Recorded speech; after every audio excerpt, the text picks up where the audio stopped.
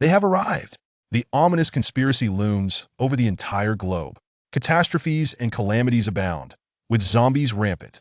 Please do not succumb to the darkness. May the dawn's light endure forever. September 15th, 2025, a sunny day. Wang Ji sat at his laptop as usual, typing away at incomprehensible code. After a brief moment, he stretched lazily. Mission accomplished. He had been working on a project to crack electronic keys for cars, and after several months, it was finally completed. With this software, one could bypass a vehicle's electronic key and start the engine. Though not entirely legitimate, the prospect of profit was enticing enough. Wang Ji rose and drew back the curtains in the living room. The prolonged confinement in his room made the sunlight outside momentarily blinding. This software should fetch a handsome sum on the dark web. Finally, I can enjoy a proper vacation, Wang Ji mused, gazing dreamily out at the scenery. Ding dong! Ding dong! The doorbell rang. Wang Ji turned back in surprise to face the door. This doorbell had not been pressed since he moved in, and its sudden chime filled him with unease. Who is it? Wang Ji inquired cautiously. Hello, delivery. A voice from outside responded, belonging to the delivery person. A delivery? It must be a mistake. I haven't ordered anything. Wang Ji frowned. He never engaged in online shopping and took great care to avoid leaving any digital traces. How could a package have arrived at his doorstep? Sir, it's definitely for this address. Fine, just leave it at the door. Wang Ji, suspecting the identity of the visitor, decided for safety's sake to have the delivery left outside. After watching the delivery person depart through the peephole, he finally felt secure enough to open the door. Once the package was inside, he shook it and confirmed that there was indeed something inside. Upon unboxing, he discovered a black card. Wang Ji examined the card for a moment. It was made of metal, its specifics unclear, adorned with a finely crafted gyroscope design, and on the back, a numerical ID, 6911. ID 6911? He read the ID aloud, contemplating its significance. As he pondered, he noticed an envelope at the bottom of the package. Inside the envelope was a piece of parchment. The parchment bore the message, "The apocalypse is imminent. Please present this card." The address coordinates inscribed were merely a string of numbers, but he quickly deciphered them as latitude and longitude. Wang Ji chuckled bitterly, unsure of who orchestrated such a pointless prank, and casually tossed the card and parchment aside. His primary concern remained whether his software would thrive on the dark web, allowing him to earn some easy money. As he idly browsed on his computer, he suddenly recalled a membership project he had purchased on the dark web a year prior, named the Tower of Dawn. The project was described thus: when darkness descends, the Tower of Dawn will serve as the final beacon of hope. Price: $0.1. Affordable yet enticing. He impulsively placed an order. However, a chilling thought struck him.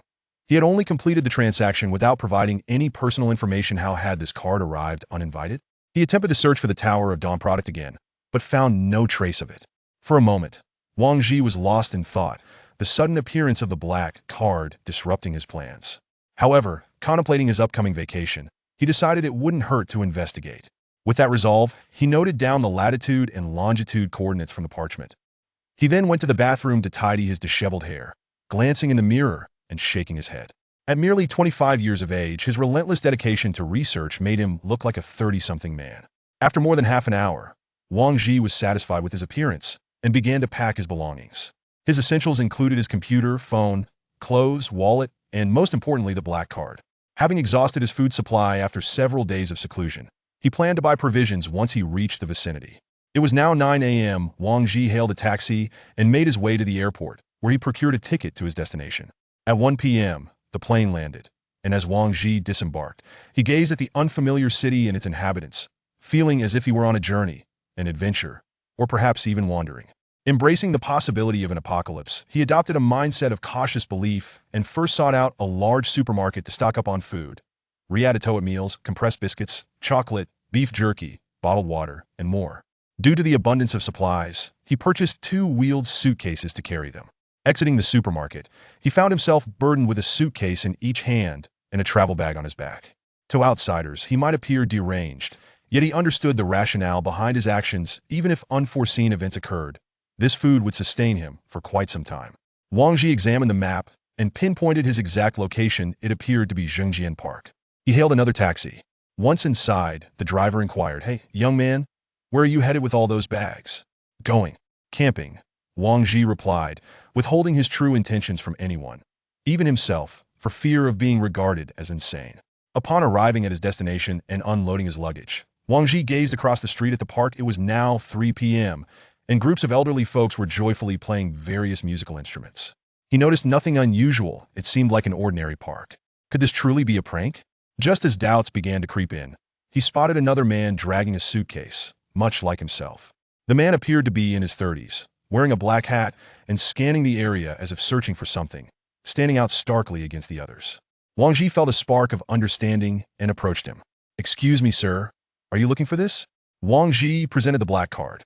The man in the black hat turned to scrutinize Wang Ji for a moment. "You believe in this too?" he replied coolly. Wang Ji's heart raced. He already had an inkling of the answer. "Well, since I have some time to spare, I might as well treat it as a vacation." "I'm Wang Ji. And you are?" "Just call me Lao He," the man replied succinctly. Wang Ji noted Lao He's physique, even in casual attire.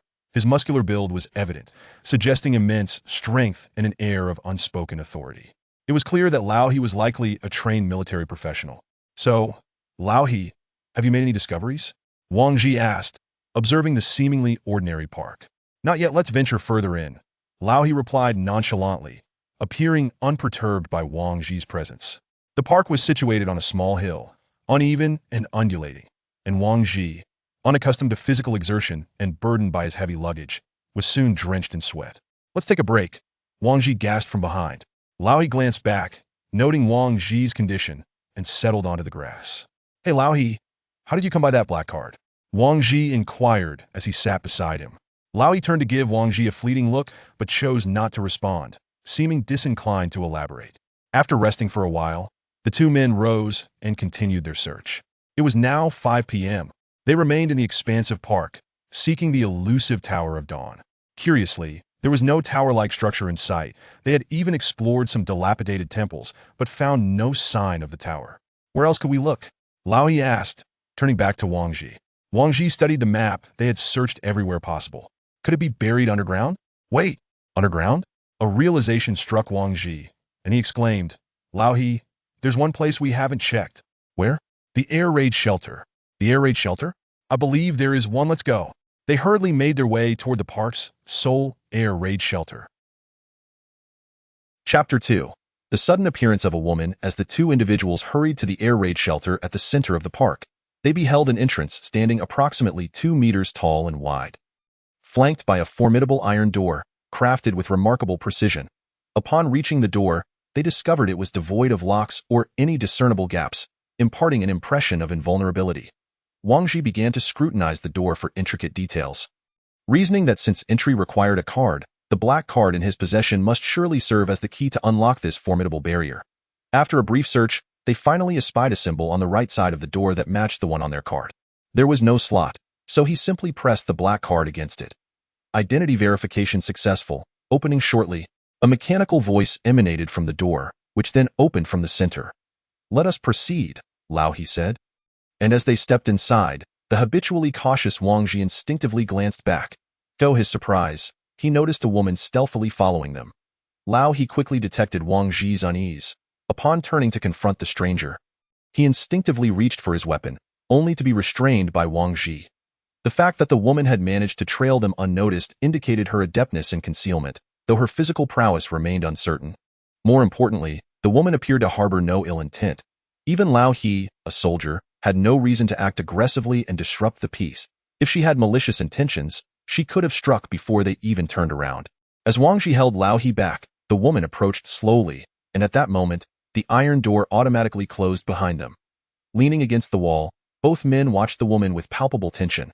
When the trio activated their flashlights, they discovered a staircase leading underground.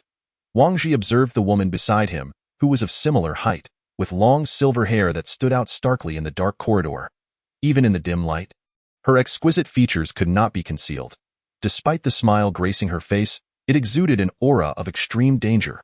In a confined space, maintaining a smile in the presence of two men seemed casual. Yet she was clearly vigilant of Lao He, ready to adapt her strategy at any moment. My name is Wang Ji, and this is Lao He. May I ask how to address you, miss?"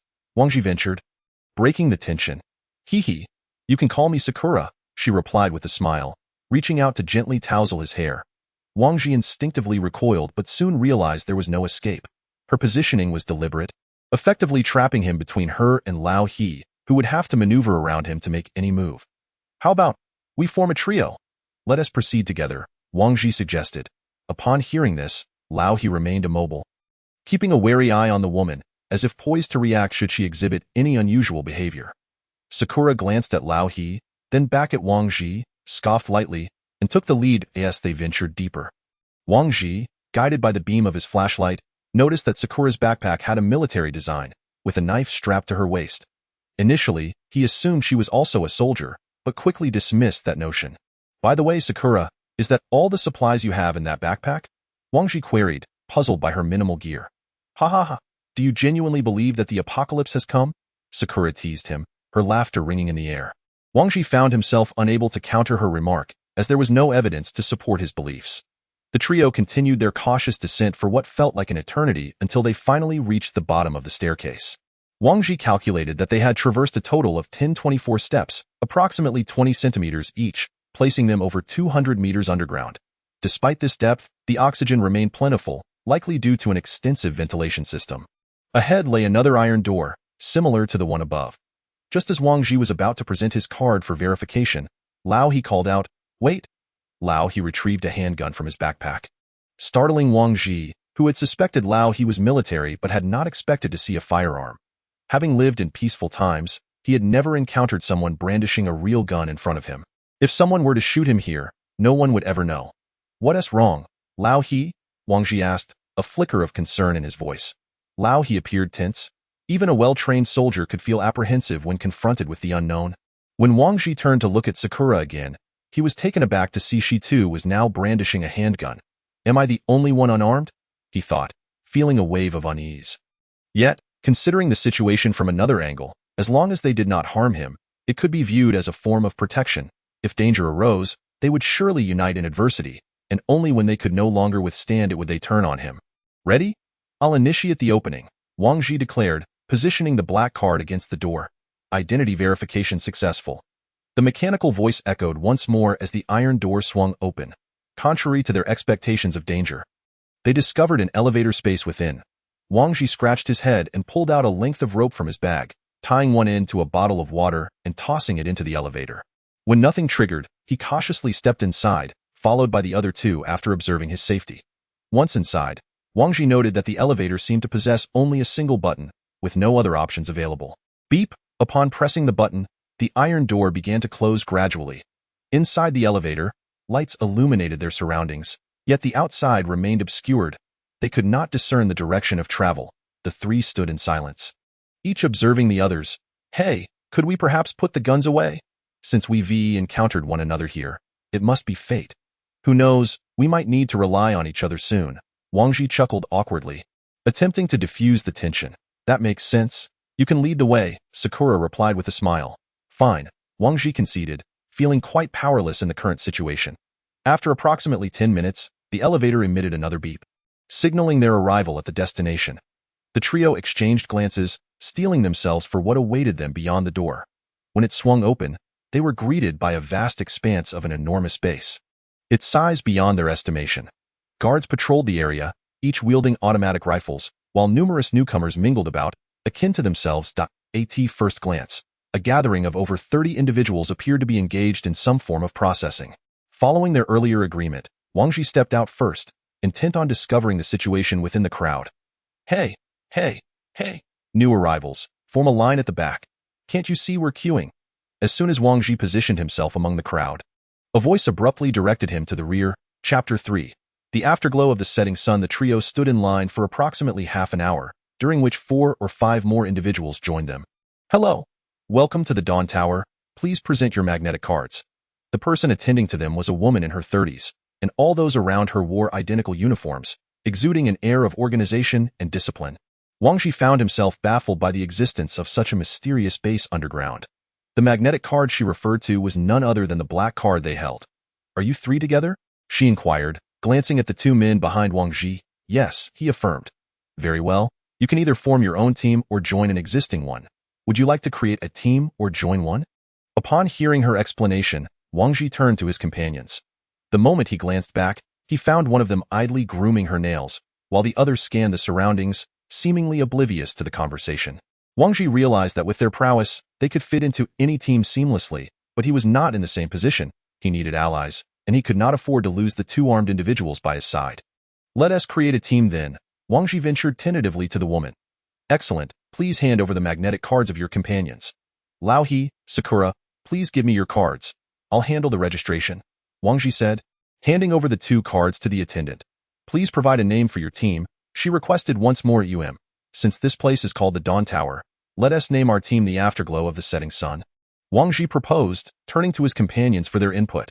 Sounds good, Lao He replied nonchalantly. The name carries a nice sentiment. I didn't expect you to be such a cultured individual, Sakura remarked with a smile, playfully ruffling his hair, seemingly approving of his choice. All right, then our team shall be called the Afterglow of the Setting Sun. Your team has been successfully created. If you have any further questions about this place, feel free to consult the intelligent robot in the dormitory, the woman concluded, returning their magnetic cards and opening the passage behind her. Ultimately, the three were assigned to room 033 in Area A on the second floor. Following the directional signs, Wang Ji located the elevator leading to the second floor. As he stepped into the elevator with his luggage, he could feel it descending, which left him pondering whether the lower floors were actually higher in number. Upon reaching the second floor, to the left lies the entrance to Area A, while to the right is Area B. Directly ahead stretches a spacious training hall, which also houses a cafeteria and several vending machines. The cafeteria is bustling with patrons enjoying their meals, and the training hall is not lacking in individuals engaged in exercise. The array of advanced equipment and apparatus undoubtedly provides an excellent environment for these individuals. The trio quickly made their way to their designated room, following the provided directions. The room, modest in size at approximately 50 square meters, is part of a larger section containing around 100 rooms in Area B. And when combined with the hall's area, it is estimated that the second floor encompasses over 10,000 square meters. Constructing such a facility deep underground necessitates not only substantial financial resources but also government support. It is difficult to fathom the immense power backing the Dawn Tower. Contemplating this, a sense of admiration began to swell within him. The overall ambience of the room is quite pleasant, featuring a private bathroom and 4 individual beds, indicating that a team should accommodate 4 members. Additionally, a display screen is mounted on the wall, which, if all goes as expected, should be the intelligent robot referred to by the woman. Wang Ji casually selected the middle bed, placed his luggage down, and proceeded to activate the display screen. Welcome to the Dawn Tower. I am your intelligent assistant Ling Yao. Please feel free to relay any questions you may have. The screen emitted Ling Yao's electronic voice. Ling Yao, what is the purpose of this place? Sakura was the first to inquire. This is the Dawn Tower, humanity's final refuge. The last refuge for humanity? Are you implying that the surface will be destroyed? Sakura asked with a hint of disdain. A global catastrophe is imminent, and humanity will become mere shells of their former selves, though not entirely extinguished. Gulp, Wang Ji swallowed hard. The term shells of their former selves evoked images of zombies. As long as they are not completely dead, those zombies can mindlessly attack the living, feeding on flesh and blood. Any injury inflicted would lead to infection, ultimately transforming one into a member of their ranks. Ling Yao, what will trigger this catastrophe? When is it expected to occur? Wang Ji continued to probe. Insufficient permissions to retrieve the primary cause of the catastrophe. Currently, the Dawn Tower is in a closed mode to ensure everyone's safety. Closed mode. Does that mean entry is permitted, but exit is prohibited? This sounds suspiciously like a pyramid scheme, Lao He remarked. Ling Yao, how do we survive here? Lao He inquired. The Dawn Tower currently has an independent survival chain, so there is no need to worry about food, clothing, or shelter, but survival points must be paid. What are survival points? Wang Ji suddenly sensed the scent of currency. Survival points are the sole currency for transactions within the Dawn Tower. They are managed through the magnetic cards you possess. And as the team leader, you will have the authority to allocate and utilize the team's survival points. Upon hearing Ling Yao's explanation, Wang Ji recalled that he had been automatically designated as the team leader when they formed their group. Do you two have any objections? Wang Ji turned to ask, noticing both remained silent. They both shook their heads in disagreement, leaving Wang Ji somewhat bewildered. Were they truly so apprehensive of him absconding with their funds? Aren't you worried I might swindle you? Wang Ji probed cautiously. Pfft. If the team leader were this old man, I would definitely have objections. But since the leader is you, little brother, then I have no issues. Sakura chuckled. Do you not wish to be the leader? Wang Ji inquired again. Whether it's her or me, we would have objections to anyone else, so the position of leader shall rest with you. Lao He stated, Is that so? Well, at least we can deal with you at any time, Lao He casually explained to Wang Yi. That's rather direct. Wang Ji replied with a wry smile. If I say? Old man, the way you phrased that, what do you mean by deal with? What if you scare the little brother? Hearing Lao He's intimidating words, Sakura immediately stood up and pulled Wang Ji to sit beside her. As they settled down, she draped an arm around his shoulder, exhibiting a protective demeanor. Do not worry, little brother. I will not allow the old man to bully you. However, you must treat your elder sister well. Sakura remarked with a hint of playfulness. Wang Ji nodded repeatedly, glancing at the hand draped over his shoulder while the other brandished a knife, performing various tricks right in front of him. Seemingly poised to strike, he could never have imagined sharing a room with two strangers wielding firearms and knives, let alone having such intimate contact. Sakura, Lao He, after a long day, let us eat something first. Ha. Wang Ji awkwardly laughed, feeling overwhelmed by the sudden turn of events. Yet, to express his goodwill, he stood up to unpack his belongings, laying out the food he had purchased at the supermarket on the table. Intending to treat the two to a hearty meal, Chapter 4, disappeared since they had formed a team, there was no need to hold back. Wang Ji piled all the food from his two large suitcases onto the table. The two were slightly taken aback upon seeing the mountain of food. Why do you have nothing but food in those two suitcases? Sakura leaned in to inquire. Given that this is an apocalypse, food is of utmost importance. Do you expect us to survive on gunpowder? Wang Ji retorted half-jokingly. Ha. While gunpowder cannot be eaten, it can certainly help you feed me. Now, pass me that box, Sakura said, pointing her gun at the self-heating rice on the table. At this, Wang Ji fell silent, realizing he had overlooked the potential for robbery. By the way, did you both not bring any food? Wang Ji asked while sprinkling seasoning. I brought some compressed biscuits and water. Lao He replied. Meanwhile, Sakura remained silent, carrying only a single bag, which likely contained insufficient provisions for 3 people's meal. Lao He, are you a soldier? Wang Ji casually inquired as the atmosphere lightened. Yes, Lao He responded without a hint of concealment. What brings you here? After a moment of silence, Lao He slowly replied. This card was given to me by my father. He instructed me to come here without divulging any further details. Wang Ji pondered in silence. If this were true, it meant his father had entrusted him with the last vestige of hope. And what about you, Sakura? Do you know the saying?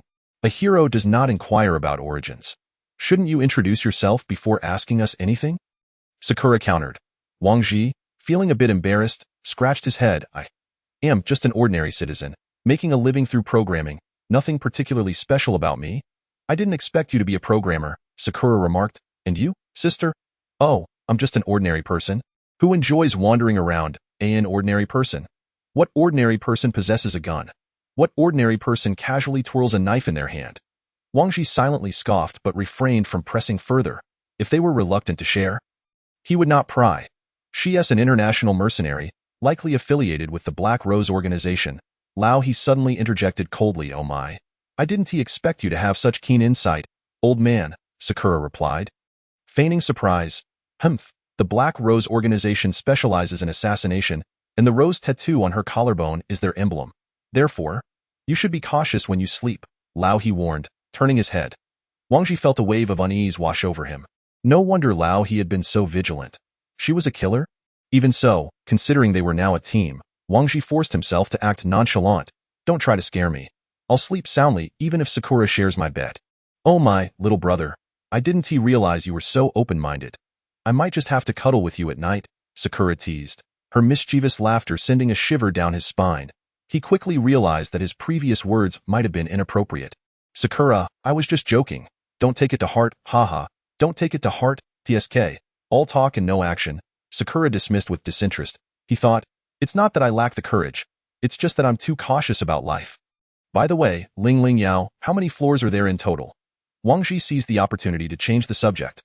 The Dawn Tower consists of 5 floors. What are the lower floors used for? Lao He asked as well. Insufficient permissions? How can we increase our permissions? Wang Ji inquired. By upgrading the team level. The team level can be increased by completing team tasks or individual tasks. Team levels range from 1 to 5. Level 1 accommodates 4 members, Level 2 accommodates 5, Level 3 accommodates 6, Level 4 accommodates 7, and Level 5 has no upper limit. Ling Yao. Are there any rules within the Dawn Tower? Lao He questioned. Do not disrupt public order, do not maliciously harm others. How can we earn survival points? Wang Ji now understood the significance of survival points and was eager to start accumulating them.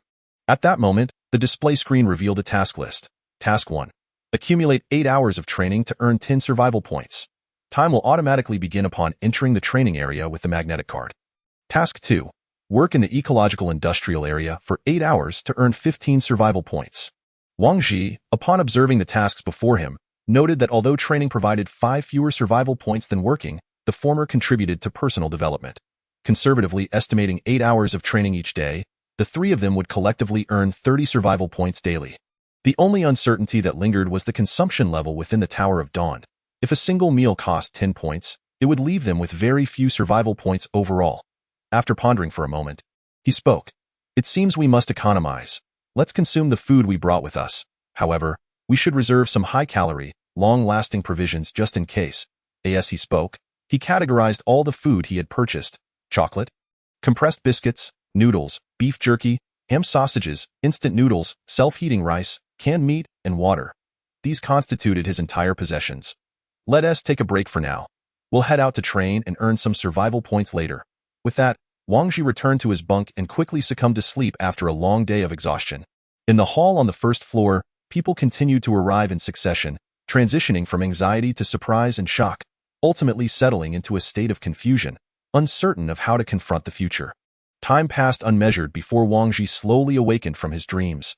Upon opening his eyes, he was greeted by the unfamiliar surroundings, causing him to sit up abruptly. After regaining his composure, he remembered that he was now within the Tower of Dawn. And in this moment, he was utterly alone in the room.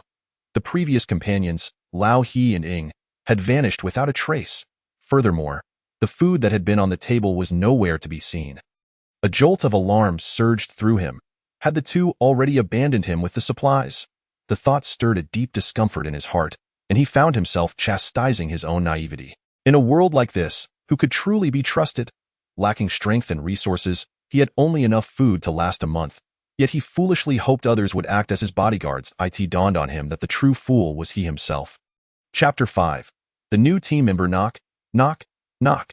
Just as Wang Ji was wallowing in disappointment, a sudden knock echoed through the room. A flicker of hope ignited within him as he hurried to open the door, only to be met with disappointment once more. Standing outside was a young, overweight man. "Excuse me, is this the room for the last light team?" The chubby man inquired at the threshold. "Yes, I am the team leader." "Wang Ji, how can I assist you?" As he spoke, Wang Ji scrutinized the newcomer, who was slightly shorter than him and appeared to weigh around 160 jin, though he didn't seem excessively overweight. "So you are the team leader. My name is Li Feihong. I just arrived today, and I noticed your team is one member short. I was wondering if I could join you." The chubby man promptly explained his purpose. While Wang Ji contemplated, his gaze fell upon the 5 suitcases behind the newcomer. This was even more than he himself had. Dragging 2 suitcases had left his arms sore. How had this man managed to bring 5 without collapsing? For someone who currently possessed nothing, these supplies were incredibly valuable. If they were allowed to venture outside, it would be one matter, but here, in a closed environment, entry was restricted. With these supplies in tow, everything seemed inconsequential. With this in mind, Wang Ji swung the door wide open and stepped aside. "Welcome aboard. Please, come in," he smiled warmly, even bending down to assist the newcomer with his luggage. "Great, thank you, Team Leader Wang." With his acceptance, the chubby man beamed with joy. Wang Ji observed the unguarded demeanor of the newcomer, who was even humming a cheerful tune, and shook his head silently, recognizing that he had yet to experience the harsh realities of society. Perhaps later, he might consider swindling some supplies from this guy, allowing him a taste of those harsh truths. However, this was merely a fleeting thought. He had no intention of engaging in such reckless behavior, especially since the Tower of Dawn was not vast, and they might inevitably cross paths again. Unlike Lao He and Ying, who could act with impunity, he would have to maintain a polite facade even if they met again. Potentially addressing Ying as Sister Ying, "Li Feihong, please hand me your magnetic card. I will process your team registration," Wang Ji instructed, looking at the chubby man who was busily arranging his luggage. The registration of new team members required the team leader's personal intervention and necessitated the magnetic card to be taken to the administrative office on the first floor. Without hesitation, the newcomer handed over his magnetic card. Indeed, this man exhibited no wariness whatsoever. In this place, a magnetic card was akin to a wallet, and he had simply handed it over without a second thought. Wang Ji tucked the card away, reflecting on how fortunate it was that he encountered this individual. Had he fallen into the hands of someone unscrupulous, it could have led to his ruination. Upon exiting the room, he noticed many people hurrying down the corridor, men and women alike, some dragging various pieces of luggage while others were empty-handed. There were also those, like the chubby man, who stood at doorways, seeking to form teams, and others who appeared frail and weak, seemingly without any group willing to take them in. Wang Ji himself was in a hurry, not wishing to concern himself with their affairs, as his own situation was not much better. Upon reaching the lobby and preparing to take the elevator to the first floor, he suddenly caught sight of Ying seated in the lounge area, accompanied by a stranger who appeared to be conversing with her. The wave of discomfort washed over him. He had intended to feign ignorance, but to his surprise, Ying noticed him from afar and waved him over with a smile, beckoning him to join them. Wang Ji hesitated for a moment but ultimately complied, aware that avoiding the situation was not a sustainable solution. As he approached Ying, the ensuing events set his nerves on edge. Ying stood up, leaned against him, and addressed the unfamiliar man, saying, "This is my team leader, Wang Ji. If you wish for me to join your team, you'll need his approval first." What a turn of events! Was Ying attempting to incite a conflict between the two men, or was she using him as a shield? Wang Ji glanced at the stranger, who wore glasses and appeared somewhat refined. Though he was of average height, his muscular build surpassed Wang Ji's own. The man's gaze became increasingly provocative and hostile as he regarded Wang Ji. Indeed, even before he had uttered a word, hostility had already been drawn towards him with ease by Ying's actions. He now faced two choices: to concede and express agreement, or to stand firm and reject the advance. A woman as astute as Ying would undoubtedly perceive the stranger's intentions. Thus, her behavior likely aimed to use him as a buffer. Therefore, even if he chose to concede, Ying would still refuse the man, resulting in unnecessary animosity and an affront to his dignity as a man. With this reasoning, he resolved to confront the situation head-on. Wang Ji, having analyzed the situation, declared boldly, "I am the leader of the Last Light team, and she is my team member." The refined man, seeing Wang Ji's defiance, sneered, "Newcomer, you should inquire about the prowess of my team leader. Qi Yin, here, some things cannot simply be taken by desire." Wang Ji thought to himself how naive this man was, daring to assert dominance as a killer. "Thank you for your concern. I am quite aware of my own intentions. Moreover, she is my companion, not an object to be claimed." With a cold response, he turned to leave, unconcerned about a potential ambush, as there were clear regulations within the Tower of Dawn against malicious harm. The thrill of bravado surged within him. Were it not for the restrictions against violence, he might not have dared to act so boldly. After he departed, Ying promptly followed, leaving the refined man seething with clenched fists as he watched their retreating figures. "Where are you off to?" Ying casually draped her arm around Wang Ji's neck. Seeing this, Wang Ji felt puzzled. Her demeanor was as if nothing had happened. "Had Lao He taken the food? I'm heading to the first floor to take care of some matters. By the way, where did the food on the table go?" Wang Ji could no longer suppress his curiosity. "The food? That was taken by that older gentleman and placed in the cabinet," Ying replied, her eyes glinting mischievously. "Oh? Were you perhaps thinking I had stolen your food with that older gentleman and made a run for it? Oh dear, did I give the team leader a fright?" Upon hearing Ying's explanation, Wang Ji felt a wave of relief wash over him. It turned out he had overreacted. "Ah, I see now. I was too hasty." He recalled a cabinet tucked away in the corner. That cabinet had a temperature-regulating feature, making it ideal for preserving food. Understood. With that, Wang Ji's anxious heart finally settled. Since everyone remained, he was the one who stood to gain the most. Ying, amused by his attempts to appear unfazed, couldn't he help but laugh. "Why do you wear such a stern expression like the older gentleman? Give me a smile." "All right, Sister Ying, I must attend to my responsibilities first." Ying tilted her head, curiously asking, "Oh, what responsibilities?" Chapter 6. The second-tier team. A new team member just arrived. I'm going to assist him with the registration process.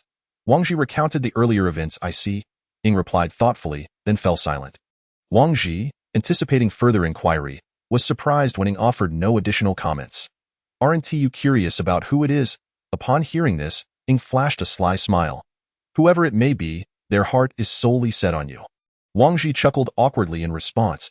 If he weren't aware that she was an assassin mercenary, he might have foolishly believed he had found love. He even suspected this woman might wear a smile while taking lives. "It's a chubby fellow with 5 suitcases." Wang Ji disclosed without hesitation. 5 suitcases. As the delicate brow of Sakura arched slightly, it seemed she had taken a hint of interest. Indeed, Our supplies had considerably increased. By the way, Sakura, have you seen Uncle He? The elder is diligently lifting weights in the training hall, quite the industrious one. Very well, let us summon him shortly to meet the new arrival. As they conversed, they arrived at the administrative office on the first floor. Along the way, Wang Ji found himself accompanied by the enchanting Sakura, drawing glances that almost made him question his very existence. Even upon reaching the office, several teams, believing themselves to be quite formidable, approached with the intent of poaching. Fortunately, Sakura did not use him as a human shield as before. Instead, she opted for a less aggressive yet highly insulting form of dismissal. This brought Wang Ji a sense of relief. Should things continue in such a manner, he vowed he would soon become the target of public disdain. The administrative office was not particularly busy, and in a short while, they had completed Li Feihong's team application. After locating Uncle He on the second floor, the three returned to their quarters. Beep Wang Ji swiped his card to enter the room, where he found the rotund figure lounging on the bed, indulging in snacks while simultaneously enjoying a film through Ling Ling Yao, appearing quite at ease. Hey, I must say, you truly know how to enjoy life. Wang Ji teased the relaxed figure. Wow, where did this beauty come from? Hello, beautiful. I am Li Feihong, as in the flying phoenix of Huang Feihong. May I ask how to address you? The chubby one, noticing Sakura's entrance, immediately sprang from the bed with a clumsy roll, introducing himself while attempting to grasp her hand. Ouch, ouch, ouch. Help. I want to do it again. I was wrong. Just as he was about to touch Sakura's hand, Wang Ji's vision blurred, and the chubby one was suddenly thrown to the ground by Sakura, who had him firmly by one arm and was pressing a foot on his back, causing him to plead for mercy. Sakura, he is still quite naive, Wang Ji interjected, seeing that the chubby one's arm was about to be wrenched off. Sakura released her grip on his arm and calmly returned to her own bed. This was the first time Wang Ji had witnessed Sakura in action. From their first encounter, he had maintained a sense of reverence. Had he acted recklessly, he feared his fate would not differ much from that of the chubby one, for she was indeed capable of lethal force. Wang Ji approached the chubby one and helped him to his feet. At that moment, the chubby one was already in tears, whether from indignation or pain was uncertain. They are members of our team. The one who taught you a lesson is Sister Sakura, and the gentleman beside her is Brother He. Wang Ji introduced the two. Seeing the chubby one silent, Wang Ji continued, do not feel too wronged. Sister Sakura is only looking out for your best interest. It is wise to be humble and honest here. This place is not as protected by laws as the outside world. You should go apologize to Sister Sakura. The chubby one stood there sobbing for a moment before limping toward Sakura. She was perched with her legs crossed, playing with a dagger, a smile gracing her lips as she watched him. I am sorry, Sister Sakura. I was presumptuous just now. I hope you can forgive me. Good, a teachable spirit. Go rest now, Sakura said, pointing the tip of her knife toward a nearby bed. Standing behind, Wang Ji silently gave the chubby one a thumbs up. A true man knows when to bend. He, thank you for your forgiveness, Sister Sakura. Brother He, greetings. I am Li Feihong. I apologize for my earlier outburst, the chubby one said, smiling broadly as he extended his hand toward Brother He. Brother He glanced at the chubby one's hand, which had just wiped away tears, and winced slightly before giving his shoulder a couple of pats. Welcome aboard. The paperwork for your team entry has been completed. So take good care of this magnetic card. Do not give it to anyone outside our circle. Wang Ji returned the magnetic card to the chubby one before elaborating on the situation regarding the Dawn Tower. After explaining, he recalled the harsh words that Captain Qian had directed at him earlier and instructed Ling Ling Yao to retrieve information about the Qian team. Qian team. Level 2, Captain, Zhao Yang. Team members, 5. Level 2 team? Wang Ji queried. Ling Ling Yao, what are the conditions for team level advancement? To advance to a level 2 team, the total survival points acquired must exceed 1,000. For level 3. It must exceed 10,000. For level 4, over 50,000. For level 5, authorization from the Tower Master is required. After reviewing the advancement conditions, Wang Ji calculated roughly, with 4 individuals training for 16 hours a day, they would accumulate 80 survival points per day. If they were to forego food and drink and train relentlessly, they could reach level 2 in just 13 days. He breathed a sigh of relief, realizing the gap was not insurmountable. What's up with that Qian team? Uncle He inquired as he observed Wang Ji's research. Don't mention it. That Zhao Yang was harassing Sister Sakura, suggesting she join their team. Naturally, I refused, which may have provoked them, Wang Ji shrugged. Uncle He, upon hearing this, glanced at Sakura and seemed to piece together the situation. For now, avoid wandering about alone, he said casually before returning to his bed for some rest. I understand, Wang Ji acknowledged, moving to the chubby one's luggage. Come here and open your bag. Let's see what supplies you've brought. All right, Captain Wang. Once the chubby one opened the suitcase, Wang Ji's mouth twitched in surprise at the sight of 5 full boxes of food, instant noodles, biscuits, chips, bean products, bread, beverages, and even 3 packs of cigarettes. Chubby, do you own a supermarket? Wang Ji asked, puzzled. Not at all. I'm a mechanic. The chubby one scratched his head in response. I thought so. Otherwise, you'd be losing money running a supermarket. Wang Ji jested. You misunderstand. My size is due to my constitution. I don't actually eat much in the apocalypse. Food is paramount, which is why I brought so much, the chubby one explained. True enough, but it's not entirely accurate. What if Sister Sakura decides to take your food? How would you respond? Upon hearing this, the chubby one's expression shifted to one of fear. Why you not planning to kill me, are you? Wang Ji was momentarily taken aback. What are you talking about? Do we seem like that kind of people? Besides, we have our own food. He gestured towards a cabinet in the corner. Phew, that's a relief. You scared me. My point is that just because we won tea, doesn't tea mean others won tea. I'm assigning you a task. Go out daily to strengthen your fitness, for battles are inevitable. Understood. The chubby one stood at attention, awkwardly saluting him. Wang Ji found himself stifling a laugh. The chubby one was quite the character. Chapter 7. Tensions rise as Wang Ji and his companions were devising their training plan. Zhao Yang in another room was intently staring at a screen. A mere level 1 team dares to disregard me. What's wrong, Captain? Is someone foolish enough to provoke you? Indeed. That person seems to be itching for a fight. The speakers were Su Xiaoping and Li Dakai, members of the team who, upon noticing their leader's anger, chimed in supportively. Just some new arrival. That kid must have stumbled upon incredible luck to encounter such a stunning beauty. This just thinking about it gets me riled up. Zhao Yang, reclining on the bed, recalled Sakura's perfect figure, inciting a restless fire within him. Be careful, Zhao. If Sister Wei Xiaolian hears you saying this, you won't escape unscathed. Ha, let me tell you, if I were to bed that woman in front of Wei Xiaolian, she would only commend me for my prowess. He sneered, can't tell the difference between big and small Wang. Huh? You all come with me to the hall to deal with that kid. And let us bring that woman along too. As Zhao Yang rose to head outside, his subordinates hesitated. Hey, boss, if we do this, what about the Guardian team? What is there to fear? I have connections, you understand? The Guardian team will merely turn a blind eye. Seeing this, Jiangzi immediately followed suit and turned back to say, Da Ping, go find Sister Lian and bring her along. Meanwhile, Wang Ji had finished organizing supplies and estimated that the food could last the 4 of them for about a month. He then inserted the magnetic card into Ling Ling Yao's side screen and checked their team's survival points. After the inquiry, he discovered they had a total of 40 survival points, meaning each member started with 10. Spending 8 hours in the training hall daily was not particularly difficult, as even idling there counted as time. However, compared to idling, working in the industrial zone would yield an additional 40 survival points for the same effort. Yet, they would undoubtedly choose training. The Dawn Tower had its reasons for requiring their training. On one hand, they would need to face the zombies that emerged after the Great Catastrophe, and on the other, to enhance their abilities, securing a place for themselves in this apocalypse. Let us commit to rigorous training from now on, accumulating survival points to prepare for the impending disaster, Wang Ji declared to the others. Captain, what do we need survival points for? The chubby one inquired, leaning his head over. Theo, save up for the future, Wang Ji replied. When is this future? The chubby one pressed further. Sakura, please give him a good beating. Wang Ji thought, feeling a surge of frustration. If not for maintaining his image, he would have loved to smack the chubby one himself. No.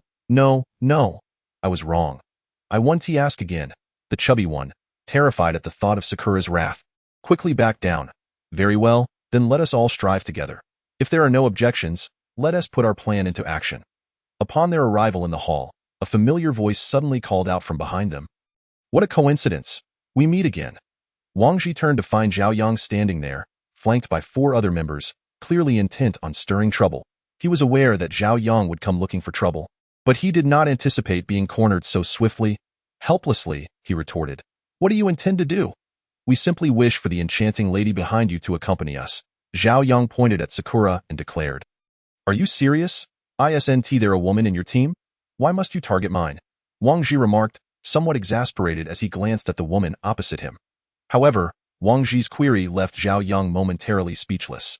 He certainly could not say in front of Wei Xiaolian that she was inferior to Sakura in any way. You'd best be sensible. Follow me to the arena, Zhao Yang commanded with a fierce tone. Pointing at Wang Ji, unable to resort to violence at that moment, Zhao Yang opted to challenge Wang Ji to the combat arena, where any confrontation would not be deemed malicious, as the two teams clashed. The onlookers grew in number, whispering among themselves, "Looks like a good show is about to unfold. Which team has provoked the Crimson Flame team? What bad luck. I haven't seen them before. They must be newcomers. No doubt they're here for that silver-haired woman. What a shame to see such beauty wasted on that Zhao fellow." Meanwhile, the chubby man grasped the situation, realizing that this group intended to tarnish his goddess Sakura. He immediately pointed at Zhao Yang and shouted, "You beast! You dare to lay your hands on my goddess? Come on, I, Hong Yi, will be the first to take you on."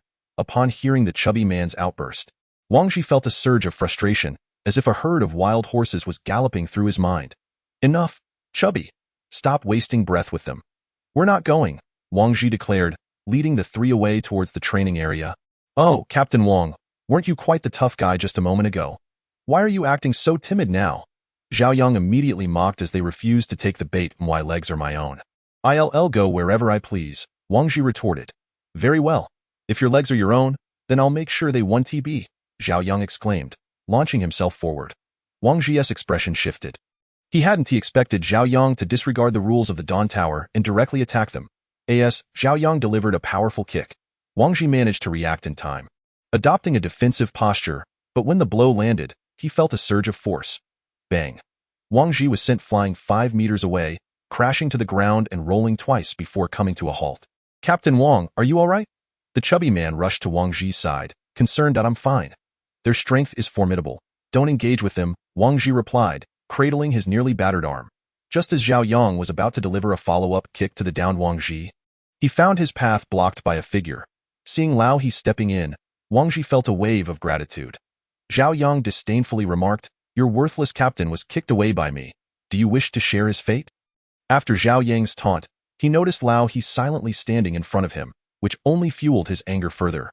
"Damn it, another fool," he cursed, swinging a punch at Lao He's head. Slap! Zhao Yang's arm was halted midair, firmly grasped by Lao He. Clearly, he had not anticipated this fool would be capable of such precise defense. In an attempt to break free, Zhao Yang kicked at Lao He. Just as he prepared to strike, Lao He tightened his grip on Zhao Yang's arm and threw him to the ground. "What are you dawdling for? Everyone, join in and take them down," Zhao Yang shouted to his teammates from the ground.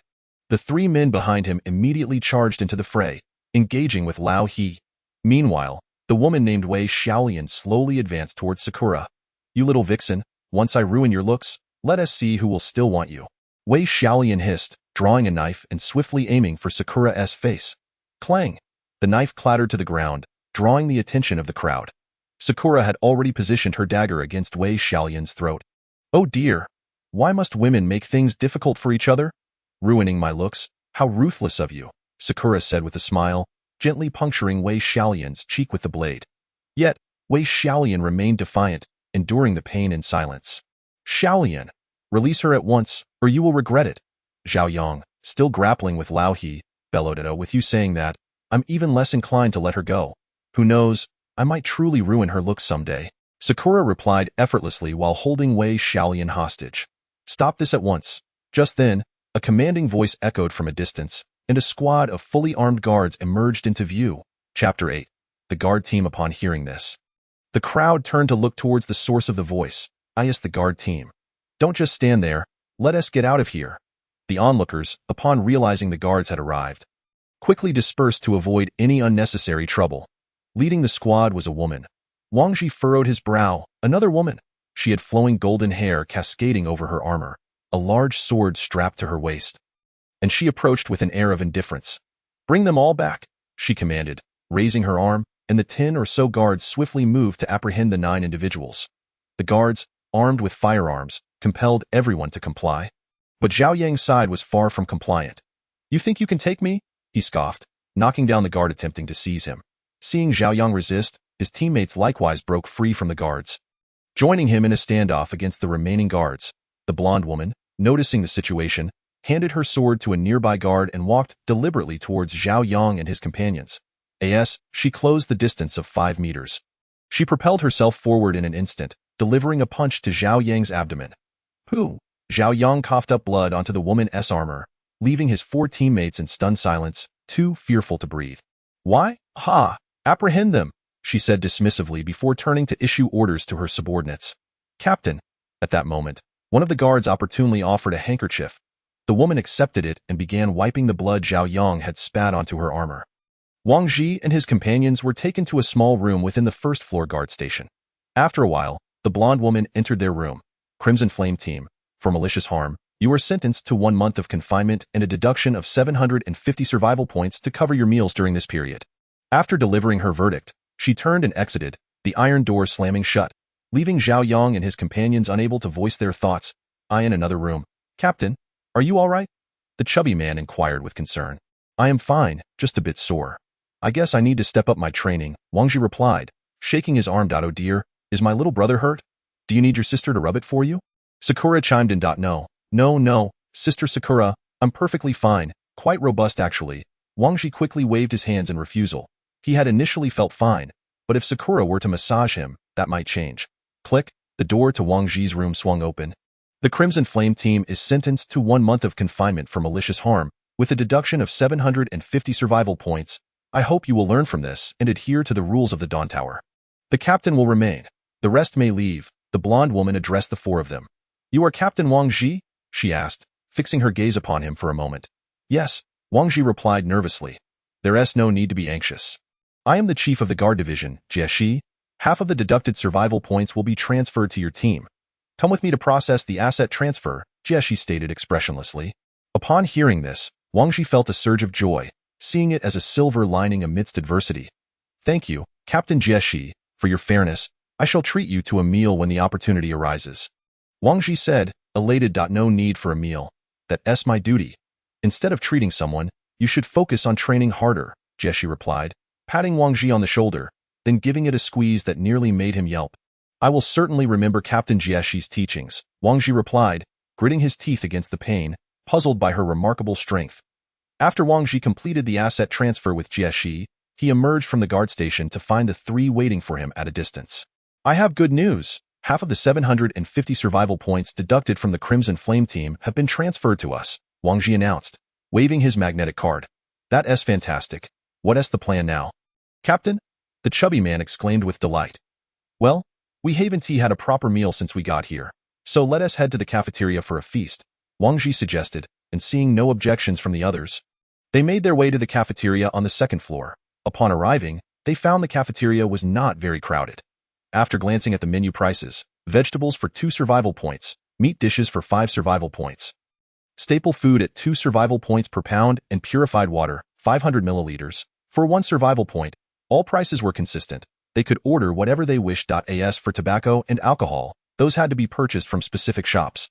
After the 4 of them finished their meal, they had consumed a total of 39 survival points. Wang Ji felt it was somewhat extravagant, realizing they had spent 30 survival points on a single meal. With 8 hours of training each day, plus 3 meals, they ended up in deficit by 50 survival points. Thankfully, they had brought their own food. Otherwise, they would have struggled to make ends meet in the industrial district, often questioning if this place was merely a dark pit. After the 4 finished their meal, they packed away the remaining less than 1 pound of staple food and a small plate of vegetables. In the current circumstances, should there be food wastage, it can only be attributed to 2 possibilities. Either one possesses an abundance of survival points, or one harbors a delusional belief that an apocalypse is not imminent, clinging instead to a life of indulgence in the outside world. Even more astonishing, he witnessed individuals in a restaurant scavenging for leftovers. In this world, such people still exist. Indeed, they do in a bid to conserve survival points. One is capable of resorting to any means after satisfying their hunger. The 4 of them meandered through various shops. Aside from restaurants, there were also weaponry stores, hardware shops, clothing boutiques, and department stores. Surprisingly, there were even bars, coffee shops, beauty salons, and adult stores. Among them, the largest and most enticing establishment for Wang Ji was undoubtedly the weaponry store. Inside, whether it be firearms or melee weapons, anything imaginable could be procured, and if it wasn't available, they would craft it on the spot. The armory was impressively stocked, even eliciting exclamations of awe from He Ying and her companion.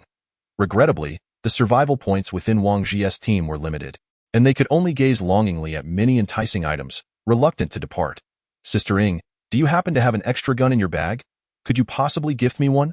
Wang Ji inquired tentatively. After their visit to the weaponry store, his excitement was palpable. Although this request seemed somewhat excessive, his desire was undeniable.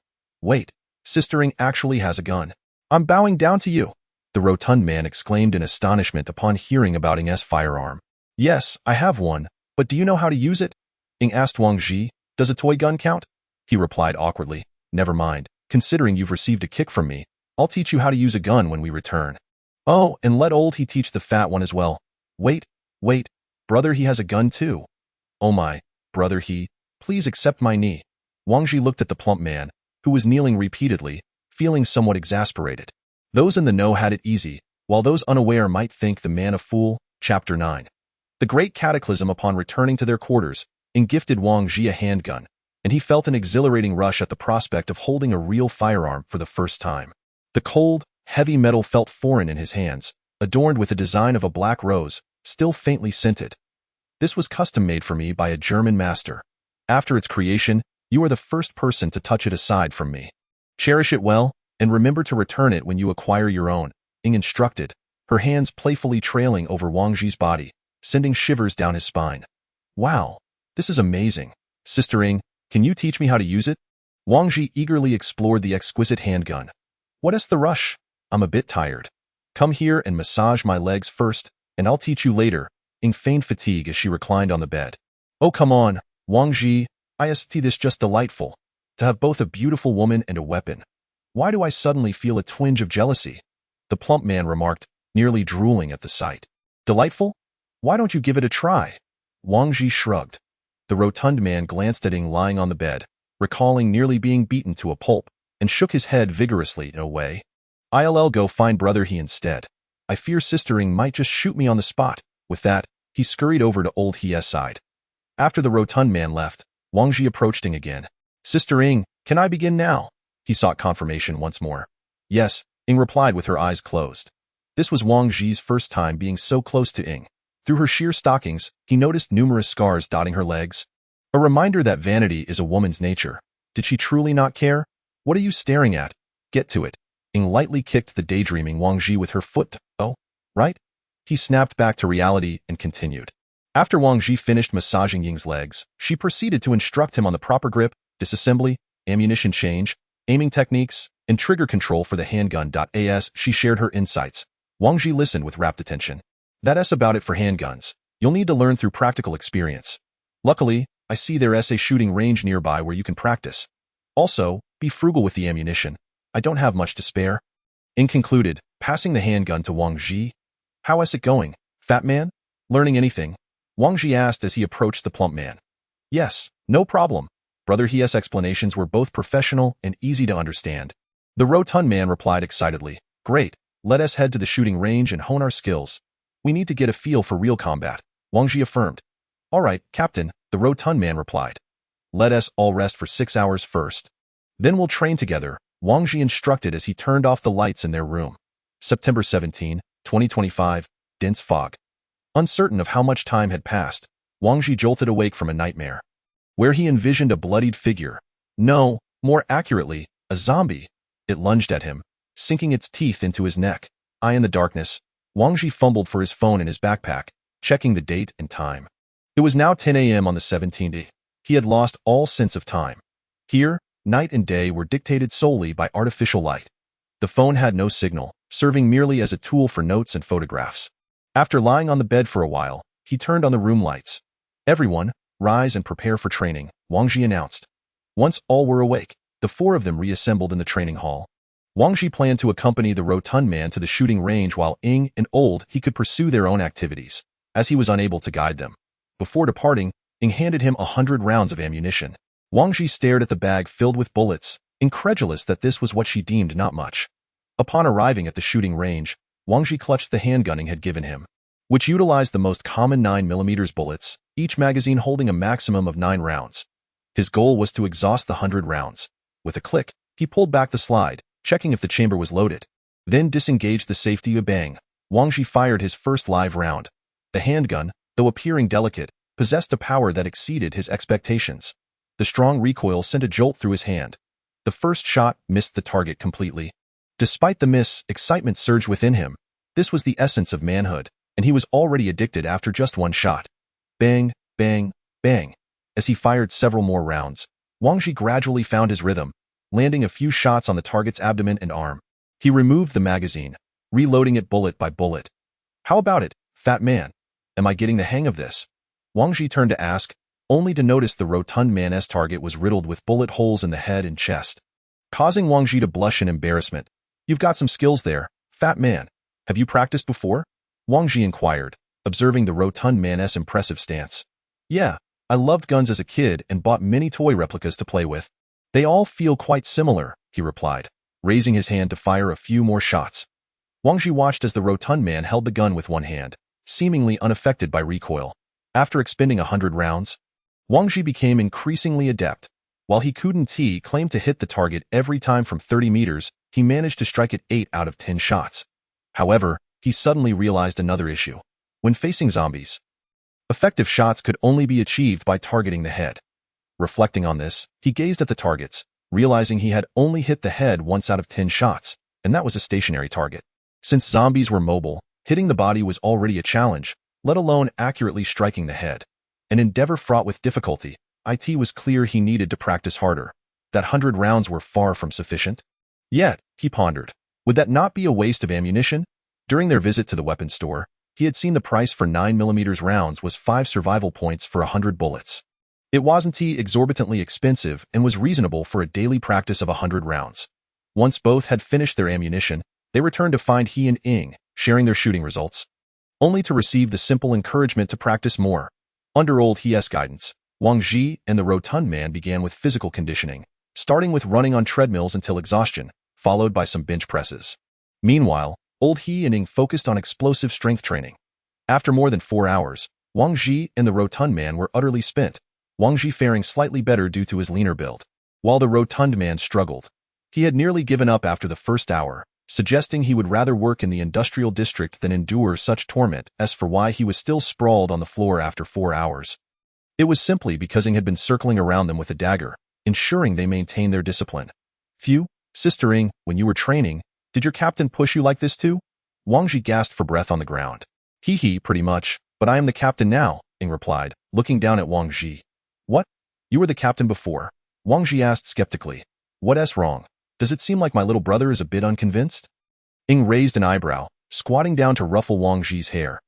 "Not at all. I'm convinced. It's just that, Sister Ing, you're so beautiful. I never dared to think in that direction." Wang Ji confessed his true feelings. I think so too," Ing laughed. "What is there to be shy about? I know of at least 100 people our organization has killed. She's a globally wanted criminal. Had it not been for this situation, I would have captured her long ago." Old He chimed in with a hint of exasperation. "Dear uncle, how cruel you are. I am perfectly fine, yet you wish to apprehend me. Furthermore, this seems rather unjust, taking people's money to avert disasters for them. We too are merely doing our jobs," lamented Ing with a pitiful expression. "The nation has laws, and it is not for you to impose your own judgment." Old He retorted, "Oh, but I have not seen you enforcing any laws, have I?" Ing countered. Witnessing the divergence between the two, Wang Ji promptly intervened, saying, "Enough, both of you. Let bygones be bygones. We are not outside now, but within the confines of the Dawn Tower. We are a team, and unity is paramount. Let us refrain from dwelling on past grievances." After Wang Ji's words, Old He gradually calmed down and resumed his training nearby. While Ing gazed at Wang Ji with an innocent, woeful expression, as if to convey that she was on the verge of tears. Goodness, what is she doing here instead of in Hollywood? Wang Ji mused internally. Thus, this monotonous routine persisted for an entire week, with the 4 of them engaged in eating, resting, practicing marksmanship, and physical training. Their provisions had dwindled considerably due to the intense training, exceeding their budget significantly. Initially intended to last a month, it now appeared that they would be depleted within a week at most. On September 24, 2025, amidst a thick fog, the individuals 200 meters underground were entirely unaware that the world above had been shrouded in a persistent fog for 8 days. Even after 3 days, widespread panic had already ensued, with various rumors circulating that this was a portent of the apocalypse. Those with ulterior motives had begun hoarding food resources, while the government endeavored to control the narrative, insisting that it was merely a natural phenomenon. Yet such absurd claims were only believed by a select few. One might accept that a specific area could experience such conditions, but a global fog lasting several days could hardly be deemed normal. On September 25, 2025, the pervasive fog showed no signs of dissipating, but today, it bore an unusually acrid scent, causing those who ventured outside to cough violently, soon succumbing to high fevers. By September 26, 2025, the world had irrevocably changed. Familiar yet foreign zombies emerged across the globe, frantically hunting and feeding. Within a mere hour, a significant portion of humanity on the surface had been infected, plunging cities and countryside into utter chaos. Meanwhile, as Wang Ji trained, he suddenly heard an announcement. Attention all personnel, please proceed to the first floor conference hall within half an hour. Repeat. Attention all personnel, please proceed to the first floor conference hall. The Dawn Tower is convening a general meeting. What is happening? Wang Ji exclaimed as he leapt off the treadmill, glancing at the others. Something must have occurred. Let us investigate. He suggested as the four of them began making their way to the conference hall on the first floor. Chapter 10. The Tower Master. Light. Upon arriving at the conference hall, they found that more than half of the seats were already occupied, and they hastily took 4 available spots. Half an hour later, nearly everyone had gathered in the hall, and Wang Ji scanned the room, noting that, including the guards, there were approximately several thousand people present. Fully armed guards stood motionless in various corners of the venue, each clutching a rifle. At the front stood a massive platform, upon which more than 10 individuals were gathered, one of whom Wang Ji recognized as the captain of the guard. Is this a prelude to war? The plump man inquired, leaning in. Speak louder, Wang Ji exclaimed, as he watched the plump man's lips move, but could not make out his words amidst the cacophony of discussions filling the hall. Silence. Just as the plump man was about to raise his voice, Jieshi's voice echoed through the hall speakers. At that moment, Jieshi approached the front of the platform, and the hall fell silent upon her arrival. I am Jieshi, the captain of the guard. I shall now introduce the heads of various departments within the Dawn Tower. This is Sophie, the head of the medical department. This is Adam, the commander of the forces. This is Zhao Yin, the logistics chief. This is Yang Lifeng, the head of the research department. This is Li Wan, the head of the resource department. This is Wang Yaoxing, the director of the industrial zone. This is Chao Mei, the director of the ecological zone. This is Ellerin Si, the head of the biological research department. This is Fan Qi, the head of finance. Should you encounter any relevant issues, feel free to reach out to them. Now, you must be wondering why you have been confined here. Why you cannot leave. That I understand that some of you came here believing the apocalypse was imminent, while others were merely curious. However, it no longer matters what your motivations were. The video that follows will provide you with the answers. Upon concluding her statement, the large screen behind her suddenly illuminated. The footage revealed a scene of utter chaos in the streets. Vehicles lay haphazardly strewn about, rendering the roads impassable, and smoke billowed ominously in the air. As if a catastrophic disaster had befallen the city. In the streets, some individuals appeared to have lost their sanity, lunging at others and tearing them apart with ferocity. The massive screen then split into multiple smaller frames, each replaying the initial chaotic scene. In an instant, they witnessed countless urban landscapes, images that had never before graced their screens, whether online, in games, or in films. This was authentic surveillance footage. As the visuals continued, one frame depicted an indistinct object flying through the sky, which magnified to reveal it as a missile. Just as the realization hit, the footage abruptly cut out. Is this a deception? Indeed, this video is clearly a product of post-production. It looks real to me. How naive can you be? If it were true, we would all be doomed. To this point, some remained skeptical of the unfolding events. Survivors. I am your tower master, Light. The screen momentarily blurred before revealing a figure adorned in a platinum mask and a crimson robe. Possessing golden hair akin to Jieshi's, the tower master sat at a table, hands clasped naturally, eyes behind the mask surveying the entire assembly. First and foremost, I can assure you that the content of the previous video is both authentic and has indeed transpired. I must congratulate you. You are the fortunate ones. Since you have chosen to believe in us, the Dawn Tower will fulfill its promise. When darkness descends, the Dawn Tower shall offer you a glimmer of hope. I implore you to cherish this opportunity.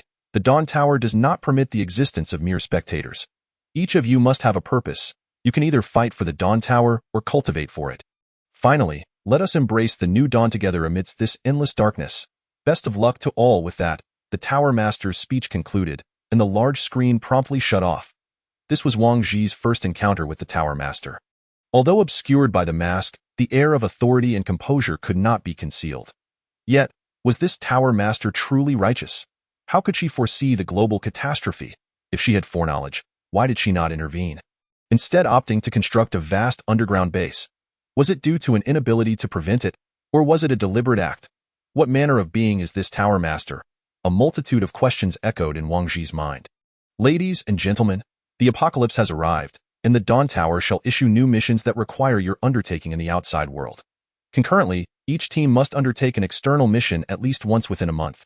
Should any individual or team wish to avoid accepting an external mission, they may approach the heads of the ecological or industrial zones to apply for permanent labor status. Conversely, those brave enough to venture outside will be rewarded handsomely and granted personal freedom. The announcement was made by Adam, the commander of the forces, and a wave of agitation swept through the crowd. Venture outside. What awaits them out there? They had witnessed the hellscape that existed beyond, and to step outside would be tantamount to courting death. Yet, in Wang Zhi's eyes, opting for permanent labor status in the ecological or industrial zone would amount to signing away one's freedom, likely leading to a life of mere survival underground. However, venturing outside promised not only freedom but also substantial rewards. The risks were undeniably high, with death lurking at every turn. Selling oneself was out of the question. Rather than being confined here as forced labor, it would be better to embrace the unknown outside. I hope you all consider this carefully, and as you depart, please maintain order and avoid crowding. Adam concluded, and the individuals on stage exited the hall first. We should return as well, Wang Zhi said in a low voice as he stood up to leave. Along the way, the four remained silent, each lost in contemplation of the recent events in the conference hall. Evening wore an unusually serious expression, shedding her usual frivolity. Upon returning to their quarters, Wang Zhi immediately checked the remaining survival points for their team, noting that after 8 days of training, they now had 800 survival points. I have an idea. Our remaining provisions should last us about 7 days, and we must accept an external mission before they run out. Wang Zhi shared his thoughts with the others. What? So soon? We could delay for up to a month. Why must we go out now? The portly man hastily exclaimed, we need survival points to replenish our supplies. After our food is exhausted, the survival points we earn daily through training are utterly insufficient to sustain us. Assuming we acquire 40 survival points each day, we require at least 25 points for a meal, and a minimum of 5 points for the water consumed during training. If we delay our departure by a single day, we will lose 50 survival points needed for replenishing our gear. Lao He, Ying, what are your thoughts? After analyzing the situation, Wang Zhi inquired of the two. I have no objections, Lao He replied succinctly, though his mind wandered elsewhere, perhaps to family, comrades, or even his country. I have no issues either. I've been yearning to get some fresh air, Ying chimed in, reverting to her previously carefree demeanor. Wang Zhi couldn't help but admire Ying's remarkable ability to adjust her mindset. As for the portly man, he had been incessantly clamoring to sign a permanent labor contract, and it was only when Wang Zhi discreetly disengaged the safety on his firearm that he finally quieted down. I propose that in 4 days, we attempt to undertake a mission, allowing us 3 days' worth of food to carry along. In 4 days, we could potentially gather around 200 survival points. If we can accumulate 1,000 survival points before then, we can even upgrade to a level 2 team. Having stated his plan, Wang Zhi continued to jog around the training hall, observing that the others had no dissenting opinions. Chapter 11. The external mission within the training ground?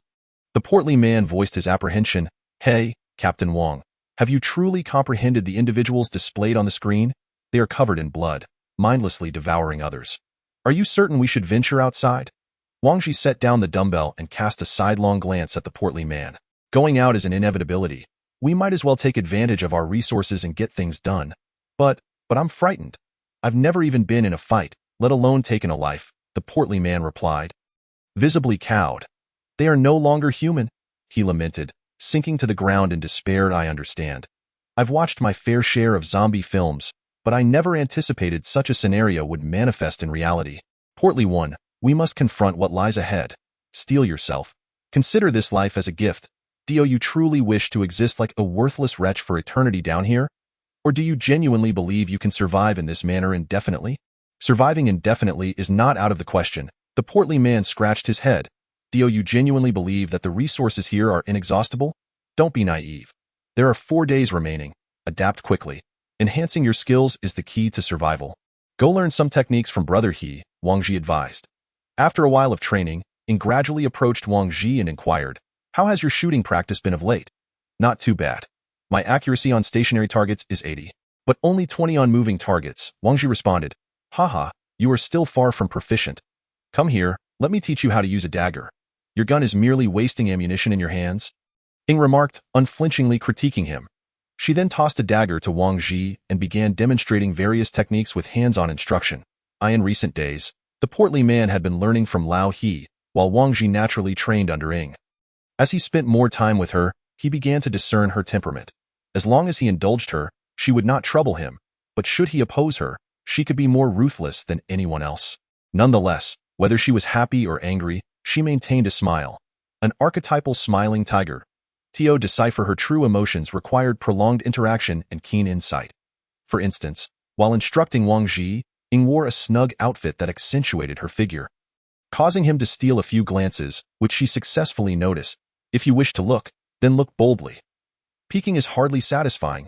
In such situations, if one were to take her words at face value, they would inevitably end up in a predicament similar to that of the portly man. After some time, Wang Ji observed Ing diligently teaching him dagger techniques and said, "Thank you, Sister Ing." "Thank me for what?" Ing queried with a puzzled expression. "Oh, nothing, just, I am very glad to have met you all, Dado." "Just how glad are you?" Ing teased, gazing at Wang Ji playfully. Wang Ji found himself momentarily at a loss for words. "All right, practice diligently. Only by surviving can you have the capital to feel joy," Ing concluded, turning to leave. Indeed, with the apocalypse upon them and zombies roaming freely, they were soon to embark on an external mission for the Dawn Tower.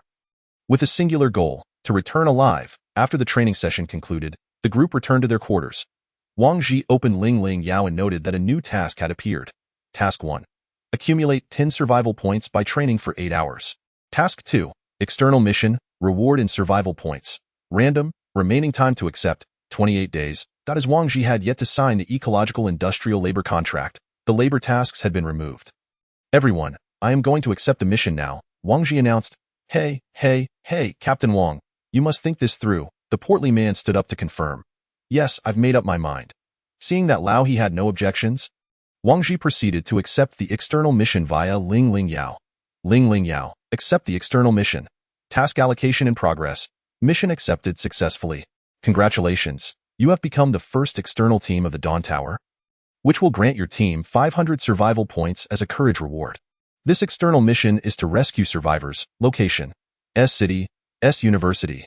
Mission objective: rescue as many survivors as possible. Mission reward: 100 survival points for each survivor submitted to the Dawn Tower. Please execute the mission within 48 hours. Current team survival points total 1,400, qualifies for level 2 team upgrade. Please proceed to the first floor affairs office for promotion. A multitude of messages appeared on Ling Ling Yao's screen. Wang Ji was pleasantly surprised that the Dawn Tower had granted them 500 survival points as a courage reward. He hadn't anticipated that his impulsive decision to venture out before exhausting their resources would yield such a windfall. "Wow, 500 points. That's enough for me to train for 400 hours, the portly man cheered, seemingly oblivious to the impending confrontation with the blood-soaked zombies outside. "This mission is not simple," Lao He suddenly interjected. "What do you mean, Brother He?" the portly man inquired. "The location is a university, densely populated, which poses a significant disadvantage for us," Lao He analyzed. Notification received. The chief of the guard department invites the captain of the Sunset team to the first floor guard department. As they pondered this, Ling Ling Yao suddenly chimed in with the news. What does she want with me?" Wang Ji mused internally. "I'll be right back. You all rest for now," Wang Ji said before turning to leave. He quickly arrived at the entrance of the guard department. "Hello, I am the captain of the Sunset team. Your chief invited me over," Wang Ji informed the two guards at the door. One stepped forward to verify Wang Ji's magnetic card and, after confirming his identity, consulted with Jie Shi via intercom before allowing Wang Ji entry. Following the instructions, Wang Ji made his way to the innermost room and knocked on the door. "Come in." Upon entering, he found only Jie Shi inside, still clad in her armor, intently focused on the computer screen. "Have a seat," Jie Shi stated coolly. Upon hearing her invitation, Wang Ji cautiously took a seat across from Jie Shi. It's good to see you again, Captain Jie Shi." Given her aloof demeanor, he felt it prudent to tread carefully. Chapter 12. Preparing for battle and shopping, Jieshi remained engrossed in her screen for a moment longer before slowly shifting her gaze to Wang Ji. First and foremost, I must commend your audacity. I truly admire it. Secondly, I must inform you that the current situation outside is chaotic. The majority of humanity has succumbed to infection and transformed into zombies. Their critical vulnerability lies in the head. Either a well-aimed shot or decapitation renders them immobile. As she spoke, she slid a rolled-up map toward Wang Ji. This is a layout of S University. You may find it useful. Finally, I hope you can return safely and contribute further to the Dawn Tower. Wang Ji was taken aback, quickly rising to accept the map. Thank you, Captain Jieshi. If we return safely, I will certainly treat you to a meal. All right, go prepare, Jieshi replied, a slight smile gracing her lips. Wang Ji was momentarily stunned. This was the first time he had witnessed any expression from Jieshi, who had always seemed so impassive, almost like a robot. Wang Ji exited the room with the map in hand, and Jieshi's gesture was undoubtedly a timely boon. With the layout of S University, they would gain insight into the building configurations within the campus. Returning to his quarters, Wang Ji unfolded the map, and everyone gathered around. What map is this? The portly man inquired. This is the layout of S University. A gift from Captain Jieshi, Wang Ji explained. Oh, why is she being so nice to you? I haven't seen any other department captain present gifts. Why is it specifically that blonde woman? Ing remarked teasingly. What are you suggesting, Sister Ing? After all, we are the first external team.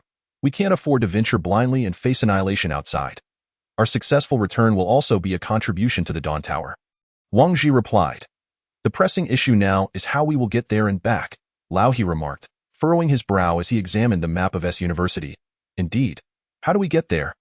Exclaimed the hefty man, slapping his thigh in frustration. Right now, we don't even know where we are. How can we possibly go anywhere? Well, let us consult Ling Ling Yao, he suggested. Ling Ling Yao, how do we reach our mission destination? Querying task, analyzing task, analysis successful, first combat mission. A helicopter can take us directly there. Please be creative during the retreat. The nearest stronghold is located northeast of the destination. Once Ling Ling Yao finished speaking, a map of City S appeared on the screen, with a blinking point marking their destination. The group hurriedly noted the details on the map. A helicopter. I never imagined my first flight would be amidst an apocalypse. The hefty man remarked. While taking a helicopter will certainly help us avoid dangers along the way, it complicates matters when we need to return with others, Old he added thoughtfully. Can we drive back when we evacuate? Wang Ji suddenly interjected. Drive? That assumes we actually have a vehicle, Sakura replied. We'll find one when the time comes. It doesn't matter if we don't have the keys. I can bypass the car's internal security and power it on. This is a skill I developed just before the world ended, Wang Ji confidently asserted. Driving sounds good, but as we saw on the screen in the hall, the roads are nearly impassable. Perhaps we should simply walk back? Whether that group can reach the stronghold will depend on their own fortune, Sakura suggested. In a way. What would be the point of rescuing them then? Are we merely treating them as tools for survival points? Old he retorted urgently. What's wrong, uncle? Do you fancy yourself a savior? Want to rescue whoever you choose? If you want to throw your life away, we won't stop you, Sakura scoffed. Old he clenched his teeth. Choosing not to respond further, he knew that for now, self-preservation was paramount, yet as a soldier, witnessing death without intervening was his greatest shame. Let's first attempt to drive. If we encounter a blockade, we can disembark and walk. As for protection, do our best, but do not risk your own lives, Wang Ji concluded. Everyone should rest now. We'll prepare our gear for tomorrow's outing. After a brief wash in the bathroom, Wang Ji lay down and quickly drifted off to sleep. September 30, 2025, a gloomy day. The thick fog outside had lifted, revealing streets and buildings teeming with zombies wandering the desolate world. The usual clamor of daily life was absent. No voices or honking cars echoed in the silence, as if the entire world had pressed the pause button. Ding ding ding. Wang Ji awoke to silence the alarm he had set and switched on the room's lights. For them, it marked the beginning of a new day. He decided to enhance their breakfast fare. After days of consuming nothing but biscuits and bread, they had nearly forgotten the taste of warm meals. Soon, he returned to the room with a bag filled with succulent meat buns. Here, everyone gets 3. Wang Ji distributed the buns. Delicious. How did I not realize these buns were so tasty? The hefty man exclaimed between mouthfuls. With just over a day left, once we finish eating, we should see what we need to buy and spend all our survival points. Otherwise, if something unexpected happens, it would be a terrible loss, Wang Ji advised. That's true. If we're dead, but our money is unspent, it's a bitter end. The hefty man nodded in agreement. By the way. Sakura, do you have the suppressors for the guns? Wang Ji inquired. I do. They're in my bag. Are you worried about attracting zombies with the noise? Sakura responded. Yes, they lack sight and primarily rely on smell and sound to hunt prey. Therefore, it's crucial that our firearms are equipped with suppressors. Otherwise, the gunfire will attract all nearby zombies. Wang Ji analyzed. I didn't bring any. He admitted. All right, we can buy some later.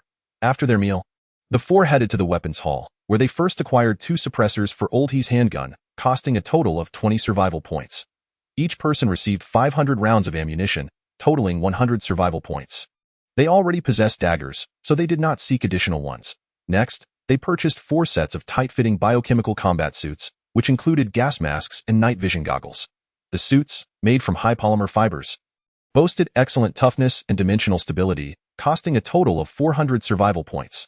The sales staff measured their body sizes for the custom suits and informed them, we will deliver the garments to your residence in 1 day.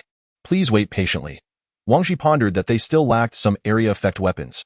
Relying solely on handguns and hand-to-hand combat would be insufficient when faced with a horde of zombies. Thus, he decided to supplement their arsenal with 3 explosive grenades and 3 incendiary grenades per person, amounting to 80 survival points. Is there anything else we need to purchase? Wang Ji asked. Adrenaline?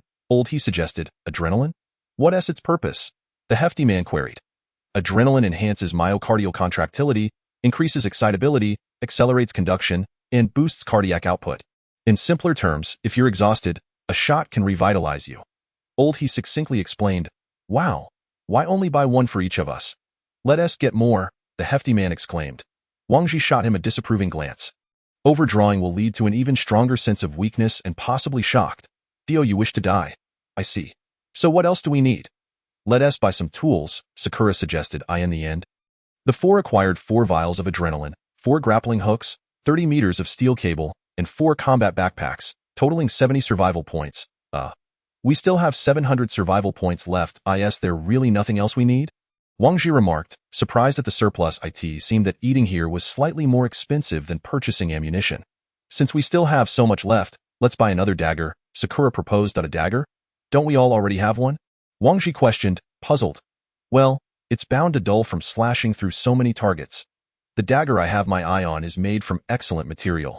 While it may not cut through iron, it will surely suffice for slicing through flesh. As they discussed, they arrived at the location Sakura indicated. Wang Ji examined the sample of the dagger, a golden blade with a double edge and a smooth surface that exuded sharpness. Beside it was a sheath priced at 100 survival points. Chapter 13. A new dawn. Should we buy 4 more? Wang Ji asked the others. Sure. After reaching a consensus, Wang Ji handed the magnetic card to the sales staff, swiped it, and completed the transaction. Shortly, the weapons store staff brought the daggers from the warehouse. Sakura took the dagger, inspecting it closely. Not bad. It'll make a good backup knife, she said, satisfied with her acquisition. Wang Ji gasped at her words. A dagger of such caliber deemed suitable as a backup knife? Before heading back, the 4 each purchased military backpacks and spare magazines for their handguns. Since Wang Ji's gun was homemade, it would require a day to replicate. The group spent another 100 survival points. On their way back, Wang Ji noticed the training hall was noticeably more crowded than usual, with many unfamiliar faces. His team had already met the criteria to level up to a Tier 2 team, but they had been focused on training, leaving no time for the upgrade. Now that they had paused their training to maintain peak condition for their upcoming mission, they headed to the first floor affairs office to process their team upgrade. The process was smooth, and during their wait, another team even offered their spot, allowing the 4 to cut in line. Furthermore, the number of people approaching Sakura had significantly decreased, as they all understood the implications of her previous altercation with Zhao Yang. A Tier 2 team had not found success against Wang Ji, which spoke volumes about their strength. Before long, Wang Ji's team was upgraded to Tier 2, and the staff informed him to move to Room 007 in Area B within 24 hours. Due to the team size limit being increased to 5 members, they were required to relocate to the Tier 2 team quarters. While in the affairs hall, upon learning that the Sunset Dawn team had achieved Tier 2 status, many approached to inquire about joining, but Wang Ji firmly rejected them, unwilling to entertain any fair-weather allies. When it became known they would soon be going out, many quickly backed out, eager to distance themselves from the potential danger. Witnessing this, Wang Ji shook his head in disappointment. These individuals were only interested in reaping the benefits without contributing. As the saying goes, one must guard against one's own, as they are the hardest to defend. He had to be cautious when choosing teammates. Upon returning, the group began transporting their belongings to Area B. Passers-by whispered among themselves as they observed the four. Arriving at room 007 in Area B, they found it approximately 10 square meters larger than their previous room in Area A, with an additional bed. Each chose a spot for their belongings, leaving only the innermost bed unclaimed. At this moment, news of the impending mission had spread throughout the Dawn Tower, and some had even started betting on whether the Sunset Dawn team would return alive. Inside the room, the four busily cleaned their weapons, enveloped in a heavy silence. Wang Ji appeared calm on the surface, yet internally he was gripped by fear. He was about to embark on a path of bloodshed. He knew that tomorrow he would face the heartless and merciless zombies. In an attempt to alleviate his guilt, he repeatedly reminded himself that he was not confronting humans, but rather the undead. The situation of the overweight individual appears to be dire. The usually jovial figure, who would often laugh and joke, now wears a heavy expression as he diligently practices the intricacies of loading and unloading ammunition. He is leaning against the bed, eyes closed in contemplation, while Wang Ji finds it impossible to discern his thoughts. In contrast, Sakura, wielding her golden dagger, nonchalantly sways it back and forth, seemingly indifferent to the impending outing tomorrow. Sakura, aren't you afraid about our expedition tomorrow? Wang Ji could not restrain his curiosity and asked her, afraid? What is there to fear? The living do not fear the living, so why should I fear the dead? Sakura replied with a casual indifference. Then you have no concerns at all? Wang Ji pressed further. Concerns? None. Sakura hesitated momentarily before answering. Seeing her reticence, Wang Ji wisely chose to refrain from further inquiries, closing his mouth in understanding. 10 hours later, the staff from the weapons shop delivered the combat uniforms and magazines Wang Ji had ordered the previous day. With 8 hours remaining before their departure, the quartet made their way to the training hall. Given that they would be flying, they needed to address the issue of parachuting. Thus, the two more experienced individuals began instructing Wang Ji on the essential considerations and techniques for jumping from the aircraft. The rationale for parachuting was straightforward. If the helicopter descended to a lower altitude using a soft ladder, the noise from the rotor blades would attract nearby zombies, preventing the group from landing safely. After several hours of practice, they headed to the dining hall for what might be their last meal, taking a brief respite before donning their newly acquired gear and stepping out of their residence. As they embarked, onlookers regarded the four with a mix of admiration for their bravery and skepticism about their survival, each harboring their own thoughts. Many, upon learning that Wang Ji's group was only a level 2 team with just 4 members, contemplated joining them if they returned unscathed, for in this post-apocalyptic world, the strong prevailed, and survival was paramount. Wang Ji focused intently on the path ahead, unaffected by the glances and murmurs around him. His singular desire was to carve a bloody path and return alive. Moments later, they arrived at the preparation hall, where Captain Adam directed them to the C-zone, elevator number 2. Checking the time, Wang Ji deemed it just right, and the four advanced toward the designated elevator. After pressing the button, the passage opened, allowing them to enter. 10 minutes later, the elevator reached its destination, a vast warehouse housing a helicopter with the pilot already inside, ready for takeoff. Let us go, he urged as he leapt aboard the helicopter. With a low hum, the helicopter's engine roared to life, and the overhead hatch slowly opened, lifting the aircraft into the air. After several days, Wang Ji was once again greeted by the dreary and overcast sky. Chapter 14. Discovery of survivors. The helicopter carrying the four soared through the air. Upon emerging from the underground base, Wang Ji realized they were situated over a dense jungle. Gazing at the distant city still shrouded in smoke, a myriad of emotions swelled within him. Just days prior, the bustling city had thrived, now reduced to a smoldering ruin. What fate awaited humanity? Where would they go from here? Wang Ji retrieved his binoculars to scrutinize the frenzied individuals below, shattering any illusions he had entertained that this was all mere illusion. Once again, he reiterated the critical points of parachuting. This was no trivial matter. Although it was Wang Ji and the overweight individual's first jump, the presence of 2 seasoned veterans alleviated their apprehensions. Approaching their destination, the helicopter was now at an altitude of 3,000 meters. Repeat, altitude 3,000 meters. 1 minute until we reach the drop zone. Please prepare for parachuting. Repeat, 1 minute until we reach the drop zone. Please prepare for parachuting, came the pilot's voice over the intercom. As the pilot finished speaking, the four gathered at the helicopter's side door. Our target is the largest roof in the center. Do not be afraid. Follow my commands. 3, 2, 1, jump. He shouted. At his command, they clasped hands and leapt from the helicopter in a synchronized line. Once Old He and Sakura stabilized their descent, Old He's voice crackled through the radio. Release hands, separate, maintain distance, deploy parachutes. With a cacophony of rustling fabric, all four opened their parachutes simultaneously. Wang Ji nervously maneuvered his chute, striving to maintain alignment with Old He and the others. Stay away from me. You fatso! Sakura's voice crackled over the radio as the overweight individual drew too close. To prevent their parachutes from entangling, Sakura had no choice but to alter her descent trajectory. As Sakura descended lower, it became apparent she was about to miss the optimal landing spot on the rooftop, causing a pang of anxiety in the hearts of the three. Just then, as if foreseeing the situation, Sakura released the grappling hook secured to her waist. Clang! The hook successfully latched onto the rooftop railing. Gripping the rope, Sakura drew herself up, swiftly retrieving her dagger to sever her parachute before flipping onto the roof. Once the three landed, they shed their parachutes and hurried to the railing, breathing a sigh of relief as they witnessed Sakura's successful maneuver. Fatty, do you have a death wish? Sakura growled through clenched teeth. My sincerest apologies, Sakura. I'm still not very skilled at this, I'm sorry. The overweight individual repeatedly apologized, fully aware of his earlier blunder. Wang Ji watched the scene unfold, thankful for Sakura's quick thinking. Had it been him, he would have either plunged to his demise or dragged the overweight individual down with him. In another part of the campus, a student exclaimed, Senior, I just saw a helicopter fly by. A helicopter? Aren't there fewer planes in the sky these days? Another classmate interjected skeptically. No, not just any helicopter. 4 people jumped out of it. Zhang Xiaowei exclaimed excitedly. What? Is that true? Where are they? Let's go outside and let them see us. The other students began to voice their opinions. Shoo, quiet.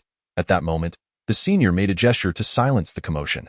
The group quickly realized their excitement might attract unwanted attention from the zombies lurking outside, and many began to pray silently to avoid drawing them nearer.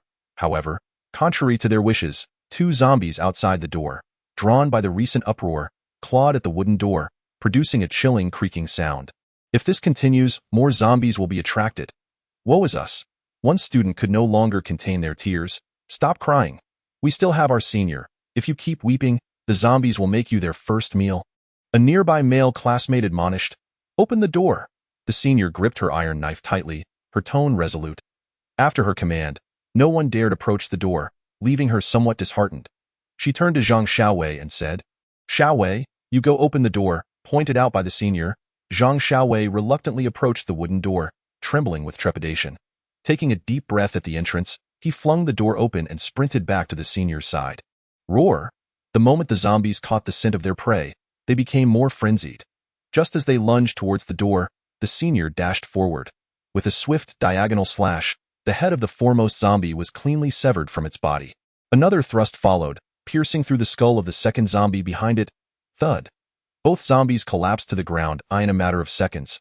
The room was now graced with 2 bloody corpses. The senior flicked her knife to shake off the blood, then moved to a corner to clean her weapon.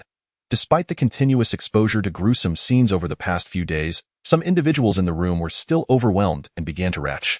Let us move to another location, the senior suggested. But there's no other place left. The only option is to go to the rooftop, Zhang Xiaowei replied. Then let us head to the rooftop with that. The senior led the group toward the uppermost level. On the rooftop, Wang Ji unfolded a map of S University and surveyed their surroundings. We are currently on the roof of the administration building. The campus is divided into 4 zones. The north and south areas consist of teaching buildings, while the east and west comprise dormitories, playgrounds, and dining halls, Wang Ji explained. Which direction should we head to first? The overweight individual inquired. Patience, let us observe our surroundings first, Wang Ji replied, taking up his binoculars to survey the area from the vantage of the 8-story building. With a campus population numbering in the tens of thousands, the majority of zombies were congregated near the teaching and dormitory buildings. In such dire circumstances, those who have survived are incredibly fortunate, Old He remarked. Wang, how do you think they managed to survive in this situation? The overweight individual asked Wang Ji, edging closer. Fewer people means less danger. It seems they have taken refuge in areas with sparse populations, Wang Ji surmised. Fatty, keep watch at the rooftop door. Don't let any zombies come up. Sakura instructed, her concern for the zombies below evident. Wang Ji picked up the map once more, meticulously examining it, searching for a potential breakthrough. The teaching buildings were too crowded with people, likely overwhelmed by infection. Those within would hardly stand a chance of survival. The dining hall presented a possibility, given its abundance of food and proximity to a supermarket, which could stave off starvation. However, once everyone realized food was available, they would flock there, leading to increased infection rates. The only remaining options were the library and gymnasium, both typically less populated and relatively safe, provided there was an adequate supply of resources, thus offering a probability of survival. "Do you have any findings?" Wang Ji inquired of the others. "Nothing, just zombies all around," Old He replied. "I did see 2 children, but they were bitten to death just a moment ago near the supermarket," came the somber response from one of them. Sakura spoke in a nonchalant manner. Upon hearing this, Wang Ji lifted his binoculars and gazed towards the supermarket that Sakura had mentioned on the road. A horde of zombies had formed 2 groups, viciously tearing into the 2 unfortunate students. The gruesome scene compelled him to set down the binoculars. After a brief moment, Wang Ji picked them up again for another look. But all he could see were the undead. There were no signs of any living souls. Just as he was about to lower the binoculars once more, the iron gate on the rooftop of the gymnasium swung open. "Survivors, at the 9 o'clock position, on the gymnasium rooftop," Wang Ji shouted to the 2 individuals beside him. 23 people. Old He, through the binoculars, counted the number of survivors. It was evident that these 23 individuals had made a wise decision. Had they not ascended to the rooftop, it would have been akin to searching for a needle in a haystack for Wang Ji and his companions to locate them in such a vast campus. Observing this, Wang Ji began to ponder how to attract their attention. First, he needed to ensure they were aware of their presence, so that they could remain in place and wait. Among those students who had gone up to the rooftop, Zhang Xiaowei, having spotted the white umbrella cloth hanging from the office building, began to wave fervently towards Wang Ji. After some contemplation, Wang Ji ultimately decided to use a powerful flashlight to signal towards the gymnasium rooftop. "Wait, they want us to wait." The senior sister understood Wang Ji's intention and made an okay gesture towards the top of the office building. Chapter 15. Ambush. Seeing that the other party had comprehended his meaning, Wang Ji lowered the binoculars and glanced at his watch. It was now 3 in the afternoon, and they needed to make their move before nightfall. This meant they had less than 4 hours left. Once darkness fell, even with night vision goggles, visibility would be severely compromised, and danger would be greatly heightened. They were now faced with their first choice. What method to use to descend? One option was to slide down from the rooftop using ropes, while the other was to take the stairs. Wang Ji summoned the stout fellow over, and after some discussion, they decided that descending the stairs together would be the most prudent course of action. At that moment, Old He had a sudden idea. He removed the silencer from his handgun, intending to fire a shot into the air to see if there were any survivors within the office building. Wang Ji immediately grasped Old He's arm, signaling him to refrain from firing. "Oh, not shoot. That shot will attract every zombie in the vicinity. If that happens, we'll have no way to escape." After contemplating the matter, Old He also deemed it unwise and reattached the silencer. After their deliberations, the 4 of them began their descent from the rooftop. Just as they were about to open the door, they discovered that the iron gate had been locked from the inside, rendering it impossible to open. "Damn it, Captain Wang, let me break it open," the stout fellow exclaimed, preparing to kick the door. "Are you crazy? If you kick it open, how will we get down?" Wang Ji urgently intervened. "First, we'll use the grappling hook and rope to lower ourselves into a room, then regroup and charge out," Sakura suggested. "That seems to be the only option. Let us find a window we can open and enter the room."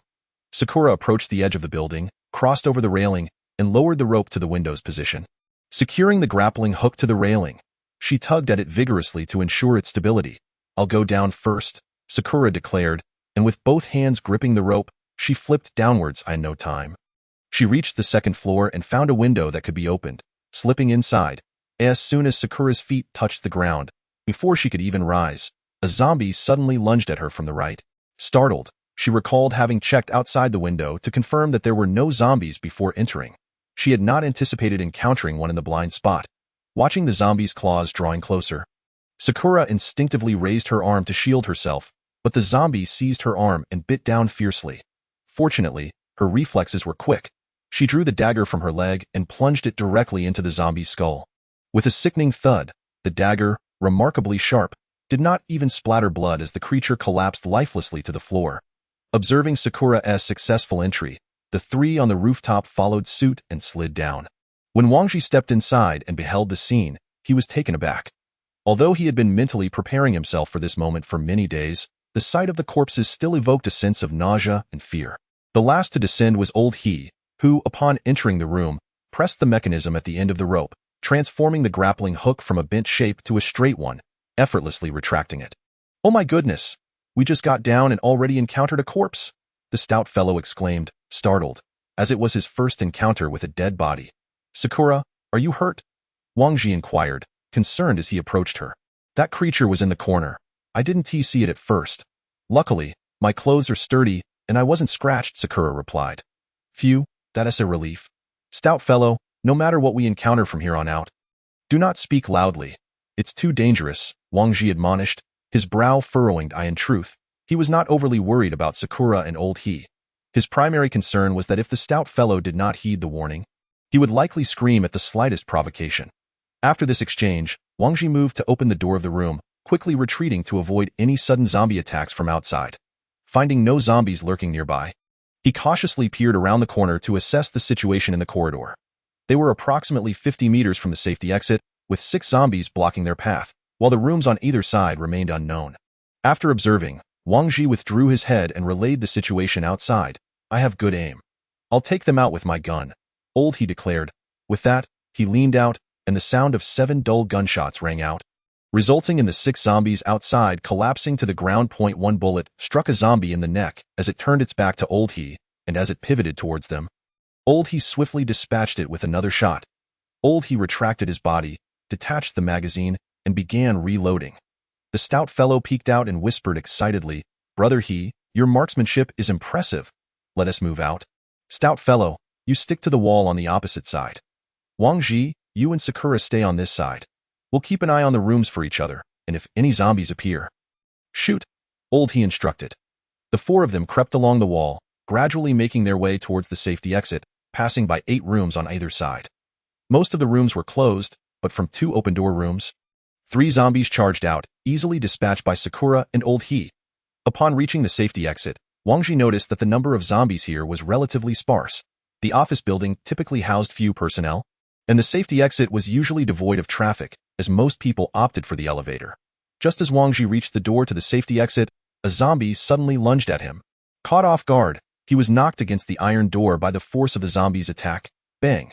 The sound of the iron door colliding with the wall reverberated loudly, echoing harshly in the empty building. Roar!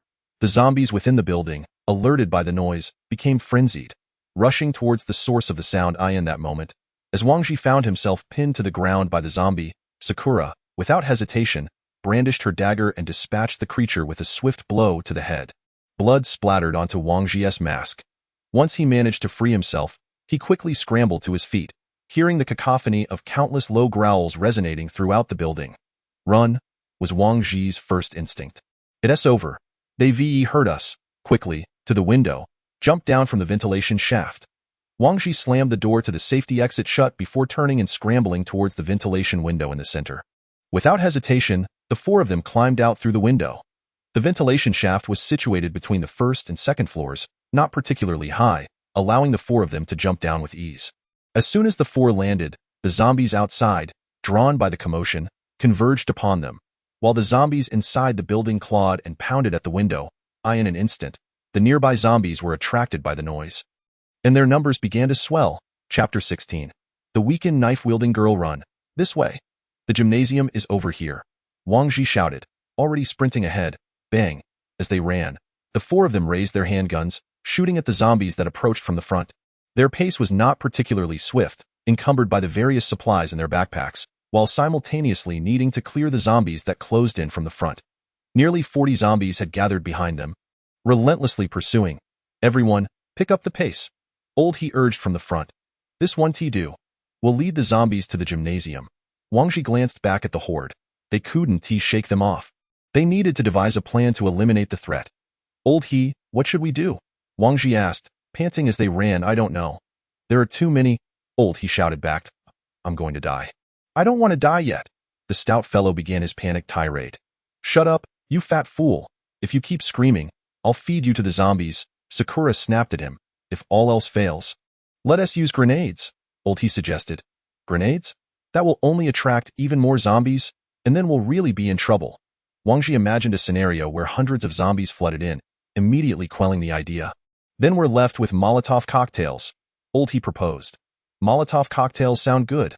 Let us burn them alive." the stout fellow exclaimed, eager to retrieve the Molotov cocktail from his chest.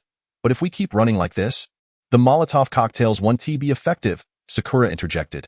Quick, everyone, head towards the playground. Wang Ji spotted the dry leaves beneath the tree roots and had a flash of inspiration. They had the advantage of both time and place. The autumn grass had withered, and the playground was overrun with weeds. If they could lure the zombies onto the grassy area of the playground and throw Molotov cocktails around, it would instantly become a sea of flames. The four of them fought their way through, killing zombies as they made their way to the western playground, where the number of zombies was still manageable, and the area was relatively open. Behind them, nearly 100 zombies had begun to follow. Wang Ji could feel the ground trembling beneath them. Quick, each of you throw to a side. Upon reaching the center of the lawn, the four of them hurled the Molotov cocktails they had been clutching tightly. The flames erupted around them. In an instant, the playground was engulfed in flames and chaos, transforming into a hellish inferno. On the rooftop of the gymnasium, students witnessed Wang Ji and his trio leap from the office building's windows, only to be pursued by an uncountable horde of zombies. Alas, this is the end. Indeed, I had hoped they were here to rescue us, but it seems they have come to meet their demise. What shall we do now? Look, they are bringing a swarm of zombies towards us. Damn, are these people fools? If they wish to die, must they drag us along? The students murmured among themselves, those armed with weapons. Follow me to assist them. Upon seeing the zombies trailing Wang Ji and the others, a senior's gaze hardened as she stared into the distance. She intended to descend and aid those individuals, not for the sake of her peers on the rooftop, nor for herself, but solely for those who had come to her aid amidst the apocalypse. Observing her hesitant classmates, who were desperately seeking excuses, the senior felt a pang of disappointment. She shook her head in silence and turned to descend alone. Senior, you cannot go. Isn't that a death sentence?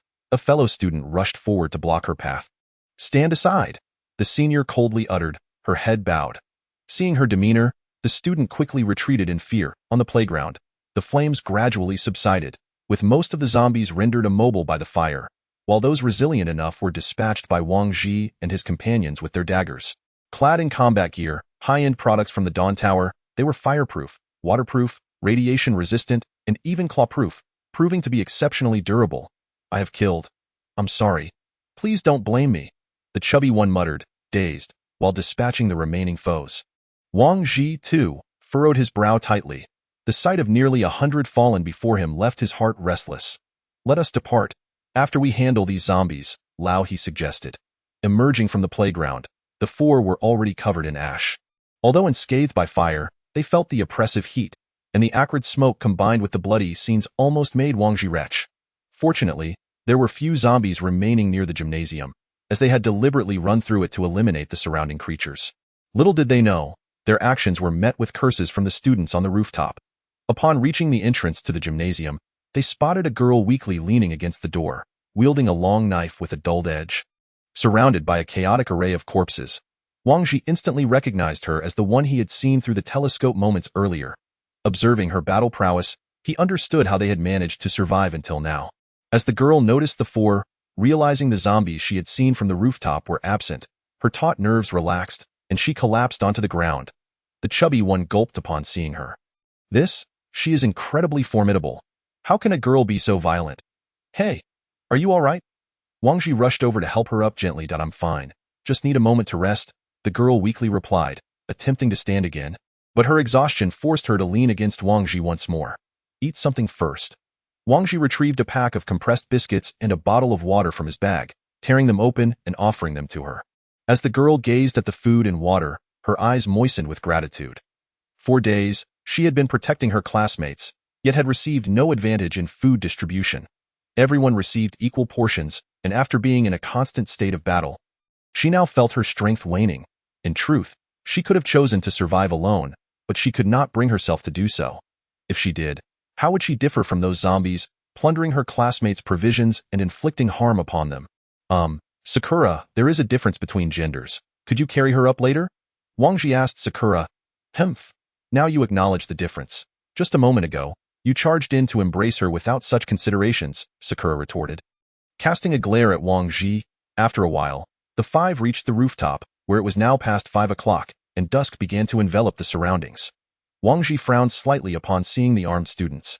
While their actions were understandable in the apocalypse, it still irked him.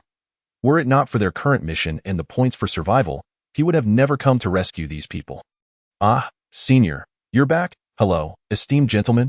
Please, sit and rest for a bit, one student exclaimed, rushing over with flattery. Are you here to rescue us sent by the government? That is wonderful. We are saved at last. After one student spoke, the others quickly followed suit with their praises. Wang Ji regarded the throng of students approaching, remaining silent as he raised his weapon. Chapter 17. Jiaolai seeing Wang Ji raise his gun, the students were taken aback. Bewildered by the turn of events. Quiet down, go over there and remain still. Fatty, keep an eye on them, Wang Ji instructed, gesturing towards a corner of the rooftop. Understood, Captain. Ahem, everyone, behave yourselves. The consequences of my wrath can be rather severe. Fatty adopted a stern expression, glaring at the students. Wang Ji turned and approached the girl, checking for any injuries. Why did you come here? She asked softly. To save people, Wang Ji replied. These monsters are everywhere. Where else can we go?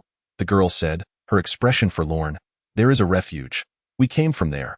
Once you arrive, you will understand, he reassured. The girl did not express much joy, for she knew a perilous journey awaited them. By the way, what is your name? Wang Ji inquired. Jiaolai, she replied. Jiaolai. Such a peculiar name, Wang Ji mused, smiling at her. Observing the blood-stained girl before him, an idea suddenly sparked in his mind. He wished to invite her to join their team as the fifth member. I am Wang Ji, that sister is Sakura, this is brother He, and the chubby one over there is Li Feihong. Wang Ji introduced his companions. Hello, Sister Sakura, brother He, Jiaolai greeted the two. By the way, did you single-handedly slay all those zombies downstairs? Wang Ji asked, glancing at her dulled knife. Yes, I come from a martial arts family. Having been exposed to it from a young age, I have picked up a few techniques, Jiaolai replied softly, her head bowed at Wang Ji's praise. Wang Ji perceived that Jiaolai had likely descended to assist them upon witnessing the horde of zombies pursuing them. Had they not lured the zombies to the playground for a decisive strike, she too might have met her end. Looking into Jiaolai's determined eyes earlier, he felt a stirring in his heart. Thank you for coming down to help us, Wang Ji said, patting her shoulder with appreciation. It should be I who thanks you. Our food supplies have run dry. Speaking of which, how did you survive after the catastrophe? Wang Ji queried. Before the disaster struck, an extended period of dense fog blanketed the globe. Various theories circulated online, yet our daily lives remained unaffected. I, too, came here as usual to conduct a martial arts class in the venue below. Subsequently, all of our phones received urgent messages advising us to find a safe place to hide. So we took refuge here, Jiaolai recounted. Why weren't you infected while most others were? Lao He inquired, perplexed. Some speculate it was due to the fog. Those who inhaled too much initially experienced dizziness and nausea. We remained indoors, thus avoiding excessive exposure and narrowly escaping this calamity. However, many were infected after being wounded by those monsters. Several of our classmates have, at this point, Jiaolai fell silent. I understand. You mentioned you have run out of food? How long has it been since you last ate? Wang Ji asked. Including today, it has been 2 days, Jiaolai replied, opening her mouth as if to say more but ultimately refrained. Wang Ji recognized that she likely wished to request food for her classmates.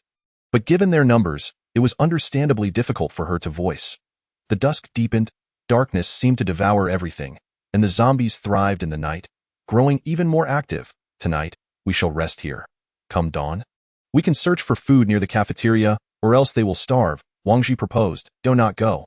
It's teeming with monsters. It's too dangerous, Jiaolai exclaimed anxiously. It will be all right. We will exercise caution.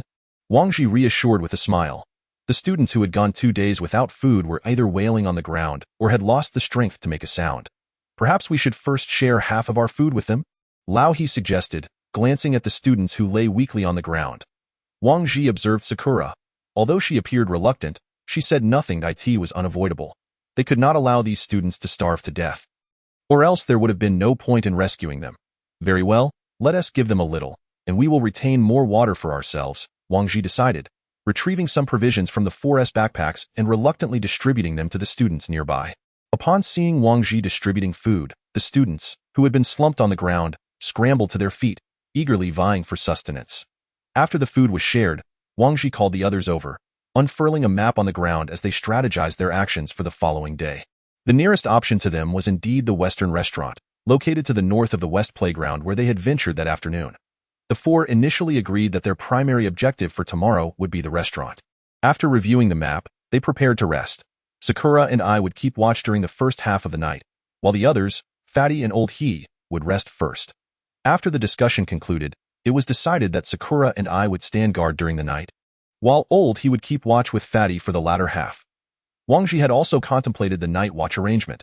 Placing Old He and Sakura together would be a recipe for disaster, as their temperaments were as incompatible as water and fire. Conversely, pairing Fatty with Sakura would likely lead to chaos, so he would have to take charge of the situation himself. As night fell, the moonlight was obscured by dark clouds, and the familiar lights of the past had long since vanished. Occasionally, a crackling sound would pierce the silence, reminiscent of zombies stepping on shards of glass. Wang Ji observed his fellow students, curled up on the ground in various positions, enduring the pangs of hunger, and his heart swelled with melancholy. Would his fate have mirrored theirs had he not joined the Dawn Tower? Or had he already succumbed to the fate of becoming a zombie?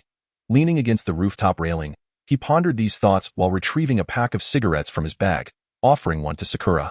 "Sakura, do you think we will make it back alive?" he inquired after lighting his cigarette. "Just do your best. The world has become this way. There's nothing left to cling to. Each day we survive is a day gained." Sakura replied, exhaling a puff of smoke. At this moment, she appeared less frivolous and more sentimental.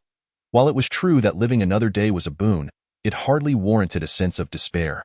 Since they had been fortunate enough to survive, it seemed to Wang Ji that it was fate's design. Their meeting was no mere coincidence. The future brimmed with infinite possibilities. They could find a secluded place to settle down, establish their own dominion unbound by constraints. Was this not what she sought? Wang Ji envisioned their future with hope. "Oh, you wish to find a hidden place to settle down with me?" Sakura responded, adopting a teasing demeanor. Wang Ji was momentarily speechless. As expected, her seriousness lasted no more than 3 seconds. "In any case, we must retain hope, anticipation, and dreams for the future," he asserted earnestly. "Honestly, before the apocalypse, I had no interest in such notions as the future or hope. This world isn't so bad." Sakura gazed vacantly into the distance. Chapter 18. The Convenient Storeroom? "Why do you say that?" Wang Ji inquired, surprised by Sakura's sudden optimism. "Just as you said, as long as we remain alive, we can do whatever we wish, retreat into seclusion, or even establish our own small nation, free to do as we please." Sakura chuckled. "Well, Sakura, our team is currently at level 2 and 1 member short. I was thinking of bringing Gali into our group. What do you think?" "That sounds good, a new sister. But you're not simply drawn to her looks, are you?" Sakura scoffed. "Of course not. No one can compare to you." Sakura.my judgment is based solely on her abilities and character. Wang Ji quickly clarified. "Hmph. What if she doesn't want to join us? Then she wouldn't have appeared downstairs in the first place." Wang Ji replied confidently. "Fine. It's up to you," Sakura conceded nonchalantly. After their watch concluded, Wang Ji roused Fatty and Old He, tossing the remaining half-pack of cigarettes to Old He while he found a spot to lie down. Due to various factors, Wang Ji had not rested properly for nearly 40 hours, and as soon as he lay down, he felt an unprecedented wave of fatigue wash over him, leading him into a deep sleep. October 3, 2025. Overcast at 5 a.m., Wang Ji suddenly bolted upright from the ground, instinctively checking the gun tucked at his waist. He anxiously scanned his surroundings and noticed Fatty conversing with Old He on a nearby ledge. While Sakura rested against the wall with her eyes closed, he let out a sigh of relief. Sleeping too soundly in such circumstances was a grave mistake, but thankfully, nothing had occurred. "Hey, Captain Wang, you're awake?" Fatty remarked upon noticing Wang Ji sitting up. "Yeah, let us grab something to eat before heading to the Western restaurant," Wang Ji replied, prompting Sakura to open her eyes and join them. After the four of them finished eating, they selected 3 sturdy boys to lead the way and carry supplies. Naturally, the chosen students were reluctant to accept such a perilous task, yet they ultimately yielded to Wang Ji's firearm, realizing that it was better to risk their lives outside than to succumb to death where they were. Wang Ji approached Gali and handed over his knife for self-defense. "Be careful and protect yourself," he advised. After a brief gathering of their belongings, the group cautiously opened the rooftop door, preparing to descend to the Western restaurant. Having cleared the building of zombies the previous day, they managed to dispatch 1 zombie on their way to the first floor. However, upon reaching the ground level, they encountered a surge of zombies, approximately 10 in the hall. The 3 selected students were nearly frightened into a scream, but thankfully, Wang Ji had previously warned them to stifle any sounds. Sakura and Old He took charge of the 10 or so zombies, while Wang Ji and Fatty made every effort to avoid firing their weapons, for their marksmanship was notoriously poor. After a brief skirmish, the zombies in the hall were swiftly dealt with, and they had barely expended any ammunition. Wang Ji couldn't help but admire their precision. The group made their way to the west playground, where remnants of the zombies burned yesterday still lay scattered. Just ahead is the restaurant. One of the students quietly remarked from behind. Right when we go in, we'll cover you. Grab as much food as you can. Wang Ji instructed the students before continuing onward. However, as they approached the restaurant, the number of surrounding zombies dwindled, which struck Wang Ji as peculiar. This feels off. Wang Ji suddenly halted. What's wrong? Old He asked. Puzzled. There are too few zombies here. It's suspiciously low. Wang Ji replied. Don't scare me like that. Captain Wang, Fatty exclaimed, unnerved. Find a spot to observe with binoculars. We need to assess the situation inside before proceeding. Wang Ji directed, and the group pulled out their binoculars to peer into the restaurant. Oh my God! Fatty gasped.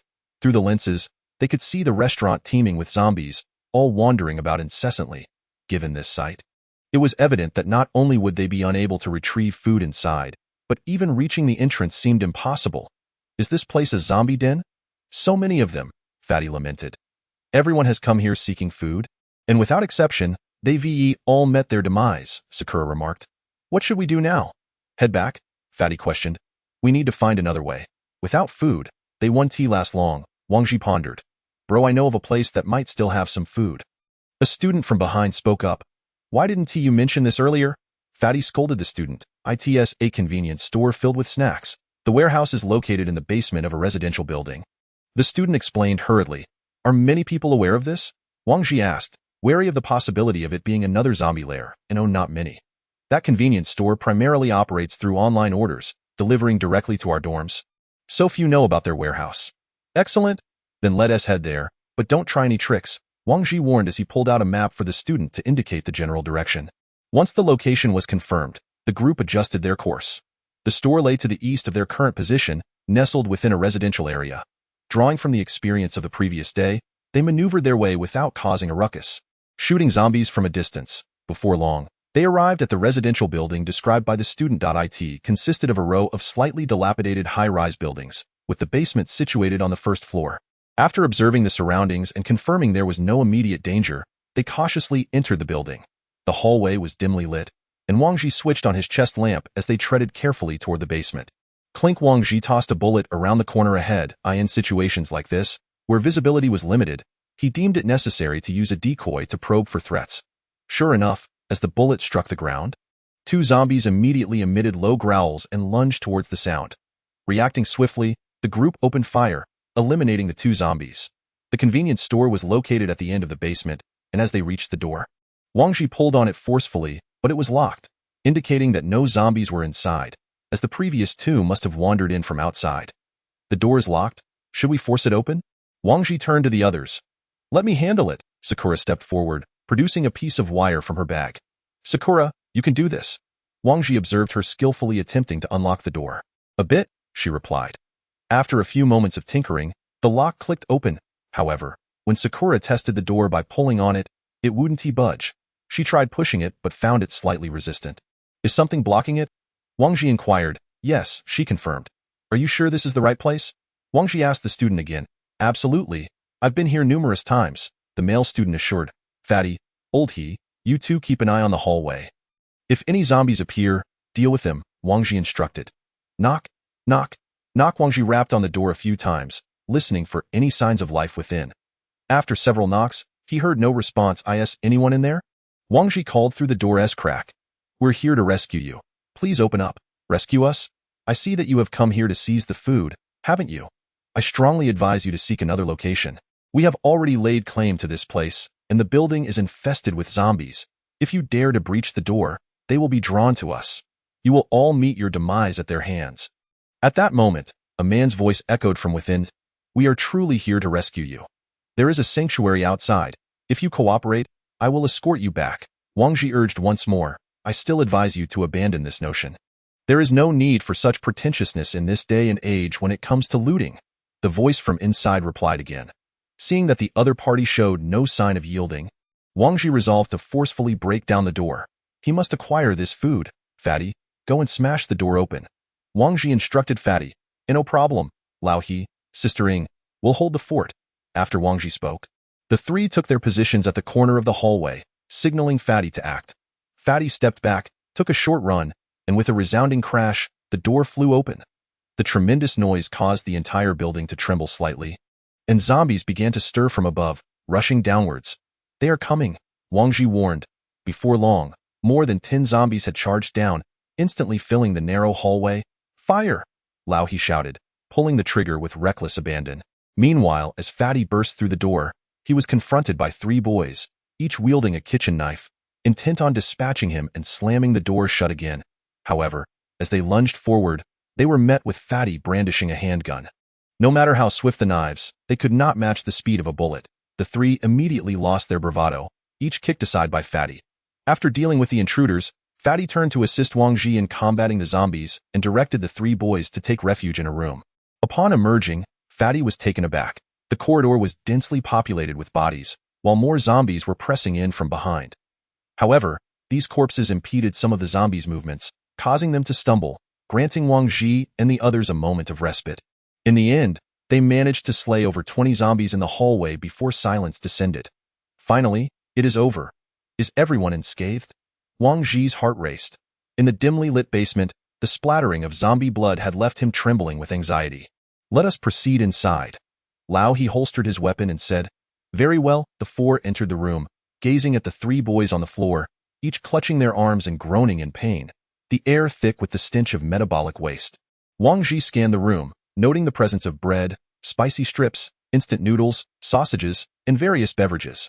The quantity was sufficient to sustain the 20-odd students for a week. Wang Ji could understand the actions of the 3 boys. In this apocalyptic world, darkness reigns supreme, breeding selfishness and suspicion. Gather all these items. Wang Ji commanded the 3 boys. Captain Wang, what shall we do with these 3? Fatty inquired. Please, brothers, spare us. You said you came to rescue us. Why are you now considering our fate? Wang Ji, observing the 3 pleading and weeping, contemplated abandoning them to their own devices, but then recalled the potential rewards for bringing them back alive. You 3 shall accompany us. Remain silent on the journey, or my gun may inadvertently speak. Wang Ji said, gesturing with his firearm. Thank you, brothers. We will remain silent. At that moment, the 3 boys had each taken a large cardboard box. Stuffing the disarrayed food and water inside as they exited the room, the 6 boys behind them were startled by the sight of bodies strewn across the corridor, but managed to stifle their cries.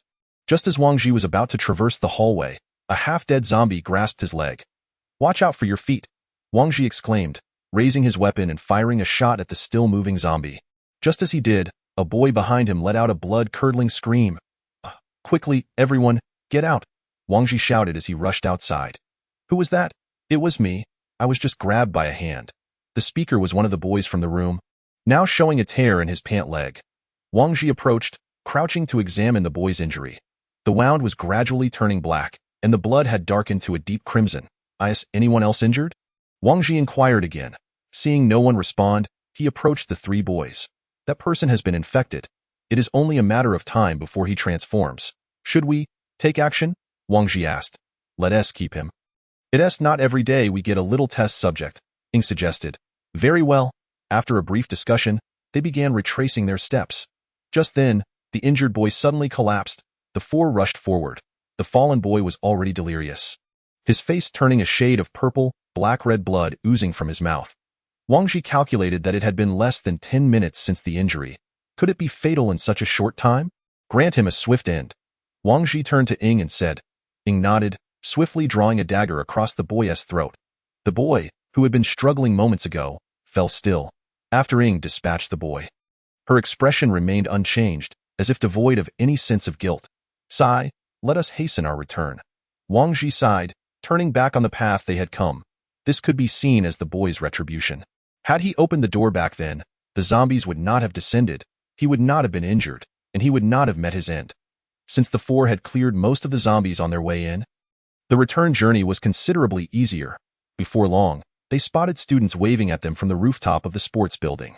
Once on the rooftop, those students gazed at the 3 boxes of food with reverence. Regarding Wang Ji and his companions as saviors, it was still only 10 in the morning.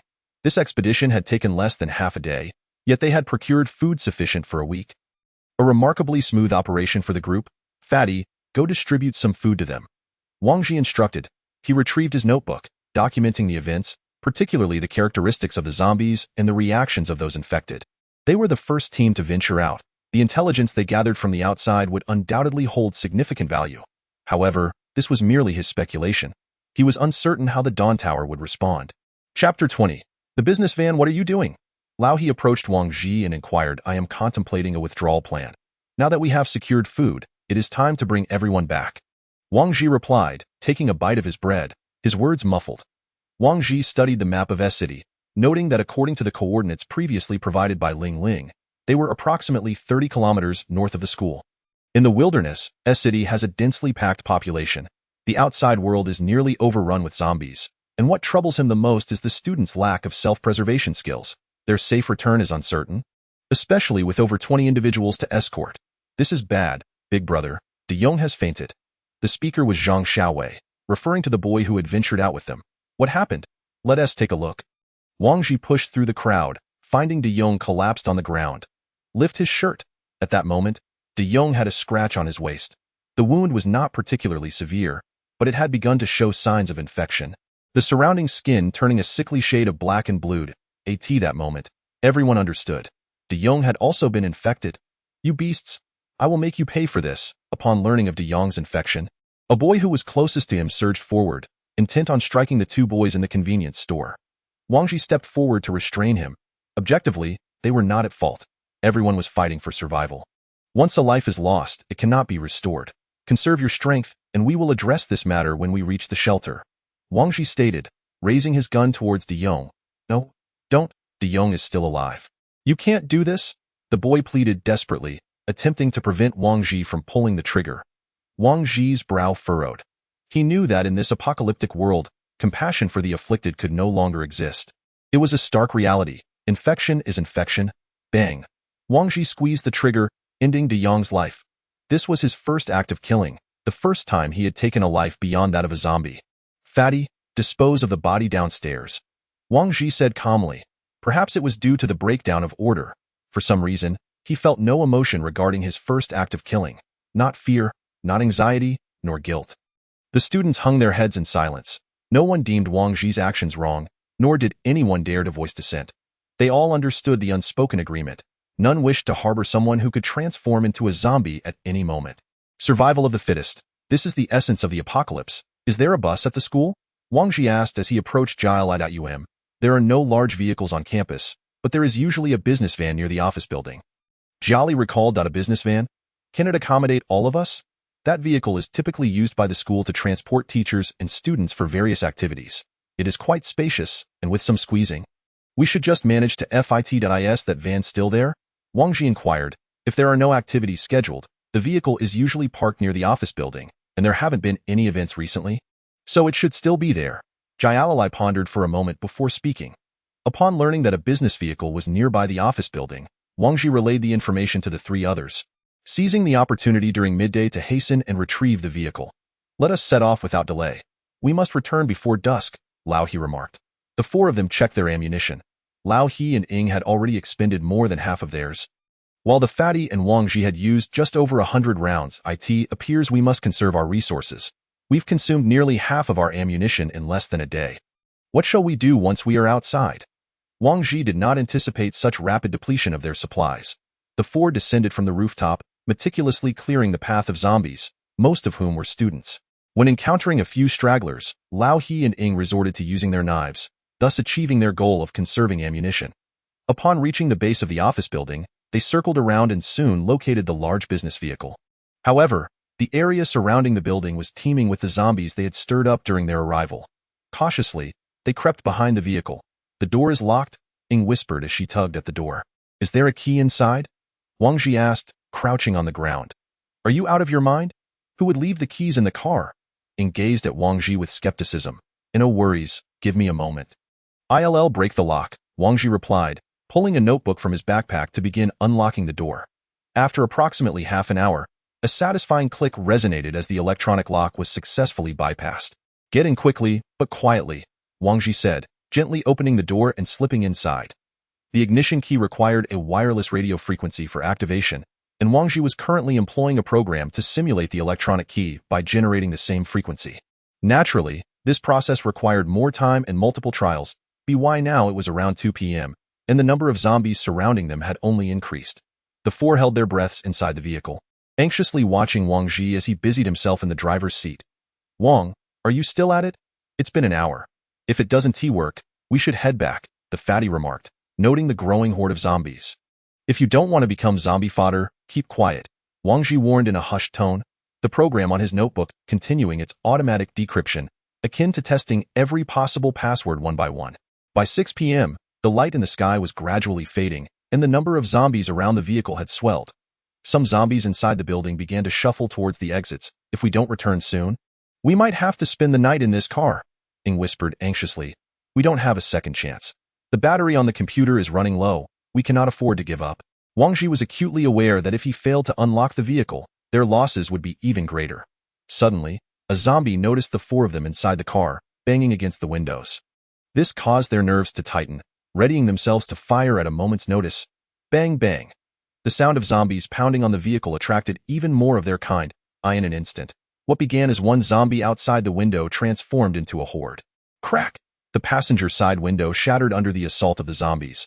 With no time to spare, He disregarded all else and, seizing his weapon, began shooting at the zombies outside before they could breach the window. Bang! Bang! Several shots rang out, taking down the zombies that crowded the window. The commotion of battle quickly escalated, drawing the attention of more zombies from the vicinity. Seeing this, Wang Ji hastily placed the notebook in the center and pulled out his gun to fire out of the window. "There are too many!" He exclaimed while continuing to shoot. "Is it done yet, Wang?" As the zombies multiplied, he resorted to tossing a grenade into the mass of zombies. Boom! The explosion shattered the quiet of the campus. The sound prompted zombies inside the building to begin leaping from the windows, and all those within earshot began converging towards the noise. "Are you trying to get us killed with that grenade?" Ing glared at "It's already done. Toss a few more," he shouted. In that moment, more zombies began to approach, and Wang Ji, with no time to reload, drew his knife and began stabbing at the heads of the zombies through the window. Boom! Boom! 2 more explosions erupted, scattering the surrounding zombies into disarray.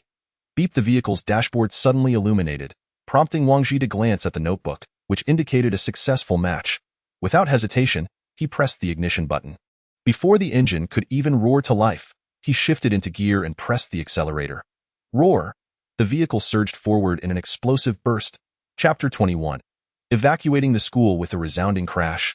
The business vehicle shot forth, leaving behind a throng of zombies in pursuit. The four-wheeled machine quickly outpaced the shambling legs of the undead. Wang Ji barreled through the oncoming zombies, the vehicle jostling as it collided with the relentless horde. "Wang, you nearly gave us a heart attack. A few more minutes and those zombies would have buried us alive," the fatty gasped, catching his breath. "Fortune favors the bold. With this vehicle, the journey ahead will be significantly easier," Wang Ji replied.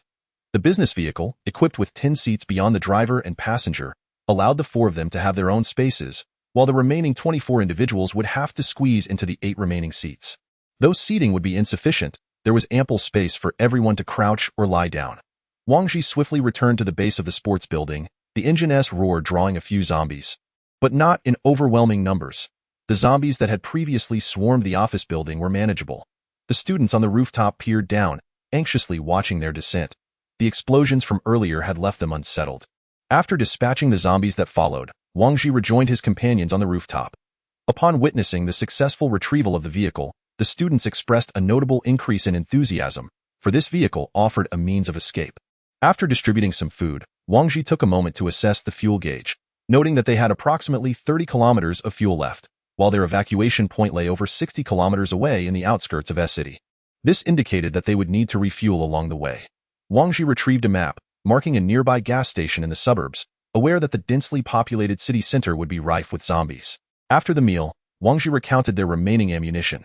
Following the recent skirmish, the group had less than 400 rounds remaining. Provided they avoided large-scale confrontations, this amount would suffice. If they could reach the suburbs smoothly the next day, their journey would become much less perilous, as the sparsely populated area would harbor fewer zombies. With this thought, Wang Ji felt a wave of relief wash over him, prompting him to engage in quiet conversation with the students. Tomorrow, we must embark on our escape. While dangers on the road are inevitable, we must remain united, obey our commands. I hope each of you will reach the safe haven safely. Rest well, for we shall depart at dawn. Inside the Dawn Tower, Tower Master, a second team has been dispatched for an external mission, Jieshi reported to the Tower Master. Which team is it? The Tower Master inquired, glancing up, reporting to the Tower Master. It is the former Dynasty Team. Is that the third-tier team? Indeed. And how fared the first team that went out? Reporting to the Tower Master, according to the magnetic card's location, all targets remain active. Indicating no casualties. Interesting. You may return, the Tower Master concluded, returning to the documents on his desk. October 4, 2025, clear skies. As dawn approached, the fatty and Lao He, who had kept watch through the night, roused everyone. In truth, none had managed to sleep well. In such an environment, any slight sound would rouse them instantly. The group began organizing supplies, gradually transporting them into the vehicle. In no time, the car was filled with students, with 2 sharing each seat, while the remaining 8 had to squat beside them. Students, no matter what happens on the road, you must remain quiet inside the vehicle. If anyone makes noise, I urge those nearby to either knock them unconscious or cover their mouths. Wang Ji instructed, turning back to communicate the essential guidelines. Having finished, he pulled out his notebook, utilizing the keys saved from the previous day to unlock and power the vehicle. All right, let us go, as they set off. The noise of the engine drew the attention of zombies lurking by the roadside, who pursued the vehicle with fervor. The frightened students huddled together, trembling in fear. The 4 devised a plan to use the campus's north gate as an exit. Thereafter heading northward to reach a gas station situated in a relatively less populated area. Due to the vehicle's severe overloading, Wang Ji drove cautiously, wary of overturning, and relied on his companions to shoot at zombies from the windows in advance, ensuring the vehicle remained intact. Look, there are survivors on the rooftop, the fatty suddenly exclaimed, spotting a group of people above.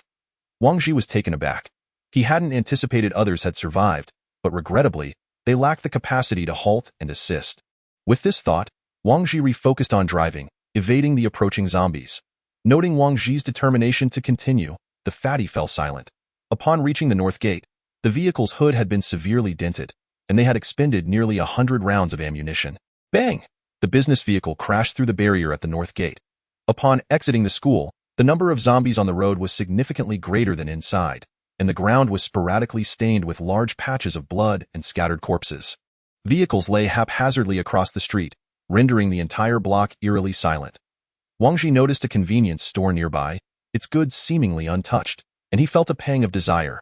If he could transport all the food from that store back, it would constitute a substantial gain.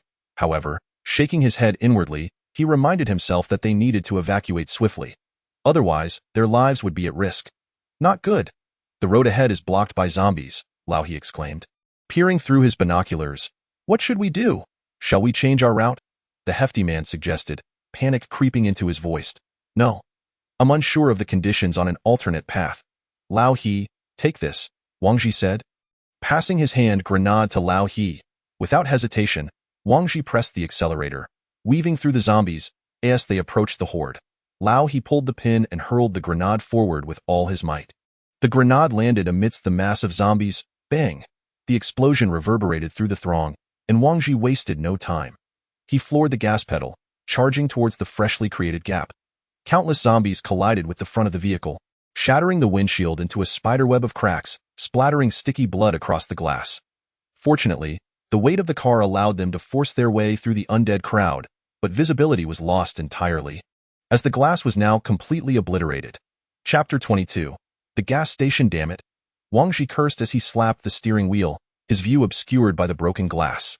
After the explosion of the grenade, the surrounding zombies multiplied, and if they did not accelerate away soon, the vehicle would be completely surrounded, leaving them with no escape. Smash the glass, Lao He urged, using the butt of his gun to break the windshield. Wang Ji quickly retrieved his firearm and smashed a small hole before accelerating once more. As they drove forward, Lao He assisted in clearing the remaining glass. With the windshield gone, the car sped along at 50, allowing the wind to whip into the interior. After navigating through the recent horde, they traveled a bit further and thankfully had strayed from the bustling city, encountering no further clusters of zombies. Wang Ji glanced at the fuel gauge. It was alarmingly near empty. He had severely underestimated the vehicle's fuel consumption. He had intended to reach the gas station seamlessly, but with the windshield gone, the wind resistance coupled with the weight of their 28 occupants led to a drastic increase in fuel usage. Less than a minute later, the vehicle began to slow down. Why did we stop? The hefty man asked from the back seat, confusion etched on his face. We're out of gas. What? You said we could make it to the gas station. That was before the windshield broke? Shall we walk to get fuel? We should be less than a kilometer from that station. Wang Ji predicted a kilometer. Not too far, yet not too close, Lao He pondered. Let us go. We have no other means to procure fuel, Sakura said. Opening the car door, Fatty, you stay here to protect them while the three of us go for fuel. Wang Ji turned to address him. Wait, I'm the only one left here? The hefty man stammered. Glancing nervously at the zombies that occasionally emerged nearby, aren't there still over 20 people behind? What are you afraid of? Wang Ji shot a glance at the inside of the car where Jiali was seated. 20? Before the hefty man could finish, Wang Ji exited the vehicle and pulled him down. Don't forget why we came out here, I understand, Captain Wang, but do you really intend to leave me here alone? The hefty man appeared distressed. Wang Ji surveyed the area. The zombie presence was minimal, as they were on the outskirts. As long as they remained quiet, this spot was relatively safe. All right, but you all must return quickly, he warned. Understood. After Wang Ji and the others departed, the hefty man climbed back into the car. Keep quiet. If zombies come, I won't be able to protect you, he admonished. The three cautiously made their way toward the gas station, maintaining a safe distance from the vehicles, which were largely occupied by zombies, to avoid ambushes. Upon reaching the station, they found numerous vehicles parked, mostly large trucks. In addition to the cars, there were many corpses on the ground, indicating they had been killed by human hands. It seems this place has been thoroughly plundered, Lao He remarked, eyeing a nearby convenience store that had been battered. Let us go in and check. But stay alert, Wang Ji instructed. The trio backed against one another as they cautiously approached the gas station's interior, on guard for any lurking zombies. As they neared a large truck, the zombies behind it sensed their presence and surged forward, with Wang Ji directly in their line of sight. Anticipating the attack, he swiftly plunged his dagger into the skull of a zombie, dispatching it instantly. One by one, the three eliminated several more before moving into the convenience store within the gas station. As anticipated, it had already been ransacked. However, the barrels of gasoline remained untouched. Each of them grabbed 2 bottles to stow in their backpacks. This will suffice. Let us head back, Sakura declared. On their return, Wang Ji noticed Lao He's perpetual frown and inquired. What's wrong, Lao He? Are you feeling unwell? Not exactly. I just feel something is off. Off? What do you mean? Why do you think the Dawn Tower knew the apocalypse was coming? It's as if they can foresee the future. Lao He voiced his concerns. There are 2 possibilities. First, they instigated the apocalypse, or second, they were aware of someone else planning to unleash it, but were too weak to intervene, Sakura analyzed. Wang Ji fell into contemplation upon hearing this conjecture. Indeed, preemptive measures imply prior knowledge of the impending disaster. The crux of the matter rests on whether the Dawn Tower is the true culprit. I hope it's the first scenario, Lao He stated. Why? Wang Ji asked, perplexed. If it's the second, it puts us at a significant disadvantage. Our adversaries are not limited to this mindless horde of zombies. A chill ran down Wang Ji's spine as he understood. If it were indeed the second scenario, they would be facing an entity even more terrifying than the Dawn Tower. This is the time for such discussions. Let us focus on surviving and consider it later, Sakura suggested. Already heading back, upon their return, they found several more corpses near the vehicle, undoubtedly the handiwork of the hefty man. As the trio approached, he rushed over, eager to inquire about their findings. Wang Ji poured the fuel they had gathered into the tank. The vehicle roared to life once more, and as they continued on, the number of cars diminished, indicating they had fully entered the suburbs. Lao He, seated in the passenger seat, scrutinized the map while guiding Wang Ji's direction. This should be the spot. If we proceed inward for 2 kilometers, it will be nearby, Lao He indicated towards a field of rice. Are you sure? Wang Ji halted the car to confirm. Absolutely. All right, everyone out. Upon Wang Ji's command, the occupants eagerly disembarked, stretching their stiff limbs. The discomfort of cramming over 20 people into a single vehicle was alleviated upon arriving in this desolate area, akin to stepping into a paradise. With joy radiating from every face. Brother Hong, what does the shelter you mentioned look like? Can you tell us about it? Some classmates clustered around the hefty man, curious. There's nothing to discuss. You'll find out when we arrive. Let us keep moving and stay alert, he replied impatiently, eyeing the rice fields. Wang Ji saw no zombies, yet he remained vigilant. It was a habit he had to cultivate. Just then, he felt a tug on his backpack from behind. Instantly alert, he turned with his dagger ready, only to find it was Jolly.O. "It's you?" Wang Ji said, lowering his weapon. "In the future, please announce your presence when approaching from behind. Otherwise, one might mistake you for a zombie." "I am sorry," Jolly replied, her head bowed in apology. "There's something you need? May I still join you in the future?" she asked, her eyes filled with longing as she looked at Wang Ji. "That should be possible, but let us reach our destination first. I fear that once you see that place, you might not want to leave." Wang Ji replied candidly. "Okay." Jolly's face lit up with joy at Wang Ji's acceptance. In truth, he had already contemplated making her the fifth member of their team. Now that she had expressed her desire to join, it saved him from further persuasion. It is essential to understand that in any setting, individuals tend to form small groups. Alliances are crucial, and the choices made regarding companions can directly influence one's life. While Wang Ji could not guarantee that these individuals would always choose wisely, he could assure them that he would never betray them. Chapter 23. Refugee citizens. After walking for approximately half an hour across the rugged terrain, the group discovered the evacuation entrance at a small hill. Wang Ji exchanged glances with the three and quickly approached. It was a thick iron gate, reminiscent of the one they had encountered previously. Wang Ji placed the magnetic card against the reader, and the door swung open. "We've arrived. Everyone, please enter," he called to the students trailing behind. "Thank goodness. We are saved." Once all had entered, Wang Ji followed suit, and the magnetic card automatically retracted after a certain distance, sealing the door behind them as the iron gate slammed shut.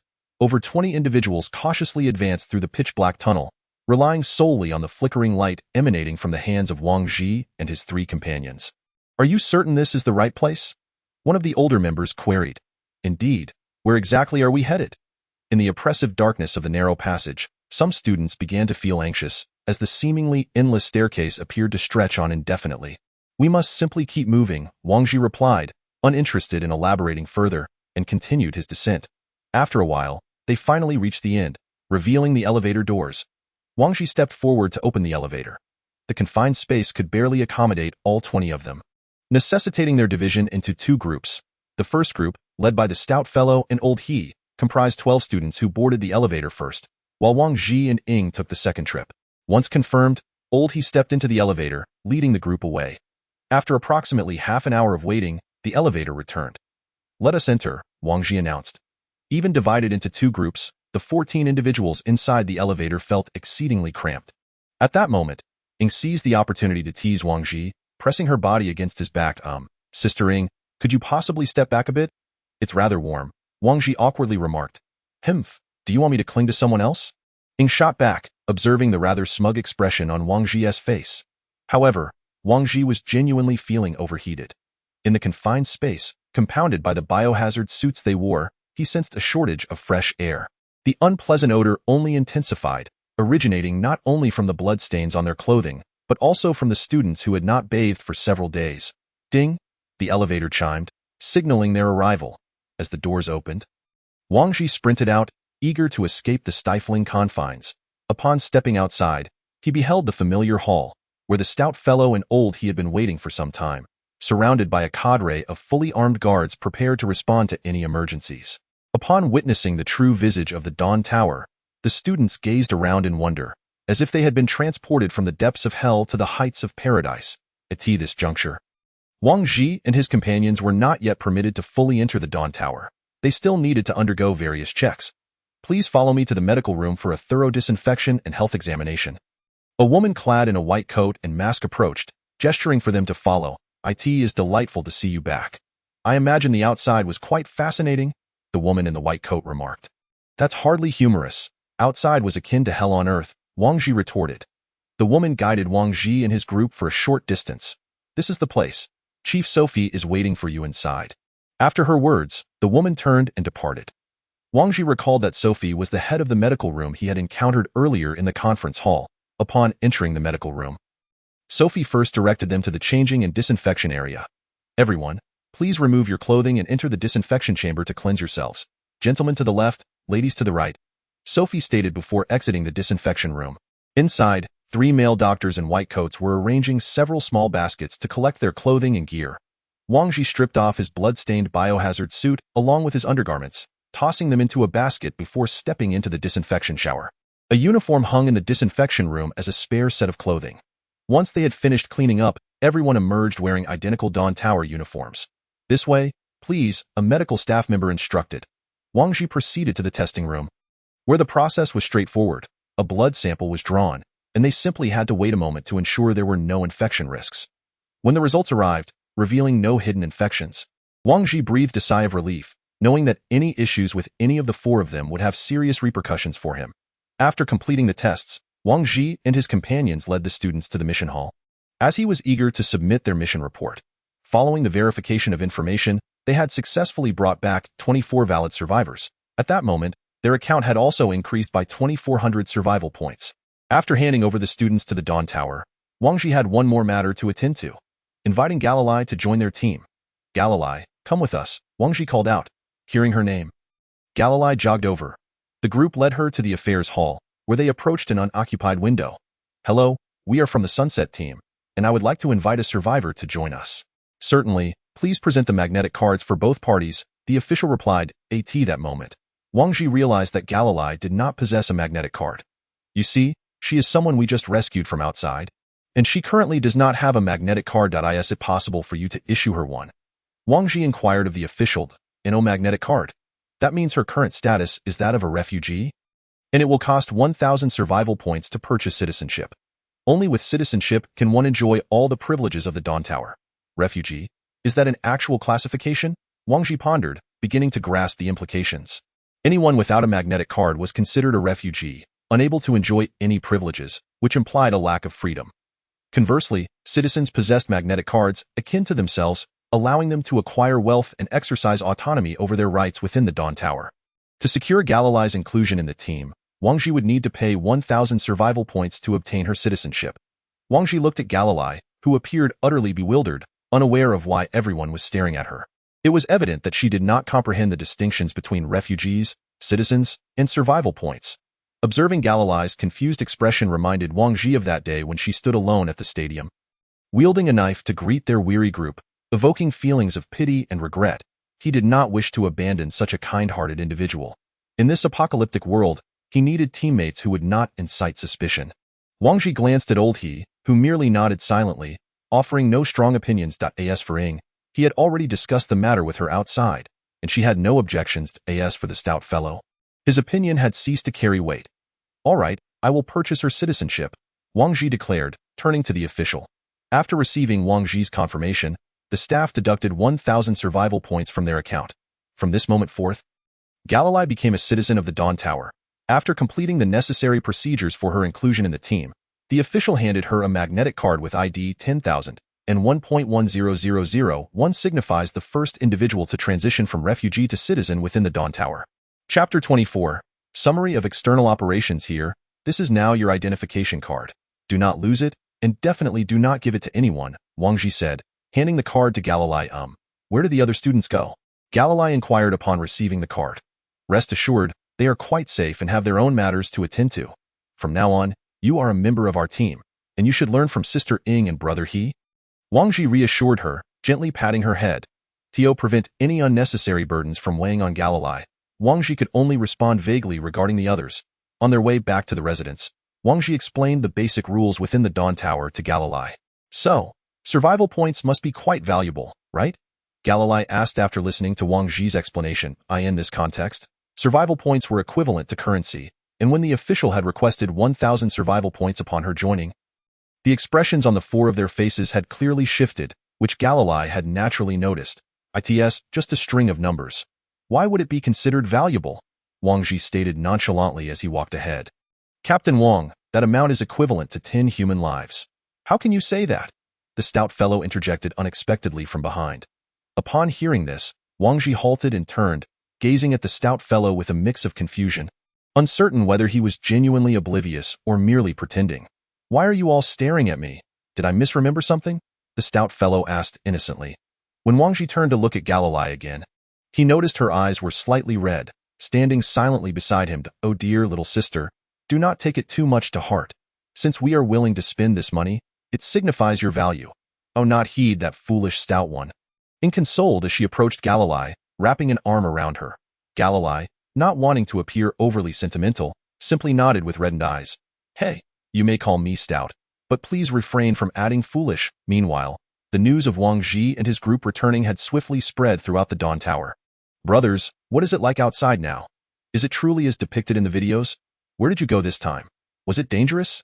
Yes, please tell us. Upon encountering Wang Ji and his group on the road, everyone clamored to inquire about the situation outside.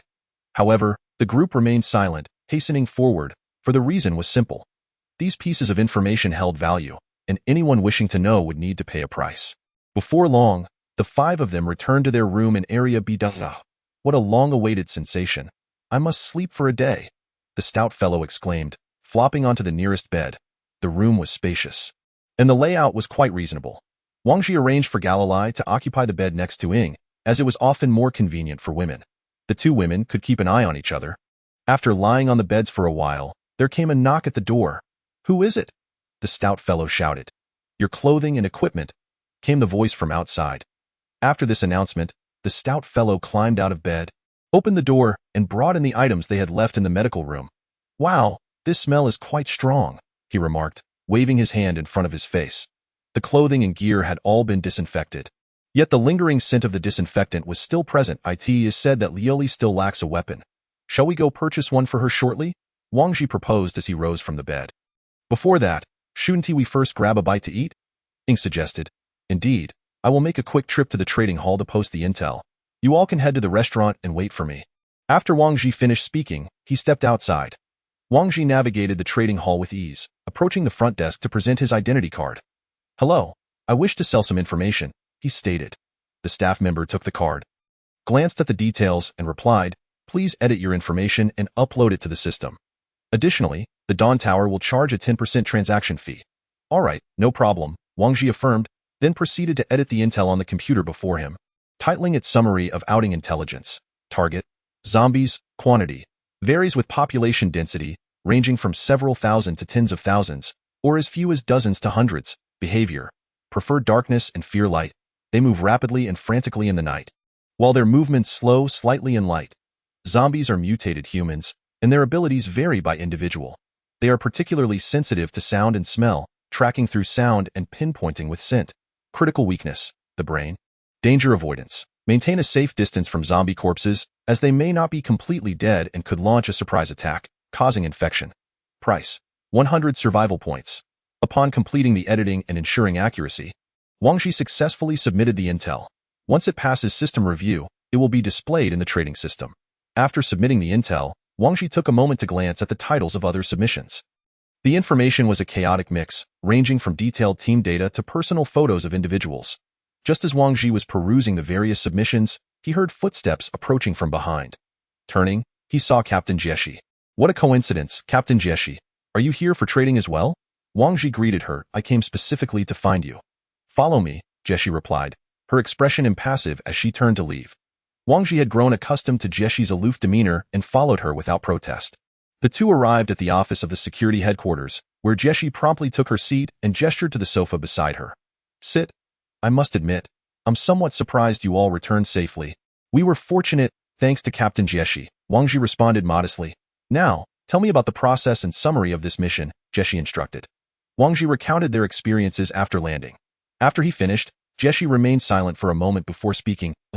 It seems worse than I imagined. I heard you rescued a refugee team member? Yes, she was saved during this mission. Understood. You may leave now, I was actually planning to have a meal now. Didn't I mention treating you to dinner upon our return? How about now? Wang Ji invited, recalling how helpful Jieshi had been when she provided them with a map of the school. Oh, I didn't expect you to remember, but that's all right. I'm not helping you just for a meal. Jieshi declined. Of course, Captain Jieshi, if you were to ask, there would be a line of people eager to treat you. However, I genuinely wish to invite you to dinner, Wang Ji persisted, unwilling to let this opportunity slip by. After hearing this, Jieshi glanced at Wang Ji and said, very well, let us go in the restaurant. A sense of impatience hung in the air. Did I say? Are we being stood up by Captain Wang? Should we order first? The plump one at the table remarked, observing the silence among the three. Captain Wang is really something. It's been almost half an hour. Is posting intel really that difficult? The plump one continued to grumble when suddenly, footsteps echoed behind them. Apologies for the wait. I was held up by some matters, Wang Ji announced as he approached. Jieshi Captain? Please, have a seat, the plump one exclaimed, quickly vacating his spot to offer it to Jessie upon realizing she was the head of the security division. As previously agreed, I have invited Captain Jessie to dinner today, Wang Ji clarified. Good to see you all again, Jessie greeted the others before taking her seat without hesitation.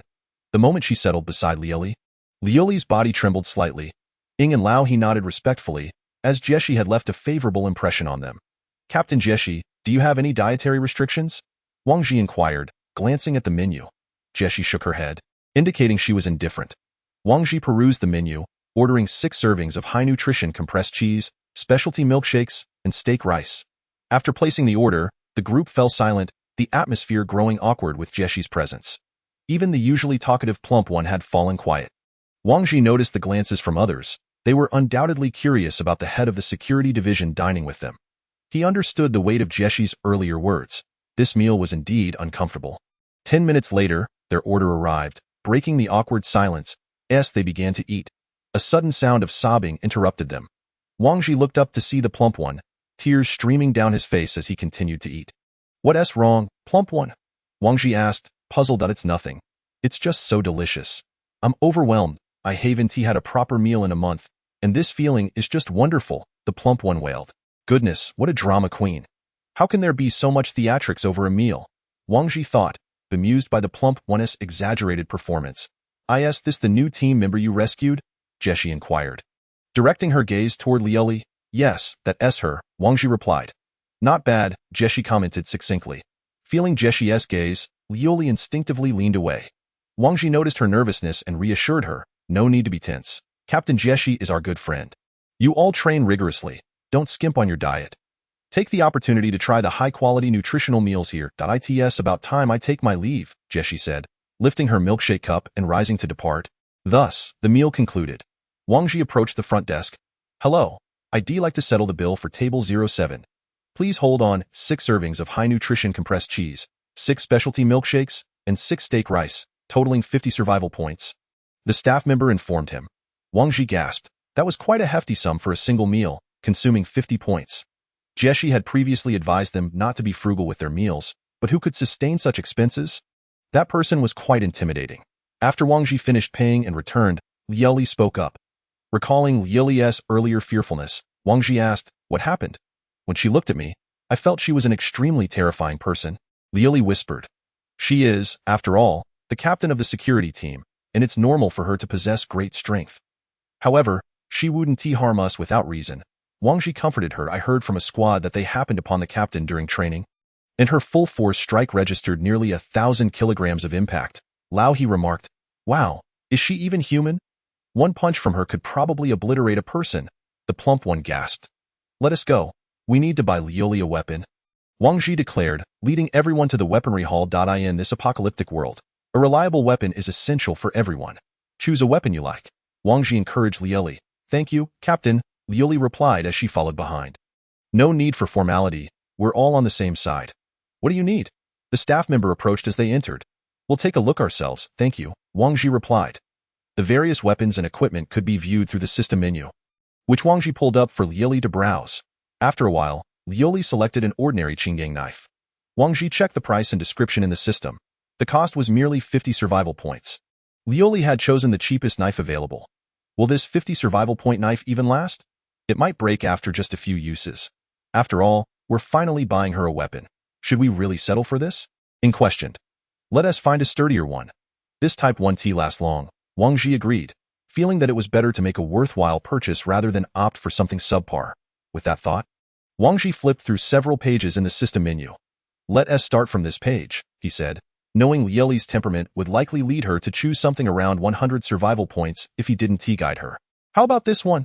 Liuli tentatively pointed at a red-bladed knife displayed on the menu. The others gathered to examine the details.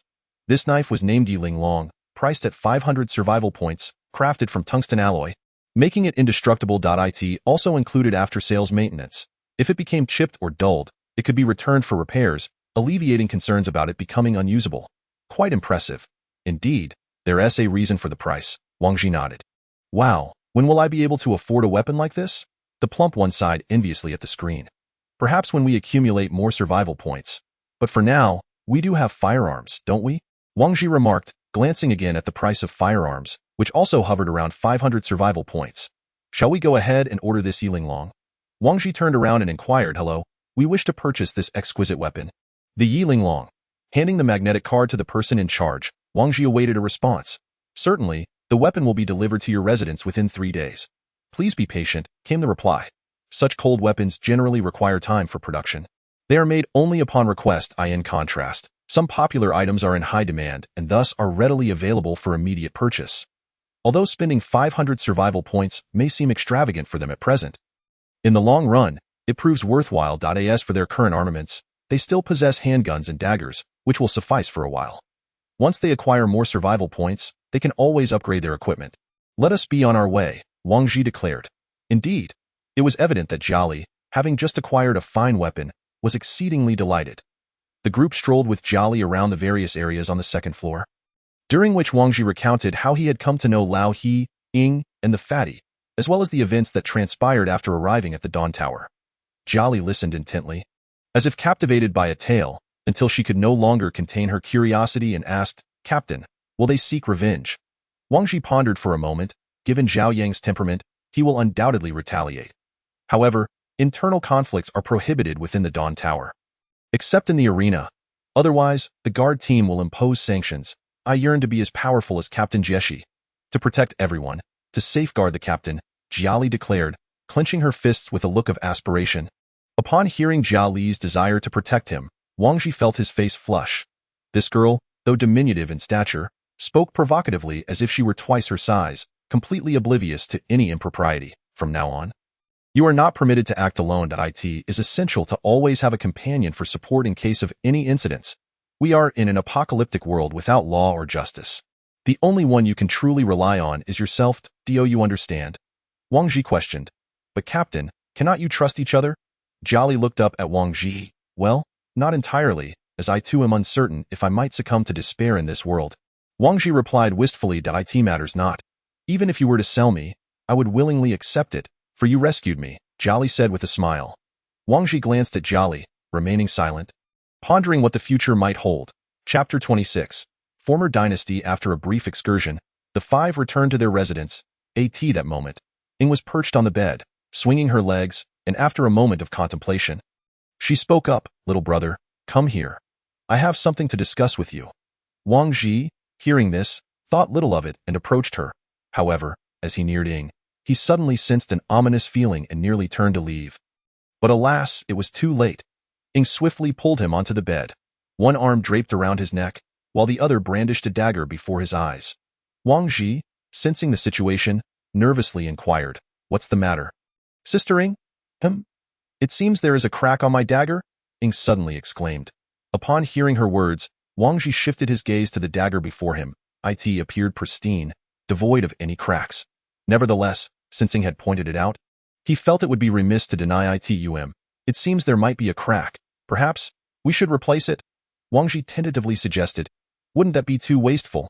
Ying replied with a hint of sarcasm. A good blade deserves a good sheath. No waste. Well, then I shall heed my little brother's advice, Ying said with a smile.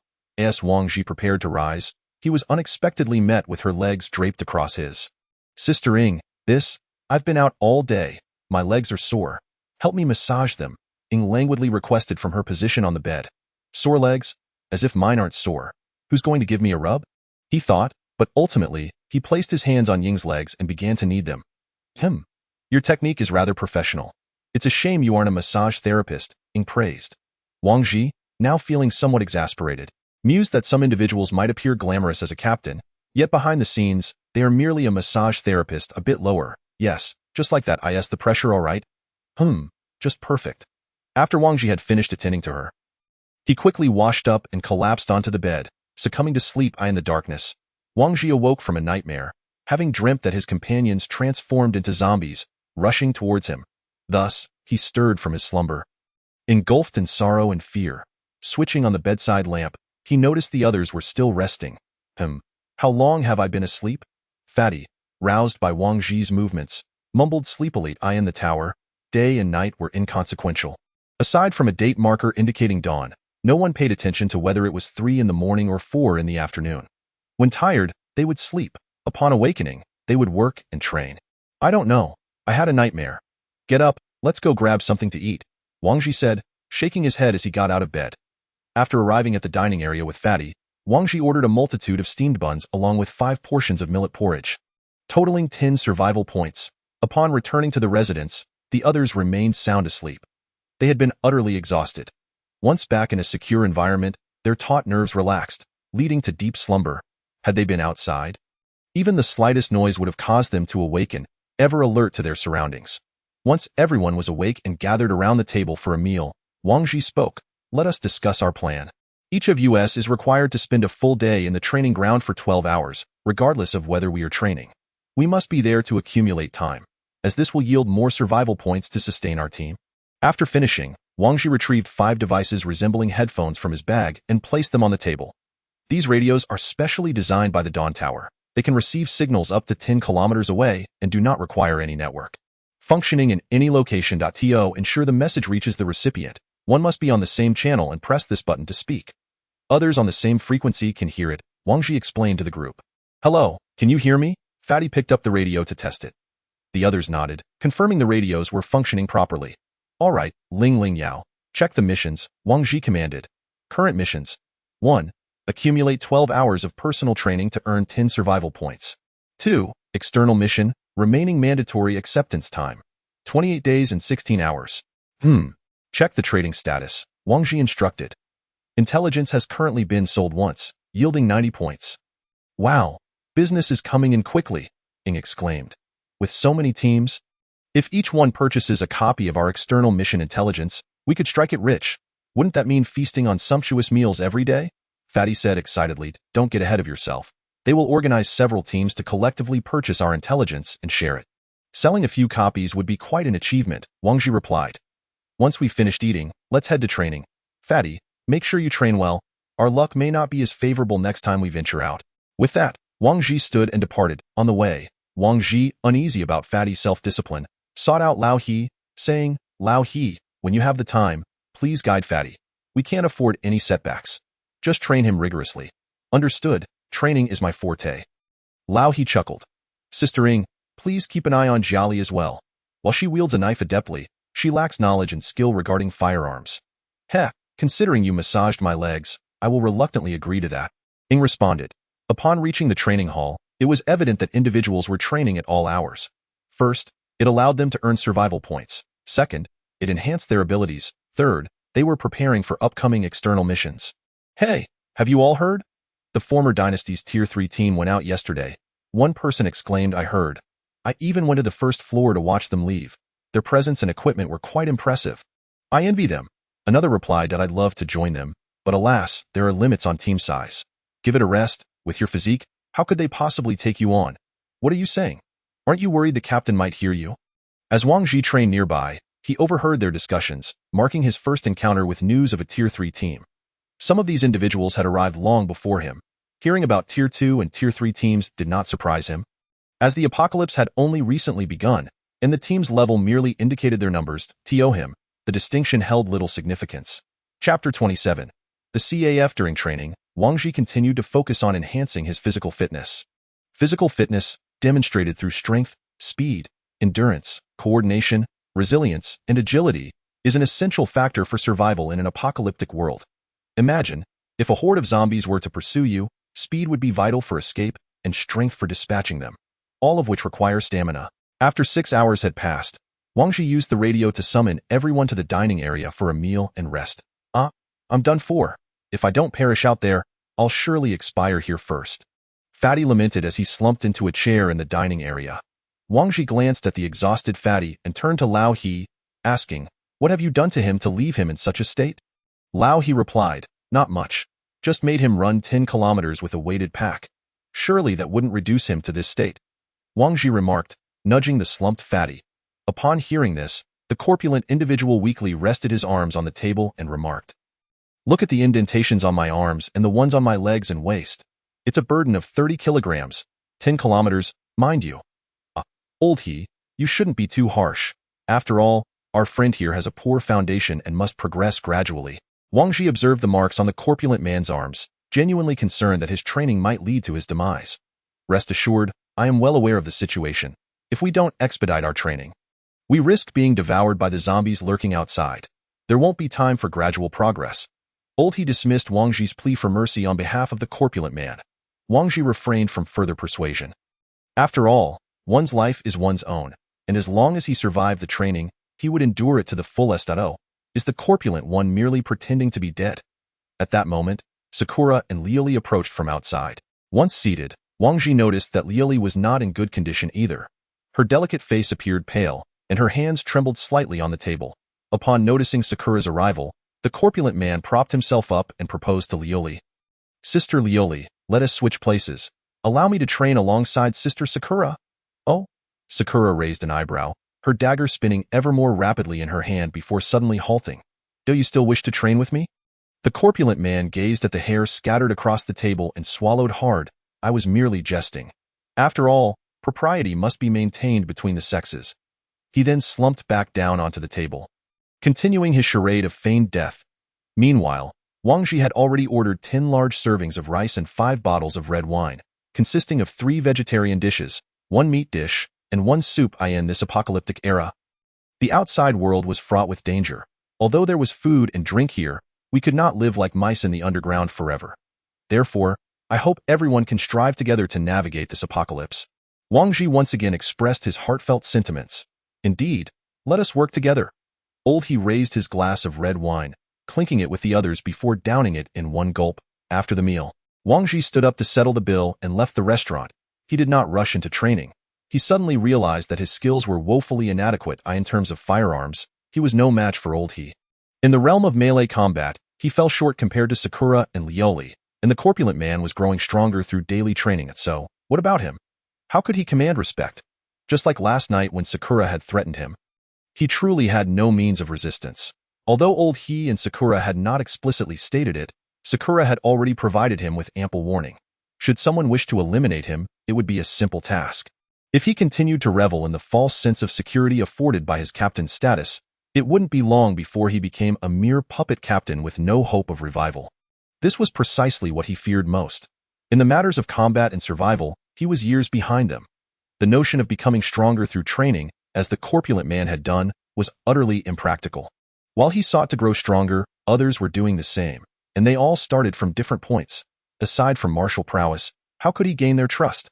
Suddenly, a thought struck Wang Ji. On that day in the intelligence hall, he recalled a piece of information regarding the guard captain, Jieshi. At the time, he had thought who would be so bored as to purchase such intel. Now, it presented an excellent opportunity for him to establish a second connection with her. The person who could conduct meetings among all members undoubtedly held a significant position within the Tower of Dawn.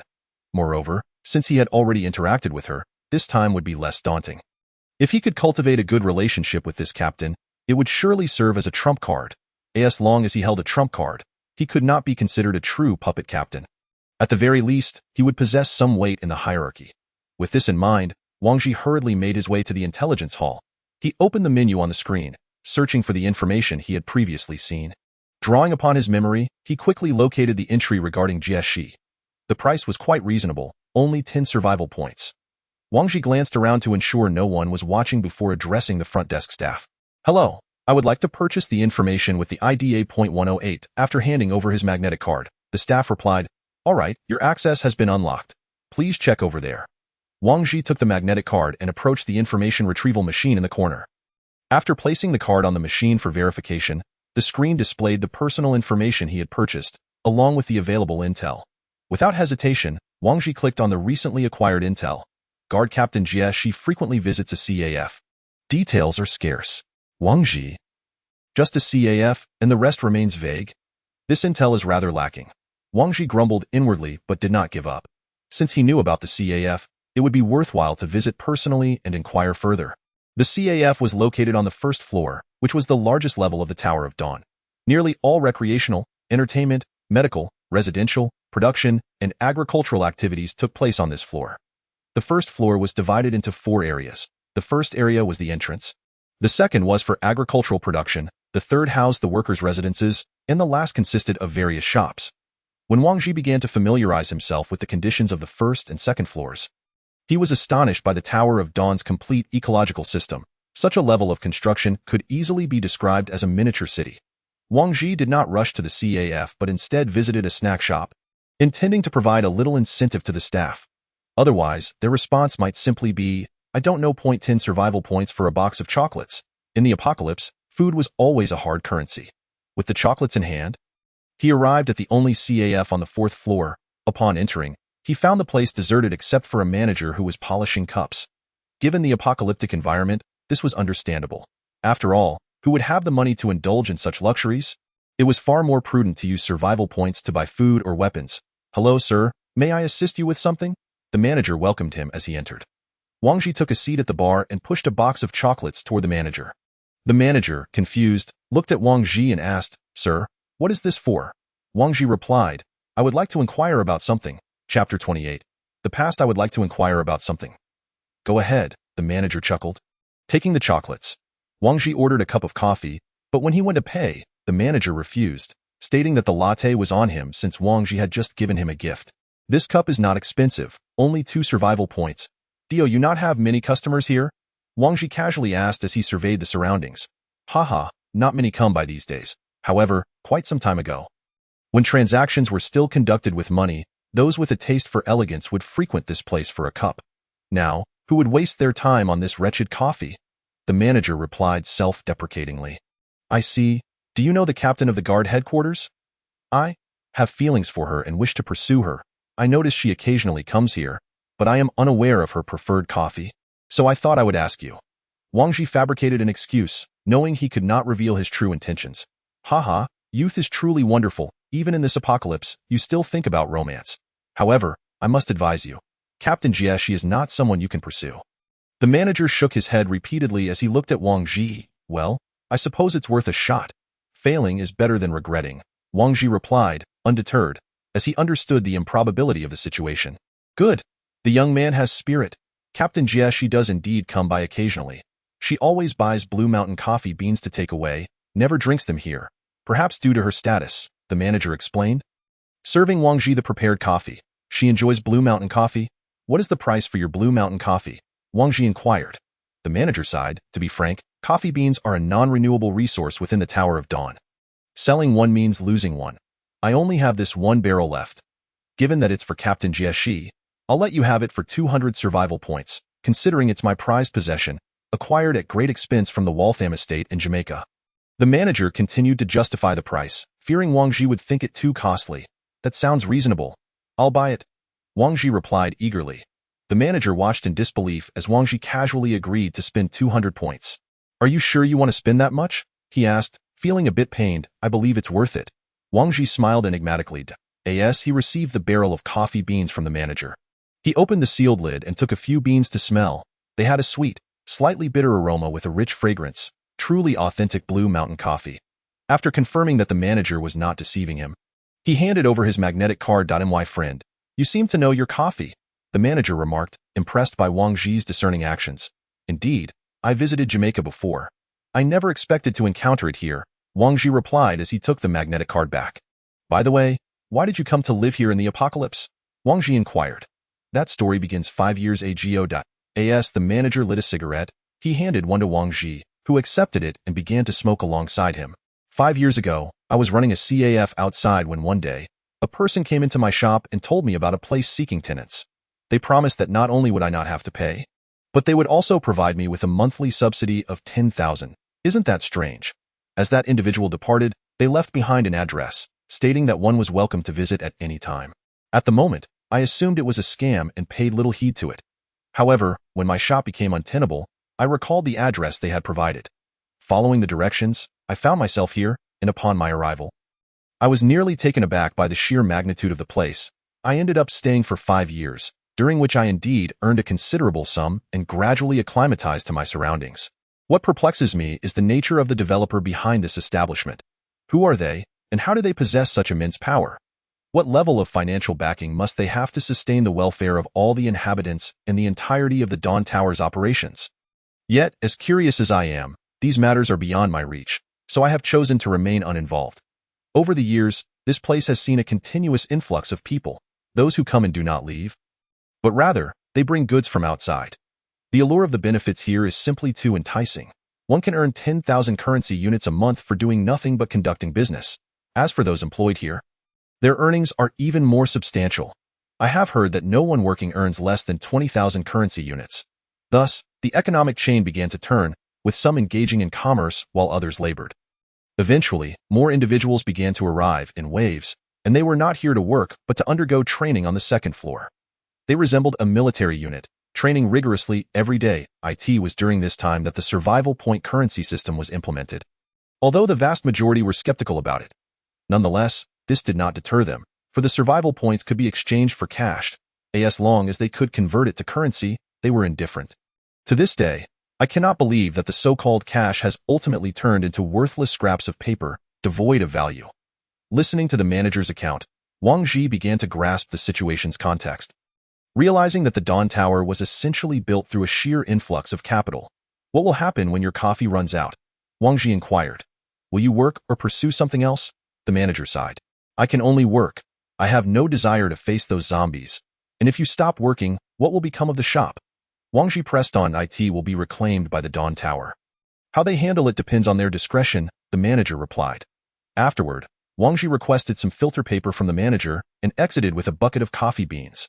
Now that he had procured the items, all that remained was to deliver them to Jieshi. Of course, this was not a gesture that just anyone could undertake, as they had already met once, even sharing a meal at the same table.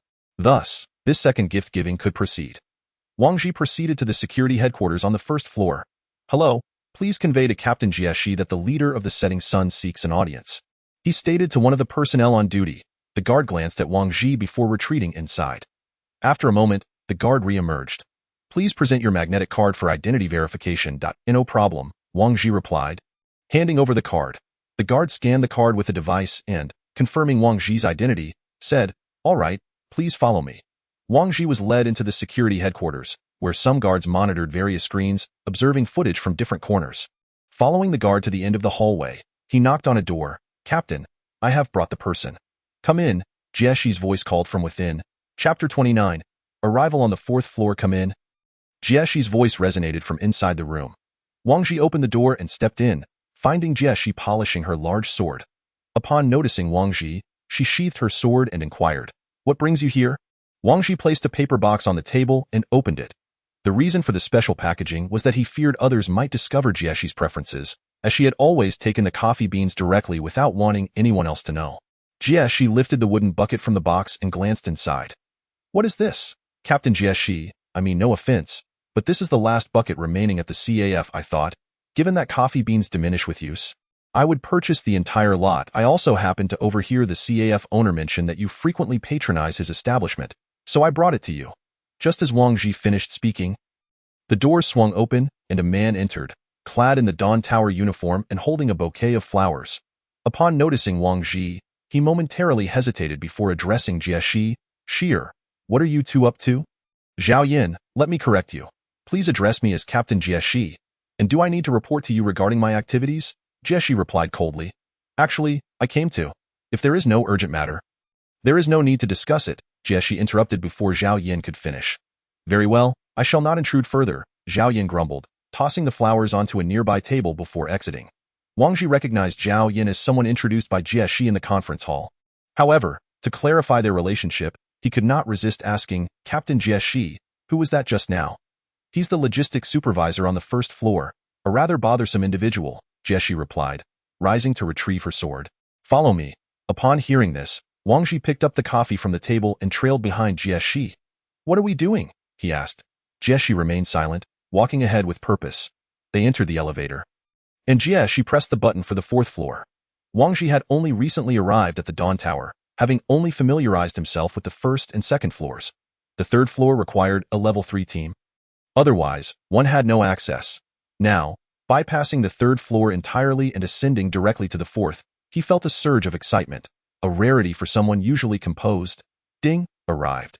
The doors opened to reveal rows of grand residences, each 2 or 3 stories tall, devoid of streetlights and sunlight, resembling a nighttime community. Who lives in these places? Wang Ji asked, gazing at the opulent homes. These are the shareholders from the establishment of the Dawn Tower. Each has invested a minimum of $10 billion, Jieshi replied. Does that mean we newcomers will never reside here? Wang Ji remarked, surveying his surroundings. Jieshi pondered for a moment and said, theoretically, yes, but currently, there are no plans, as there are no available units. Though Jieshi claimed there were no vacant homes, Wang Ji noticed that most of the residences had their lights off, implying they were unoccupied. Could it be that the Dawn Tower had eliminated all these shareholders? The thought quickened his breath. Are you all right? Jieshi inquired, noting Wang Ji's unusual demeanor. I'm fine. I was just contemplating when I might be able to live here, he replied, shaking off his thoughts with a laugh. After a while, they paused in front of a building. Wang Ji noted the doorplate marked 010. Jieshi opened the gate and walked through a small courtyard before arriving at the entrance to the residence. Observing the empty courtyard, Wang Ji felt it was larger than his current living space. Upon entering the residence, he noted the decor was not the extravagant style he had imagined but rather simple and unadorned. With ample open space, likely to avoid any impediments during exercise. Make yourself comfortable, Jieshi said, heading to another room. Wang Ji sat on the couch, feeling somewhat awkward. He never anticipated that his first visit to a girl's home would unfold in such a manner and setting. After a while, Jieshi returned, dressed in casual attire, carrying 2 coffee cups. She opened the bucket, took a small handful of coffee beans, and crushed them one by one with her fingers before tossing them into the cups. Wang Ji watched, somewhat dumbfounded. Crushing coffee beans with one's hands? Brewed directly for consumption? Such wastefulness. Captain Jieshi, have you always consumed coffee this way? He asked, unable to hold back his incredulity. Is there a problem? Jieshi sipped a bit and replied that, no problem at all. Wang Ji responded, then took a handful of coffee beans, weighed them, and returned a few before ultimately selecting 10 grams. He retrieved the filter paper, ground the beans into a fine powder, and placed the paper in the cup. Water temperature is crucial for coffee flavor. Ideally, it should be around 90 degrees Celsius. If the water is too hot, it will cause undesirable substances to evaporate, resulting in a bitter taste.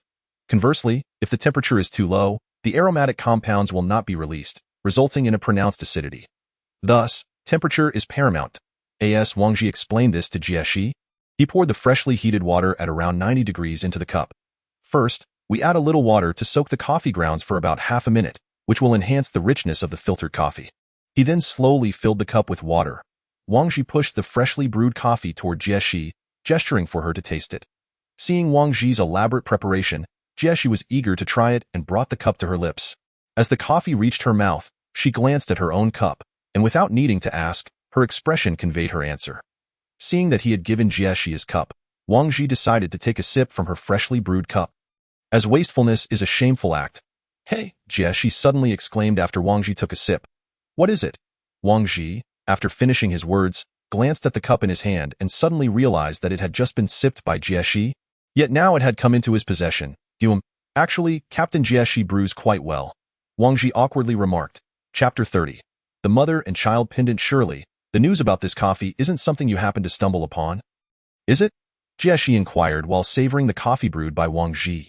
Wang Ji recounted how he had discovered Jieshi's preferences in the information hall.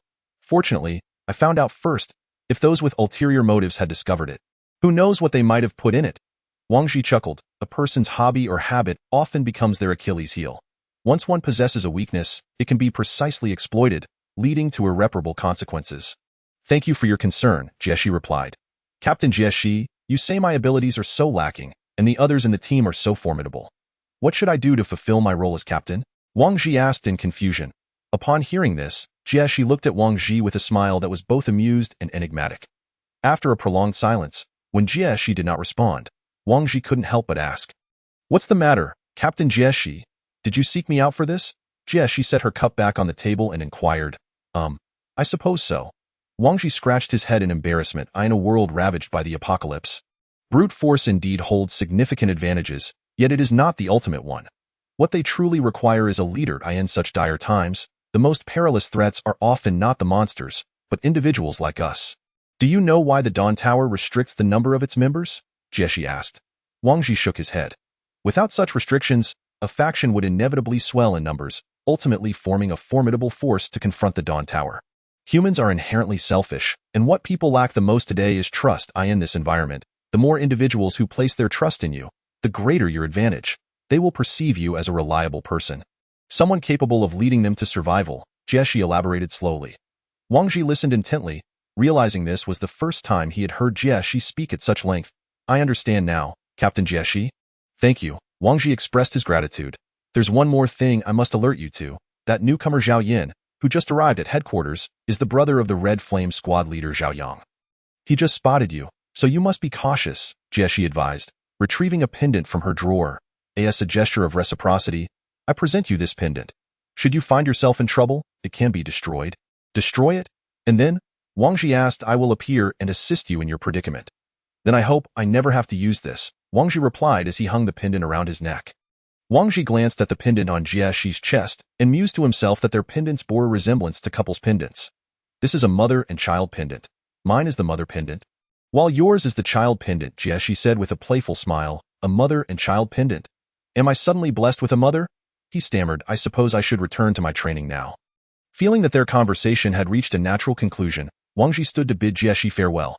Leave the filter paper. You can head back now, Jieshi replied. Wang Ji did not linger on his way back, opting to head directly to the elevator and ascending to the second floor. However, the image of those rooms, all cloaked in darkness, weighed heavily on his mind. He could hardly believe that the Dawn Tower would eliminate those individuals. A few hours later, everyone reconvened in the dining hall. This time, the plump fellow did not bellow about dying, perhaps too exhausted to utter a word. As soon as Sakura arrived, she noticed the pendant around his neck. Hey, that's quite an unusual pendant you have. This? Captain Jieshi gifted it to me, Wang Ji replied honestly, feeling no need to conceal the truth.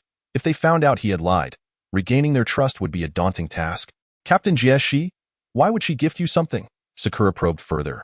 Wang Ji recounted his recent visit to Jieshi, and by the time he finished, the smile had vanished from Sakura's face. Clang! The plump fellow dropped his chopsticks onto the table. I'm full. I'm heading back to the dormitory. I'm full too. He followed the plump fellow out of the dining hall. Wang Ji watched the two, who had sensed the shift in atmosphere and made a hasty exit, feeling a pang of disappointment at their lack of loyalty. However, Lioli remained by his side, which touched him. Lioli, you are truly wonderful, Wang Ji thought to himself. At that moment, Lioli brushed aside her hair, removed her headphones, and asked, why did brother he and the others leave? They finished eating and returned. You must be full too, right? Sakura said with a forced smile. Lioli glanced at Wang Ji, then at Sakura, before promptly vacating the scene. Now, only Wang Ji and Sakura remained at the table. Wang Ji was unsure how to initiate a conversation, so he merely lowered his head and continued to eat in silence. Why did you go looking for her? Do you know her well? Who was it that initially insisted we shouldn't act alone? Sakura launched an interrogation against Wang Ji. Speak up. Seeing Wang Ji remain silent, Sakura's anger escalated, her grip on the dagger tightening. I just want us to survive in this apocalypse. You all possess formidable abilities, but what about me?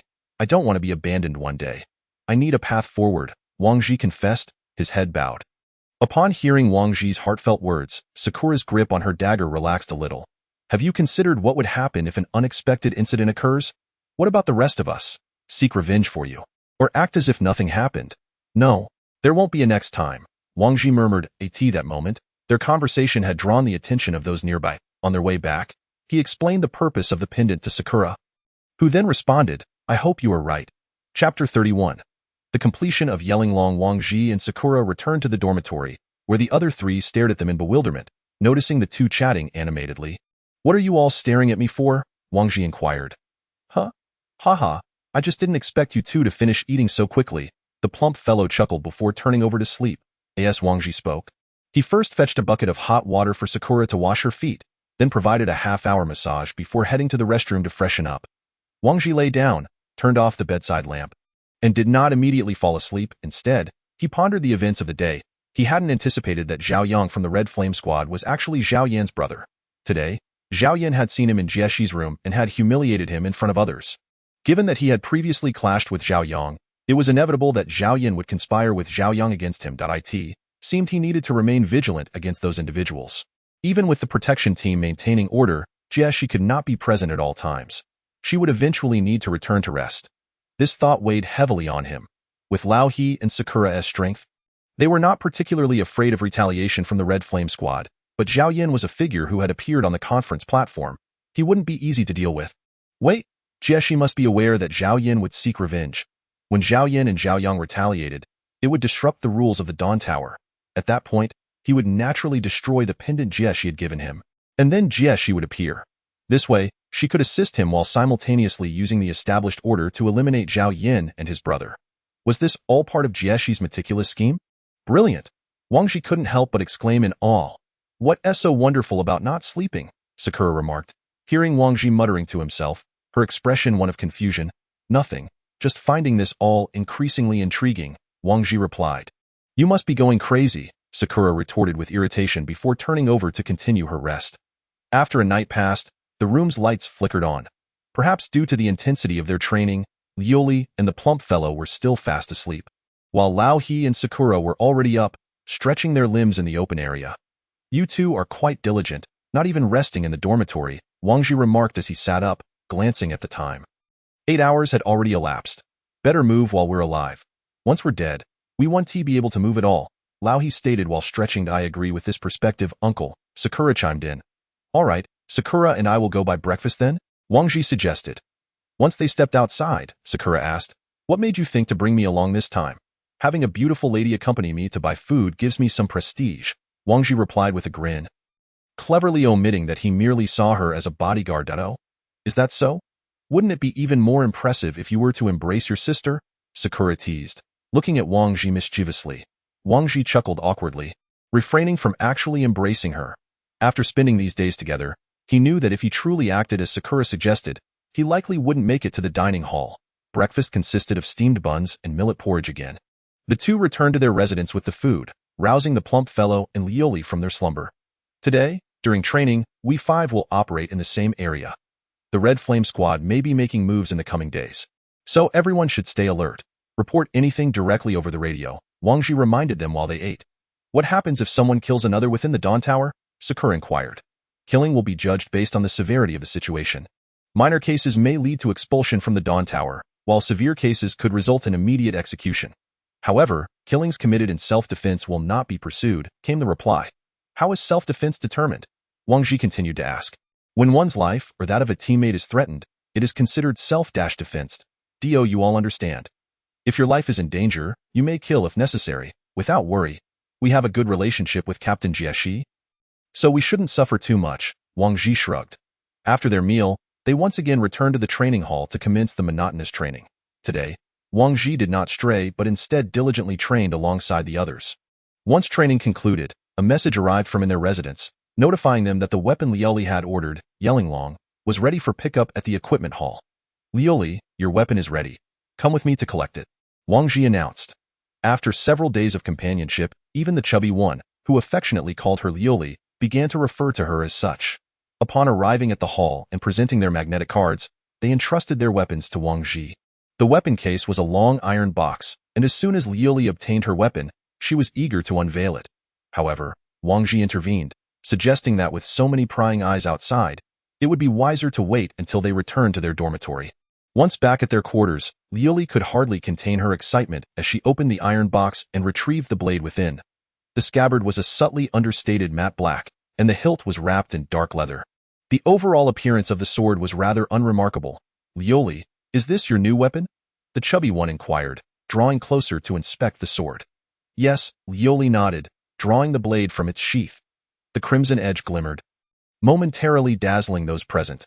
Intricate black engravings adorned the blade, enhancing its fierce demeanor. What a terrifying sword!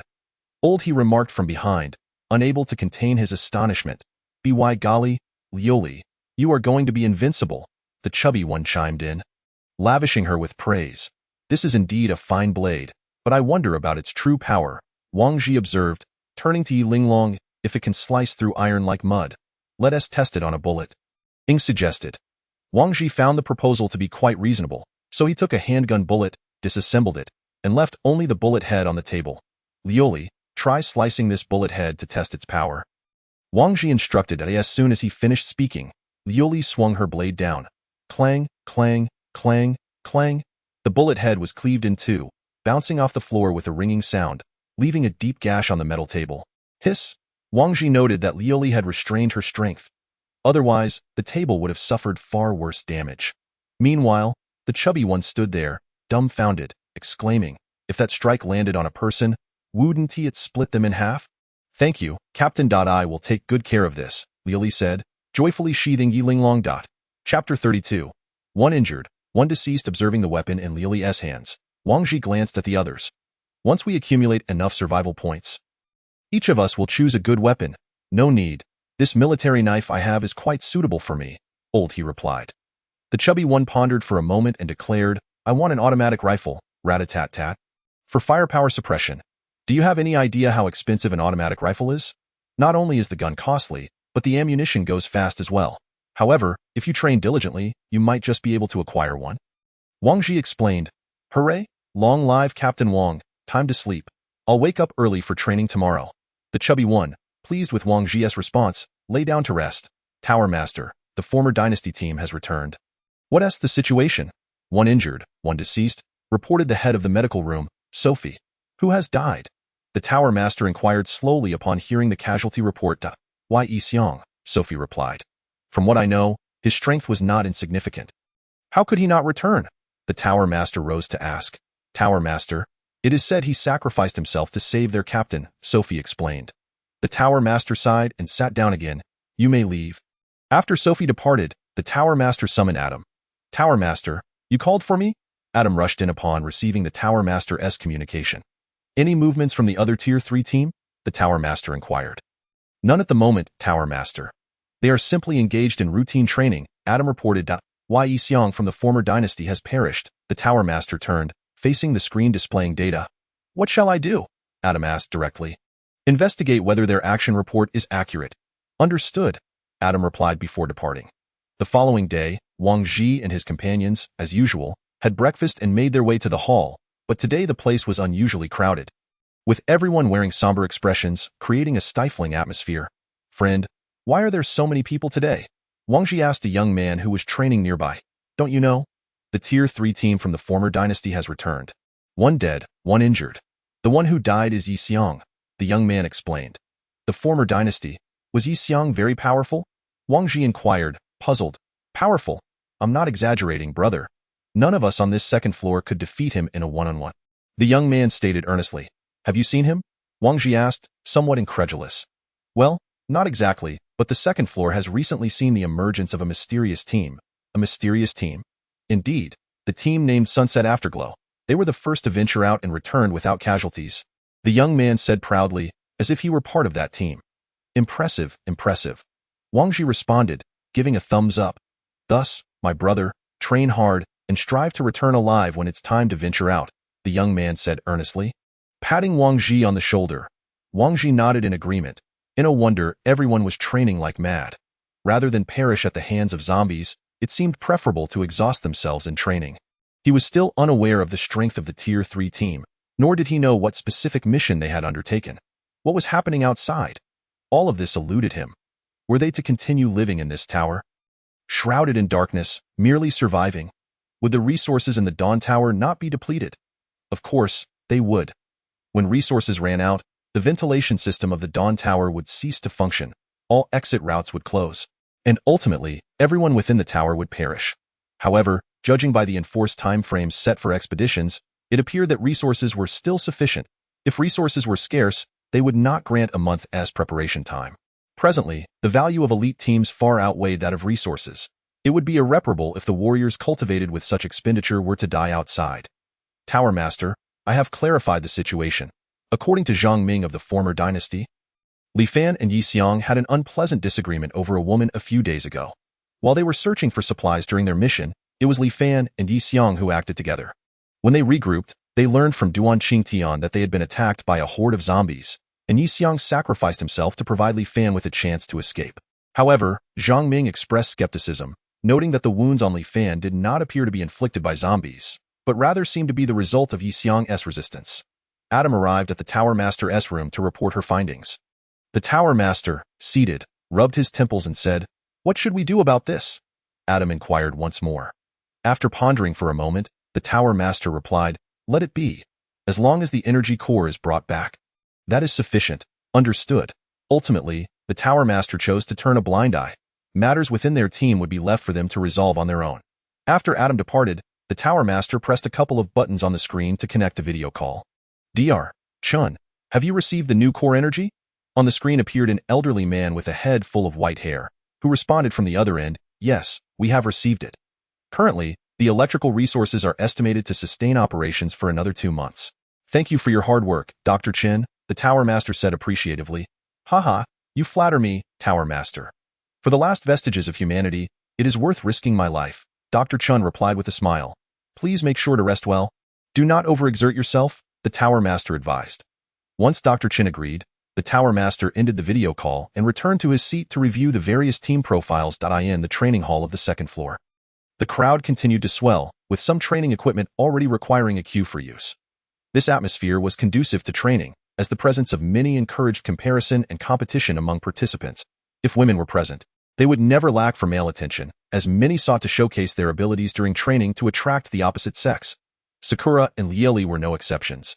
They seemed to have become the popular figures on the second floor, with men gravitating towards them, attempting in subtle ways to capture their attention, yet no one dared to approach them directly. Just as the crowd admired the two from a distance, Wang Ji approached and led them both away. As it was time for their meal, whoa, who was that guy? Managing to woo two at once. That person seems to be their captain. Really?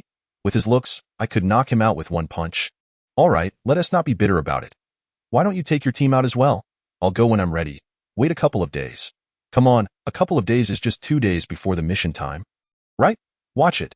If you keep looking down on him, I'll take you on. Hey, don't act tough. Who is scared of whom? Chapter 33.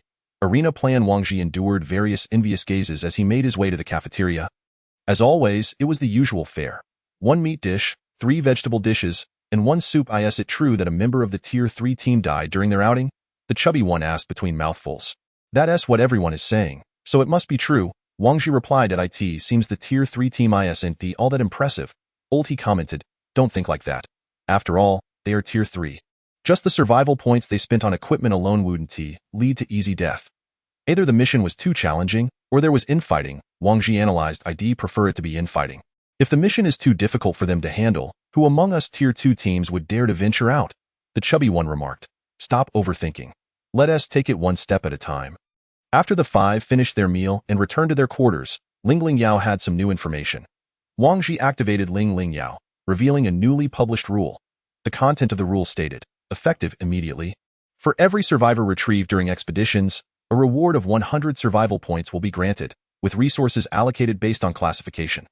Furthermore, the training reward mechanism will be abolished after 10 days. Essentially, this new rule compels teams that have been subsisting without effort either to become laborers in the ecological industrial zone or to venture outside to gather resources or seek out survivors, thereby supplementing their personal survival points. If they are truly afraid to go out, they must accept their roles as laborers, but who among them would willingly embrace such a fate? To be a laborer signifies a lifetime of servitude, devoid of any hope for advancement. Although the training tasks have been rescinded, Wang Ji remains unhurried to embark on a second expedition, choosing instead to wait until the final day. The reason being that their survival points are still quite ample, allowing them to observe the earlier departing teams to gain further insight into battle losses and intelligence. Their initial success was due to fortune, yet Wang Ji cannot rely on luck alone repeatedly. 10 days later, in the training area on the second floor, the number of participants reached a peak during these 10 days. Almost everyone managed to receive 100 survival points without any effort. However, once this 10-day period concluded, the number of people in the training area plummeted sharply. Some decided to flee to the ecological industrial zone, while others opted to venture out in a gamble. In any case, they could not remain idle. Brother, you must speak on my behalf. We have labored here for a month, all because of that. Wang Ji on the second floor, Zhao Yang pleaded desperately beside a man. A month had passed, and upon emerging from the industrial zone, Zhao Yang's first task was to find his elder brother, Zhao Yan, asking him to deal with Wang Ji. Wang Ji? Is he the captain of the Setting Sun? Zhao Yan recalled the man he had seen in Jiexi's office when Zhao Yang mentioned Wang Ji. After being expelled by Jiexi, he had learned through connections that this man was indeed the captain of the Setting Sun. Wang Ji? Yes, that's him. Do you know him, brother? Upon hearing that his elder brother was acquainted with Wang Ji, Zhao Yang felt a surge of panic, fearing that Zhao Yan might be unable to assist him. I've met him. He's merely an eyesore. Since you have a grudge against him, how can I, as your brother, remain indifferent? Speak up. How do you wish to proceed? Zhao Yan responded confidently. I don't know. Do you have any good ideas, brother? Zhao Yang inquired. There are ways. I will devise a plan to stall the guards, and the rest will be up to you to handle him. Zhao Yan explained his plan while secretly calculating another scheme. In the training hall on the second floor, Wang Ji and his 4 companions continued their daily routines of dormitory training and dining, diligently enhancing their physical abilities. With only 10 days remaining until their next outing, other teams had only 3 to 4 days left before mandatory departure, yet half of them had already set out ahead of time. The training ground was unusually tranquil when Wang Ji intended to focus on his training. But Zhao Yang approached with a group. Sensing impending trouble, Wang Ji immediately notified the other 4 via communication. Oh, it's been a few days. Has Captain Wang ascended to a level 2 team? Ha, and where did you find a little sister? You really are quite fortunate. Zhao Yang approached, gritting his teeth. After a month apart, you still haven't learned your lesson, Wang Ji retorted, hitting Zhao Yang where it hurts. Hearing Wang Ji bring up the past, Zhao Yang's anger flared. Kid, last time you were just lucky. This time, Captain, why waste breath on them? Let me go up and take a slice off those 2 women's faces first. Wei Xiaolian stepped forward, only to be stopped by Zhao Yang. Xiaolian, don't be hasty. We must first catch up with Captain Wang, right? Zhao Yang turned his gaze back to Wang Ji. Observing their demeanor, it was clear they came prepared. Jieshi was likely absent, and the guards would definitely pose a problem. Having received a prior hint from Jieshi, Wang Ji understood that Zhao Yang's backing must be Zhao Yan. Then let us settle this at the arena, Wang Ji replied. Confident in his team, Wang Ji believed that after a month of training, coupled with the brutal experiences on the ground, the outcome of the battle remained uncertain. In fact, engaging in the arena would provide a rationale. In the realm of blades and swords, even if one accidentally killed another, it would still boil down to mutual consent, for stepping into the arena meant both teams were willing participants. Even if they refrained from entering the arena, Zhao Yang would still confront them here. Upon Wang Ji's agreement to the arena, Zhao Yang initially appeared taken aback, then burst into laughter. Ha ha ha, Captain Wang, you don't actually believe that training for an extra month will allow you to defeat us, do you? Wang Ji disregarded their laughter and turned to lead his 4 companions toward the arena. A 5v5 battle was about to ensue, and onlookers began narrating the tale of the 2 teams' first clash. Honestly, I'd say it's better to live in harmony. It's the end of the world, and yet we still quarrel over superiority? Isn't living enough? Rumor has it, the captain of the Scarlet Flame team provoked a woman, which sparked the conflict. Truly, beautiful women have always been the source of trouble. What nonsense about beautiful women being trouble? If one lacks the strength, they should refrain from courting women. When trouble arises and they cannot handle it, they blame women for it. Ha, men, this young lady speaks wisely. Her thoughts resonate with mine. How about we share a meal later and discuss life? What say you, fair maiden? Get lost? The crowd around the arena grew increasingly dense, as this marked their first encounter witnessing a fight in the arena, and a life-or-death match at that, where killing was permitted, igniting a fervor among the spectators. Chapter 34.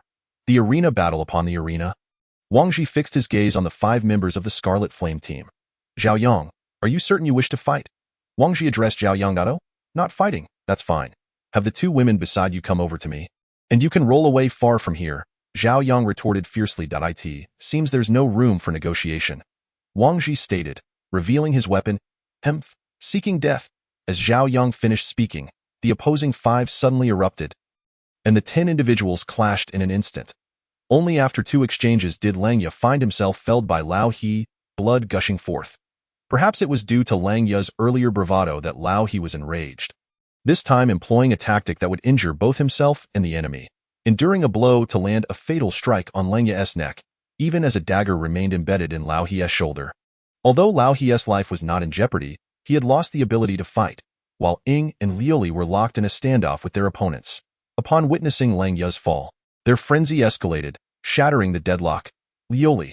At this moment, sensing the precarious situation, Wang Ji urgently called out.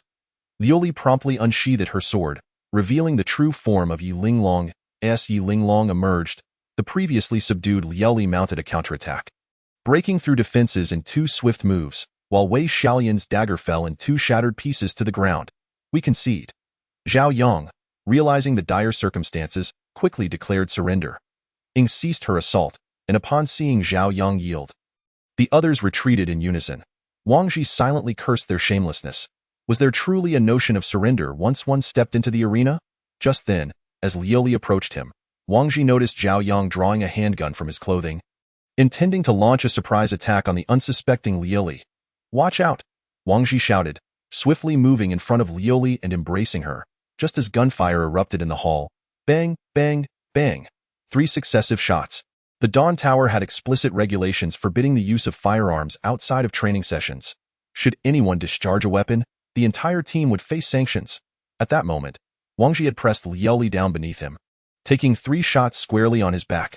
Captain? Liu Li, pinned beneath Wang Ji, had lost her ability to think. Wang Ji, Captain Wang. Both the portly man and Ying shouted simultaneously. Witnessing Wang Ji's lack of response, Ying's expression twisted in horror as she swiftly approached Zhao Yang with incredible speed. Seeing Ying rush toward him, Zhao Yang immediately raised his handgun, firing 7 shots before the gun clicked empty. He was out of bullets, as Ying charged at him without a single shot fired. Despair began to creep into his heart. Ying leaped into the air, clearly intent on killing, and swiftly slashed her dagger across Zhao Yang's neck. In the arena lay the lifeless bodies of Lang Ya and Zhao Yang, while Wei Xiaolian found herself weaponless, and the 2 remaining team members stood dumbfounded. They had never anticipated that after their captain surrendered, he would still attempt a surprise attack with a firearm, a reckless action that had ultimately led to their own doom. They fully understood the consequences awaiting them. Regret washed over them, lamenting why they had allowed their lust-driven captain to act so recklessly. Now, only the 3 of them remained alive. Their captain had been slain, and they could only surrender, lest they meet the same fate as their captain on the arena floor. We truly surrender. Our captain's attempt at a surprise attack has nothing to do with us. We had no idea he would do this. One of the team members immediately knelt and exclaimed. Ying paid no heed to whether they genuinely wished to surrender, just as she was about to eliminate them all. Suddenly someone grasped her ankle. Looking down, it was Wang Ji. Ying frowned, crouching down to pat Wang Ji's back, discovering that he had somehow donned a bulletproof vest. You're truly afraid of death. Ying tapped Wang Ji's head. And only upon realizing he was wearing a bulletproof vest did her fury subside somewhat. Don't kill them. Reinforcements may arrive shortly. Wang Ji spoke weakly. Despite donning a bulletproof vest, the close-range impact of the bullets inflicted considerable internal injuries upon him. Enough. Just refrain from speaking, Sakura declared as she rose and called for Liu Li, making her way towards the other 3. You can leave, but the magnetic cards stay, or everyone remains, Sakura stated to the trio without room for negotiation. At that moment, the 3, disregarding the magnetic cards, tossed them to the ground and fled. Subsequently, Sakura retrieved the magnetic cards belonging to Wang Ya and Zhao Yang. Today's arena battle had brought them fame under the waning sunlight, shattering a long-standing tranquility. When the 5 sought to find Dr. Sophie on the first floor for medical treatment, a group of armed guards suddenly arrived. Each guard was fully equipped, wielding automatic rifles. Exuding an intimidating presence, among this cadre, Wang Ji recognized a familiar face from the day in Jieshi's office. I am Wei Changjing, the deputy captain of the guard. Please accompany us, he said, signaling to the guards behind him to move forward and apprehend the 5. Wait, we resolved our issues in the arena. Does this guard team also need to intervene? Wang Ji challenged. We do not interfere with problem solving, but since you have taken a life, we must understand the circumstances. Come with us, the deputy captain insisted, prompting the guards to advance. This time, Wang Ji did not resist, for he understood that with Zhao Yin present, matters were far from simple. With such a commotion, Jieshi had not arrived. Instead, it was the deputy captain who came with Zhao Yin, indicating Jieshi was likely resting. The 5 were escorted to a cell on the first floor, their weapons confiscated, and shackles clamped onto their wrists. Although he had anticipated this, the severity of the situation was still shocking. The 3 shots that struck his back were still painfully resonating, making it somewhat difficult to breathe. The most unfortunate was Lao He, who had sustained a stab wound to his shoulder blade. He had only received a rudimentary bandage and had not yet reached the medical room before being taken away. One of us is injured. Can he be taken to the medical room for treatment? Wang Ji inquired. However, the surrounding guards acted as if they had not heard him, continuing to lead them deeper into the first floor. Still hoping for treatment? Once you're inside, don't expect to come out alive, Zhao Yin thought to himself. Before long, the 5 were brought into a small, dark room, which was empty and filled with an acrid scent of blood that lingered in the air. Once they were locked inside, the iron door clanged shut, cutting off the light from outside, plunging the room into utter darkness. What now, Captain Wang? Can we still get out? The chubby one spoke up. There is still a trace of blood in here. They must have killed someone inside. In our current state, we are likely doomed, Lao He said despondently. Wang Ji was uncertain when the adversaries would strike, so he refrained from hastily destroying the pendant, choosing instead to wait for the opportune moment. If the timing was wrong, even Jieshi's arrival would be in vain, merely rescuing them while leaving the underlying issue unresolved. He was determined to eliminate Zhao Yin completely. Don't panic. For now, we must buy time. Wang Ji whispered to those around him, cautious of potential surveillance or listening devices in the room. After speaking, he fell silent, patiently awaiting Zhao Yan's arrival. Regardless of the circumstances, once Zhao Yan appeared, he would have to destroy the pendant. He was unsure how long Zhao Yan planned to take to deal with them, but Jieshi's rest would not last long, leaving Zhao Yan with limited time. It was likely that he would soon come in for a swift resolution. Lost in thought, the iron door swung open, and the figure that entered was none other than Zhao Yan. Upon recognizing him, Wang Ji immediately lowered his head and bit down to sever the pendant, which fell from his chest to the ground, subsequently crushed beneath his foot. Zhao Yan turned on the lights in the room, and the five, now accustomed to the darkness, were momentarily blinded by the brightness. As their eyes adjusted, they saw Zhao Yan holding a silenced pistol, a smile playing on his lips as he regarded them. "It's you? What do you intend to do?" Wang Ji feigned surprise, stepping in front of Sakura and discreetly signaling her with his cuffed hands. Given that Wang Ji wore a bulletproof vest, he was in the most suitable position. As long as he avoided a headshot, he would likely survive. Observing Wang Ji standing protectively in front of the other four, Zhao Yan sneered, "Captain Wang, I never expected you to have such guts, flirting with my goddess and killing my brother. Do you truly believe you can walk out of here alive today? What do you want?" Wang Ji stared intently at Zhao Yan. "Once you are dead, what I want is irrelevant," Zhao Yan replied. Raising his pistol to take aim, "Oh dear brother, let us discuss this calmly. I am innocent, and I'll side with you." Sakura slowly stepped out from behind Wang Ji, moving closer to Zhao Yan.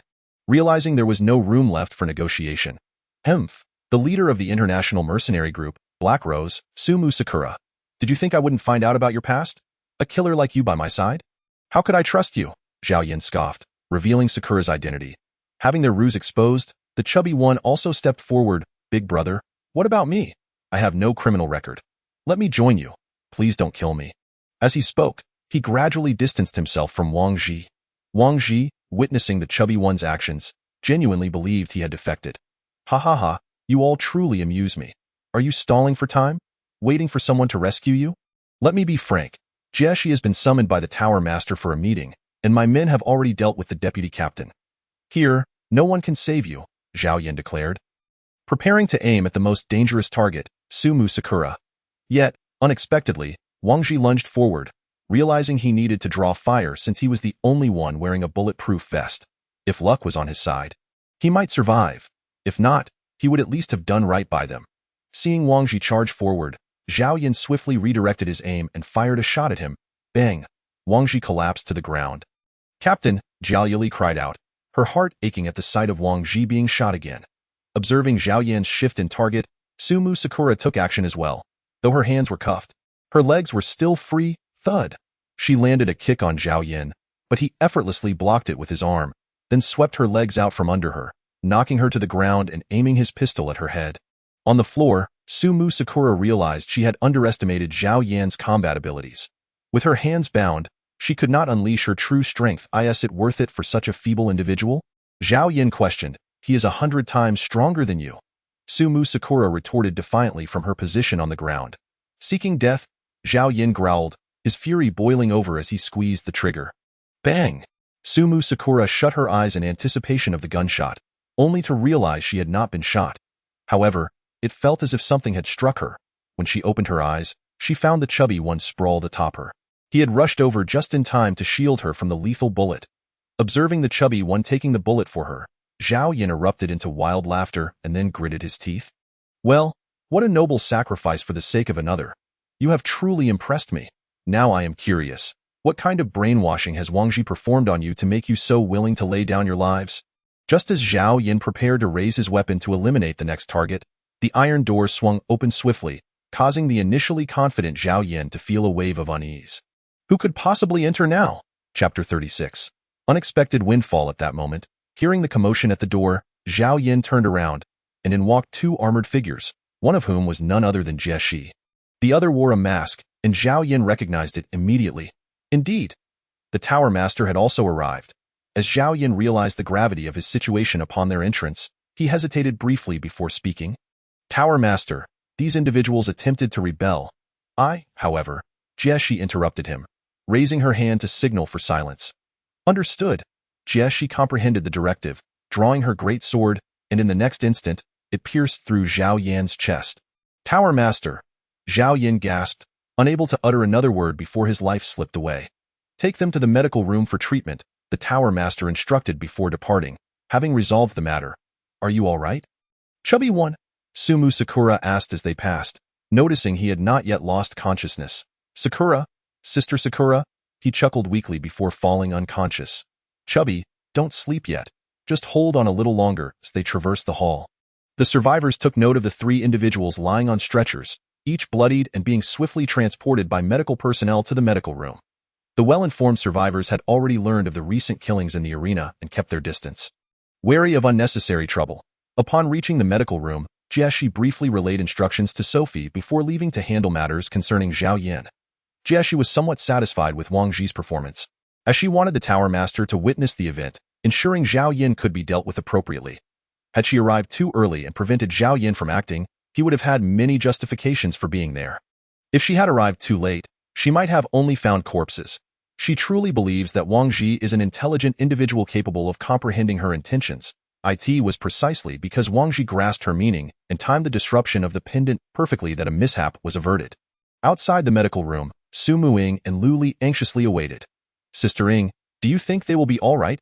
Su Muing remained silent, merely standing by the wall, gently stroking Lu Li's head.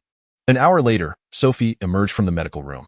Wang Ji had sustained a bullet impact that fractured a rib and required several days of rest for recovery. As for the other individual, he had been shot in the abdomen, with the shrapnel removed.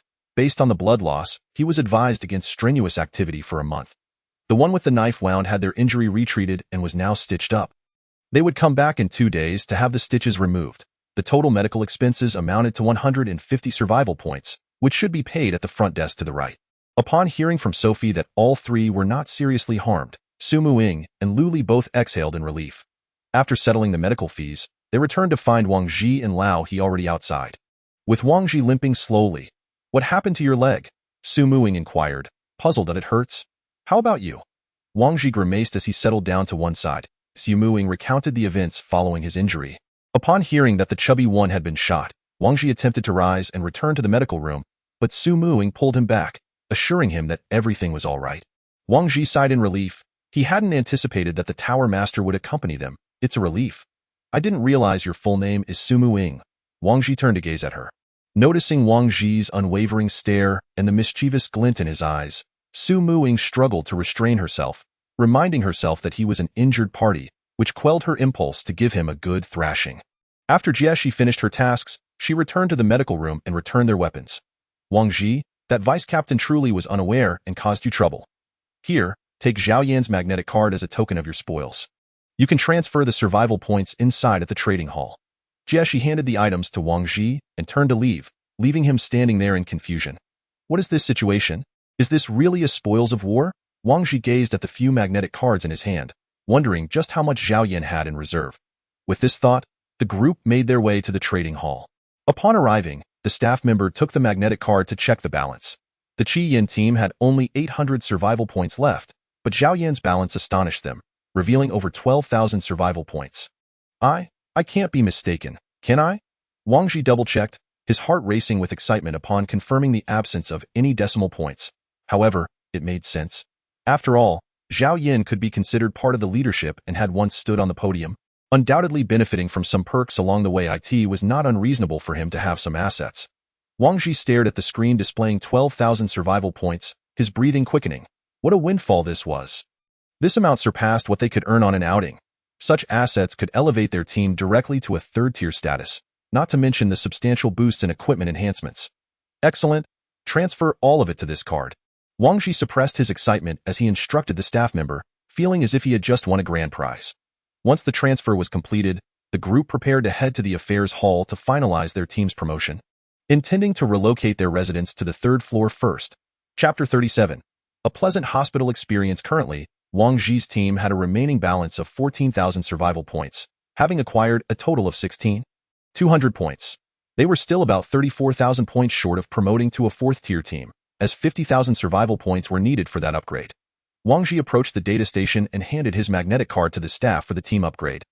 At that moment, the Sunset Dawn team officially became a 3rd-tier team, marking it as the 3rd such team in the Tower of Dawn. Can you guess how many survival points we earned? Wang Ji eagerly asked the three as he emerged, barely containing his excitement.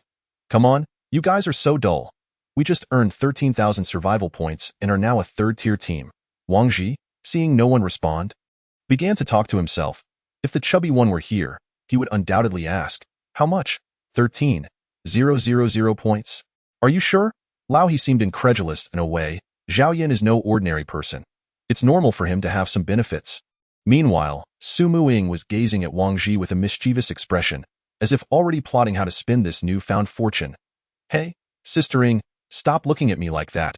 It frightens me, humph, as if I would eat you. Su Muing shot him a glare. The four of them prepared to return to move out of the second floor.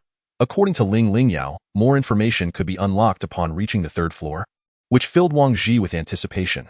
When Wang Ji and the others arrived on the third floor, the first impression he received was one of independence and luxury.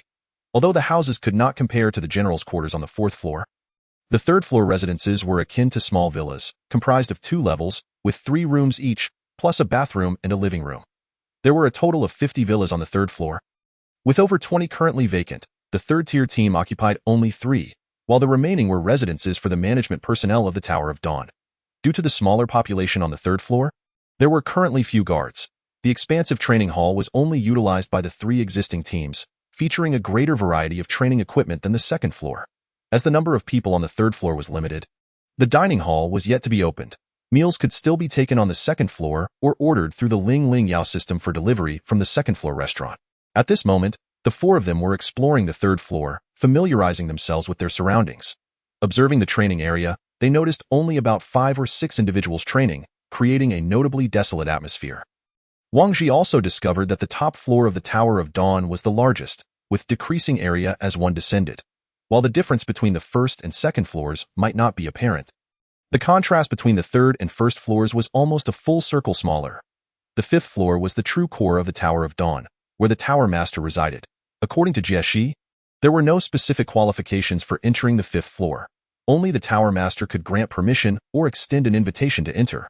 Just as the 4 of them passed the training area, a man training there noticed them. Finally, a team has come down. If you all hadn't come, we would be going crazy facing that group all day. The man approached them. Hello, we are the Sunset Dawn team. I am the captain, Wang Ji. Wang Ji introduced himself. I've heard a bit about you. Just a bit. Haha, I'm Zhang Ming, from the former dynasty. The most robust one over there is our captain, Duan Qingtian. Zhang Ming enthusiastically engaged with Wang Ji and the others. By the way, what did you mean about that group of people? Wang Ji naturally knew that the group referred to the second-tier team, Eternal Apocalypse. However, he found himself puzzled and curious about what Zhang Ming meant when he said they were driving him mad. Those guys?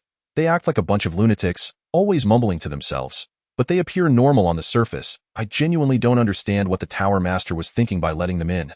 Zhang Ming, why are you slacking off instead of training? Get back to it. Suddenly, the Captain Duan Qingtian from afar called out to Zhang Ming to return to training. Normal on the surface but lunatics inside? Wang Ji pondered, casting a glance over at the group that Zhang Ming referred to as lunatics. There were 2 individuals wearing masks, both appearing female, practicing with daggers against each other. I in the Tower of Dawn.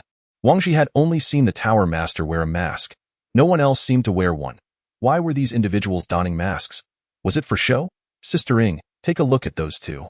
Wang Ji asked Su Muing. Su Muing scrutinized the 2 for a while before responding. They do have some skill. All right, let's go. We should quickly drop off our things. The chubby one is waiting for us to bring him food. Wang Ji suggested.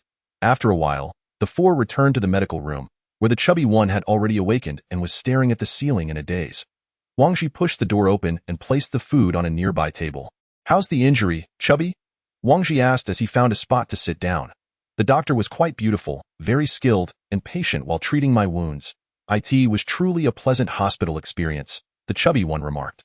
Eat something. Once you're feeling better, you can rest at home. Lying here is burning through survival points.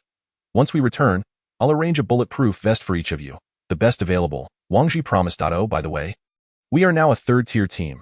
We already moved to the 3rd floor. Wang Ji continued. Wow, impressive, Captain Wang. You've reached 3rd tier so quickly? I guess my stay in the hospital wasn't in vain. Haha, the chubby one exclaimed excitedly. Indeed, it was worthwhile. Once we head out, I'll pick you a good weapon as a reward. And Lao He, stop relying solely on that military knife. We'll buy you another one. Wang Ji generously planned. With their finances now quite ample, he felt it was imperative to equip his team properly, ensuring they had weapons and protective gear. This recent event had made him acutely aware of the importance of equipment. Having good armor and weapons could sometimes be life-saving. As long as they were alive, that was value in victory. This, too, was the essence of survival points. Chapter 38. A lesson for you 2 days later. Wang Ji brought the chubby one back to their residence on the 3rd floor. He was now able to move freely, though he was still advised against any vigorous activity. Time certainly flies. It feels like almost a week has passed since we returned from the outside. What plans do you all have for the next outing?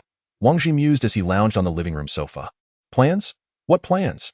As long as we can survive, that's sufficient, said Su Muing. And what about Lao He? After a moment of silence, Lao He ultimately shook his head. Though you not have any intention of searching for your loved ones?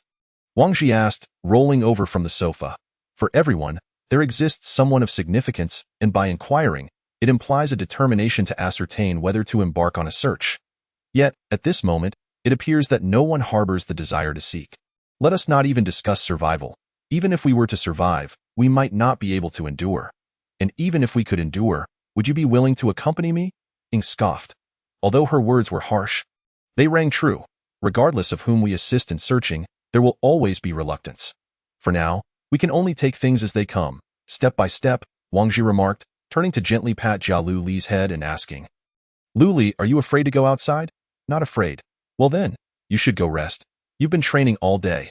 After everyone returned to their rest, Wang Ji noticed that Su Muing had no intention of ascending the stairs and asked, Sister Ing, are you not going to rest? He watched as Su Muing propped her feet upon him, leaving him bewildered. There are still 25 days left, Su Muing stated. Upon hearing this, he recalled his earlier promise to giving a massage for a month. Realizing that she still held him to ITI in truth, after experiencing the outside world, he now felt a sense of trepidation. The dangers outside indeed exceeded his imagination. He could no longer afford to be reckless and ignorant. Fearing the loss of those around him, through these days of companionship, he had discovered his feelings for them deepening, especially during moments spent together at the dining table, sharing laughter and conversation. He even felt that this current state surpassed the one prior to the apocalypse. Sister Ing, if we safely return from this outing, I shall give you massages for a lifetime. Upon saying this, he felt a slight tremor in the foot he held, and soon realized he had become somewhat carried away. Apologies, Sister Ing, a lifetime is too long. Even if I return next time, what of the time after that? And what about the time after that? If you were to pass away one day, who would I hold accountable? Then you shall accompany me in death, and when we reach the other side, I shall continue to massage you. Wang Ji jested. Get lost? In response to his teasing, Su Muing playfully kicked him in the chest.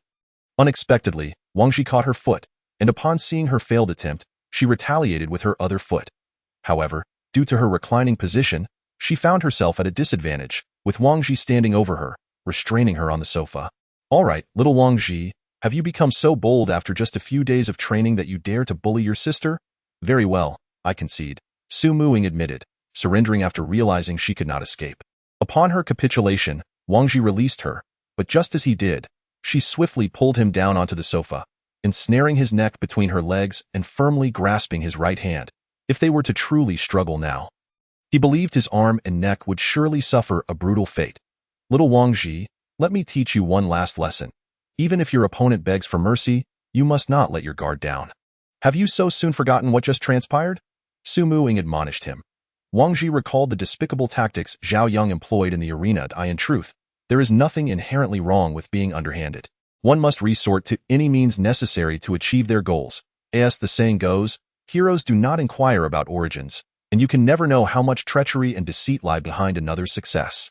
Of course, I haven't forgotten, but I would rather perish at your hands, Sister Ing, Wang Ji retorted defiantly. After Su Muing released him, she gazed at him with a playful smile, causing a shiver to run down his spine, as if her expression held an underlying menace. After a moment of shared looks, Ing spoke, I am tired. Carry me to my room to rest. With that, she flopped onto the sofa, exuding an air of finality that brooked no argument. Their dwelling contained 6 rooms in total, 3 on the first floor and 3 on the second, allowing for individual accommodations for all. With no choice but to comply, Wang Ji lifted Su Muing and carried her to her room. Upon entering, he laid her on the bed, but just as he turned to leave, she ensnared his waist with her legs, pulling him back into the very position from which he had just risen. "Good little brother, do you not wish to do something for your sister?" Su Muying teased. Wang Ji, gazing at Su Muying's playful demeanor on the bed, felt a twinge of embarrassment. "Sistering? It's not that I don't want to. It's just that every time I think of the dagger hidden beneath your pillow, I can't seem to muster any feelings. Ha ha ha. It seems this lesson need not be taught after all." With a laugh, Su Muying retrieved a dagger from beneath her pillow. Noticing Wang Ji's speechless expression, she ceased her teasing. "Remember to turn off the lights, thank you." Wang Ji returned to his room, contemplating matters both inside and outside the tower, before quickly succumbing to slumber. After 8 hours of rest, Wang Ji ordered several breakfasts to be brought in. Upon activating Ling Ling Yao, he now had access to the weapon marketplace within the system, allowing him to browse or reserve various weapons, items, and armor, thereby avoiding the embarrassment of merely looking without purchasing. Without hesitation, he procured 5 sets of soft, high-performance fiber bulletproof vests. Though soft armor lacks the durability of hard armor, it is significantly lighter. He then purchased a protective chemical suit specifically for Jia Luli, as such gear is essential for effectively preventing zombie scratches, as long as one is not bitten. The suit will withstand mere clawing. He also secured night vision goggles, which serve dual purposes of night vision and anti-explosion protection, effectively preventing zombie blood from splattering into one's eyes while enhancing visibility at night. Each bulletproof vest cost 200 survival points, which, although pricey, was essential for quality. The chemical suit for Jia Luli cost 100 points, bringing his total expenditure to 1,100 survival points. For an ordinary team, such a sum would be astronomical, yet for Wang Ji's team, it was merely a trifle. Chapter 39. Evolution. After reviewing the protective gear, the 5 of them purchased various tools, including claw hooks, windproof lighters, flashlights, transparent wire, first aid kits, water purification tablets, military water bottles, binoculars, and compasses, among others. "What additional tools do you think we need?" "I've selected most of what I believe is necessary," Wang Ji inquired. "Nothing else for now. We can reassess once we receive a mission. It's still uncertain," Lao He replied, examining the items Wang Ji had chosen. The total cost for this assortment of tools was approximately 120 survival points, which was not exorbitant. "Fatty, your gunshot wound has yet to heal. For the next mission, you should refrain from participating and focus on recuperating here," Wang Ji suggested, noting the bandages wrapped around Fatty's waist. Aware of his current limitations and the burden he would present if he were to join, Fatty nodded in agreement without objection. After their meal, Wang Ji and the others descended to the first floor. Ever since they had taken lives in the arena, the event had stirred considerable gossip on the first and second floors, and their team had inexplicably ascended to a level 3 team. This left many survivors puzzled. Even with the acquisition of another small team's survival points, it seemed improbable to accumulate 10,000 points so quickly. This conundrum became a topic of speculation among various teams. Wang Ji's purpose for visiting was to seek out Captain Jie Shi. Upon arriving at headquarters, the guards did not hinder them, and after Wang Ji explained his intentions, they promptly granted him access. Wang Ji navigated his way to Jie Shi's office with ease, instructing the other 3 to wait in the lounge. After knocking twice, he entered the office to find Jie Shi staring blankly at the screen. "What are you busy with, Captain Jie Shi?" Wang Ji asked, feeling less constrained as he took a seat opposite her. "Nothing much. What brings you here?" Jie Shi replied, snapping back to attention before diverting the subject. "I wanted to inquire about the recent outings of other teams," Wang Ji stated. "The outlook is not optimistic. A total of 52 teams have ventured out, with 32 returning unscathed, 15 suffering casualties, and 5 teams entirely wiped out," Jie Shi explained, resting her forehead in her hand as she detailed the current situation. Wang Ji was taken aback. In just a few days, 5 teams had been completely annihilated. This shouldn't be the case. These teams have undergone training. How could the casualties be so severe? Wang Ji questioned, perplexed. "That is precisely what I was pondering. According to the descriptions provided by the returning teams, their experiences differ significantly from yours. They reported that these zombies possess greater speed, strength, heightened sensory abilities, and often exhibit a pack mentality," Jie Shi elaborated. "Could it be that they have evolved?" Wang Ji speculated. "It is highly likely they have mutated. Allow me to show you something. Also, please call your team members in," Jie Shi instructed. Once Wang Ji summoned his companions, Jie Shi retrieved a video from her computer and projected it onto the screen. The footage presented a first-person perspective, depicting an individual sprinting desperately while glancing back.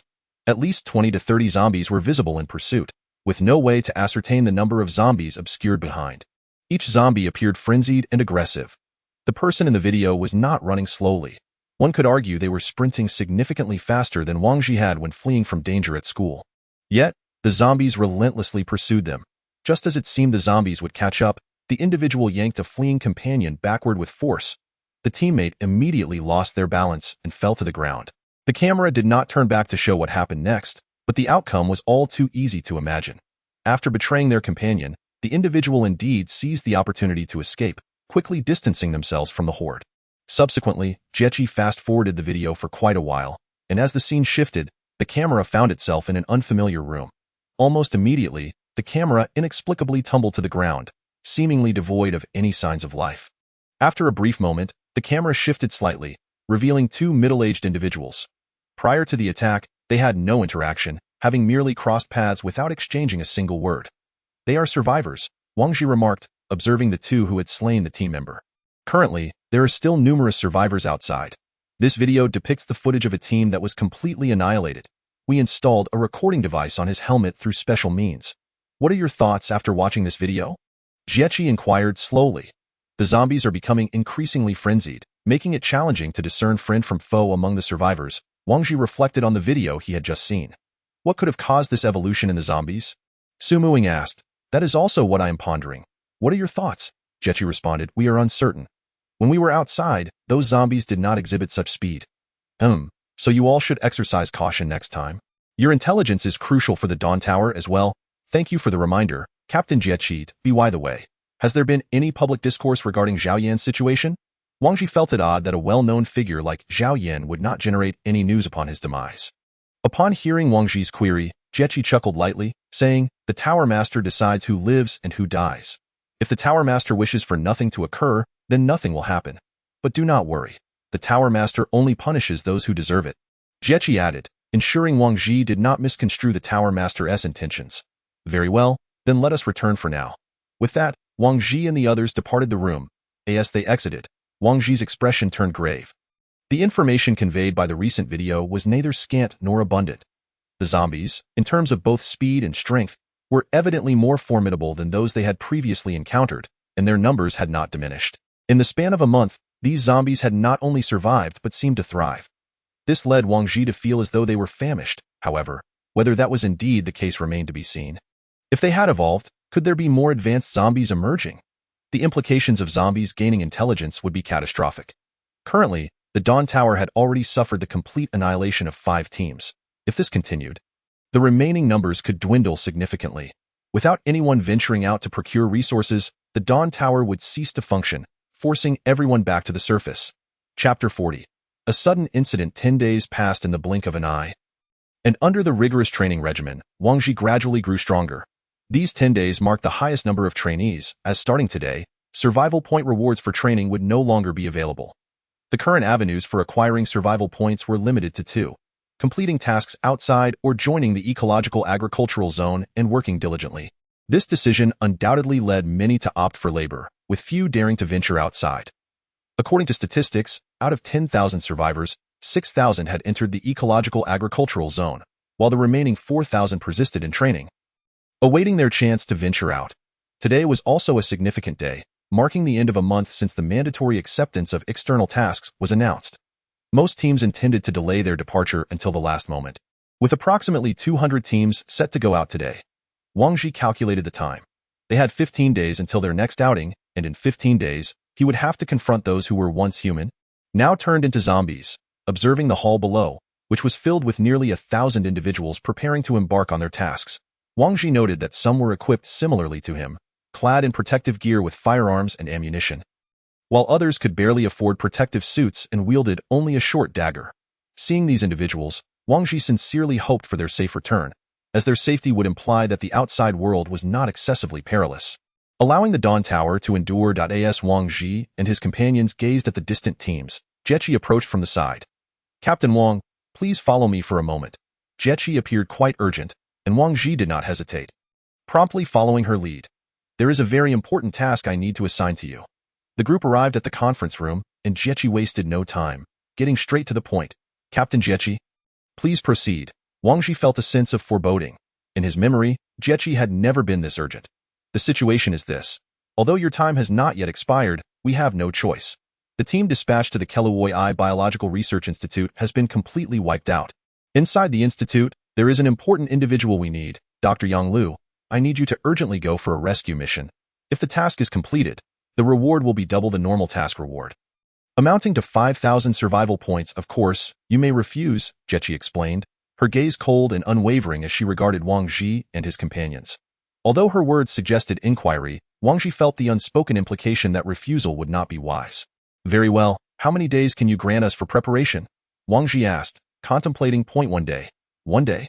Wang Ji was taken aback. The sudden task left him momentarily at a loss. All right, you should hurry back and prepare. Captain Wang, I entrust this mission to you. Dr. Yang Lu is crucial to us. With that, Jechi stood and departed.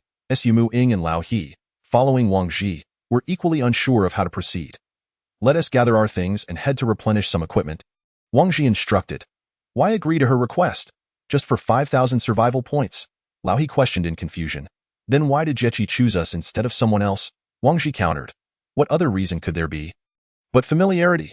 Su Muing rolled her eyes. Let us hasten our preparations. We have ample survival points, so let us acquire some suitable weapons. After stating this, Wang Ji made his way to the trading hall. Upon arriving at the trading hall, Wang Ji spent a substantial amount on 4 automatic rifles, complete with silencers and holographic night vision scopes, in addition to purchasing 2,000 rounds of ammunition, 4 signal flares, 12 high-explosive grenades, 4 incendiary grenades, 4 smoke grenades, and drones. The total expenditure amounted to 5,065 survival points. This mission had already consumed more survival points than the reward. However, Wang Ji paid no heed to this. As his priority was survival, if he were to perish due to equipment inadequacies, that would be an unbearable loss. That should suffice for now. Just have everything delivered to our residence, Wang Ji instructed the staff. Upon returning to their residence, Wang Ji and his companions busied themselves with organizing their gear. A combat backpack to hold food and various tools, while grenades and ammunition could be secured to their waists and chests. Handguns and daggers strapped to their legs, and rifles held in hand. What are you all doing? Taking on a mission? The fatty ambled down from upstairs and inquired upon seeing the 4 of them preparing. Yes, Captain Jechi has assigned us an urgent mission. We must act by tomorrow at the latest. Wang Ji replied, I'm coming with you. The fatty declared as he descended the stairs. Listen, fatty, your current condition is not suited for going out. If you venture forth, you will only be a burden. It has been said that the zombies outside have evolved and become even more ferocious. You should stay here and recover, regardless of how long we are gone. You are not to venture out. If we truly do not return, the survival points in your account will suffice for a lifetime, Wang Ji stated, resuming his organization of the gear. The fatty gritted his teeth upon hearing Wang Ji's words. He knew his gunshot wound had not healed, and his mobility was indeed compromised. Once everyone finished organizing their supplies, they headed to the dining hall for a hearty meal, costing Wang Ji 100 survival points. This was the most satisfying meal Wang Ji had experienced since arriving, drawing envious glances from those around him, with abundant food and beautiful companions. Having eaten to their fill, let us take a short break before we set off, Wang Ji said lazily as he leaned back in his chair. Chapter 41. The tunnel. After the meal, Jechi sent someone to deliver the information regarding the mission. The Kelawoi Biological Research Institute is located in the eastern suburbs of City M, with the nearest outpost situated on the midsection of Huanshan Road in the west. To reach the destination, one must either traverse directly through the city or take a long detour around the city from the south or north. Wang Ji was adamant that he would not take the route through the city. With its dense population, it would undoubtedly lead to death. Currently, the information Wang Ji possessed was limited to the locations of the outpost and destination, along with a map of City M. The 4 engaged in discussion but could not arrive at a definitive conclusion. Wang Ji proposed that they first examine the situation outside before making a judgment. After concluding their discussion, Wang Ji and his companions donned their gear once more and exited the 3rd floor room. Passing through the hall, they noticed a few remaining members of the former dynasty team still training. Upon seeing Wang Ji and his group, Zhang Ming rushed over. Wow, you're heading out again? It's only been a few days. Are you bored down there? Yes, just looking to get some fresh air. Wang Ji replied with a light smile, choosing not to elaborate further. Impressive. I wish you all a safe return, Zhang Ming said, waving goodbye to Wang Ji and his companions. Following the mission instructions, the 4 quickly arrived at the elevator exit leading to City M. For this mission, there would be no helicopter. Wang Ji would have to find a way to reach the destination himself due to the complete depletion of aviation fuel. The 4 walked through the dark corridor, silence enveloping them, save for the sound of their footsteps echoing against the stairs. Soon, Wang Ji reached the end. They drew their weapons, prepared for combat at any moment. Beep, the door opened. Wang Ji, tense and weapon at the ready, noticed that upon opening the door, no blinding light assaulted them. It was nighttime, and the faint moonlight barely illuminated the ground. Wang Ji scanned the surroundings, finding no trace of zombies. 4 individuals cautiously approached the road ahead. Their progress painstakingly slow due to the darkness of night and the complexity of their surroundings. Wang Ji glanced at the map, realizing they were situated in the midsection of Huan Mountain No. 2 Road in the western part of the city, precisely at their base location, while their destination lay to the east of the city, with equal distances to the south and north. Let us head south, Wang Ji instructed. The quartet advanced slowly southward through the night, keeping close together to ensure they wouldn't be ambushed. Why are there no cars on this road? Lao He inquired from the rear. Perplexed, Wang Ji halted, pondering indeed. How can there be not a single vehicle? This road may be a bit secluded, but it shouldn't be entirely deserted. He too sensed something was amiss. After another hour of travel, they finally spotted a tunnel ahead, where several police cars were stationed. Upon seeing the police vehicles, a sense of foreboding washed over Wang Ji. He raised his hand to signal the others to stop and retrieved his binoculars. What's wrong? Su Muing asked. I can't see clearly with the binoculars. Let us get a bit closer, Wang Ji replied, cautiously inching towards the tunnel. As they neared within 500 meters, they could faintly discern the entrance. The tunnel was barricaded with several layers of iron mesh. What is going on here? Wang Ji remarked, gazing at the sealed tunnel. This is a blockade. No wonder there is a single car on the road. It has all been shut off, Lao He commented from the back. This is insane. They're not even giving anyone a chance to escape, Wang Ji exclaimed, lifting the binoculars once more to peer at the tunnel. Good grief! Wang Ji recoiled, startled by what he saw through the lenses. Su Muing, noticing his fright, took the binoculars to investigate. On the other side of the iron mesh, a multitude of zombies was gathered, clawing and gnashing their teeth at the barriers. Even the battle-hardened Su Muing was taken aback by the sight. There are countless zombies over there. We must hurry back, she urged. Just as she finished speaking, 2 figures clad in police uniforms suddenly sprinted towards Wang Ji and his companions from the police station ahead. Be careful, they're zombies. Lao He was the first to notice, raising his rifle. Before Wang Ji could gauge the situation, Lao He had already taken down the 2 zombie officers. Aren't you worried they might be survivors? Wang Ji queried. Survivors would have driven away by now. Let us take their car, Lao He replied nonchalantly. Observing the 7 police vehicles parked before the tunnel, Wang Ji conservatively estimated that approximately 14 zombies were lurking nearby. Lao He had just dispatched 2. Leaving 12 yet unaccounted for. As they approached the police cars, 2 more zombie officers lunged at them from behind a distant vehicle. Wang Ji dodged swiftly, one of the zombies missing him, but before he could regain his footing, another zombie was upon him. Just as it was about to pounce, Wang Ji's eyes lit up as the zombie's head was severed from its body, falling to the ground. Lu Li had drawn her exquisite blade, dispatching the 2 zombies with precision, while Lao He and Su Muing took care of 5 more that had unexpectedly emerged from the shadows. In the heat of battle, Wang Ji acutely sensed that the zombies were faster than during their last outing. Realizing he had nearly been overrun, he patted Lu Li on the head. Thank you, Lu Li. Lu Li shyly lowered her gaze. Wang Ji found himself puzzled by Lu Li's demeanor. How could a girl who faced zombies without flinching also exhibit such shyness? Look over there! Su Muing pointed at the iron mesh above the tunnel. The zombies within the tunnel were now even more frenzied than before, their thrashing becoming increasingly violent. This is bad. We need to move quickly. That iron mesh may not hold for long, and if they break through, we're done for, Wang Ji declared, rushing to a relatively intact police vehicle. Get in. The keys are inside. I can start it directly. Phew. Thankfully there's a key. I thought that iron mesh was about to give way. Wang Ji exhaled, still shaken. He checked the fuel gauge and noted there was still half a tank. Sufficient for a round trip. Lao He, you drive, I'll study the map, Wang Ji instructed as he switched places with Lao He after they had driven a short distance. Wang Ji focused intently on the map of City, noting that they were now following number 2 road into the Greater West Ring. Let us hope the north is not similarly barricaded, Wang Ji murmured from the passenger seat. The vehicles on the Greater West Ring were sparse, with only the occasional derelict car and a few zombies appearing here and there.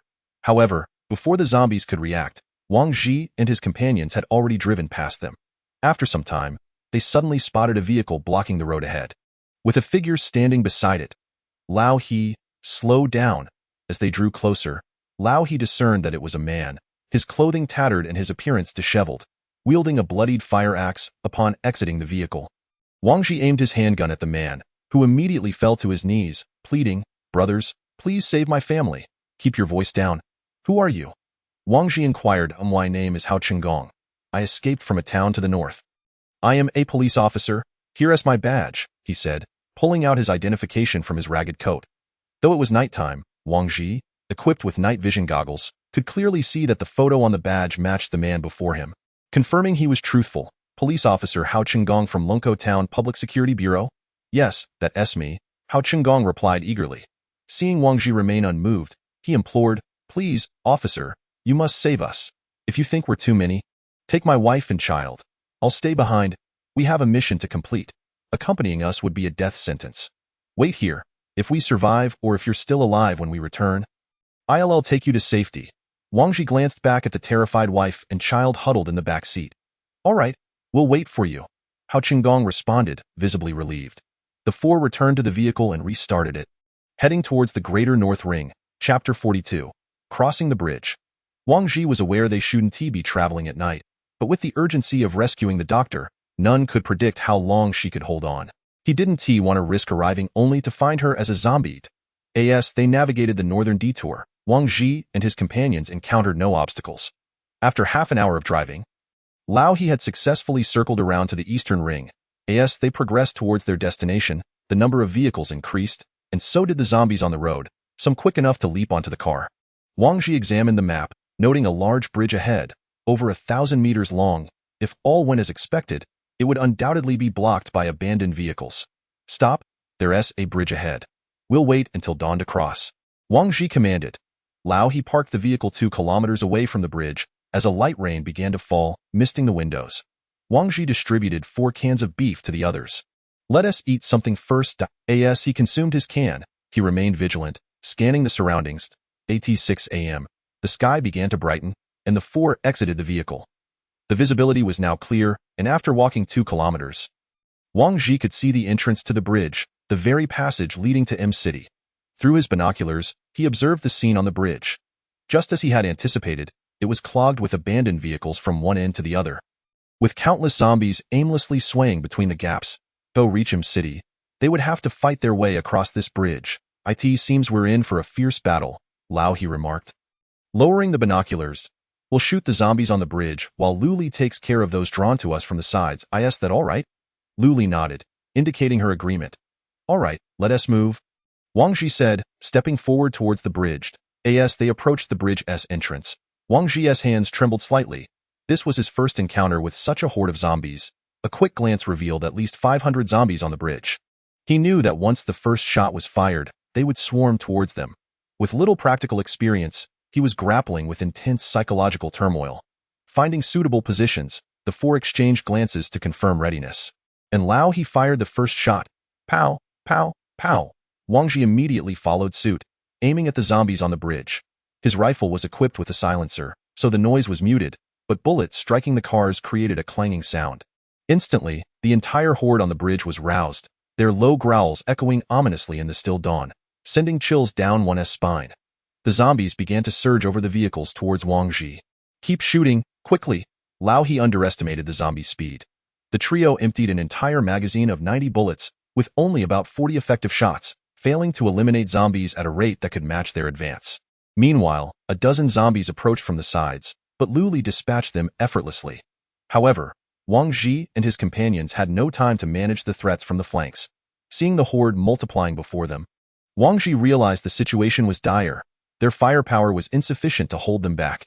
"Use grenades," he shouted, pulling out a high-explosive grenade and hurling it towards the center of the zombie tide. Boom! The eastern bridge of M-City erupted with a series of explosions, the sounds of the grenades and vehicles blasting resonating throughout the eastern expanse.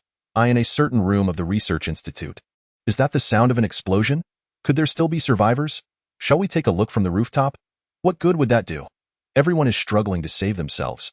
Perhaps they are already dead? And you still expect them to rescue us? Indeed, we have gone 2 days without food or water. I fear we cannot endure much longer. Alas, Dr. Young, wake up, wake up." Upon hearing someone call her name, Yang Lu propped herself up from the ground and asked, "What is it, Xiaoqi? Dr. Yang, are you all right?" "You don't seem well," Xiaoqi replied. Just a bit dehydrated. Nothing to worry about." Xiaoqi pondered for a moment before addressing the others. "Why not venture out to gather some supplies? If we continue like this, we will surely perish." After Xiaoqi spoke, the group hung their heads in silence, none daring to speak. Frustrated by their apathy, Xiaoqi exclaimed, "What is wrong with you? If it weren't for Dr. Yang taking us in and sharing her food, we would have perished long ago. Now that she is on the brink of dehydration, you remain indifferent. Xiaoqi, you know well that the outside is crawling with zombies. Going out would be tantamount to seeking death," a man in his 40s interjected. "Old Lu, do you think hiding here will ensure our survival? If you won't go, then I shall." With that, Xiaoqi picked up a steel pipe from the ground and made her way outside. "Xiaoqi, don't go," Yang Lu weakly called out. "Alas, Dr. Yang, you are in no condition to speak. Thank you for keeping us alive for so long. Let me accompany her. It will ease my heart," said a young woman in her early 20s, who was Yang Liu's assistant. After draping her coat over Yang Lu, she followed Xiaoqi outside, on the bridge. Smoke filled the air as several grenades detonated, dispatching numerous zombies. The three of them took a moment to catch their breath, continuously swapping magazines as they shot at the undead in the distance. The deafening explosions attracted more zombies from afar, and Wang Ji retreated while firing, having already fallen back 100 meters from the initial position at the bridgehead. After expending 1,000 rounds, the number of zombies began to dwindle, leaving the bridge strewn with corpses, blood flowing like a river. Wang Ji felt a surge of madness. He had never killed such inhuman creatures before. The four of them cautiously approached the bridge's edge, where the recently burned vehicles were extinguished by the rain. Ahead, the cars were haphazardly strewn, possibly extending all the way to the city. "Be careful. There may still be zombies inside the vehicles," Wang Ji warned. The short distance of just 1,000 meters took Wang Ji an hour to traverse, and by now, the four of them were covered in blood. Resembling crazed murderers. "Ha, it has been ages since I felt this wild. It feels exhilarating." Su Muqing laughed excitedly, her eyes ablaze with fervent madness. Chapter 43. The vending machine. After crossing the bridge, Wang Ji and his companions arrived at the riverbank, with a park ahead that led to the outer walls of the research institute. They were making their way towards their intended destination when they spotted a wooden shack, a shop. Wang Ji lowered his binoculars and said, "It seems fortune is on our side." Su Muqing also took a look through the binoculars. When they approached the small wooden cabin, they found the door locked, indicating that no one had been there for some time. Through the windows, they could see that it was stocked with drinks, bottled water, and some candy. "Let us come back for these supplies on our return," Wang Ji declared, determined not to overlook such resources. After passing through a small grove, Wang Ji finally reached the outer wall of the research institute. The wall stood 3 meters high, presenting a new dilemma. With such a vast facility, where would they find survivors? Wang Ji took out a drone, intending to scout the interior. The drone buzzed to life and flew into the research institute. Wang Ji's current position was at the ecological station of the institute. Typically devoid of people, as the drone flew further in, it revealed the central area, where the science museum was located. The most densely populated area, and also swarming with zombies, hundreds of them meandering about. Behind the museum lay the experimental base, consisting of 2 3-story buildings connected by a skybridge. Wang Ji was convinced that the people they needed to rescue were in that experimental base. While the drone was surveying the terrain near the base, Lao He, observing the screen, exclaimed in astonishment, "Look, there are people in the skybridge on the 2nd floor, a man and a woman. Could they be the ones we're looking for? They must have come out searching for food. We need to hurry," Wang Ji replied, retracting the drone. The 4 of them stealthily moved to the base of the nearest wall and climbed over. With their collective strength, they could easily pull themselves up using whatever they could grasp. Upon crossing the wall, they landed in a parking lot, where the zombies had already sensed their presence and began to swarm towards them. Wang Ji, disregarding stealth, grabbed his rifle and opened fire. The situation was urgent. Having pinpointed the enemy's location, they needed to act swiftly. If the targets were to perish, the loss would be catastrophic. Inside the building, "Xiaoqi, should we not return?" Yang Liu's assistant looked pale at the sight of the blood-soaked corridor. Xiaoqi gazed at the only companion who had dared to follow him outside, saying, "Anqing, you should go back. It is too dangerous out here." "I am not afraid. Staying inside is just as good as dying," Anqing insisted, resolute. Xiaoqi studied Anqing for a long moment before sighing, "Very well, no matter what happens, remain silent. If anything happens to me, run straight back to the laboratory." Once the door closes, it will shield you from the scents and sounds. Give me your foot. With that, Xiaoqi took Anqing's high-heeled shoes and broke the heels to facilitate running, significantly muffling the sound of footsteps. There's a vending machine on the ground floor. It should have water and bread. We'll head there next. All right, Anqing nodded nervously. The two quietly descended the stairwell to the opposite safe passage. Typically, the number of people in the experimental base was minimal, and after the outbreak of the zombie virus, most of the zombies had entered from the outside, primarily congregating on the first floor. As Xiaoqi peered into the safe passage, he spotted a zombie standing motionless, one arm bitten off and covered in blood, causing him to quickly retract his head. Anqing, seeing Xiaoqi's fright, urged, Xiaoqi, we should go back. It is better to starve than to be devoured by those hideous creatures. Hearing her words, Xiaoqi hesitated. His hands trembled, but thinking of Dr. Yang lying weak and unconscious on the ground, he gripped the iron pipe tighter. It's just a mindless creature with a severed arm. If I can take it down, we can approach the vending machine with that. He stepped into the stairwell. The moment Xiaoqi entered, the zombie sensed him and he swung the iron pipe down upon its head repeatedly. Xiaoqi, that's enough. It's already dead. Anqing pulled at him from behind. Hearing her, Xiaoqi gradually calmed down, finally noticing that the zombie beneath him had been bludgeoned beyond recognition. Xiaoqi, are you all right? Anqing gazed at him, fear evident in her eyes as she took in his blood-splattered figure. I'm fine. Let us hurry down, Xiaoqi replied, wiping the blood from his face with his sleeve. Upon reaching the ground floor, they found the vending machine against the wall of the hall. We are fortunate. There don't seem to be any zombies nearby, Xiaoqi said, glancing back at Anqing. This is wonderful. We are saved, Anqing exclaimed joyfully. Xiaoqi inspected the area before turning to her, saying, the vending machine is out of power, and without a key, we will have to shatter the glass to retrieve the items inside. If breaking the glass attracts zombies, you must grab a few bottles of water and bread and run back. I will draw their attention. Upon hearing Xiaoqi's intention to use himself as bait to ensure her safe return, Anqing immediately protested, no, if we leave together. I cannot abandon you. Xiaoqi, faced with her stubbornness in such dire circumstances, replied, listen, Anqing, if disaster strikes, one of us must remain behind. Dr. Yang has already saved my life once. Now it's my turn to repay her. If we both perish, who will bring food to Dr. Yang? This is settled. With that, he turned away from Anqing, who had tears in her eyes, and strode towards the vending machine. Chapter 44. All should perish. Xiaoqi and Anqing quietly approached the vending machine. With a sharp crack, Xiaoqi struck the glass with his iron pipe, shattering it. In the eerie silence of the building, the sound of breaking glass rang out sharply. The nearby zombies immediately reacted with low growls, converging towards the noise. Aware of disturbing the undead, Xiaoqi struck the vending machine several more times, fully shattering the glass. Quickly, Anqing, grab the items and return, Xiaoqi shouted, pulling out the contents from the machine. Anqing, who had initially intended to take the supplies back alone after hearing Xiaoqi's earlier words, found herself changing her mind. She could not leave him behind. Anqing, what are you doing? Hurry, Xiaoqi called out to her, noticing her standing still, lost in thought. Xiaoqi, you are a responsible and accountable man.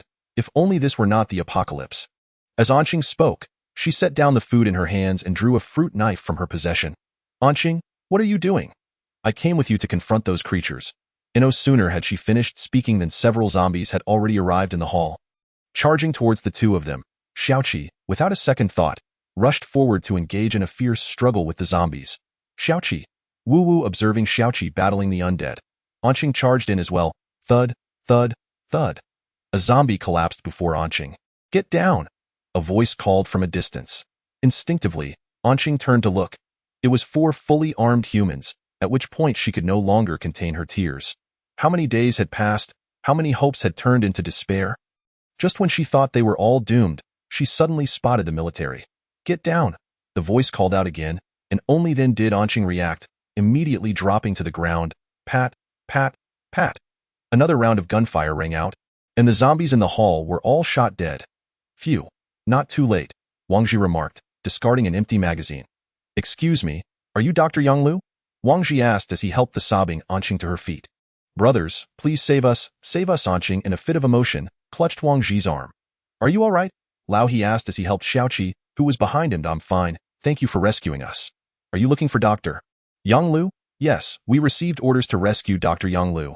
Lao he replied, that's wonderful, Xiaoqi said weakly. Wang Ji, noticing Xiaoqi's increasing frailty, said, "We arrived too late. He's injured." As Wang Ji suddenly raised his gun, Anqing snapped back to reality and shouted, "What are you going to do? He's injured.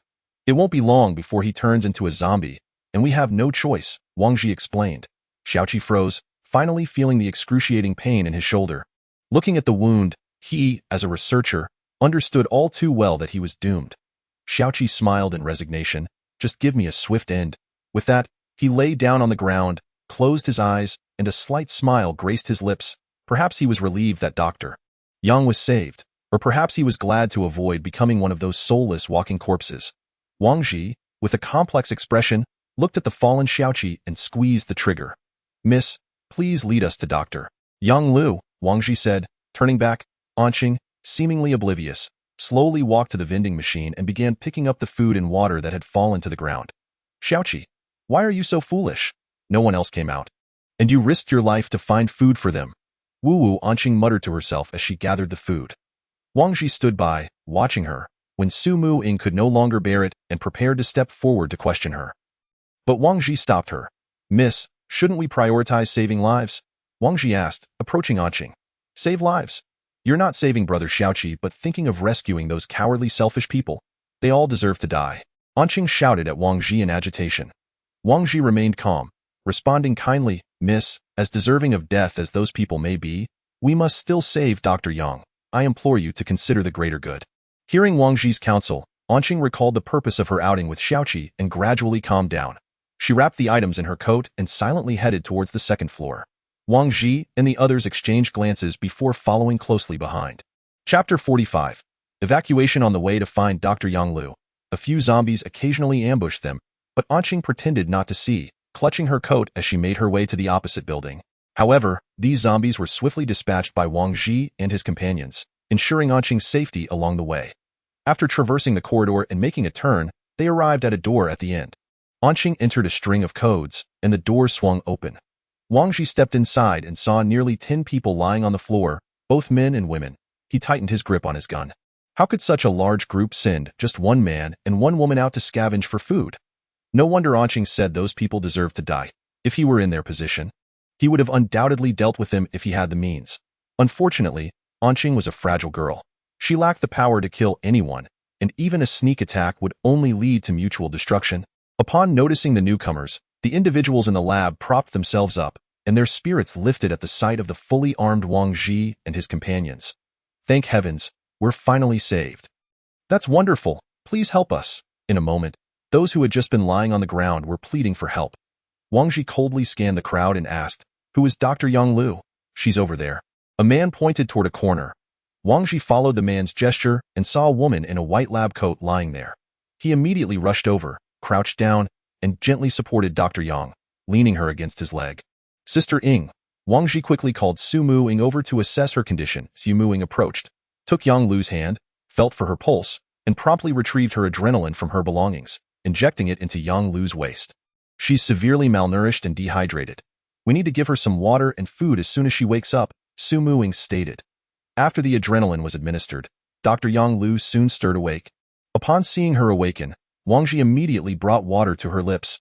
Startled at the sight of a stranger beside her, Yang Lu quickly regained her composure. "Who are you? Don't speak for now. We are here to rescue you." "You're very weak. Drink some water first," Wang Ji replied. Yang Lu complied, silently drinking the water from Wang Ji's hand. As others noticed Anqing returning with a large bundle of food and water, they called out, "Xiaoqing, quickly share some food with us." One individual, unable to wait any longer, attempted to take food for himself when Anqing suddenly brandished her knife, pointing it at him.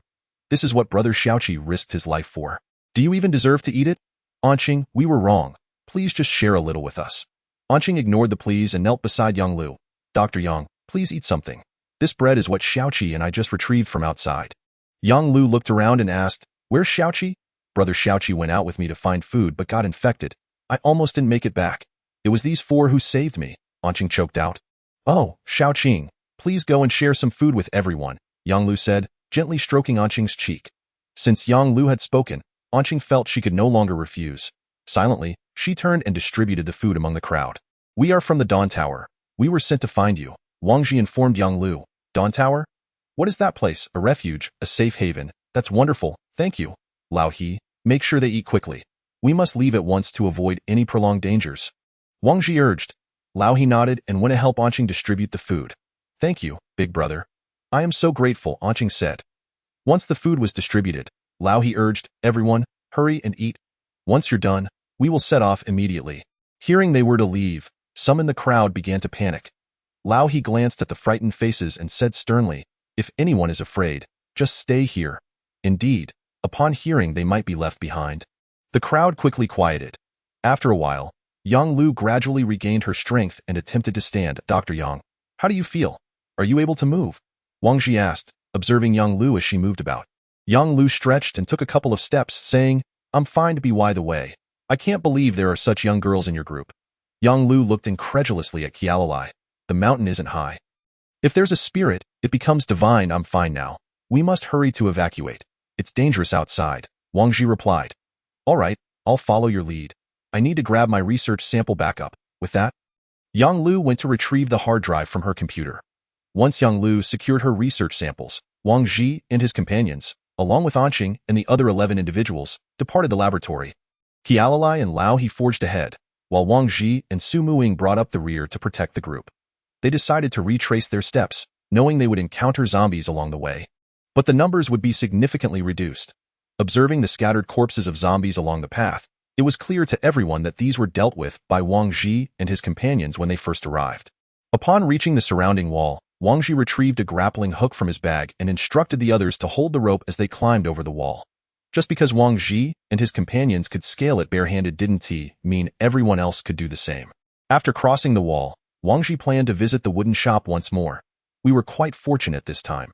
It only took us a day to find everyone, Su Muing remarked cheerfully as they walked. Indeed, if Anqing and the others hadn't ventured out, who knows how long it would have taken to locate such a large research facility, Wang Ji responded pensively. Now, the question arises, with our 15 people, how do we get back? Su Muing inquired. Wang Ji paused, realizing he hadn't given that much thought. We'll need to find vehicles again along the way. We can take 3. The 2 of us will ride in one, bringing some people along, while the rest can drive the last one themselves, Wang Ji proposed. Leading the group through the woods, they arrived at the shop they had previously discovered, and everyone was astonished to find it stocked with abundant supplies and food. Wow, this room full of supplies will last us for a month. Shu, what are you thinking? This is what they discovered. You intend to seize food right under their noses. Indeed, those 4 individuals appear rather formidable. It would be wise not to provoke their ire. The crowd murmured amongst themselves, while Wang Ji boldly entered the dwelling, embarking on a grand procurement without expense. He instructed the researchers to hastily pack all consumables, water, sugar, snacks, anything edible, into bags for immediate transport. The assistance provided by the researchers significantly alleviated Wang Ji's burden. After thoroughly scavenging the small cabin, he could finally return, for the mission's objective had been located, and it was imperative to deliver it swiftly. Prolonged exposure to the outside world could lead to unforeseen complications. We must act swiftly. We must reach the evacuation point before darkness falls. Wang Ji urged the researchers to gather their belongings and follow the route he had meticulously planned for their retreat. As the group reached the bridge, they encountered only a few wandering zombies, which relieved Wang Ji. Be cautious. Do not let yourselves fall victim to ambush. The researchers, witnessing the devastation on the bridge, vehicles mangled and bodies strewn about, realized that the morning's explosion had originated from this very location. They could hardly fathom the intensity of the battle that had transpired here. Wang Ji and his companions dispatched the newly arrived zombies. The scant few could be easily dispatched with blades to conserve ammunition. However, to ensure the safety of the group, they could not stray too far, continuously expending their ammunition. Do not be afraid. Rise quickly and move forward, Wang Ji encouraged the several women who were cowering in fear.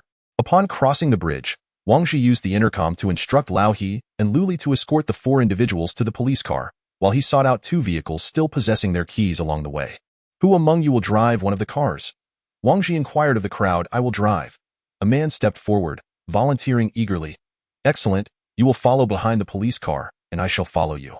The 3 of you will take this vehicle. Wang Ji directed the 4 men behind him. In Wang Ji's car were Su Muing, Yang Lu, Dr. Anqing, and the 2 remaining women. Dr. Yang Lu had to ride with him. He could not trust her safety in another vehicle, and he could not allow the others to face the survivors alone. At least 2 individuals should accompany each other for mutual support, as he could not guarantee that they would not be betrayed. Phew, Finally a moment to rest, Su Muing sighed contentedly from the passenger seat. May I inquire if our safety is assured at the Dawn Tower? It was evident that Yang Lu still harbored some trepidation. Your safety can be assured. Theirs, however, is not guaranteed, Wang Ji replied thoughtfully. Why not? Because the Dawn Tower does not harbor idlers that I see, then it should be fine. I was under the impression, Yang Lu's sentence trailed off. Under the impression that we might act irrationally and resort to violence? Wang Ji chuckled. No, that was not my intention. Rest assured, everyone survives by their own merit. Chaos will not ensue. Having provided Yang Lu with this reassurance, he resumed driving. Wang Ji, do you think that family is still there? Su Muing, eyes closed, asked. They should be. It has only been half a day. Snap!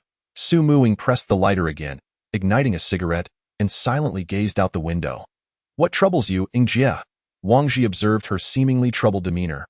What a once thriving world it was. Now, it lies in tatters. With humanity scurrying about like rats. How absurd that it will get better, Wang Ji said, tightening his grip on the steering wheel. Speaking earnestly. One can only hope. Su Muing turned her head away, continuing to smoke.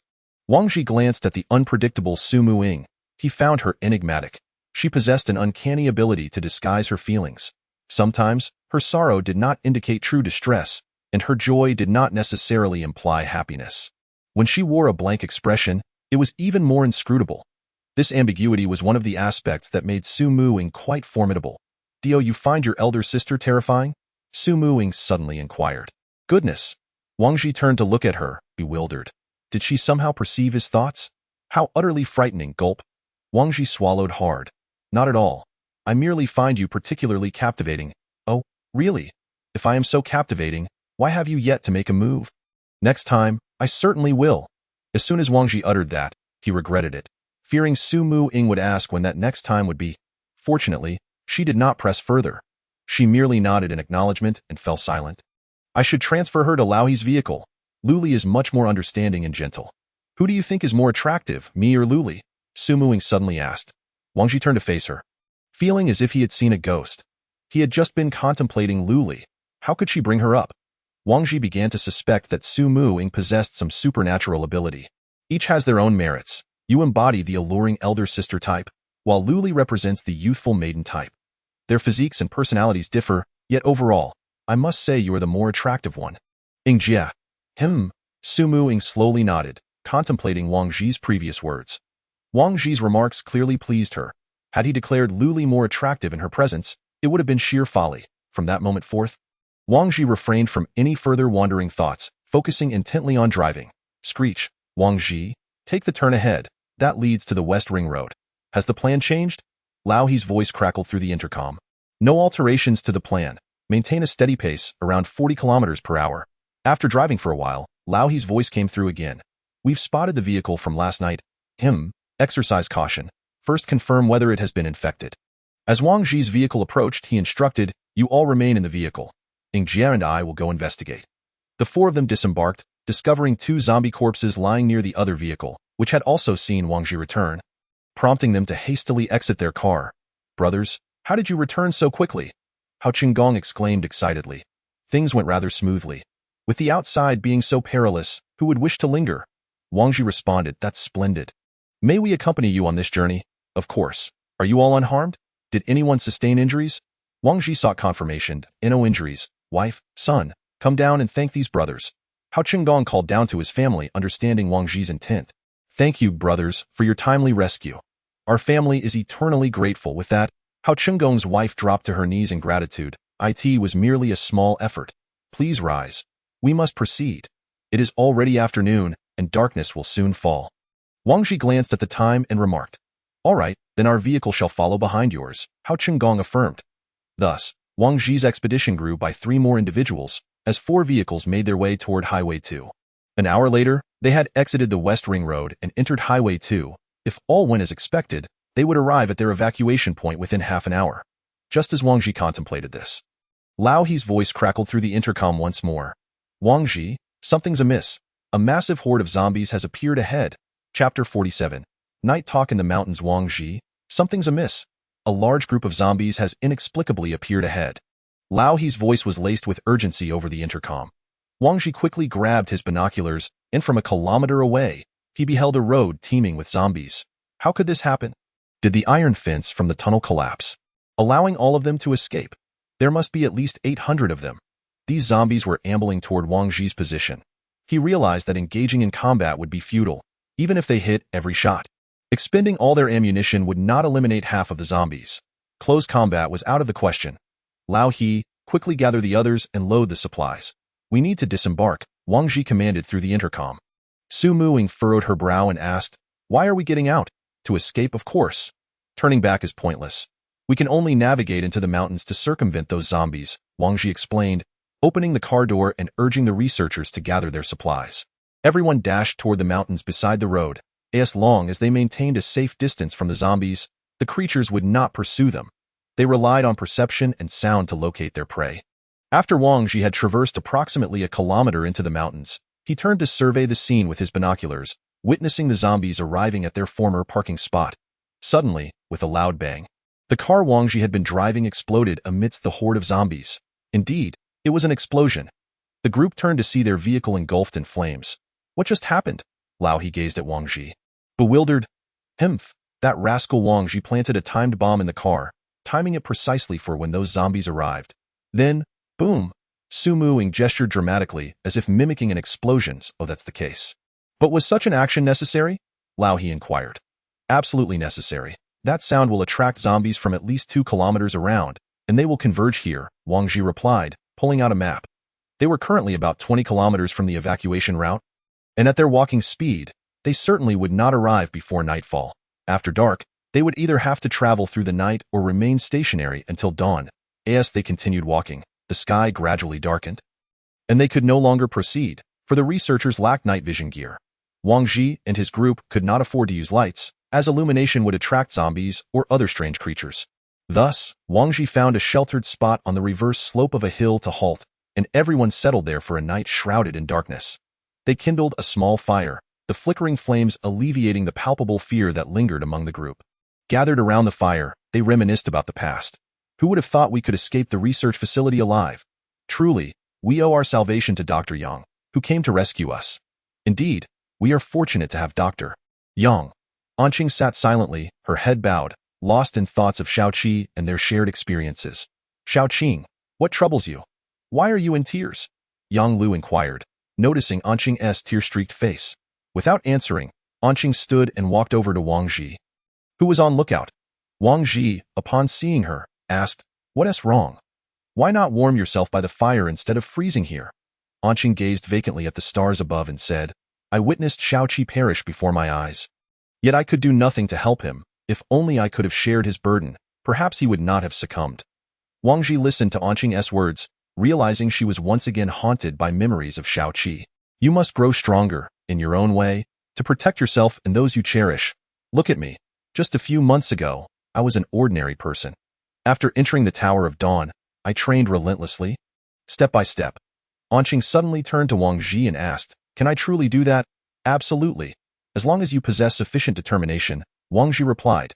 "I'll protect those I care about in my own way." Anqing murmured to herself. "All right, go warm yourself by the fire," Wang Ji urged. "Thank you," Anqing said before returning to the fire. Wang Ji watched her retreating figure and sighed quietly.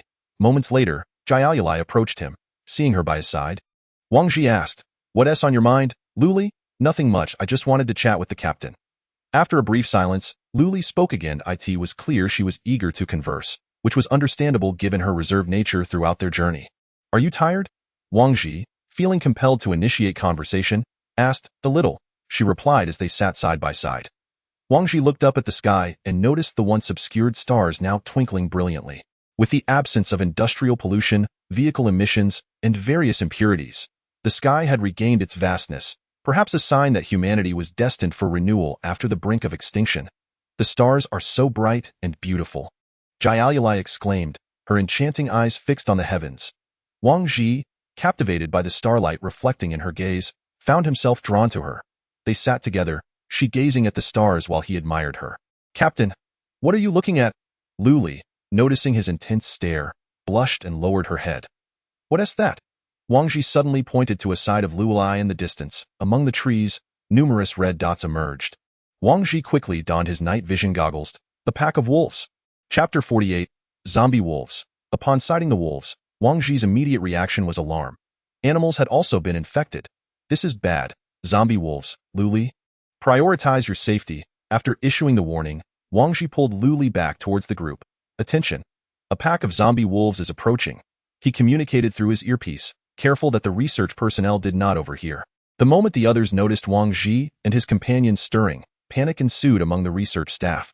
Stay calm and remain by the fire, he instructed. Let us take the initiative and fire before they attack. Wang Ji conveyed through the earpiece. With a crack, Wang Ji fired the first shot, causing the tense wolves to charge towards him. Surprised by their speed, Wang Ji realized he had underestimated the explosive capabilities of these zombie wolves, which were 1.5 times faster than regular wolves. Bullets could not reach them. Further attempts were futile, too fast. I can't hit them, Wang Ji shouted, observing the approaching pack. One wolf leaped towards him. Swish, a flash of steel appeared. It was Luli, who had drawn her weapon, severing the leaping wolf in midair. Wang Ji watched as the wolf's head landed, still gnashing its teeth. Realizing bullets were ineffective, Wang Ji unsheathed his dagger and engaged the zombie wolves in close combat. Meanwhile, Old He and Su Muing struggled with their own knives while simultaneously guarding Dr. Yang. No!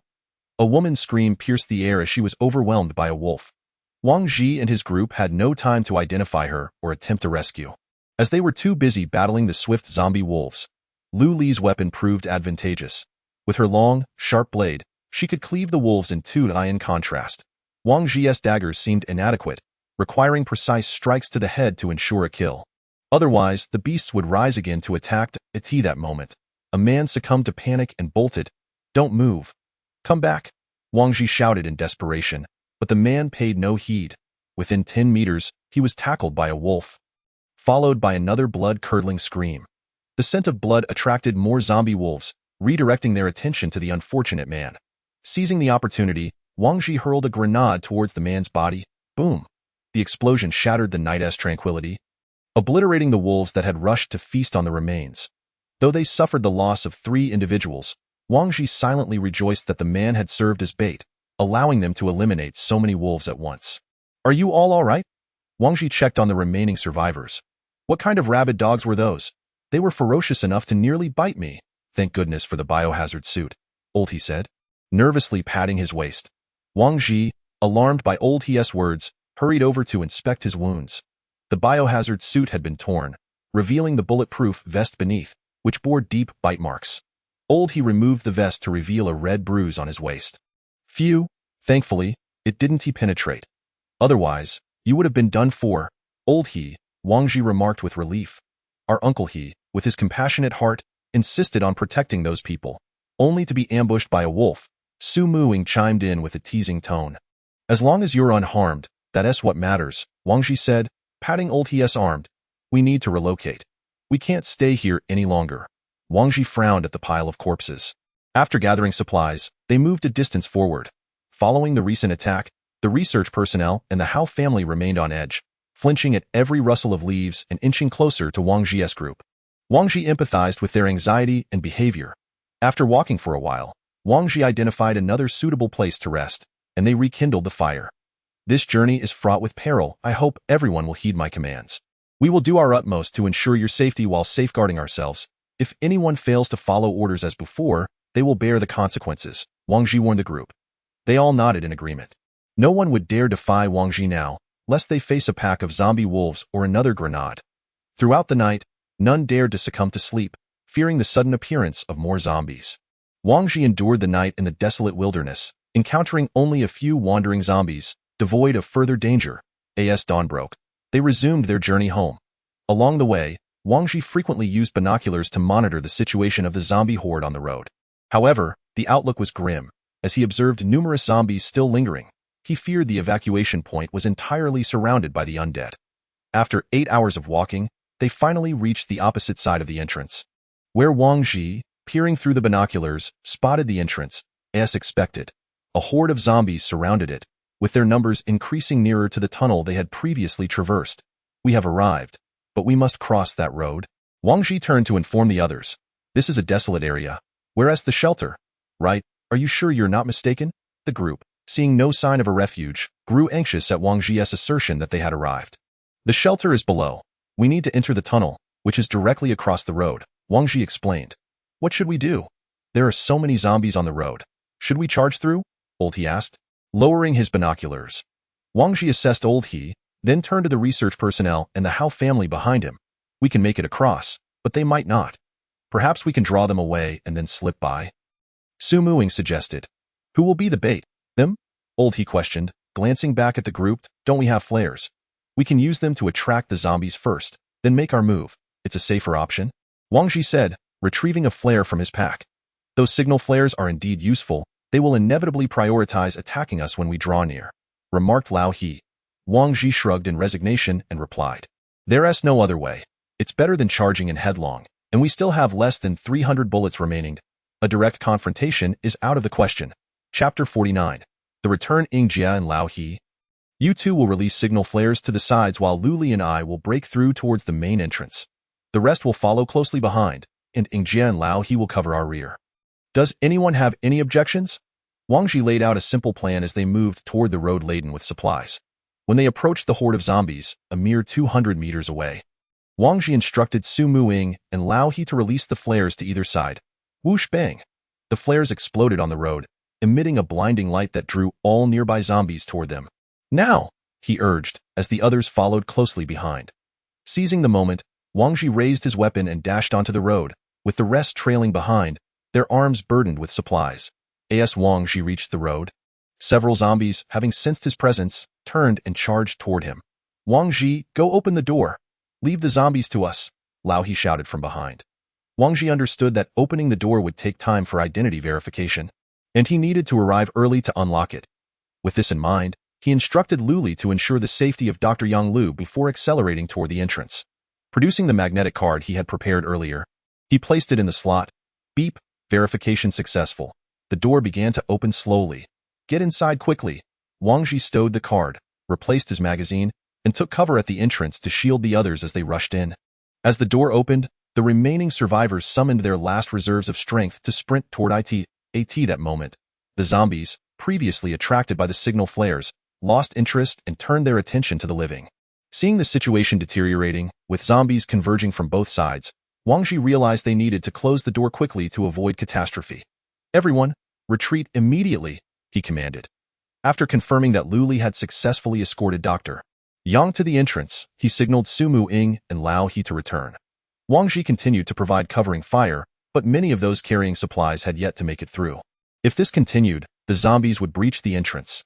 Desperate, Wang Ji adjusted his aim and fired 2 shots at the legs of 2 individuals without supplies, incapacitating them. The moment they fell, the zombies were quick to scent the blood and lunged towards the fallen girl.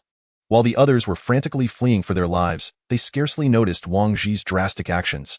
Not enough, he muttered, firing again, and another woman collapsed. Help me, a man screamed, but no one heeded his cries as they continued to flee toward the door. After tossing 3 live bait into the fray, the onslaught of zombies indeed diminished significantly. Once Su Muing and Lao He had successfully retreated, Wang Ji swiftly slipped back as the iron door slammed shut. With the undead outside continuing to pound against it, that was close, he sighed. Relieved, Su Muing leaned against the wall, her chest heaving, and tossed her rifle to Wang Ji, clearly fatigued from the earlier ordeal. Is anyone injured? Wang Ji inquired, scanning the shaken faces. Silence ensued. After illuminating the area to check for injuries and confirming no one was harmed, he descended further. Along the way, no one paid attention to the absence of a few individuals. They were simply relieved to be alive. Wang Ji felt no guilt for his earlier actions. Sacrifices were necessary. Without them, the losses would have been far greater. Well done, Lu Li, he praised. Wang Ji acknowledged Lu Li's commendable efforts in safeguarding Dr. Yang, as they had encountered almost no zombies in their path, enabling a swifter retreat. Currently, aside from Dr. Yang, there were 9 survivors following behind, making this expedition remarkably successful, netting nearly 5,900 survival points and some food supplies in just 2 days. Upon returning to the Dawn Tower, Wang Ji first visited the medical room. Upon seeing him, Sophie paused momentarily. We meet again, Captain Wang, she greeted as she stepped out of her office. Your memory is impressive. Director Sophie, come now, your team is the star of the Dawn Tower. Who doesn't know about you? Wang Ji replied. All right, let us expedite the checkup. Just place all the supplies in that box. He directed the survivors as he also stowed away his gear for cleaning and disinfection. Once everything was deposited, Wang Ji and the others entered the disinfection room for a thorough cleansing and checkup. After completing the process, he escorted the Research Institute staff and the Hao family to the affairs hall for task handover, while Dr. Yang was taken by specialized personnel. Once the handover was complete, Wang Ji successfully received 5,900 survival points. Let us head back. I'm exhausted. I haven't slept in 2 days, Wang Ji announced, quickening his pace to leave. Upon returning to the third-floor residential area, the portly fellow inside immediately rushed out upon hearing the commotion. Spotting Wang Ji, he exclaimed in surprise, "Captain Wang, you're back so soon? Am I dreaming?" The portly man then turned to Sumu Jia. "Come hit me to see if it hurts." "Ouch, it hurts. It's not a dream." "Stop, I'm awake," he exclaimed. Sumu teasingly replied. "You lazy fatso, you still manage to sleep. That is not fair. The doctor said I need to rest more because I'm injured," he protested. "All right, stop picking on the fat man. He is a patient." Wang Ji interjected. "Oh, if you want me to stop bullying him, does that mean you want me to bully you instead?" Sumu said, draping her arm over Wang Ji's shoulder in a flirtatious manner. Wang Ji's expression darkened. "Cut it out, Jia. After 2 sleepless days, I could fall asleep standing. Let us just rest. By the way, Lao He, how did you return so quickly? Was the mission smooth?" the portly man inquired. "Relatively smooth," Lao He replied tersely before retreating to his room for sleep. The 4 of them, having hardly rested during their outing, were now thoroughly fatigued. "Hey, I just woke up. Oh, look, Lu Li is still awake." "Lu Li, why aren't you sleeping?" the portly man remarked. "Are you kidding?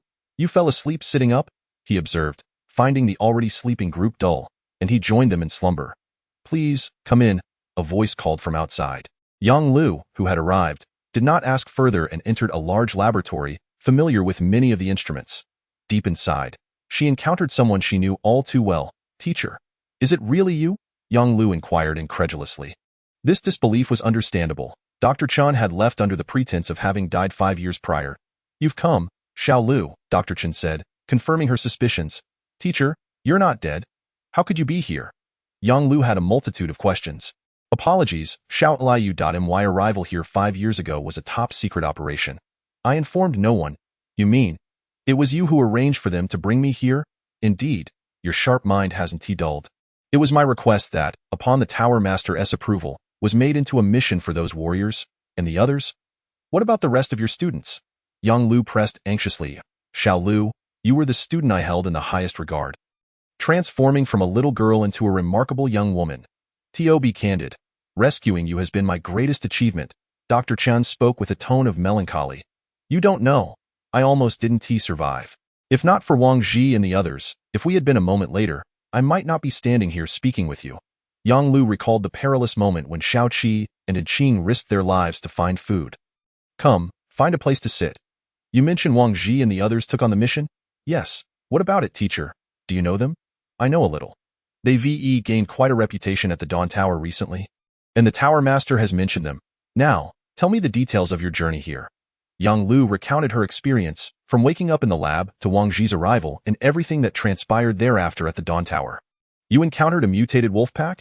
Dr. Chen asked in astonishment. "Indeed, even animals have been infected by the virus. Alas, it seems matters are worsening. So, what should I do next?" "Primarily, research genetic antibodies, biological mutations, and maintain some operations at the Dawn Tower. But before that, you need to rest well. If it weren't for your adrenaline, you might have collapsed on the way." "Understood, teacher." At Dr. Chen's reminder, Yang Lu suddenly realized that she hadn't slept or eaten properly in the past 2 days. Chapter 50. Fear Captain. We brought her. "Yes, let her in." Jieshi, without lifting her gaze, continued to read. "Did you summon me?" A woman's voice came from outside. "Please sit." Once the woman was seated, Jieshi spoke. "What is your name?" "My name is Qing, and I am Dr. Young's assistant." Qing replied. Her gaze lowered. Feeling the pressure emanating from the woman across from her, "I see that you were brought back by Wang Ji and his companions." "Do share the details with me," Jieshi stated coldly. Upon hearing Wang Ji's name, Qing, who had been looking down, immediately lifted her head, her demeanor turning vigilant as she scrutinized Jieshi. "Why should I tell you?" "Oh?" Jieshi raised an eyebrow, standing up from her chair and slowly approaching Qing. That moment, Qing was acutely aware of the pressure emanating from Jieshi, her hands beginning to tremble. I can't know whether you will harm him." Qing met Jieshi's gaze, which was laced with a palpable aura of menace, and spoke with an unflinching expression. Having narrowly escaped death in the outside world, Qing found herself less fearful than before. Very well, Jieshi retracted her imposing presence and returned to her seat. Qing, with her head lowered, took deep breaths, having been driven to the edge of breathlessness by the confrontation. Allow me to introduce myself. This is the headquarters of the Dawn Tower's Guardians, and I am the captain here, Jieshi. Captain Jieshi. Let us set aside the matter of Wang Ji for now. I will personally seek him out later. I have heard that you wish to join the Guardian team. Yes, I want to become stronger, Qing declared, her gaze resolute. Becoming stronger is not merely a matter of words. It requires relentless forging and the willingness to sacrifice one's life to comprehend the true essence of power. Are you still willing to proceed? Yes, I will spare no effort, Qing affirmed with unwavering determination. Oh, and why is that? So that I can protect what I wish to safeguard in my own way. Qing, with her head bowed, clenched her fists, recalling the image of Shao-Chi smiling at her as she faded away. Oblivious to the pain of her nails digging into her flesh. Here is your access card. From now on, you will be a member of the Guardian team. However, you will need to repay 1,000 survival points as the cost of transitioning from a vagrant to a citizen. That is the rule, Jieshi explained to Qing. Thank you, Captain Jiaxi. Qing said, standing and deeply bowing to Jieshi. You may go now. I will assign someone to guide you on what to do next. After Qing exited, Jieshi arranged for a female guardian to accompany her to complete her registration and guide her on subsequent tasks. Once everything was settled, Jieshi retrieved the coffee that Wang Ji had gifted her from her drawer and prepared herself a cup using the method he had taught her. Wang Ji, you truly have surprised me. Several hours later, Wang Ji awoke from a deep slumber, relishing the rare comfort of rest. Who? He exclaimed, startled by a sound. In a rush, he turned on the bedside lamp, only to find a silver-haired figure lying on his pillow. Jia? Wang Ji asked, his voice trembling. He surveyed the layout of the room, confirming it was indeed his own. What on earth is going on with this woman? Be quiet, Su Muing murmured with her eyes still closed. Pulling the blanket over herself and flipping onto her side to continue sleeping, Wang Ji, after a moment of contemplation, checked to ensure he was still fully clothed, releasing a sigh of relief. Hey, Jia, don't scare me like that. How did you end up in my bed? I was scared. Wang Ji could hardly believe her audacity. Not only was she being flirtatious, but she shamelessly claimed to be frightened. Had he not witnessed her single-handedly dispatching numerous zombies without flinching, he might have been inclined to believe her. His gaze involuntarily drifted downward, and he gasped as he noticed her pants were nearly gone. Leaving only her underwear, thank goodness she wasn't completely unclothed, but the sight was tantalizingly revealing. Wang Ji decided he could not linger in bed any longer. Staying there risked compromising his virtuous demeanor. He quickly washed up and made his way to the living room, where he found Luli seated on the sofa, engrossed in a movie being played by Ling Lingyao. Luli, you're up quite early, Wang Ji remarked as he took a seat beside her. I accidentally dozed off on the sofa. The delivery person came to drop off supplies and woke me. Why didn't you just go back to your room to sleep? Wang Ji inquired. Luli shook her head. I'm not tired. Wang Ji regarded her curiously and asked, Are you afraid? At this, Luli's face flushed, and she nodded slightly while looking down. Seeing her acknowledgement, Wang Ji felt a pang of frustration. Why was she just like Su Muing? However, Luli did not seem the type to listen. Wang Ji squatted down in front of her and asked, What are you afraid of? Luli contemplated for a moment before responding. I have nightmares, feel insecure, and can't sleep soundly. Wang Ji remained skeptical. Then, would you like to sleep with Sister Ing from now on? He suggested. Would that trouble Sister Ing? Luli asked with concern. Not at all. She's afraid too. You both would make a perfect pair. Wang Ji shot Luli a knowing look before rising to inspect the pile of supplies they had brought back. The haul was substantial. 21 packs of popular cigarettes, 5 boxes of various drinks, and 2 boxes of candies and snacks. Additionally, the firearms, bulletproof vests, and other tools Wang Ji had purchased were also included. Luli, let us go get some food. Upon stepping outside, Wang Ji noticed the training hall on the 3rd floor was devoid of people. Could it be that the former Dynasty team and the Eternal Apocalypse team had all gone out? Chapter 51. The next plan. Wang Ji and Luli arrived at the 2nd floor dining hall, where only a few patrons lingered. In recent days, the number of people venturing outside had peaked. After purchasing their meals, just as Wang Ji was about to leave, he spotted a familiar face. And Qing. What brings you here with the Guardian team? Wang Ji approached Qing's table. Upon recognizing Wang Ji, Qing's heart leapt with joy. Brother Wang? I just joined the Guardian team. This sister here was assigned by Captain Jieshi to guide me. You joined the Guardian team? But you're a vagrant without a citizen identity. How did that happen? Wang Ji inquired, puzzled. It's great. Did Captain Jieshi approach you directly? Wang Ji asked. Yes. She said you recommended me. I recommended Qing to join the Guardian team. I had no knowledge of this. Wang Ji found himself bewildered, but he maintained a calm facade in the presence of the Guardian. Yes, it was me who recommended you. Make sure to learn well in the Guardian team. Also, Jieshi inquired about your situation. I was concerned she might pose a threat to you, so I kept silent. So that's how it is. I appreciate your consideration, Wang Ji said, patting her shoulder. Hey? How did you know? Oh, it's nothing. She just enjoys asserting dominance. But she's actually quite decent, Wang Ji replied, recalling their first meeting when she had nearly crushed his shoulder. All right, we should head back now. Farewell. Wang Ji turned to leave with Lu Li. Upon returning, the others were still asleep. So Wang Ji placed the food on the coffee table and roused them. Good morning, everyone. What the? Wang Ji, where have you been? The plump man exclaimed, staring at the several boxes on the floor, filled with supplies Wang Ji and the others had collected. Oh, we happened to come across a shop on our way out. Everything was well preserved. Wang Ji said as he opened a bottle of soda they had brought back. Is this the legendary cola? I haven't had any in over 2 months. It brings back memories, the plump man exclaimed dramatically. Wang Ji chuckled but said nothing, handing out 4 bottles, 1 for each person. Hey, Wang Ji, why are you back so soon? Tell me what happened. Well, it was about that. Wang Ji briefly recounted the events. This is practically a windfall. Earning those 5,000 survival points was remarkably easy. The plump man mused. Easy, my foot. If we hadn't been well equipped, we'd have been done for out there, Wang Ji retorted, irritated by the man's nonchalance about the dangers they faced. Wang Ji is right. While we train to enhance our skills, the zombies are doing the same. If you don't train diligently, you might not be so fortunate next time. Lao He chimed in. Understood, brothers. I will train hard, 16 hours a day of rigorous practice, the plump man declared, striking a comical salute.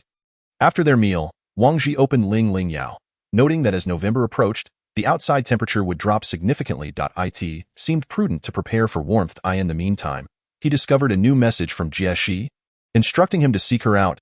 A smile crossed Wang Ji's face. He had intended to inquire about Qing, and now Jieshi was beckoning him. I'll visit Jieshi for a moment, Wang Ji announced, shutting down Ling Ling Yao. Lu Li, go with Wang Zhi's Yimu Ying, lounging on the sofa, instructed Lu Li to accompany Wang Ji. Wang Ji found it amusing that Su Muing had chosen to keep an eye on him by assigning Lu Li to follow. Was she worried he might be up to no good? Nevertheless, having Lu Li accompany him was a sound idea. She was obedient, quiet, and had a low profile, making her capable of surprising others when needed.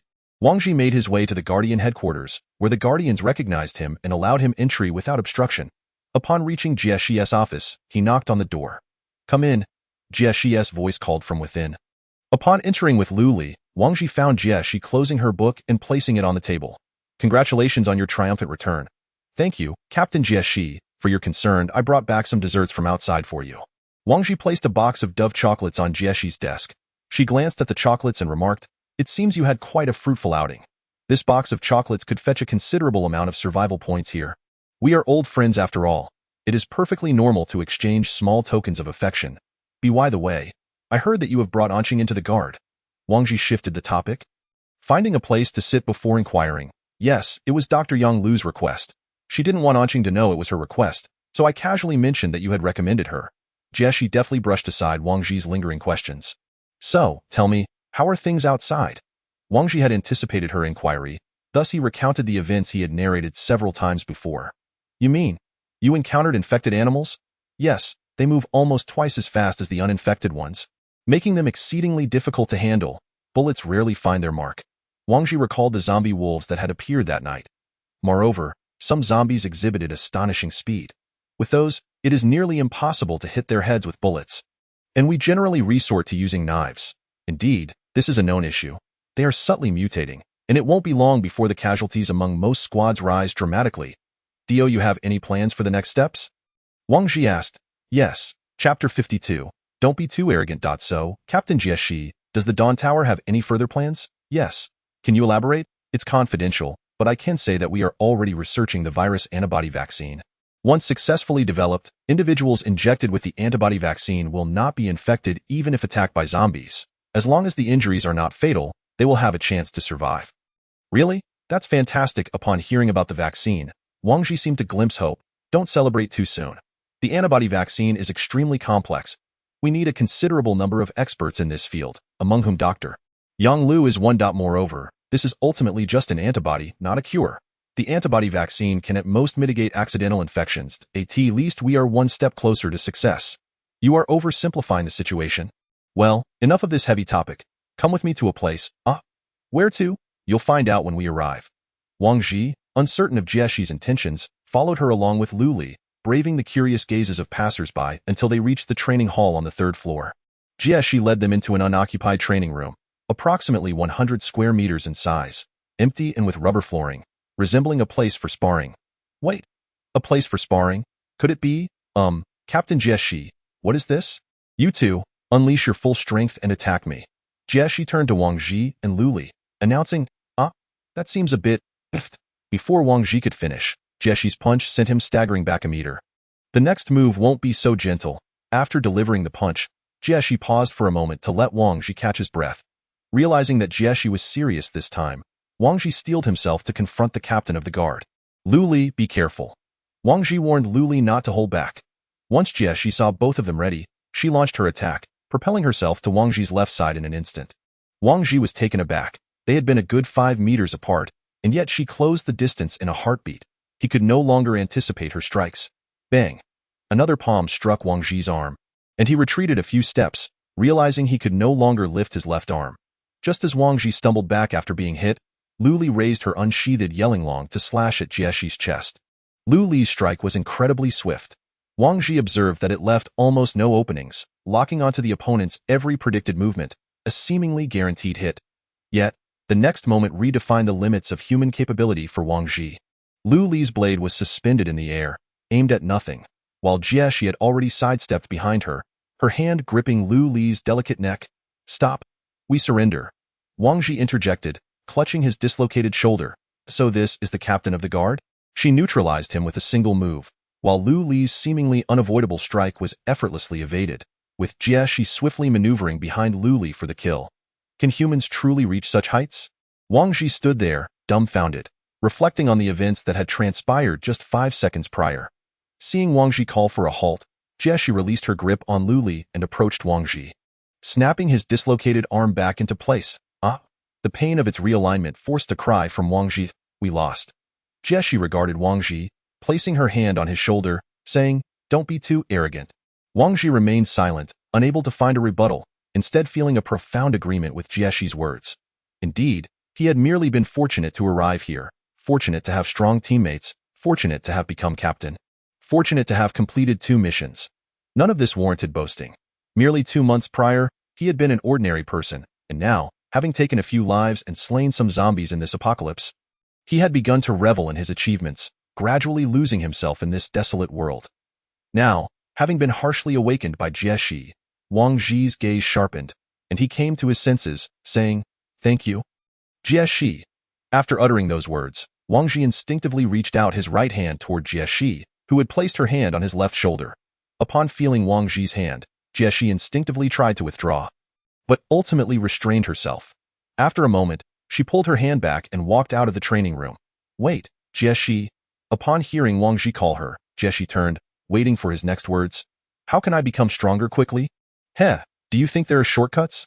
Jieshi scoffed, then turned and departed. Do you truly believe there are shortcuts? Indeed, what kind of shortcuts could possibly exist? Why did I ask such a foolish question? Lu Li, could you come over and assist me? Having just endured Jieshi's 2 blows, Wang Ji felt a lingering internal injury and leaned his arm on Lu Li's shoulder as they helped each other back. Upon returning to their quarters, Su Muing was lounging on the sofa alongside the fatty, watching a movie broadcast by Ling Ling Yao. Upon seeing Wang Ji and Lu Li enter, supporting each other, she jested, Oh, what's going on with you two? You weren't actually beaten by that Captain Jieshi, were you? As both remained silent, Su Muing sat up abruptly from the sofa, saying, You weren't really beaten, were you? Lu Li nodded, while Wang Ji said nothing, heading straight upstairs to lie down on his bed. Damn, that woman is too arrogant. How dare she strike our Captain Wang? I think she's like a little cow taking a flight. Soaring high above, the fatty exclaimed, jumping up from the sofa, indignant at Lu Li's account. Lu Li, Are you saying that your blade technique not only missed but was also evaded by her? Su Muing inquired seriously. She was well aware of Lu Li's swordsmanship, and the notion that she could fail to hit while on the offensive was unfathomable to her. Come, demonstrate the movement you used to attack Jieshi with the scabbard.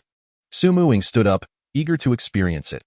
Lu Li readied the scabbard for her strike, while Su Muing focused intently on Lu Li's movements. Whoosh, Lu Li, draw the blade. Su Muing, evade. Su Muing gasped. Realizing that she could barely dodge the previous strike, and attempting to maneuver behind Lu Li was utterly impossible, while Jieshi had accomplished it with ease. By the way, what happened to Captain Wang? Did he go hide under the covers and cry? The fatty asked Dato. Then I must go and comfort him properly. Su Muing revealed a mischievous smile. Chapter 53. Leisure Activities. Su Muing entered Wang Ji's room, where he sat on the edge of the bed smoking a cigarette he had brought back from outside. Noticing Su Muing sit beside him, he turned to glance at her before continuing to smoke in silence. Oh dear, has our Captain Wang been bullied? Su Muing leaned closer, draping her arm over Wang Ji's shoulder, gazing at him with a smile. Wang Ji remained quiet, lost in thought as he stared at the lamp. I heard from Lu Li that losing to Jieshi is nothing to be ashamed of. How it's not about being beaten. Wang Ji exhaled a puff of smoke. Then what is it? Do you not sense that we are living a bit too comfortably? Wang Ji extinguished his cigarette and turned to Su Muing, inquiring, comfortably? Well, compared to before the apocalypse, life is indeed much more comfortable now. There's no need to worry about international police pursuing us, nor the threat of enemies plotting against us. I prefer dealing with zombies over living people, Su Muing recounted. Comfort leads to complacency, and when real danger arrives, we may find ourselves powerless, merely praying in silence. Outside, the zombies' capabilities are continuously growing. What right do we have to settle into comfort? Listening to Wang Ji's words, Su Muing fell into contemplation. Finally speaking after a while, by the way, she seems to care about you quite a bit. Damn it, why is her focus so bizarre? I'm discussing serious matters here, Wang Ji mentally scoffed. Perhaps she treats other squads the same way. Wang Ji immediately dismissed the thought. Is that so? Yet I also heard that you wrapped the chocolate we obtained and gifted it to her. Thud. Su Muing, upon finishing her question, promptly pushed Wang Ji down onto the bed. However, Wang Ji was far from foolish enough to believe that Su Muing intended to engage in any romantic endeavors. At that moment, her dagger was pressed against him. Damn it, that wretched Lu Li. How could she say anything at all? Sistering, let us discuss this calmly. Please put down the knife and allow me to explain. We give gifts, and of course, there are benefits involved, aren't there? What are the benefits? Is it merely to receive a beating from her? No. Do you know what Dr. Yang, whom we brought back, is responsible for? Responsible for what? They are conducting research on viral antibody vaccines. According to Jieshi, if successful, those vaccinated will not be susceptible to infection. As long as one is not bitten to death, they can still survive. This is indeed good news. But let's avoid visiting her too often in the future. Su Muing sheathed her dagger and spoke with a hint of irritation. Understood, my dear aunt, but am I the captain, or are you? Wang Ji muttered quietly. However, much to his dismay, Su Muing heard him clearly, raising an eyebrow. Oh, what does the captain mean by that? Su Muing deliberately emphasized the word captain, her smile not quite reaching her eyes as she inquired of Wang Ji. Gulp. Wang Ji swallowed hard, regretting his words. Why did he have to say that? What I meant was, Sister Ing must be tired, right? Allow me to massage your legs. As he spoke, Wang Ji hopped off the bed. Now that you mention it, I do feel a bit fatigued. Go ahead and massage. After Su Muing finished speaking, she leaned back on the bed, enjoying Wang Ji's massage. Your technique is quite good. Had this been before the apocalypse, I would have certainly recruited you as a massage therapist. Wang Ji gazed at Su Muing's smug expression, secretly vowing that one day he would have her kneeling at his bedside. Massaging his legs, after the massage concluded, Wang Ji made his way to the living room. Opening Ling Ling Yao to check for any recent news, he discovered that his intelligence had successfully earned him 200 survival points, leaving Wang Ji and his companions with over 13,000 survival points. Furthermore, he stumbled upon an intriguing announcement. The Dawn Tower had preliminarily constructed a solar room. The solar room is a space roughly the size of a football field, covered by a thick layer of tempered glass, beneath which lies the azure sky. The ground is adorned with photovoltaic panels, capable of generating a certain amount of electricity from solar energy. Most importantly, survivors can enter this space to bask in the sun and enjoy the fresh air. However, this is not free, as the entry fee is 5 survival points, with no time limit. How fascinating. It generates electricity while allowing people to sunbathe. This project is remarkable, Wang Ji mused as he looked at the announcement regarding the solar room. What is so remarkable? The fatty had also approached to inquire. Behold, the Dawn Tower has constructed a solar room where one can sunbathe. Hey, fatty, where are you going? Wang Ji had not finished his sentence when he noticed the fatty heading towards the exit. I'm off to sunbathe and recuperate. Captain Wang, goodbye. Before Wang Ji could voice his concern about going alone, the fatty had already slipped away. Wang Ji shook his head and continued to browse Ling Ling Yao. What is this? A brand new large-scale leisure and wellness project, the natural hot spring has been completed? Wang Ji's expression darkened. This is hardly news, it feels more like a temptation to entice others to spend. However, since they had yet to celebrate their return, the hot spring seemed like a delightful destination. After reviewing the details, Wang Ji felt it was quite appealing. They hadn't had a proper soak since the apocalypse, so it would be nice to unwind a bit. Closing Ling Ling Yao, he called everyone down, preparing to head to the first floor's natural hot spring. The four arrived at the elevator and were about to descend when several unfamiliar faces emerged from inside.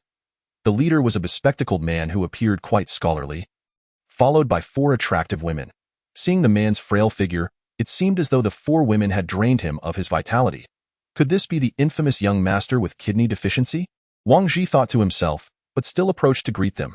Greetings, I am Wang Ji, the captain of the Setting Sun reincarnation. Tang Qilan replied briefly, ignoring Wang Ji's outstretched hand as he led the four women toward the residential area. Wang Ji awkwardly retracted his hand and ruffled his hair, surprised by their arrogance. Yet, one must possess some degree of confidence to be here. Despite the man's fragile appearance, he was accompanied by four women, indicating that anyone reaching the third floor was certainly not relying on luck. However, the bespectacled man was unapproachable, leaving Wang Ji with no opportunity for any meaningful interaction, and he resolved to observe them during training instead. Chapter 54, The Hot Spring. Wang Ji and his companions arrived at the first floor's natural hot spring area, which was divided into two sections. Point 1 was a public area, priced at 10 survival points per person, with no time limit. The other was a VIP independent area, costing 100 survival points, also with no time limit or restrictions on the number of individuals. Without hesitation, Wang Ji chose the VIP independent area, not for any other reason but to enjoy some peace and quiet. He certainly did not wish for any disturbances while soaking, especially with two women present. He preferred to avoid any melodramatic scenes. The four entered the changing room and donned their designated bathrobes. The independent hot spring was not very large, measuring about 4 or 5 square meters, with steam rising from the water's surface. Once they settled into the water, Wang Ji took out the cups and beer he had brought along. Ah, fatty, I apologize. It's not that I didn't want to bring you, but you left in such a hurry. Wang Ji remarked while savoring his drink. By the way, where did fatty go? Lao He just realized he hadn't seen the fatty around. Just before I noticed this hot spring, he rushed off to the solar room to sunbathe. What a shame. This is a 100 survival point VIP hot spring. Haha, Lao He chuckled. Seeing Lao He genuinely happy this time, Wang Ji's smile widened. Meanwhile, Su Muing playfully teased Lu Li, the two whispering to each other, occasionally causing Lu Li's cheeks to flush. Indeed, leisure activities can lead one to become complacent. They can sap one's willpower, immersing individuals in a state of bliss that allows them to forget the harsh realities of life. Come, Lao He, I raise my glass to you, and to our future, Wang Ji proclaimed, lifting his cup. Cheers, ding! The two clinked their glasses and downed their drinks in one go. After finishing, Wang Ji swam over to Su Muing, refilling her cup. He raised his glass and said, Here's to you, Sister Ing. I appreciate your care during these days. I know that without you all, I might not be living this life today, or perhaps I would have already perished. Thus, I toast to you, and to our bright future. Giggling, here's to our success. After finishing their drinks, Wang Ji called Lao He over again. Lao He, Sister Ing, we have fought together twice now, so we are comrades who have shared life and death. I hope we can set aside our prejudices from before the apocalypse and become individuals we can trust. Come, let us drink to that. All along, Lao He and Su Muing had not maintained a harmonious relationship, so Wang Ji seized this opportunity to mend their bond. Come on, uncle, since Wang Ji has said so, stop wearing that expression as if I owe you money. Su Muing lifted her glass and declared. Lao He huffed but raised his glass to clink with hers. Seeing Lao He and Su Muing share a drink, Wang Ji felt relieved and turned to Lu Li. This girl is actually an A? Upon meeting Wang Ji's gaze, Lu Li quickly shrank back into the water, fearing he would notice her. Here's to our little Lu Li, may you grow ever more beautiful and stronger. Wang Ji exclaimed before downing another cup of beer. After several rounds of drinks, the four enjoyed an hour in the hot spring before dressing and returning to their residence. Upon entering, they found Fatty sitting on the sofa, engrossed in a movie. Huh, Fatty, weren't you off to sunbathe? Why are you back so soon? Wang Ji asked. Don't even mention it. When I got there, I realized it was nighttime outside. What sun could I possibly bask in? Fatty lamented, his expression one of misfortune. Hearing this, Su Muing nearly burst into laughter. Now Fatty had not only missed out on sunbathing but had also skipped the hot spring. By the way, why do you all smell so good? Did you buy perfume? Fatty inquired, noticing the fragrant aroma wafting from Wang Ji and the others. Alas, to be honest, we went to soak in the hot spring. Wang Ji, unable to bear seeing Fatty left in the dark, decided to reveal the truth about their outing. What? Captain Wang, that is quite disloyal. You left me all alone to sunbathe, while you all went off to enjoy the hot spring? Fatty, it's not our fault. You left in such a hurry and only saw that project after you departed. Nevertheless, you can still experience the public area. It's not expensive, just 10 survival points. That's exactly what I wanted to hear. I am off now, Fatty exclaimed. Darting out the door a few minutes later, Fatty returned, ensuring Wang Ji was not playing any tricks before he left again. Chapter 55. Sparring that night, as Wang Ji drifted to sleep, the memory of his confrontation with Jieshi replayed in his mind. He was acutely aware of the vast gap between their skills. There were no shortcuts. He could only progress step by step, accumulating experience. While others trained for 8 hours a day, he would train for 12. Unfortunately, training no longer yielded survival points, leaving him at a disadvantage. The following day, Wang Ji and his 4 companions arrived at the training ground as usual, with Fatty's wounds having scabbed over, allowing him to gradually return to training. Upon entering, Wang Ji happened to spot Tang Qilin from the previous day. This time, he refrained from approaching, wishing to deny the other party any opportunity to flaunt their superiority. Wang Ji observed their training regimen, which appeared quite mundane, focusing only on physical conditioning, while the bespectacled man stood to the side, supervising the women's training, occasionally offering pointers. However, the distance prevented Wang Ji from hearing their conversation. After observing Wang Ji for a while, I could discern no remarkable qualities, so I decided to turn my attention elsewhere and began practicing on my own. Wang, is that pretty boy a newcomer? The chubby one inquired after a while. It's none of our concern. A true expert does not reveal their prowess. Those who do are often not genuine. One must not underestimate anyone here. Wang Ji cautioned the chubby fellow. Himph, with that frail appearance of his, how formidable can he really be? The chubby one retorted defiantly, it matters not whether he is formidable or not. Focus on your own training. There are numerous muscle-bound men above who have yet to ascend to the 3rd tier. Why then does he, accompanied by several women, manage to do so? Hiss, if that's the case, those women might be quite impressive. But if they all heed that frail man, then he surely possesses some exceptional qualities or abilities that earn their loyalty. I see. Wang, I believe that frail man has some tricks up his sleeve.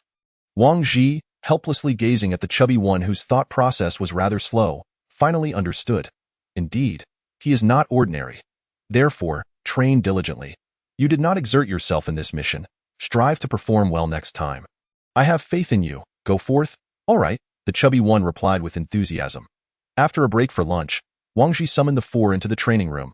He intended for them to engage in practical sparring, both to assess their skills and to gain experience through real combat. The rationale for using the training room was that it would not expose their true capabilities, and the rubber flooring provided excellent cushioning against falls, allowing for focused practice without outside distractions. Let us draw lots for random matchups. Show your true skills, but limit your strikes to non-lethal and non-maiming attacks. We all understand the stakes, Wang Ji stated. I'll draw first. He pulled out a piece of paper, revealing a 1. There were 5 slips total, 2 foot 1s, 2 2s, and 1 3. The one who drew 3 would skip the first 2 rounds and compete in the final round. The results revealed that Wang Ji and Lao He both drew 1, while the chubby one and Luli drew 2, and Su Muing drew 3. As expected, Sister Ing is the boss, the chubby one remarked, eyeing the 3 in Su Mu Ying's hand. Lao He will go first, Wang Ji announced as he stepped into the center of the room. Weapons may be used, or they could fight barehanded. If using a dagger, it must be sheathed to prevent injury during practice. Both Wang Ji and Lao He opted for daggers. In a post-apocalyptic world, engaging in unarmed combat is not advisable. As they prepared, they began to close the distance. This was Wang Ji's first genuine contest with Lao He. Though he had been a recluse before coming here, he had witnessed his own growth through daily training. Winning against Lao He would be challenging, yet he hoped to avoid a devastating defeat. Wang Ji awaited Lao He's move, aware that initiating the attack would expose him to potential vulnerabilities. As anticipated, when Lao He lunged, Wang Ji spotted an opening to counter. He raised his hand to block Lao He's dagger-wielding right hand, then swept his leg. Bam!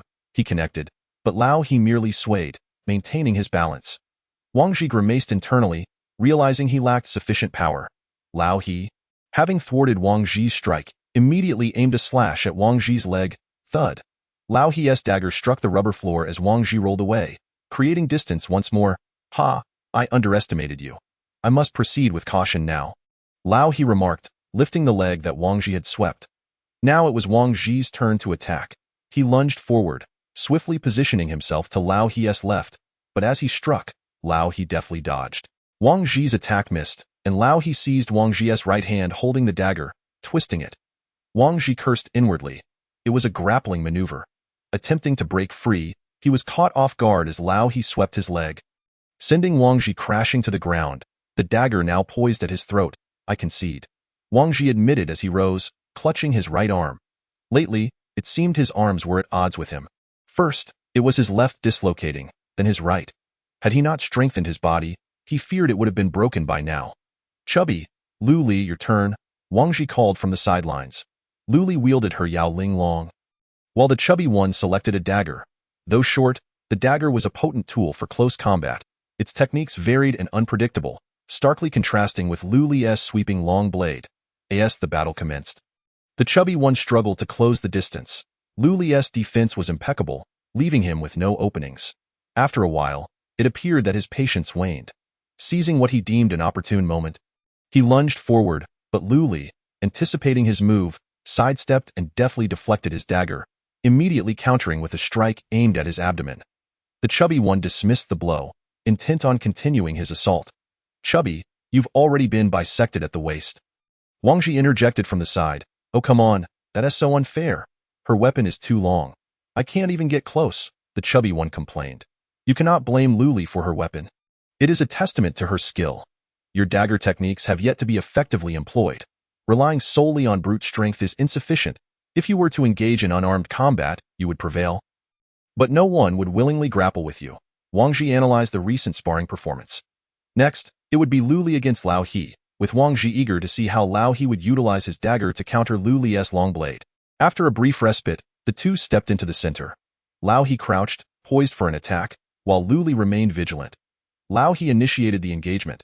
They exchanged tentative strikes, but thus far, Lao He had not found a way to penetrate Lu Li's defenses. As long as he could not close in on her, he had no chance. Lao He swung his dagger, searching for an opening amid their exchanges. They remained locked in a stalemate. Eventually, a flaw would emerge. Just as Lu Li became engrossed in her counterattack, Lao He suddenly launched an offensive. Lu Li instinctively prepared to block, but this was merely a feint. Lao He abandoned the ruse and pressed in close. By the time Lu Li realized what was happening, it was too late. Lao He had seized her, and the length of her weapon had transformed into a liability. Had she wielded a dagger, this maneuver would have resulted in a lethal strike to his neck, but with a long blade, she could do nothing but watch as Lao He brought her down, his dagger now against her throat. The scene mirrored Wang Ji's earlier predicament, save for the fact that Lu Li had managed to keep Lao He at bay for a considerable duration. Wang Ji observed their duel, analyzing the dynamics at play. Next up was Lao He against Su Muing. Though Lao He had already fought 2 rounds and could rest, Su Muing had also gleaned insights from the previous battles. And it seemed Lao He faced an uphill battle. Uncle, are you ready? Watching earlier made my hands itch, Su Muing commented, stretching her limbs in anticipation. Let us go, Lao He replied after his brief rest. Don't overexert yourself. If you lose, don't claim you're fatigued. Hee, I won T. Friendship first, competition second. The battle commenced. Wang Ji observed as the two positioned themselves in the center as Su Muing nonchalantly twirled her dagger. A stark contrast to Lao He, who was tense and focused in an instant. The seemingly casual Su Muing sprang into action, closing the 5-meter gap to Lao He in a heartbeat, aiming for a decisive strike. Anticipating her move, Lao He deftly deflected her dagger. Undeterred, Su Muing pivoted and lunged again from behind, but Lao He evaded her once more, capturing her wrist in a grappling maneuver. Wang Ji's eyes widened. He had suffered greatly from this very technique. However, to his surprise, Su Mu-ing reacted quickly, leaping and wrapping her legs around Lao He's neck, forcefully throwing him off balance. Though Lao He had a stable footing, being ensnared by her legs rendered him vulnerable. Desperately, he struck at her with his elbow, but it only connected with her waist. Yet, Su Mu-ing refused to relinquish her hold, twisting her body to send Lao He crashing to the ground. As she landed, she swiftly retrieved her dagger and approached Lao He, aiming for his chest. Lao He braced himself, blocking her downward thrust, then kicked her away, performing a backflip to regain his footing. Well done. Uncle, you've got some skill, Su Mu-ing remarked, clutching her waist where Lao He had struck. You are quite formidable as well, Lao He gasped, catching his breath as he touched his neck where she had ensnared him. Wang Ji noted that both fighters were holding back, adhering to the spirit of sparring, where certain lethal techniques were not to be employed. Just moments ago, had Su Mu-ing fully unleashed her potential while grappling with Lao He, the outcome could have been quite different. It was indeed a splendid battle. All right, everyone, let's keep it to a minimum. The purpose of our sparring is to help us identify our shortcomings and provide us with a sense of direction. Let us continue our training. Wang Ji stood up and declared. The five of them exited the training room and resumed their workout, primarily focusing on physical conditioning. After all, most adversaries they faced were mindless zombies. Excessive technical training often proved to be of little utility. When overwhelmed, one could always run. So long as one was still able to move, the zombies might not be able to catch up. Thus providing an opportunity for escape. On the treadmill, Wang Ji pondered over Jieshi's ethereal agility, wondering when he might attain similar prowess. Lost in thought, he unknowingly increased the treadmill's speed, and after a vigorous run, he gradually exhausted himself, collapsing onto the ground. Gasping for breath, he recalled Jieshi's majestic figure clad in armor. Armor? This thought suddenly jolted him upright from the floor. Yes, Jieshi's armor was made of iron. Weighing at least 50 kilograms, she routinely donned that formidable suit, and it dawned on Wang Ji why she wore it so incessantly. Firstly, there was the protective aspect, and secondly, wearing that armor effectively served as a means of physical training. It was evident that someone who bore the weight of 50 kilograms of armor daily, coupled with an unknown weight of a great sword, could move with such ease. Even more astonishing was the fact that on that day in the training room, Jieshi had been wearing her full armor. Good heavens, was she even human? If she were to remove the armor, her speed would surely be nothing short of a blur. With this realization, Wang Ji resolved to acquire armor akin to Jieshi's. However, he mused that it might be too cumbersome and ostentatious. If he could conceal iron plates within his training attire, it would appear less exaggerated and more discreet, indistinguishable from ordinary clothing. By incorporating a total of 30 kilograms of iron plates into his shoes, pants, and shirt, he could wear this ensemble at all times except when sleeping. Once fully accustomed to the added weight, he would effectively boost both his strength and speed upon shedding the attire. With this notion in mind, Wang Ji immediately summoned the others and shared his thoughts. After listening, they expressed no objections, and Wang Ji decided to begin planning the design of the clothing. Once their training concluded, Wang Ji led the group to the trading hall on the first floor, where he meticulously sketched his conceptual design. He reviewed it and remarked, the steel plates in the shoes shouldn't be solely on the soles. It would impede walking. You should also incorporate some on the upper part of the shoe for better balance. And with the design of these pants, aren't you worried about them falling down? You ought to include a strap to secure the plates to your legs, ensuring they fit snugly, or else the weight could concentrate too heavily on your waist. He proceeded to make further modifications. Indeed, why is your shirt design so loose? Change it to a fitted style, Su Mu-ing commented while examining Wang Ji's sketches. All right, how does this look?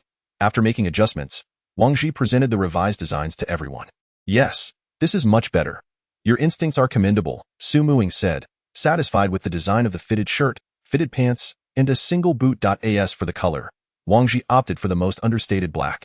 He submitted the design to the staff, who took measurements for the 5 individuals based on their height and build. Wang Ji requested that the weight of the steel plates be kept around 30 kilograms, allowing for heavier plates for larger sizes and lighter ones for smaller builds.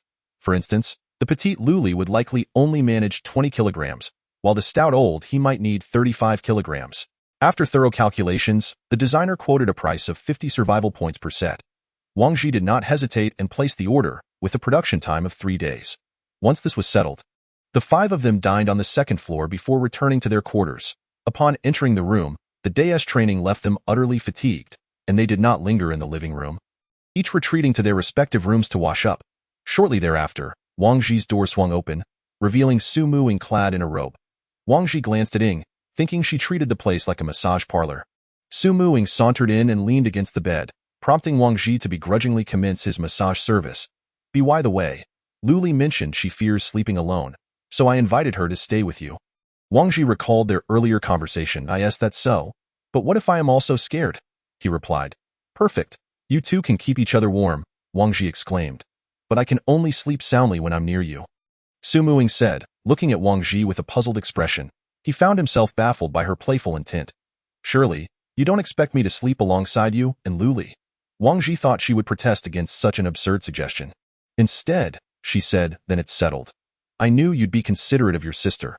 Su Muing smirked mischievously. Something felt amiss. She was definitely teasing him, attempting to provoke a reaction. Not a chance, of course, as long as sistering doesn't mind.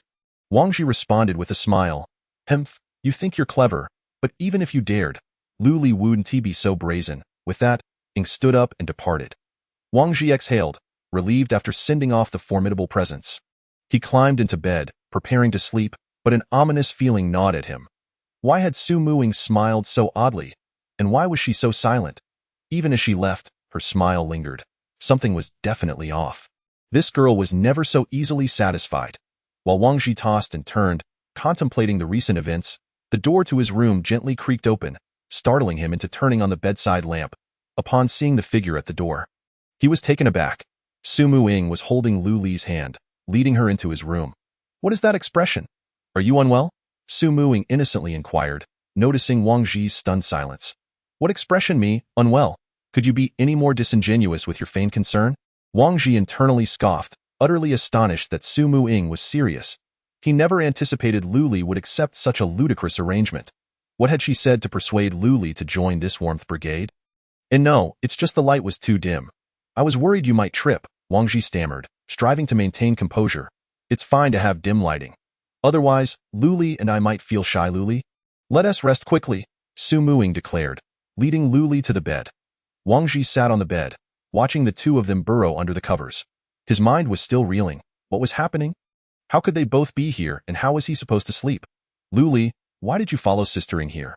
Wang Ji inquired, trying to stay calm. Sistering said you often have nightmares. If she accompanies me, she won't be able to stay with you. So she invited me to keep you company. That way you won't be scared. What? He often had nightmares? That's shameless, Ying. Could she be any more audacious? How dare she slander him? Luli had believed Ying's nonsensical claims. Even if he was afraid, he could easily seek solace from old he or the fatty. Why did it have to be Sistering?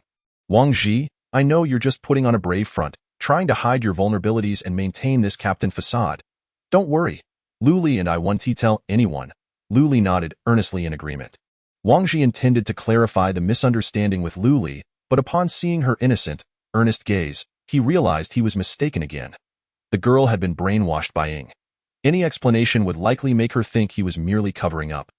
In the end, Wang Ji resigned himself to the situation and said, All right, let us just rest. We've all had a long day.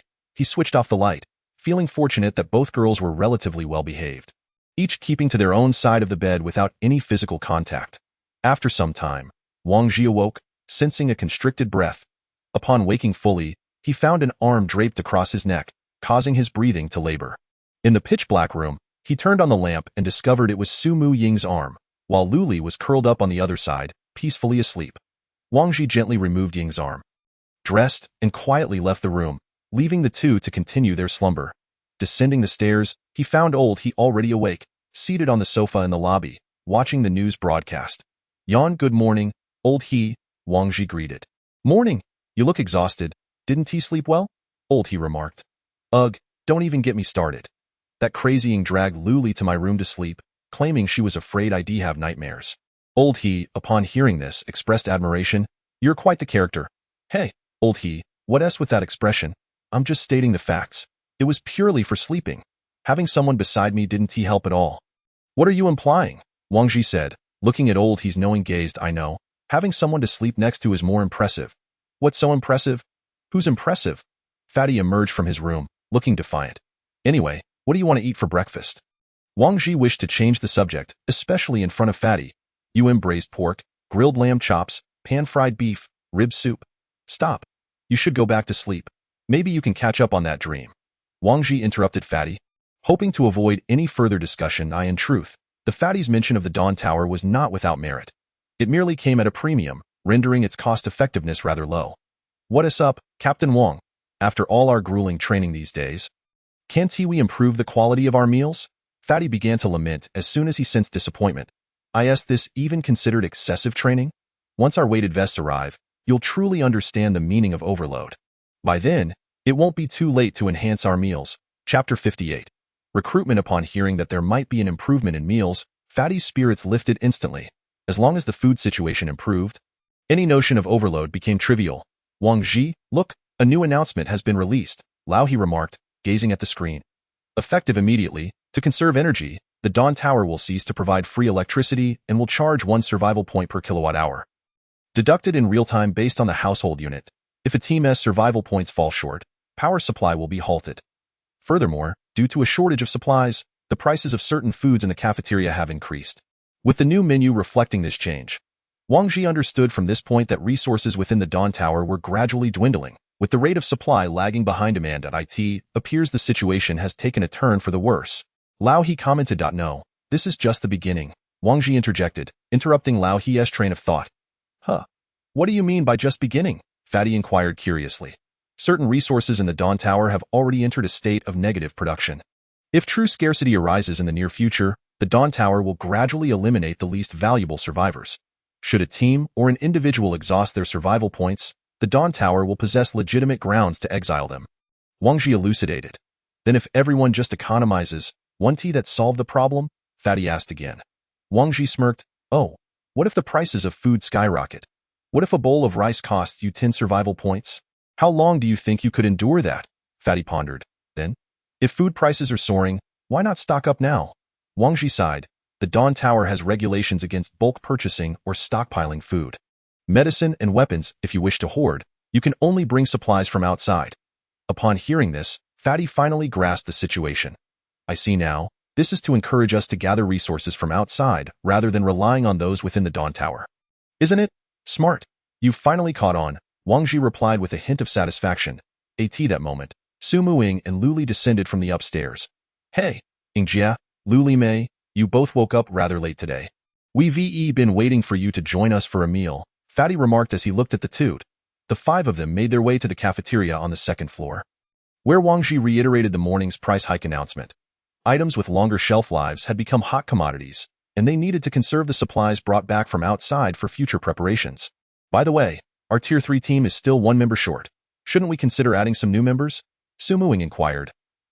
Let us see. Wang Ji replied noncommittally. He didn't believe for a second that someone like Su Muing would genuinely wish to expand the team. She ranked high on the list of suspicion and self-interest.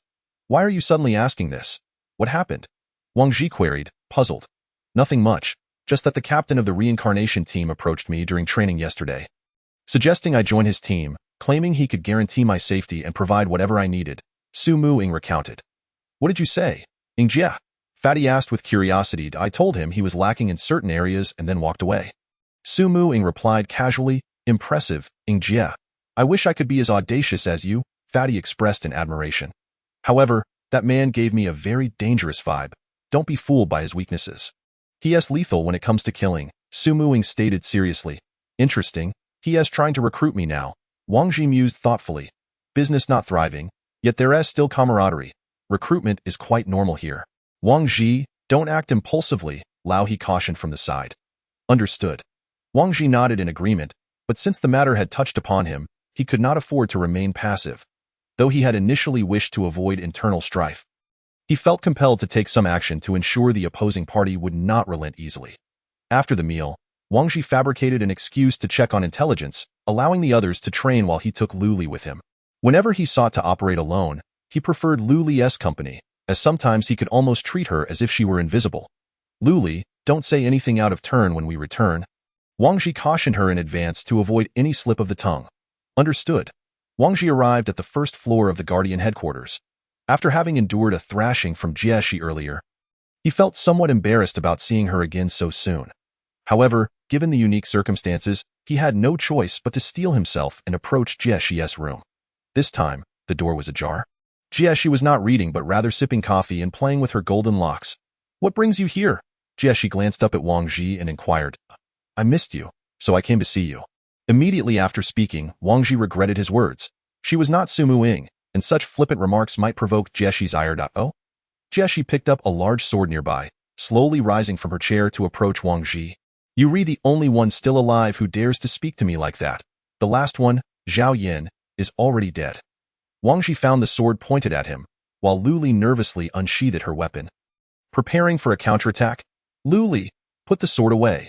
This is just how Captain Jieshi welcomes visitors, Wang Ji said with a smile as he gently pressed the sword down. Humph. Jieshi sheathed her sword and returned to her chair, saying, Wang Ji, you come here so often it's as if you've made this your home. Why subordinates are already gossiping that we have something going on. What do you think, Captain Jieshi? Don't pay attention to those rumors. Even if there were something between us, they couldn't do anything about it, Wang Ji replied. What if they ask me what kind of frog you are? What should I say? Jieshi asked, her expression a mix of amusement and scrutiny. Captain Jieshi, you're joking. I actually came to ask you about the newly promoted reincarnation team. What is the deal with Tang Qilin? Oh? They've only been here for 2 days, and they've already crossed paths with you? Not quite. They merely attempted to recruit me in this place. It's normal to compete for resources and recruit new members for better development. You need not waste your energy on such matters, ITS, not that I want to waste it. I'm just concerned they won't let it go easily, Wang Ji replied helplessly. I haven't paid much attention to them. Perhaps they were simply lucky or genuinely possess some skill. However, I advise you to focus on training. The situation is not optimistic, whether inside or outside. I understand. Thank you, Captain Jieshi. I'll head off to train now, Wang Ji said before turning to leave. Lu Li, that Tang Qilin, the pretty boy, has been looking for you lately.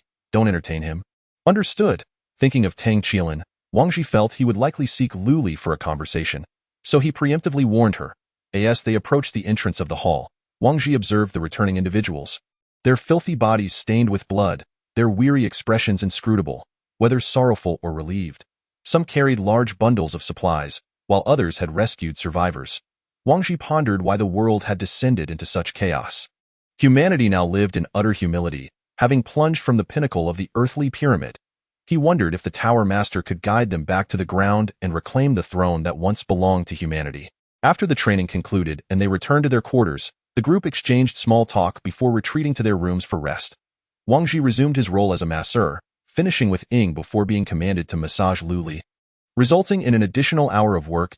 It was Lu Li's first experience of such treatment. She shyly buried her head in the pillow. Chapter 59. Just to return the following day. The training uniforms Wang Ji had previously ordered were delivered to his doorstep ahead of schedule. Upon receiving the attire, Wang Ji donned his new outfit. Wow, this is quite heavy, he remarked, weighing the 30-kilogram suit in his hands. The uniform performed as expected, with small iron weights distributed evenly throughout, avoiding any excessively heavy spots. Wang Ji felt his overall movements had slowed. Whether lifting his arms or taking steps, there was an overwhelming sense of added weight. As if an additional 30 kilograms of flesh had suddenly clung to him, he called the others out to try on their suits. Captain Wang, are we supposed to wear this all the time from now on? Fatty inquired while stretching. Aside from sleeping at night, we must wear these at all other times. Consider this outfit as an extension of ourselves. Indeed, the outfit looks quite stylish, Ying remarked after trying it on, executing a few movements with satisfaction. Thus, the 5 of them, clad in matching black uniforms, entered the training grounds. From a distance, they appeared no different from regular attire. Up close, one could only notice the thickness of the clothing, with the hidden steel plates remaining undetected. The best way to acclimate to the suit was through running.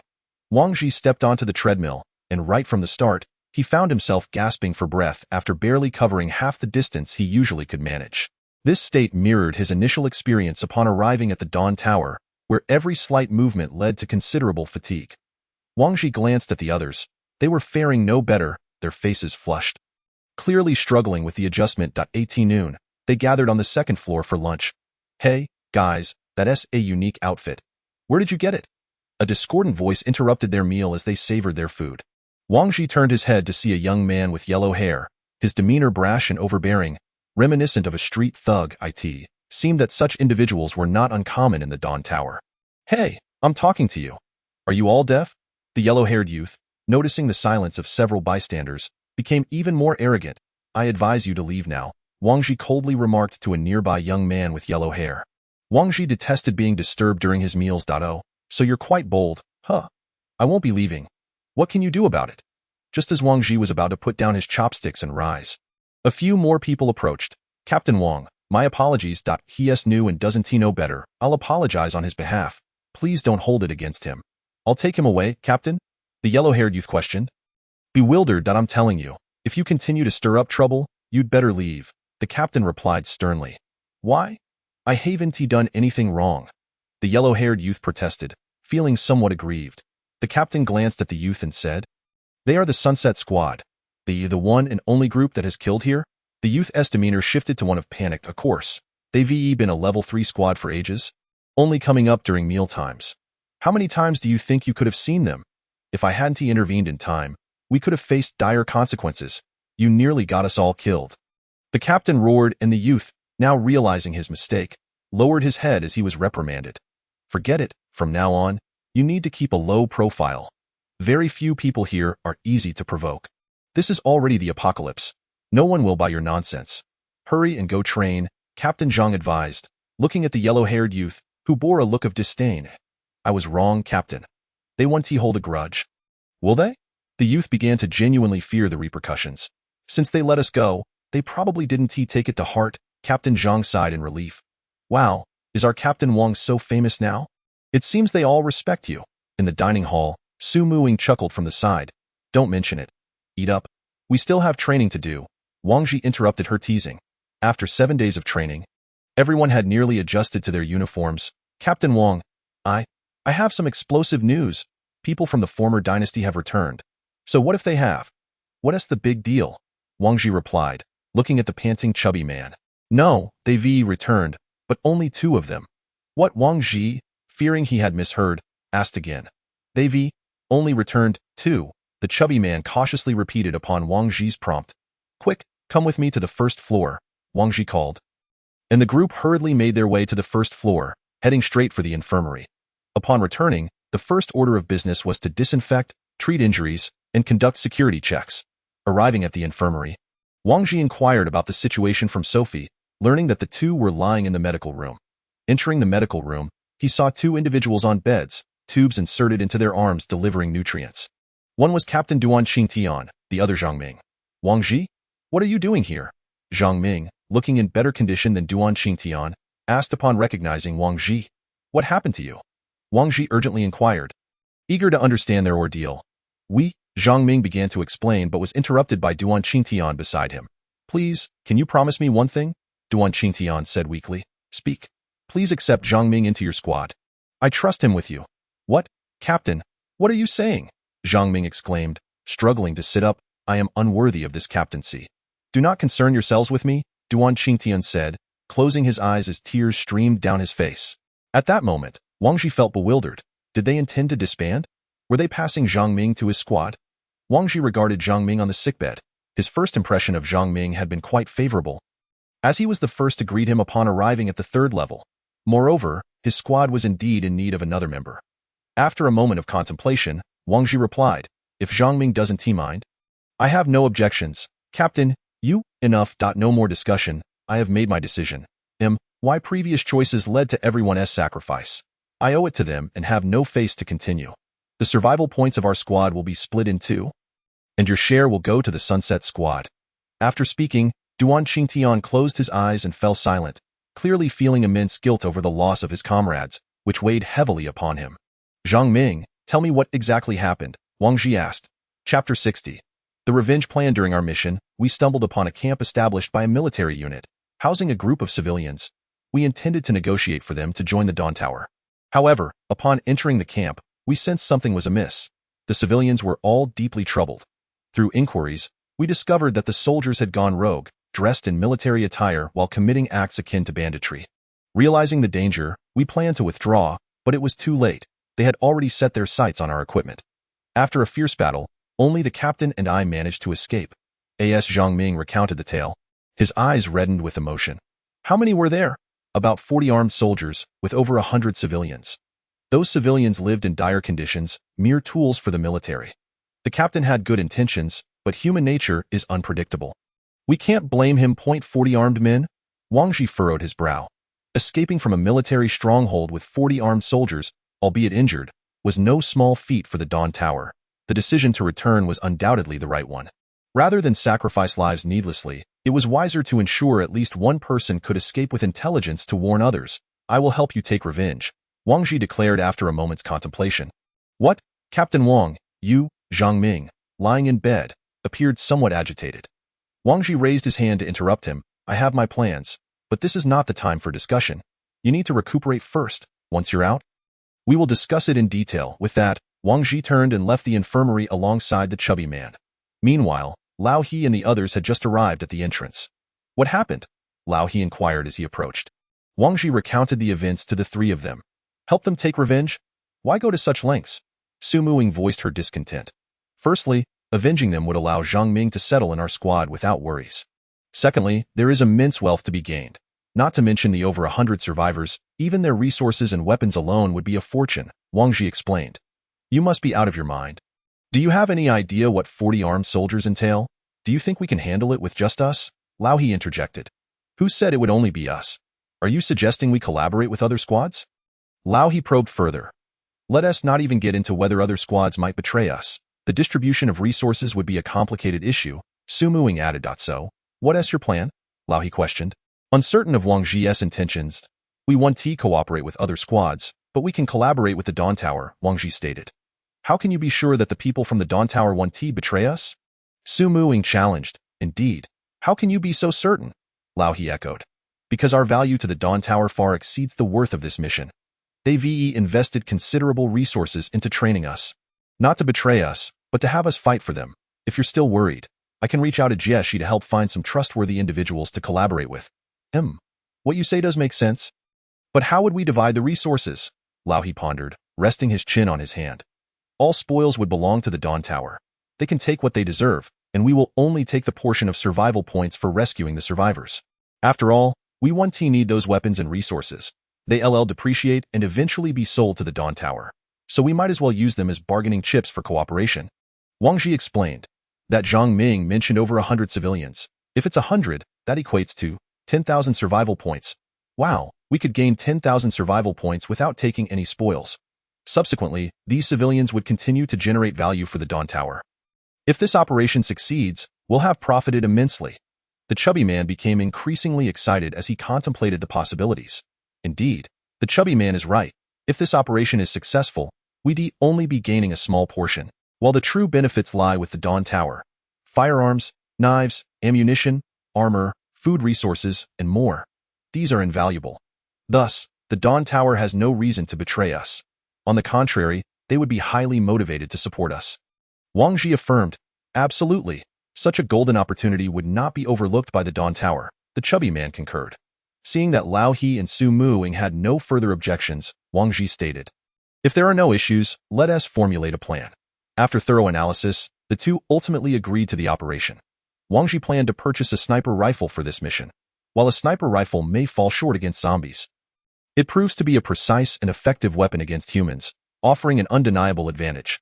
Fatty, you and Old He should return and fetch our firearms to the shooting range. I will accompany Sakura and Liali to procure some ammunition. And we shall practice shooting, Wang Ji declared as he headed toward the weaponry hall. Wang Ji purchased thousands of rounds of various calibers, spending a total of 500 survival points on 2 full crates of ammunition. The trio, burdened with their 2 crates, attracted the attention of numerous teams on their way to the shooting range. No wonder they are a Tier 3 team. They are incredibly wealthy. Hey, is Captain Wang going out again? Just for training, someone remarked. Can you believe it? They casually spend so many survival points on training. Truly extravagant. If only I could join them. Dream on. You sleep 12 hours a day. How could you possibly join them? As Wang Ji listened to the murmurs of passers-by, he occasionally encountered individuals attempting to strike up conversations, unaware that Wang Ji had no recollection of them. Upon arriving at the shooting training facility on the 3rd floor, the 3 of them placed the 2 crates of ammunition on the ground. What a delightful feeling to be wealthy, Fatty exclaimed, his eyes gleaming at the sight of the ammunition. Sakura, go select a suitable sniper rifle. It will come in handy later, Wang Ji instructed, tossing his magnetic card to Sakura. After Sakura departed, the 4 in the range commenced their shooting practice. After a few shots, he found his rhythm, achieving an 80 accuracy rate on the target within 50 meters. As for Zhao Liuli, she nearly missed every shot, indicating her lack of aptitude for firearms. Nevertheless, Wang Ji insisted that Liuli continue practicing. It was essential to know how to use a firearm, even if one did not need to. After much time had passed, the 2 crates of ammunition were nearly depleted. Leaving the range, they returned the weapons to their residence. After a simple meal, they prepared 2 portions for Duan Qingtian and Zhang Ming, who lay in bed, as their team had dwindled from 6 to just 2 members. Upon reaching the medical room, Wang Ji noticed that the emotional state of the 2 had stabilized significantly. After they finished their meal, Duan Qingtian spoke up, "Zhang Ming, go complete the transfer procedures with Captain Wang." Zhang Ming hesitated for a moment, but ultimately agreed, indicating that they had already discussed it. "Captain, in a few days, I will organize an action to help you with your revenge and gather resources from there. Will you join?" Wang Ji called out to Duan Qingtian. Duan Qingtian was momentarily taken aback, but his eyes soon filled with hatred. "Absolutely. I must make those beasts pay in blood," he said, his eyes red and his body trembling with intensity. "All right, wait for my message in the coming days," Wang Ji replied, assisting Zhang Ming from the bed as they made their way to the affairs hall. The news of the dissolution of the former dynasty quickly spread throughout the Dawn Tower. "What? The former dynasty has disbanded? You hadn't heard. Only 2 members returned alive from their mission. It's tragic. I heard that Zhang Ming has now joined the team of the Sunset Afterglow. Is that true? That's rather unscrupulous of the Sunset Afterglow. They didn't even give them time to recover before poaching. I think Zhang Ming isn't a good guy either. Seeing his team suffer, he probably had a backup plan all along. Indeed, it's a pity for their captain." In no time, the situation of the 2 teams became a topic of casual conversation in the Dawn Tower. Zhang Ming joined the Sunset Afterglow with half of the former dynasty's 500 survival points, while Wang Ji's team boasted over 16,000 survival points. "So you all are quite wealthy," Zhang Ming remarked. "It's us," Wang Ji grinned, correcting him. Realizing his error, Zhang Ming chuckled in return. "Captain Wang, for this upcoming mission, could we—" "What?" Wang Ji pressed as he noticed Zhang Ming struggling to voice his thoughts. "Could we perhaps not include Captain Duan? Not bring him?" "Why?" Wang Ji asked, perplexed. "I'm afraid he might do something reckless. I know him well enough to predict that he would go all out regardless of the cost. I see. In that case, he should indeed go. Do you want him to live with guilt for the rest of his life, haunted by the sacrifice of his teammates to save him? I understand now, Captain Wang. Thank you." Zhang Ming lowered his head, acknowledging Wang Ji's words. Upon returning to their residence, Wang Ji instructed Fatty to assist Zhang Ming in moving his belongings from the previous residence. The dwelling was divided into 2 floors, comprising 6 rooms. 3 rooms on the first floor belonged to Old He, Fatty, and Zhang Ming, while the 3 rooms upstairs belonged to Wang Ji, Sumu Sakura, and Liuli.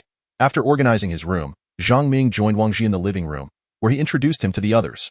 After some discussion, Zhang Ming revealed that he had previously been an archaeologist, drawn to this place for exploration, only to find himself ensnared. "Xiao Ming, now that you're here, we are all brothers. If you encounter any difficulties, feel free to reach out to me, Li Feihong. There is nothing I can't handle in the Dawn Tower," Fatty declared with a thump on his chest. "After a long day, you should all rest. We have training tomorrow," Wang Ji said before retreating to his room. Soon after, Liuli and Sakura entered as well. Having shared the same bed for several days, the trio appeared to have grown accustomed to one another. Since Wang Ji and the others donned their weighted training gear, everyone had been utterly exhausted by the end of the day, collapsing into bed without hesitation. The next morning, Wang Ji's first order of business was to take Zhang Ming to the equipment hall, where he had a set of weighted training gear tailored for him. Upon learning that he would be training in a 30-kilogram suit daily, Zhang Ming exclaimed, "That's outrageous. This is devilish training. No wonder everyone looked so drained yesterday." Nonetheless, adhering to the team's customs, Wang Ji arranged for Zhang Ming to wear a suit matching his own weight. Don't underestimate this gear.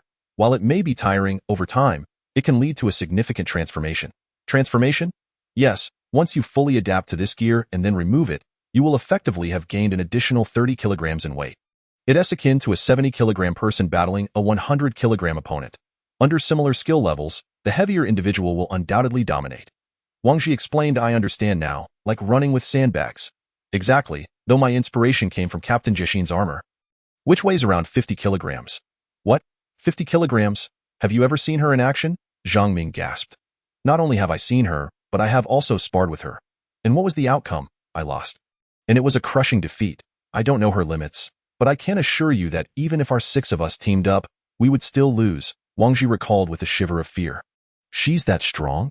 Zhang Ming could hardly believe it. What do you think? Do you think I spent hundreds of survival points just for a few outfits?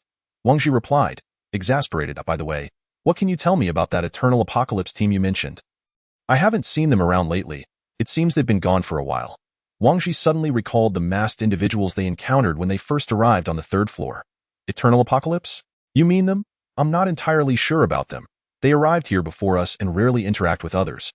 Their captain is an old man who seldom makes an appearance. However, I have noticed their training techniques are quite unique. Resembling ninjutsu, Zhang Ming recounted. Ninjutsu? Are they from an island nation? Wang Ji inquired. Most likely. It's not unusual to have foreigners here that I see. You should return to training now. I have some matters to attend to. Wang Ji pondered thoughtfully. He planned to visit Jixin once more to discuss his ideas. Upon arriving at the guard headquarters, he found Jixin conversing with Inqing. When Jixin noticed Wang Ji's arrival, she quickly wrapped up her conversation with Inqing before leading Wang Ji to her room. Nice outfit, Jixin remarked, tapping the steel plates within Wang Ji's clothing. If you like it, I could design a set for you. Wang Ji suggested, scratching his head. There's no need for that. I heard that Zhang Ming from the former dynasty has joined your team? Jixin inquired as she took a seat. Yes, I didn't expect Captain Jixin to be so well informed. Wang Ji replied with a chuckle. It was no surprise to him that someone in her position would be aware of such news. So, did you come here for them? Jixin gazed at Wang Ji and inquired, have they discovered a camp? Wang Ji recounted the battle process involving Duan Qingtian and his crew. So, you intend to lead a team to eliminate that camp? Jixin asked. Wang Ji, taken aback by Jixin's keen deduction, which revealed her ability to infer his intentions from his brief mention of the tragedy that befell Duan Qingtian and his team, replied, indeed, but the enemy is numerous and consists of trained soldiers. I wish to collaborate with the Dawn Tower to launch an assault on the camp. Jixin raised an eyebrow in curiosity. Oh, collaborating with the Dawn Tower? Yes, all spoils will belong to the Dawn Tower. Our task will be to escort the survivors back, Wang Ji clarified. That sounds promising, but such matters require the Tower Master's decision. I am merely a guardian. She responded, do you think the Tower Master will agree? Wang Ji probed cautiously. As long as it benefits the Dawn Tower, I believe she will consent, Jixin assured him. How can I meet the Tower Master? Wang Ji inquired. I will report to the Tower Master. You wait outside for now. Wang Ji exited the room and awaited in the corridor. A short while later, Jixin approached him. Let us go. The Tower Master has summoned us. They made their way to the elevator. Jixin pressed the button for the 5th floor. Wang Ji felt a surge of excitement, as it was the only floor he had yet to visit. Captain Jixin, is it not necessary to surrender our weapons to meet the Tower Master? Wang Ji asked, gripping his handgun. Do you think the Tower Master would concern herself with such toys? Jixin retorted mockingly. Toys? Do you think you could outgun me? Jixin challenged. Noticing Wang Ji's reluctance, he shook his head and obediently tucked his gun away. In Jixin's presence, his handgun indeed felt like a mere toy. Not only was he uncertain of hitting her, he doubted he would even have the chance to draw it. If the Tower Master surpassed Jixin in strength, there was little reason for concern. Upon reaching the 5th floor, Wang Ji stepped out of the elevator, his first impression being one of grandeur and solemnity. Is the Tower Master here alone in such a vast space? He asked, gazing at the opulent hall. Do not ask questions that do not concern you, Jixin replied sternly. She led Wang Ji to a door and said, go in. The Tower Master is waiting for you. With a gulp, Wang Ji opened the door to find the Tower Master seated at a table, clad in armor and a mask, much as he had imagined. I have met the Tower Master, he said, bowing slightly. The Tower Master scrutinized him from the other end of the table, leaving Wang Ji momentarily at a loss for words. Please, take a seat, the Tower Master instructed. Wang Ji moved to sit opposite her. I hear from Jixin that you have a plan to collaborate with the Dawn Tower? Indeed, we have identified a camp comprised of 40 armed soldiers, where 4 members of the former dynasty perished. Now that Zhang Ming has joined our ranks in the setting sun, I have come to request assistance from the Tower Master to eliminate that camp, Wang Ji explained. Continue, she prompted. There are over 100 survivors within the camp, with ample food and various resources, including equipment and ammunition. Our primary objective is revenge, while rescuing the survivors is secondary. After dispatching the enemy, our team will escort the survivors back to the Dawn Tower. While your dispatched team will handle the logistics of food and resources, Wang Ji stated candidly, I must admit, you present a significant value to the Dawn Tower.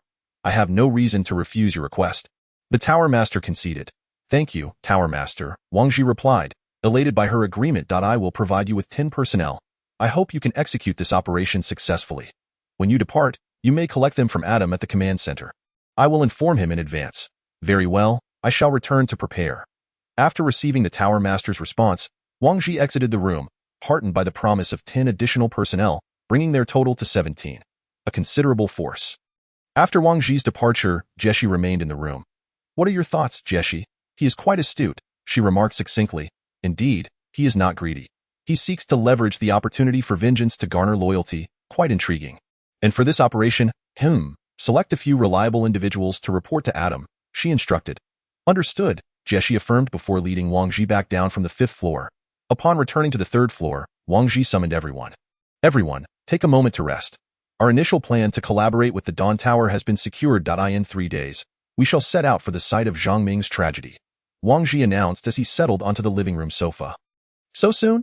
Ying furrowed her brow, evidently unaware that Wang Ji had already negotiated with the Tower Master alone.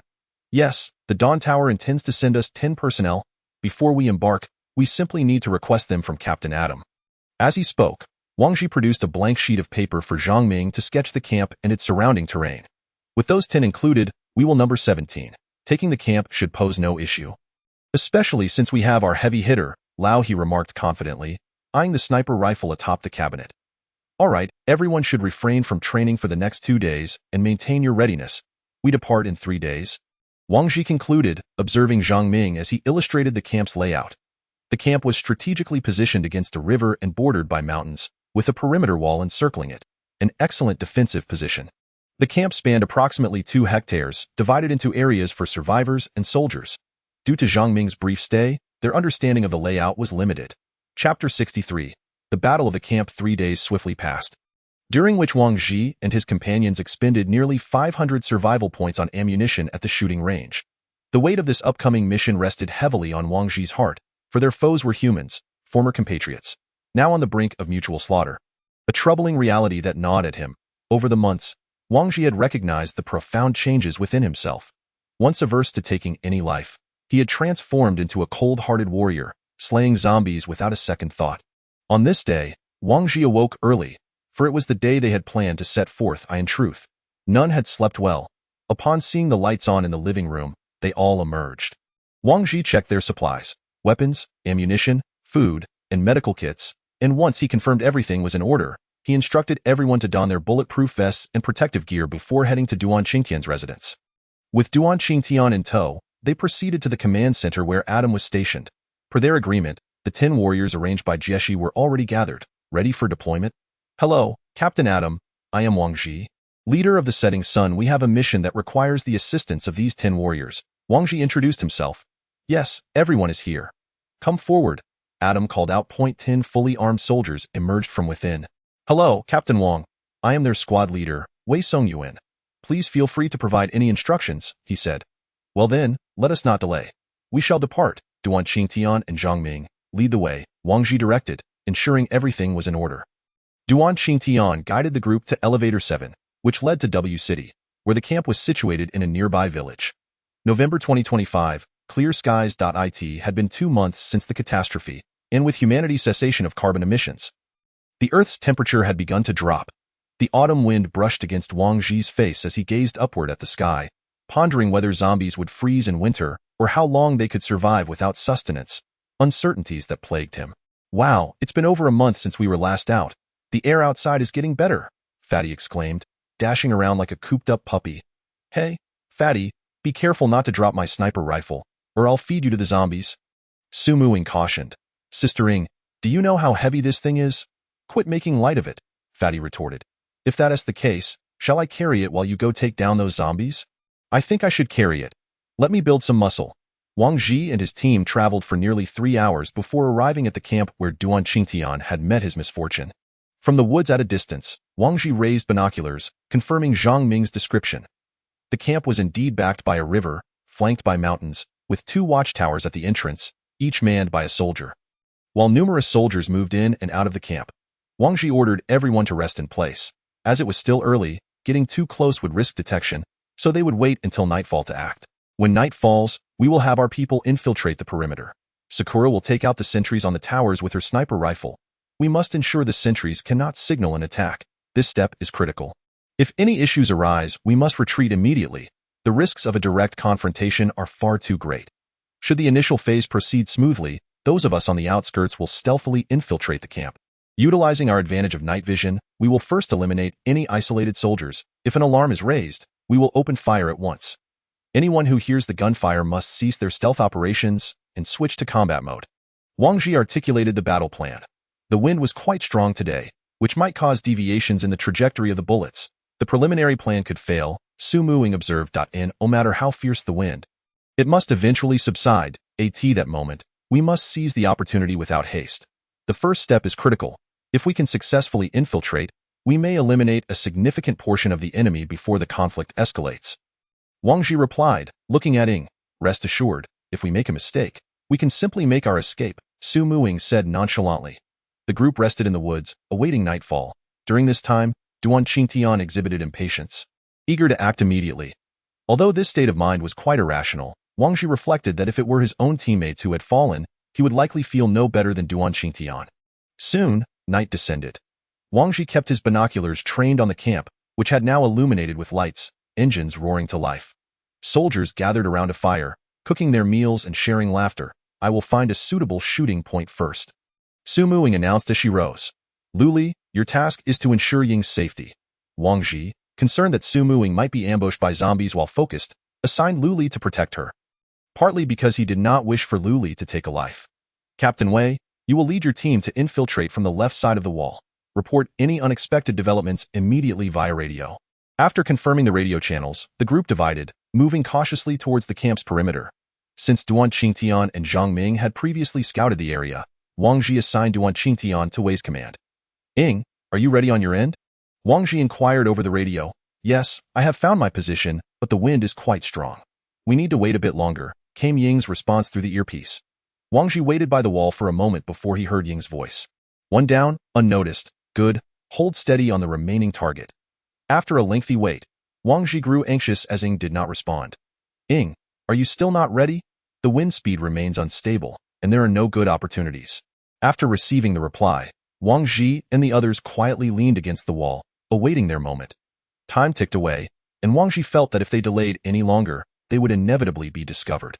He prepared for an immediate retreat. As long as Su Ying's shot did not hit, he would issue the withdrawal order at once. Just then, footsteps echoed from the other side of the wall. Someone was approaching. Chapter 64. The battle at the camp, 2. Upon hearing the footsteps, Wang Ji and the others felt a surge of tension. Could they be discovered? Target neutralized. Ying's voice rang in their ears. With the sentry eliminated, Wang Ji finally felt a sense of relief. While he contemplated the situation behind the wall, the sound of someone urinating reached his ears. It turned out to be a soldier stepping out for a brief moment. Wang Ji exchanged glances with the others. Lao He and the fatty formed a human ladder with their hands. Without hesitation, Wang Ji stepped onto their hands, and with their strength, he was propelled into the air. In mid-leap, Wang Ji scaled the 3-meter-high wall and spotted the soldier mid-relief. He executed a swift descent, plunging his dagger into the soldier's neck. The soldier collapsed without even discerning who had attacked him. Wang Ji checked his surroundings, ensuring no one had noticed, and spoke into the radio. All clear, come in, Ying, hold your fire for now. If we expose ourselves, we'll lose our chance. After Wang Ji finished speaking, several figures appeared on the wall. Once everyone had infiltrated, Wang Ji began searching for isolated soldiers in the shadows. Meanwhile, Duan Qingtian's team was tasked with sneaking into the enemy's main base, the residential area. And once in position, they would ambush any soldiers present should a conflict arise. The two teams spent some time in the camp, successfully eliminating 5 soldiers, bringing the total to 7, including the sentry. The remaining soldiers clustered together in groups of 3 or 5, leaving no opportunity for silent takedowns. What should we do, Captain Wang? The fatty whispered to Wang Ji. Spread out a bit, find suitable cover, and prepare for combat, Wang Ji instructed over the radio. Once at least one target was visible to everyone, Wang Ji counted to 3, and the first gunshot rang out in the camp. The 5 soldiers in front collapsed in an instant, blood splattering. Hearing the commotion and seeing their fallen comrades, the remaining soldiers were taken aback, immediately shouting enemy attack. Just as one soldier shouted, his head exploded, a testament to Su Ying's sharpshooting from afar. However, it was already too late. The enemy was on high alert. Multiple soldiers emerged from the residential area, and Duan Qingtian, who had been lying in wait, sprang into action, his rifle belching fire as he aimed to claim the lives of as many foes as possible. Following a wave of assaults, nearly half of the enemy forces lay dead. This advantage, combined with their night vision capabilities, allowed Wang Ji's team to navigate the darkness with ease. The enemy, gradually recovering from the initial onslaught, took cover and prepared to confront Wang Ji's group. Little did they know that hidden in the distant woods, a pair of eyes were watching them. Pop! Another headshot. Xu Muing took down a soldier hiding behind a tent. Boom! Another explosion reverberated through the camp. The enemy had grenades. At that moment, an unfamiliar voice crackled through Wang Ji's earpiece. It was from Wei Zheng's group. Everyone, extinguish your surrounding lights. As the team complied, Wang Ji decided to escalate the firepower and create a more chaotic environment. Gradually, the camp's lights faded, and the enemy, deprived of visibility, grew frantic, randomly tossing grenades in a desperate attempt to avoid hitting themselves. However, some were unfortunate enough to sustain injuries from shrapnel. After a round of devastation, the enemy's morale plummeted, and Wang Ji could no longer see any adversaries in his line of sight. Ying, are there still enemies remaining? Wang Ji inquired. Yes, but they have all fled. Fled? Where did they go? To the area housing the survivors. This was troublesome. If the enemy mingled among the survivors, it would pose a significant security risk. Wang Ji called the group together. One of Wei Zheng's men had been injured by grenade shrapnel, and Wang Ji assigned a soldier to escort the injured to Su Mu Ying's position.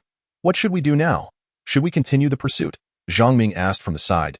Let's hold off for now. It's prudent to be cautious. It's not worth the risk of being injured by these people. Wang Ji decided to conduct a nearby search for any stragglers. After a thorough sweep, Wang Ji's team discovered 30 corpses. If Zhang Ming's estimate of over 40 enemies was accurate, that meant at least 10 remained unaccounted for. Everyone should remain on alert. Once dawn breaks, I'll let them come to us, Wang Ji stated. Come to us? They will willingly walk into their demise. Zhang Ming questioned, puzzled. Indeed, just wait and see. Wang Ji replied confidently. Ying, how is it on your end? It's quite safe here. The injured have arrived. After receiving the response, Wang Ji settled behind a cover, waiting for dawn to break. Meanwhile, the survivors' residential area was in utter chaos. The explosions had awakened them, and they sought to understand what was happening, but the sounds of battle kept them confined within their tents. Praying for their safety, the next day, as dawn broke, everyone had spent a sleepless night. As the first light appeared, Wang Ji organized the team to advance, halting when they were about 100 meters from the survivors' residential area. Wang Ji pulled out a loudspeaker he had scavenged from the camp and called out, "Survivors inside, listen. We are here to rescue you. Please come out in an orderly fashion." Repeating, "Survivors inside, listen. We are here to rescue you. Please come out in an orderly fashion." With each repetition, the trickle of survivors transformed into a flood, until nearly all had emerged. Zhang Ming began to grasp Wang Ji's intention. This method would indeed coax them into walking into their own doom. Once Wang Ji observed that a sufficient number had emerged, he altered his message. "Now, please proceed in groups of 5, hands raised, towards us. We can assure your safety." Repeating, "Now, please proceed in groups of 5, hands raised, towards us. We can assure your safety." Following this, individuals began to raise their hands and approach. "Captain Wei, your team will be responsible for searching them. As long as they carry no dangerous items, allow them to pass." The 5 individuals, hands raised, gradually made their way to Wang Ji. After a thorough search confirmed they bore no weapons, they were placed aside. As more people witnessed the safe passage of those in front, they too began to line up and move towards Wang Ji. Before long, all the survivors who had emerged were gathered aside, confirming that none of them bore arms. "Captain Wang, could the fleeing ones be hiding in those tents?" The fatty inquired. "There is no one left in there," Lao He replied. "Indeed, they have surrendered and disguised themselves as civilians," Wang Ji observed, scanning the crowd. Wang Ji approached the crowd and selected 5 women, whispering a few words into their ears. "Lao He, have them line up," Wang Ji instructed, and the 5 women began to scan the crowd of over 100 individuals. After a while, the 5 women gathered around and whispered a few words. Upon hearing their report, Wang Ji's lips curled into a smirk. "Captain Duan, Zhang Ming, come over here." "What is it, Captain Wang?" Duan Qingtian inquired, furrowing his brow, perplexed by Wang Ji's intentions. In fact, Wang Ji had just dispatched those 5 women to locate the soldiers hidden within the crowd. After extensive interaction, these individuals were well acquainted with their faces. The outcome was quite satisfactory for Wang Ji. The 5 women reported that 11 soldiers were indeed mingling among the masses. He had them line up for easy identification. Wang Ji then relayed the positions of the 11 soldiers to Duan Qingtian and Zhang Ming. "These are the individuals. Whether to spare them or eliminate them is your decision. After stating this, Wang Ji stepped aside, awaiting their verdict. Chapter 65. The exchange of interests. Observing the two, Wang Ji had already anticipated the outcome. Duan Qingtian would not let those men go. Even if they were unarmed now, Duan would seek vengeance for his fallen comrades. After a brief discussion, however, the result Wang Ji envisioned did not materialize, leaving him somewhat astonished as the two approached him. We won't kill them. You can take them back for your report. Earn some survival points. The revenge has been sufficiently exacted. Their deaths would serve no purpose, Duan Qingtian declared to Wang Ji. Duan's words earned Wang Ji's admiration. Such composure was beyond his own grasp. Very well, I understand. With that, Wang Ji moved to the side of the 11 individuals. Bang, bang, bang. 11 shots rang out, each finding its mark. By the time he reloaded, the 11 lay lifeless in a pool of blood, while the remaining survivors crouched in fear, terrified that they might be next. Wang Ji's actions shocked his own group as well. Wang, Captain Wang, what are you doing? The stout man stammered, trembling beside him. Everyone, remain calm. These 11 were former members of the military, and now they have been eliminated. You need not worry any longer, Wang Ji announced, holstering his weapon and addressing the crowd. Since Duan Qingtian had found closure, it fell upon Wang Ji to eliminate any potential threats. He despised leaving any loose ends, knowing that even a single determined individual could lead to their demise. Sakura, gather your group and join us. Wang Ji called to Sumu, Sakura, and the others in the woods as the battle neared its conclusion. On Captain Wei's side, Wang Ji instructed them to collect useful spoils. All resources within the camp belonged to the Dawn Tower, and Wang Ji had little interest in assisting them in scavenging equipment. He preferred to oversee the more than 100 survivors. Given their proximity to the river, the survivors were not particularly filthy, with a majority being women whose value was evident, while the men appeared sturdy, suitable for labor. Observing this scene, Wang Ji sighed, knowing that such refugee camps were plentiful, and countless souls were enduring similar humiliations and hardships. Shortly thereafter, Sumu Sakura entered the camp with Lu Li, both smeared with blood. Wang Ji approached them, inquiring, what happened? What else could it be? You were tossing grenades and causing explosions, attracting a horde of zombies. Lu Li and I had no choice but to deal with them first, Sumu Sakura replied, kicking Wang Ji in the rear in annoyance. Wang Ji, nursing his rear end, retreated to avoid further provoking her. The stout man, witnessing Wang Ji's predicament, approached and jutted out his backside, saying, Sakura, I threw the grenades. Kick me instead. Sakura's gaze turned icy as she regarded the foolhardy stout man, oblivious to the brewing storm. He continued to jest, believing he would be treated like Wang Ji. Instead, Sakura unsheathed her dagger and advanced toward him. Realizing he had gone too far, the stout man bolted, but within 50 meters, Sakura caught up and sent him tumbling to the ground. Sakura, don't! I was joking. The grenades were thrown by the enemy. Please don't stab me. The knife is contaminated with zombie blood. I could get infected. The stout man wailed, pinned beneath her. Finally relenting, Sakura released him and turned away.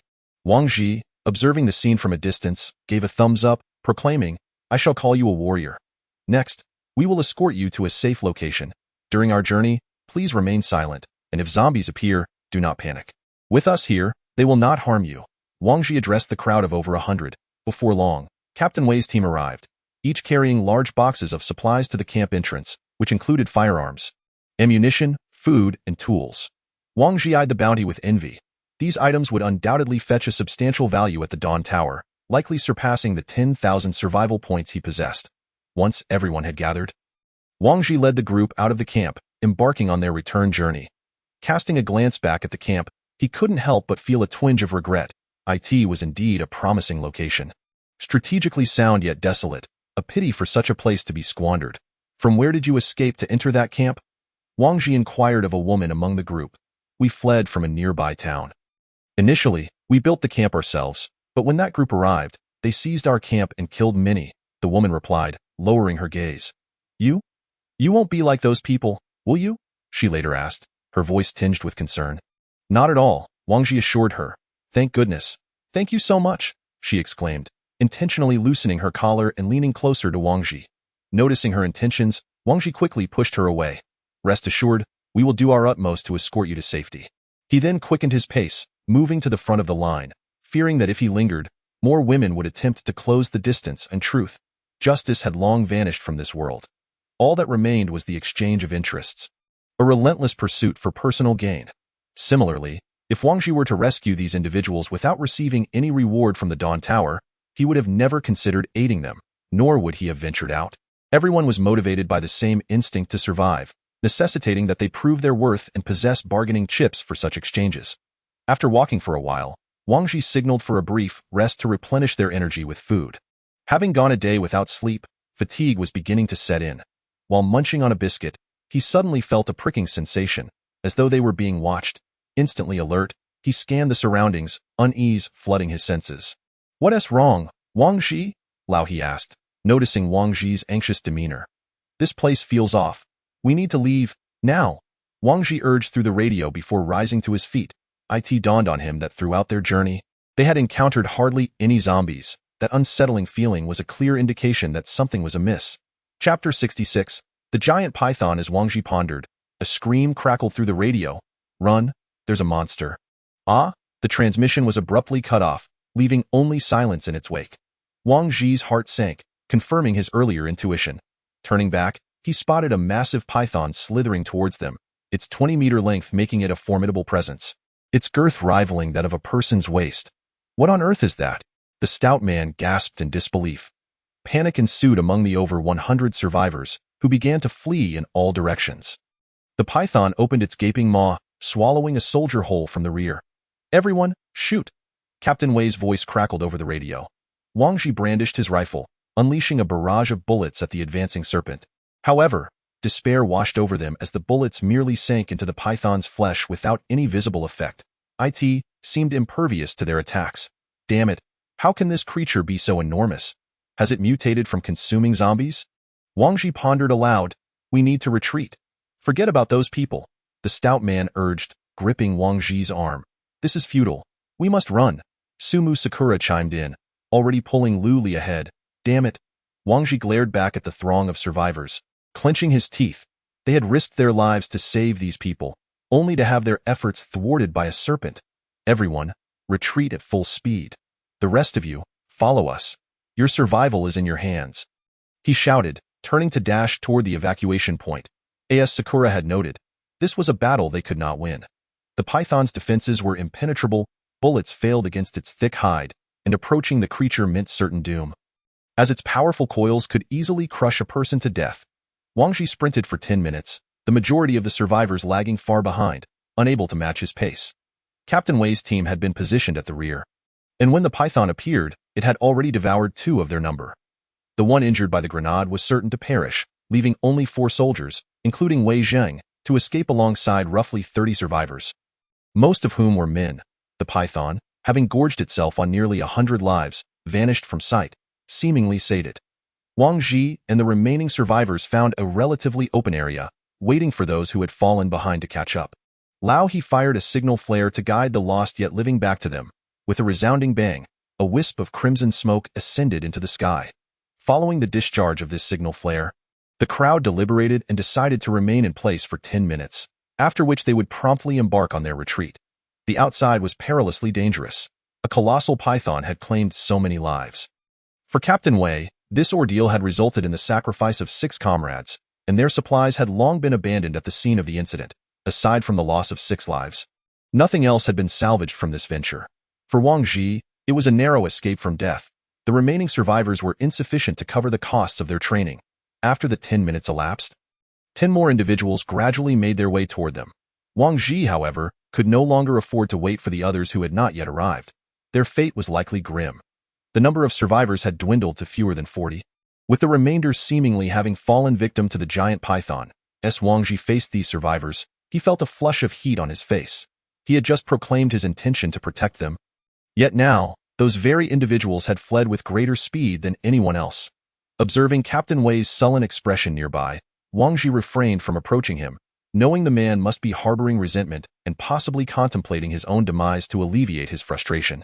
It turned out Wang Zhi was overthinking. Their relationship was not as intimate as he had imagined. They were merely a temporary alliance, a collaboration of 10, and returning with a lack of results would simply leave them with an unsatisfactory report. "Sakura, please keep an eye on those from the Dawn Tower. I fear they may attempt to ambush us," Wang Zhi whispered to Sumu Sakura, leaning closer to her. "I really need to be reminded?" Sumu Sakura shot him an annoyed glance. Upon closer inspection, it was evident that both groups maintained their distance, each keeping a watchful eye on the other's movements, each harboring their own hidden agendas. During this time, the giant python did not pursue them further. Only a few zombies had strayed into the wilderness. In comparison to the python, these zombies were inconsequential. After 3 arduous hours of travel, Wang Ji and the remaining survivors finally reached the entrance. It was only when the iron gate closed behind them that Wang Ji exhaled in relief.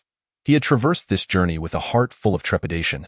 Fearing yet another emergence of a gigantic mutated beast, I suggest, Captain Wang, that we delay our next expedition until the very last moment. Who can endure venturing outside day after day? The hefty man gasped. Clearly exhausted, it was evident that despite having spent a month recuperating at the Dawn Tower, his stamina lacked. Although he had transformed from a rotund figure into a muscular form, he still could not keep pace with Wang Ji and his group. As for the survivors in the camp, they were already at a disadvantage, having no burdens to carry, yet they could not withstand the relentless forward momentum of Wang Ji and his team. Each one weary, heads bowed, and lacking the strength to stand upright. Throughout the journey, Wang Ji pondered how he would explain the situation to Jieshi and the Dawn Tower. He should be thankful that 4 individuals from Wei Zheng's team had returned alive.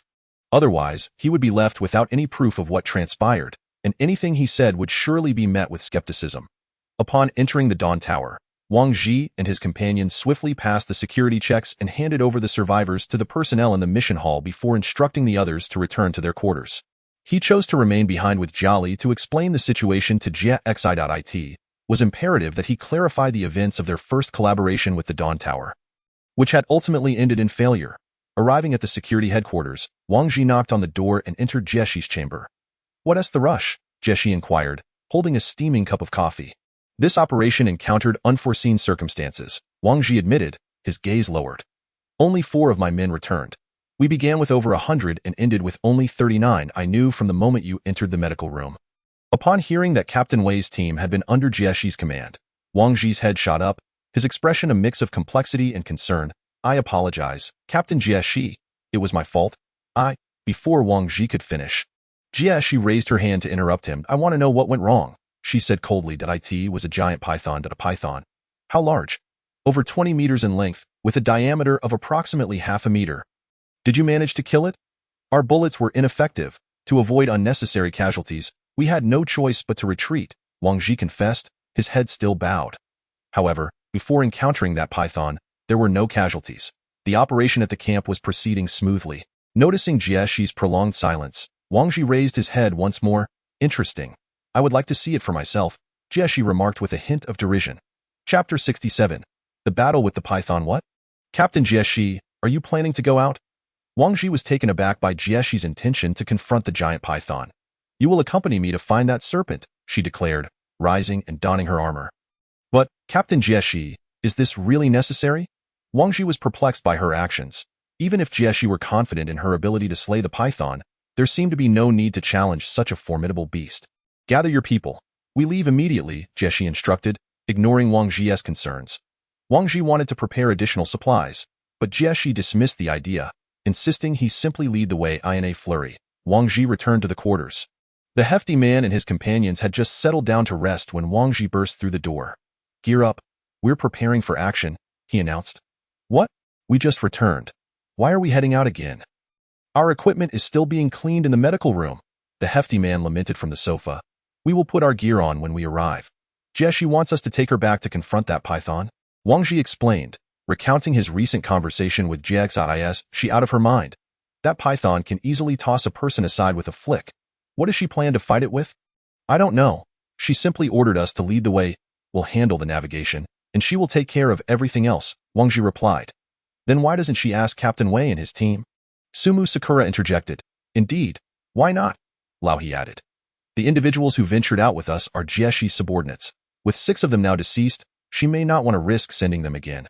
"But can we trust Jieshi? Does she really think she can take on that python alone?" Zhang Ming questioned, concerned about their ability to retreat successfully should Jieshi encounter any misfortune. Wang Ji shook his head, indicating he did not know. Regardless, Jieshi was not foolish enough to voluntarily court death. Her confidence suggested she must possess an undisclosed advantage. Enough of this overthinking. Grab some smoke grenades and adrenaline shots. When we spot the python, everyone should inject themselves. If the situation turns dire, we retreat at full speed. Having concluded, Wang Ji and his companions departed the quarters, heading to the medical room to retrieve their not yet fully cleaned weapons and armor. Jieshi awaited them in the hall, wielding a large sword, and upon seeing Wang Ji, she proceeded toward the elevator he had once used. Upon stepping outside, it was already 3 in the afternoon, and a light drizzle had begun to fall from the sky, seemingly out of nowhere. After more than 2 hours, Wang Ji and Jieshi arrived at the site of the incident, where clear signs of the giant python's movement were visible on the ground. Some large trees had even been toppled and shattered. After searching for a while, they finally located the supplies that had been collected from the camp, scattered haphazardly across the ground. "This is it?" Wang Ji exclaimed upon finding the supplies. "It must have descended from the mountain," Jieshi observed, surveying the surroundings before fixing her gaze on a distant hill to their left. "Should we go look for it?" Wang Ji inquired. "No, we will wait for it here," Jieshi declared, leaning against a tree to rest. Wang Ji and the others anxiously scanned their surroundings, not daring to let their guard down for even a moment. "You needn't be so tense. It just devoured so many people. It won't appear immediately," Jieshi remarked, eyes closed against the tree. The group, finding her reasoning sound, mimicked her posture and leaned against the trees to rest. Wang Ji and his companions remained in place until nightfall, yet the giant python had still not reappeared. Initially, they could seek refuge under the trees from the rain, but as the downpour intensified, they were soaked to the skin. What could she be thinking, insisting on confronting a snake? The hefty man muttered under his breath. She'll hear you," Zhang Ming cautioned, covering the hefty man's mouth to silence him. Thus, Wang Ji and his companions endured a night of rain, with not a single zombie in sight, let alone the giant serpent. Doubts began to creep into Wang Ji's mind about whether the python would return. Jieshi finally stirred after a night spent resting against the tree. "It's coming," she said, slowly opening her eyes. Her simple statement instantly heightened the alertness of those behind her, and Wang Ji felt the same tension he had experienced the previous day. And indeed, there it was. Wang Ji nervously scanned the area, eager to detect the creature's movements. Remembering Jieshi's words about it potentially coming from the mountain, he glanced toward the hillside, where the giant python was slithering toward them in an S shape. "Watch out! Over there!" Wang Ji shouted, pointing toward the python. As the creature drew nearer, Jieshi remained still, causing Wang Ji's heart to race. Wang Ji and his companions had already prepared their adrenaline shots, ready to flee at a moment's notice. The python was now only 50 meters away, and Wang Ji anxiously watched Jieshi, wondering why she had yet to take action. Just as he contemplated turning away, Jieshi suddenly drew the large sword she had planted in the ground and leapt into the air. Wang Ji watched in astonishment as she soared 3 meters high, in the presence of weaponry and equipment. The ability to leap to such heights transcends the limits of human capability. The colossal python, sensing Jieshi's presence, immediately reared up and lunged toward her in midair. Its enormous maw, capable of devouring an entire automobile, gaped wide open. Wang Ji observed as Jieshi did not retreat. Instead, she charged forward, brandishing her great sword. With a fierce roar, the python emitted a lamenting cry that echoed throughout the forest. As the serpent opened its mouth, Jieshi's sword inflicted a 1-meter-long gash at the corner of its jaw. The python's mouth could no longer close, and it thrashed violently, its crimson eyes fixed on Jieshi. However, Jieshi, after her initial strike, had no intention of halting. Her objective was to claim the serpent's life. Chapter 68, Battle with the Python, 2. After successfully landing a blow, Jieshi soared again, this time targeting the python's head. The creature, noticing her ascent, lunged forward once more, attempting to swallow her whole. Yet, it soon realized that its mouth could not close, rendering it incapable of devouring its adversary. With a swift thrust, Jieshi struck at the python's vital point, but the impact was far less effective than her first strike. The blade merely breached the surface of the serpent's skin, and with the second injury, the python became even more frenzied. Jieshi, suspended in midair, found herself ensnared by the python's body, rendered immobile. Wang Ji felt a sense of dread. If she became entangled, the serpent would constrict until it suffocated her. Fortunately, the python could no longer bite, relying solely on its immense strength to coil around Jieshi, its head incessantly battering her. Witnessing the serpent's spiraling embrace, the rotund individual hesitated, exclaiming, Captain Wang, if this continues, we should flee. If even Captain Jieshi cannot handle it, what are we waiting for?" At that moment, the others understood Jieshi's predicament. Unless another warrior of her caliber appeared, they stood no chance of breaking the python's grip. The python continued to thrash its head against Jieshi, who struggled valiantly, wielding her sword in defense. Wang Ji, unable to bear the sight of her struggle, attempted to step forward, only to be restrained by someone. Turning, he saw Su Muing shaking her head, signaling him not to intervene. At this point, apart from Wang Ji and Lu Li, the others made the most prudent decision: to flee while the python had not yet locked onto them. Mitigating their losses, Wang Ji pried Su Mu Ying's hand away, retrieving his magnetic card from his pocket and tossing it to her. You all retreat. Jieshi must not perish. Even if we escape one python, countless monsters await us. Evasion will not alter our fate. After declaring this, he seized the knife from Lu Li's grasp. Among their group, Lu Li's weapon was the most advantageous, and after discarding his backpack, Wang Ji charged toward the python. At that moment, Jieshi appeared to have lost her strength, her sword clattering to the ground. Wang Ji, wielding Yiling Long, seized the opportunity while the python's attention was diverted, thrusting with all his might into its flesh. Unlike slashing, stabbing creates a minimal point of contact, making it easier to penetrate the skin. As the blade pierced the python's body, it let out a pained cry, loosening its grip on Jieshi momentarily, only for its tail to lash out and send Wang Ji flying. The impact felt akin to being struck by a vehicle, causing chaos within his body, culminating in a spurt of blood as he collapsed beside a tree. His consciousness began to blur, and he never imagined he would fall in such a desolate place, devoid of zombies.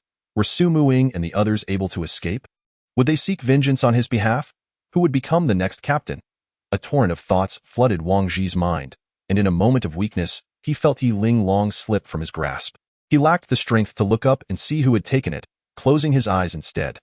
The one wielding Yiling Long was none other than Lu Li. The instant Wang Ji was flung aside, everyone sprang into action. Su Muing swiftly devised a plan, instructing Zhang Ming, the rotund man, and old he to use gunfire to distract the python, while her target was its eyes, the sole vulnerable point she could exploit. Lu Li, too, aimed to close in and strike at the python, intending to exploit the wound Jieshi had inflicted earlier. Armed with rifles, the trio took aim at the python's tail, firing relentlessly. Su Muing quickly approached the python's head, waiting for the opportune moment to plunge her daggers into its Li. After successfully landing her blow, Su Muing signaled Lu Li and swiftly retreated. Upon receiving the call, Lu Li changed her attack strategy, positioning herself behind the python to strike the recently severed vital point. She leaped into the air and brought her blade down, blood splattering. With a thunderous roar, the python emitted its loudest cry yet, loosening its grip on Jieshi for a brief moment before tightening it even more ferociously. The group was taken aback. How could it still move? This is bad. The python's roar has attracted all the surrounding zombies. Zhang Ming exclaimed, peering through his binoculars at the throngs approaching. Goodness! They're everywhere, countless in number. The rotund man cried out, equally alarmed as hordes of zombies converged upon their location. At the heart of the python's coils, only a crumpled mass of armor remained, and Jieshi had vanished from sight. The group froze, only to quickly spot Jieshi retrieving her fallen great sword. What a clever ruse! Old he marveled, with its eyes blinded. The python continued to believe it was ensnaring its target, while Jieshi soared into the air, delivering a powerful strike to the severed wound. With a resounding thud, the python's vital point was completely severed, and its massive body collapsed heavily to the ground. Captain Jieshi, let us retreat, the rotund man urged, panic evident in his voice as the zombies drew nearer. No need to rush, Jieshi replied, lifting her sword once more. She approached the python's head, striking forcefully several times to ensure its demise before severing its head entirely and returning with it in tow. Fatty, carry Wang Ji back. The rest of you, hurry and gather supplies. Su Muing instructed before departing, mindful of the resources lost the previous day. In the medical room at Dawn Tower, Wang Ji gradually regained consciousness, blinking as he sat up slowly. Ouch! A sharp pain coursed through him as he rose. Lie down! You've fractured 3 ribs on your right side. What are you doing moving about before you're healed? Wang Ji turned to see Su Muing and felt relief wash over him. I'm not dead, he exclaimed. Su Muing, slightly displeased by his words, retorted coldly, if you wish to die, I can certainly facilitate that. Wang Ji reclined back against the pillow, eyes closed, murmuring, rather than perish in the jaws of the python. I would prefer to die in Sister Ying's embrace. If it's a choice between dying in my arms or Jieshi's, I suspect you'd favor the latter, Su Mu encountered with a scoff. Jieshi, she sacrificed herself? Wang Ji asked tentatively, searching her gaze. Not at all. She managed to drag the python's head for 3 hours after the battle. Su Mu reassured him. That's wonderful. Upon hearing this, Wang Ji finally relaxed. His worries dissipating. You, however, she could have escaped on her own, yet you insisted on playing the hero. Next time, if your luck runs out, I shudder to think how you will survive, Su Mu admonished. She could free herself? Wang Ji questioned, unable to believe it. He had witnessed Jieshi's sword fall from her grip. How could she have extricated herself? She executed a clever maneuver, taking some time to escape from the armor. Su Mu explained is that even possible? Wang Ji mused, realizing he still had much to learn. What of the others? He inquired. They've all returned to rest. They haven't slept in 2 days and are on the verge of collapse. Now that you're awake, I should catch up on sleep as well. Here's your magnetic card. If you need anything, just call for the doctor, Su Mu said, tossing the magnetic card onto Wang Ji's bed before turning to leave. Chapter 69. Second summons. In the research room, Chief Yang Lifeng was engaged in an experiment on antibody genes with Dr. Chen and Dr. Yang Lu when Jieshi entered, dragging an enormous python head behind her. Startling the researchers. What is happening, Captain Jieshi? Yang Lifeng stammered. This is a mutated python. I killed it and brought it back for you as a research specimen. Thank you so much, Jieshi. With this, we will undoubtedly make significant breakthroughs in our research. Dr. Chen expressed his gratitude. Thank you for your hard work, everyone. The situation outside is becoming increasingly dire. We need to expedite our efforts. Please inform me of any new discoveries promptly. I must take my leave, Jieshi stated before departing. Once she had left, the researchers gazed at the python's head as if it were a treasure, donning protective gear before immediately commencing dissection. Meanwhile, Wang Ji lay on the medical bed, staring vacantly at the overhead light, replaying the events outside in his mind. The mutated python had disrupted their rhythm, and Wang Ji began to realize that their enemies extended far beyond mere zombies. Just as he was about to close his eyes and drift off again, the door swung open, revealing Jieshi. Wang Ji, upon seeing her, propped himself up slightly against the pillow. Jieshi had donned a fresh set of armor. Though her face bore remnants of battle bruises, Captain Jieshi, Wang Ji greeted weakly. How are your injuries? Nothing serious, just a few broken ribs. With some rest, I'll be fine. I shall request the Tower Master to grant you a 2-month period for recovery. During this time, you should refrain from venturing out and focus on healing. Thank you, Captain J11. By the way, are you all right? I am fine, though I did not anticipate the formidable strength of the mutated creatures. Indeed, I believe that after their mutation, they will develop intelligence. Precisely, prior to your arrival, we had already received word from a team that managed to escape. 2 individuals reported encountering a 4-meter-tall zombie that possessed intelligence. Mutated zombies? Wang Ji found it hard to believe. However, not all mutated zombies will grow larger. They may also exhibit other traits. This is merely my conjecture, lacking empirical evidence. What shall we do next? With fewer and fewer individuals joining the expedition teams, the resources within the tower are dwindling, and relying solely on solar power is insufficient to sustain the operations of Dawn Tower. Moreover, food is becoming increasingly precious. The Tower Master intends to initiate a second conscription. Anyone who joins the expedition teams will be granted citizenship, while those who do not will lose their existing citizenship and become refugees. This conscription is applicable to all. As Jieshi outlined the forthcoming actions within Dawn Tower. It was clear that anyone who did not join the expedition teams would be relegated to refugee status. Wang Ji understood that refugees merely receive rations and only enough to stave off hunger, while being required to work 12 hours a day. If one finds it too exhausting and is unwilling to work, no matter, the citizens of the expedition teams would welcome you with open arms. Aside from the potential peril of death, everything else is rather agreeable. Yet, what if no one is willing to join the expedition teams despite this? Wang Ji inquired. People die for wealth, and birds perish for food. Your scenario is unlikely to occur. That is indeed the case. You should rest. I shall take my leave. Very well. After Jieshi departed, Wang Ji's stomach began to grumble, wondering how he could allow himself to go hungry while injured. With that thought, Wang Ji pressed the button beside his bed. After a brief moment, he observed a nurse entering the room. Nurse, I would like to order takeout. In the entrance hall on the first floor. The Eternal Doomsday team, which had been away for a month, returned. The crowd gathered grew larger with time, as the elevator periodically continued to transport individuals into the tower. Each elevator trip could carry 20 people, and even after 2 hours, it was still operational. The guard team noticed the increasing number of onlookers and hurried to disperse the growing crowd. After 5 hours, the elevator finally ceased its operations, leaving over 200 people standing at the entrance, each holding some supplies. This news once again sent ripples throughout Dawn Tower. After this excursion, the Eternal Doomsday team had returned with an abundance of resources. The members of Eternal Doomsday were all cloaked in hooded capes and wearing gas masks, obscuring their expressions, with the only discernible figure being the white-haired elder at the forefront, his face marred by numerous grotesque scars. Meanwhile, the plump fellow and others who had taken a nap had all come to visit Wang Jia. Captain Wang, has your injury improved? The plump fellow entered with a smug look directed at Wang Ji, who lay in his sickbed. "So you're pleased that I'm injured? Huh, fatty?" Wang Ji retorted, eyeing the plump fellow with disdain. "I'm not pleased. I empathize with you. You should try lying in bed nursing your injuries for once."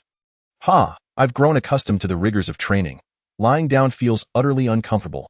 If you can't handle it, just let it be, Captain Wang," the plump fellow suggested. "I can't. Head nurse Sophie said I must remain here for a week of observation before I can go back." "He should stay put." Lao He rejected the plump fellow's proposal. "By the way, I've taken care of the task for you. We rescued 39 survivors and gathered some supplies, totaling 4,000 survival points." Su Muing stepped forward to inform that I understand. "You all should return to training. I'll lay here for a week and then head back," Wang Ji replied. Once the others departed, Wang Ji lay on the bed, tapping away at his notebook, recording the events of the past few days. Chapter 70. Intelligence on dealing with zombies. A week later, Wang Ji returned to his residence. During this period, following the completion of their missions, other teams had swiftly advanced to level 3, escalating from 3 teams to 12 upon exiting the elevator. Wang Ji was momentarily taken aback by the increased number of individuals in the training ground. Yet he soon calculated that the timing was about right. Advancing to a level 3 team merely required acquiring 10,000 survival points rather than consuming them. Wang Ji also noticed Tang Qilan training with 5 women, having apparently charmed yet another. At least Wang Ji no longer had to worry about him harassing Lu Li. Upon entering his residence, Wang Ji found it dark, indicating that the others were likely asleep. As he had not encountered them outside, he navigated through the darkness to his room, turned on the light, and discovered Su Muing and Jiali lying on his bed, fast asleep. "What are you two doing here? I am not even home, and you come to my room?" Wang Ji addressed the two. "What do you mean, your room?" Su Muing, still groggy, responded that of course, if it's not my room, then whose could it be? Wang Ji retorted, exasperated. "Indeed, isn't this our room?" Su Muing mumbled before drifting back to sleep. Noticing how tired she was, Wang Ji opted not to disturb her further, dropping his luggage and leaving the room. He headed to the living room and activated Ling Yao to check the latest news from Dawn Tower. Among the updates, there were 3 favorable announcements and 2 unfavorable ones. Favorable announcement 1. The antibody vaccine for the zombie virus has entered clinical trials, with mass production expected in 1 month. Favorable announcement 2. To encourage the enthusiasm of expedition teams, military supplies have been modestly discounted. Favorable announcement 3. Refugees wishing to join expedition teams will be elevated to citizenship, with a new training program initiated to provide survival point subsidies, allowing participants to earn 10 survival points for every 12 hours of training. Unfavorable announcement 1. Citizens who do not join expedition teams will be demoted to refugee status. Unfavorable announcement 2. Due to a shortage of electrical energy, the price per kilowatt hour has risen from 1 survival point to 2 survival points. Wang Ji perused the announcements, noting that these developments were largely as he had anticipated, with the only unexpected element being that food prices had not increased. Were they merely gritting their teeth to endure, or were they still in surplus? The underlying strength of Dawn Tower was something Wang Ji could not fathom. From the 5 announcements, it was evident that all favorable news favored the expedition teams, while the unfavorable news seemed to target the refugees. It appeared that the situation for expedition teams was not optimistic, with an increasing casualty rate posing significant challenges for the future development of Dawn Tower. After reviewing the announcements, Wang Ji opened his account, noting that the total survival points accumulated by the team was 33,500, with the remaining 19,500 points. TO advanced to a level 4 team. They still needed to acquire an additional 16,500 survival points. Wang Ji also checked his intelligence earnings and discovered that his outdated information was no longer yielding any benefits. It seemed the time had come to acquire new intelligence. Wang Ji went to the plump fellow's room and roused him from his slumber. "Wake up, fatty!" Wang Ji exclaimed, delivering a playful slap to the plump fellow's backside. "Huh? What is going on?" The plump fellow grumbled as he awoke. "Come on, accompany me for a stroll." What the heck? Wandering around at this hour. Are you out of your mind? The plump fellow replied, exasperated. I've been asleep in the medical room for a week. How can I possibly sleep now? Hurry up, Wang Ji persisted, finally convincing the reluctant plump fellow to rise. The two donned their weighted gear and exited the residence. Ow, I was just having a delightful dream. You won't believe it, but I dreamt of Diao Chan. I tell you, Captain Wang, I came here weighing 200 pounds, and now I've trained down to 150. I sweat buckets every day, and just when I finally get a break. You have to interrupt, the plump fellow rambled from behind. Wang Ji turned to look at him, and upon noticing his silence, the plump fellow cautiously asked, What's wrong, Captain Wang? Would 2 hamburgers suffice to silence you? Absolutely. After purchasing some food in the cafeteria, the two made their way to the intelligence hall. Captain Wang, as they walked, someone called out from behind, prompting Wang Ji to turn around. Anqing? Are you on patrol? Wang Ji noticed Anqing clad in guard armor. Yes, I happened to pass by here, heard from Captain Jeshi that you were injured. Just a minor injury. If Captain Jeshi can sustain injuries, then it's entirely normal for me to do so as well. Wang Ji replied nonchalantly. Oh, how I wish to go outside. But alas, they won't allow it. No. Please don't entertain such thoughts. Yes, not at all enjoyable out there. If it weren't for a mission, no one would willingly go outside, Wang Ji expressed, bemused by Anqing's stubbornness about wanting to venture out. I just despise those monsters. I want to kill them. Anqing's eyes dimmed with resolve. Ah, well, then focus on your training. I believe that one day, Dawn Tower will send you into battle. Really?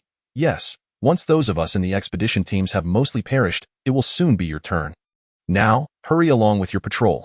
I must be on my way. With that, he turned and departed. Upon reaching the intelligence hall, Wang Ji recorded the intelligence regarding the mutated giant python, priced at 100 survival points each. After completing this, he browsed through other intelligence offerings, noting that with the increase in expedition teams, the intelligence available was also gradually increasing. Wang Ji initially sought information on mutated zombies, but found no entries containing the keyword mutated, leaving him somewhat perplexed. After searching for a while, he discovered an entry regarding strategies for dealing with zombies, priced at 200 survival points. Damn, that's quite steep, Wang Ji remarked. Let us first unlock his intelligence, and then based on that, we can draft a similar report to post, can't we? The hefty fellow remarked with a hint of cunning. Submitting intelligence requires a review. Do you think the people at the Dawn Tower are fools? Intelligence is all about the order of arrival. The effort put forth to obtain that information must not be undermined by your unearned gains, Wang Ji retorted, casting a sidelong glance at the hefty one. Oh, I see. Since it pertains to dealing with zombies, Wang Ji did not hesitate and promptly unlocked the intelligence with his card. Chapter 71. Deceived upon unlocking the intelligence, Wang Ji immediately opened the details. Using a stun grenade can incapacitate zombies, with the effect lasting up to 1 minute at most. As Wang Ji read this, a sense of frustration washed over him. He felt he had been duped. Not only would using a stun grenade attract nearby zombies, but it merely served to control them. Wouldn't it be more effective to use a grenade to obliterate them outright during that control period? I want to request a refund. Wang Ji couldn't help but exclaim to the personnel in the intelligence hall. This intelligence is flawed. It is a phishing scheme. Clickbait, fraud. I'm sorry, but virtual transactions are non-refundable. All intelligence is subject to review, and once approved, it is deemed reasonable, the person in charge explained to Wang Ji. No. Is this intelligence truly worth 200 survival points? My survival points didn't just fall from the sky. They shouldn't be swept away so easily. Wang Ji scoffed. I truly apologize, but intelligence is akin to a surprise egg. It may not always meet your expectations, and one must bear the consequences themselves. Very well, I understand. Wang Ji was not distressed over the 200 survival points. Rather, he lamented having paid the so-called intelligence tax. Aware that further discussion would bear no fruit, he took his leave from the intelligence hall. He turned to the hefty one, saying, if you wish to laugh, do so freely. Just don't hold it in. I can't help it. This is too funny. Ha ha ha. Oh Wang Ji, you? Ha ha ha. Throughout their journey back, Wang Ji contemplated giving the laughing hefty one a good punch. But the pain in his side restrained him, leaving him to walk ahead in silence. The two returned to their residence after purchasing 6 meals. While they ate, the hefty one occasionally burst into laughter, prompting Wang Ji to finally lose his patience. Sakura, Sumuing, who was eating, looked at Wang Ji in confusion when he called her name loudly. Upon hearing Wang Ji call Sumuing, the hefty fellow immediately lost his bravado, hurriedly admitting his fault. Wang Ji, I was wrong. Please don't do that. Sumuing looked at the two in bewilderment, unsure of what was transpiring. The hefty one wants to see you in black stockings. Wang Ji replied, disregarding the hefty one. Apologies. This meal is a bit spicy, Zhang Ming said, immediately lowering his head to focus on his food after being choked. Oh? Sumuing's gaze shifted to the hefty one. Sister Sakura, let me explain. Wang Ji is trying to frame me, using a knife to kill me, borrowing arrows from a boat. Then why would Wang Ji want to frame you? He woke me up early too. Cough. The hefty one was abruptly interrupted by Wang Ji, signaling him to cease speaking further. Smack. Sumuing slammed her dagger onto the table. Continue. Wang Ji dragged me to the intelligence hall to post new intelligence. And after we finished, we saw a report about dealing with zombies. Later, he was deceived, and I found it amusing, which made me laugh continuously. He was displeased with me and sought revenge. The hefty one recounted, preferring to offend Wang Ji over Sumuing. Impulsiveness is indeed a devil. Wang Ji should have endured, but now, a failed attempt at framing someone left the entire assembly aware of his folly. After hearing the hefty one's account, Sumuing's focus shifted entirely onto Wang Ji. Sister Sakura, I'm currently unwell. I implore you to remain calm. Wang Ji promptly displayed the bandage on his chest as a shield against further ire. So, was it you who wanted to see black stockings? Sumuing teased. Looking at Wang Ji, no. I merely voiced the hefty one's inner thoughts. It does not reflect my desires. Suspicious at this moment. Galilei chimed in from the side. Hey, you little girl, focus on your meal. Wang Ji quipped at Lioli. Wang Ji, a real man should own up to his actions. You shouldn't let the hefty fellow take the fall for everything. Even if he harbors such thoughts, does he possess the courage? Sumuing asserted, while the hefty one nodded in agreement. Sister Sakura, you speak truly. At that moment, Wang Ji felt utterly wronged. His intention was to provoke Sumuing through the hefty one. What does it mean to be a real man? Is this forcing him into the role of a lecherous man fascinated by black stockings? Wang Ji concluded that if he continued to struggle, the situation would only worsen, so, yes, it was I who wished to see them. With that confession, Wang Ji felt a weight lift off his shoulders. He merely wanted to expedite the conclusion of this meal. Sakura did not press further, and the atmosphere grew tense as everyone hastened to finish their food. Chapter 72. Consumption. After the meal, the six of them donned their weight-bearing gear and returned to the training grounds to continue their training.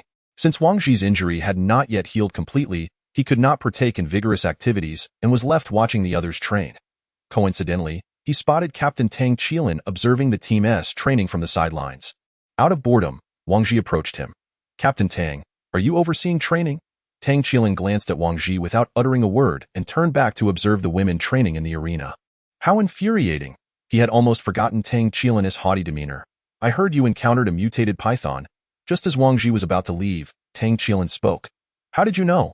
You needn't concern yourself with that. Surviving a confrontation with a mutated beast is no small feat. Though Tang Qilin said this, unbeknownst to him, they had sacrificed dozens of lives to earn their escape. Seems you are quite knowledgeable about them? A little. Care to share what you know? Wang Ji inquired. What reason do I have to tell you? Tang Qilin shot Wang Ji a dismissive glance. The other party indeed had no obligation to divulge information. So Wang Ji could only depart in disappointment. To his surprise, Tang Qilin seemed well acquainted with the mutations. His tone implied first-hand experience. Hours later, during a break, Wang Ji decided to take advantage of the weapon sale to procure better arms for everyone. As most of the weapons they possessed were damaged, before heading to the weapon hall, Wang Ji had previously established that each person's budget should remain under 1,000 survival points.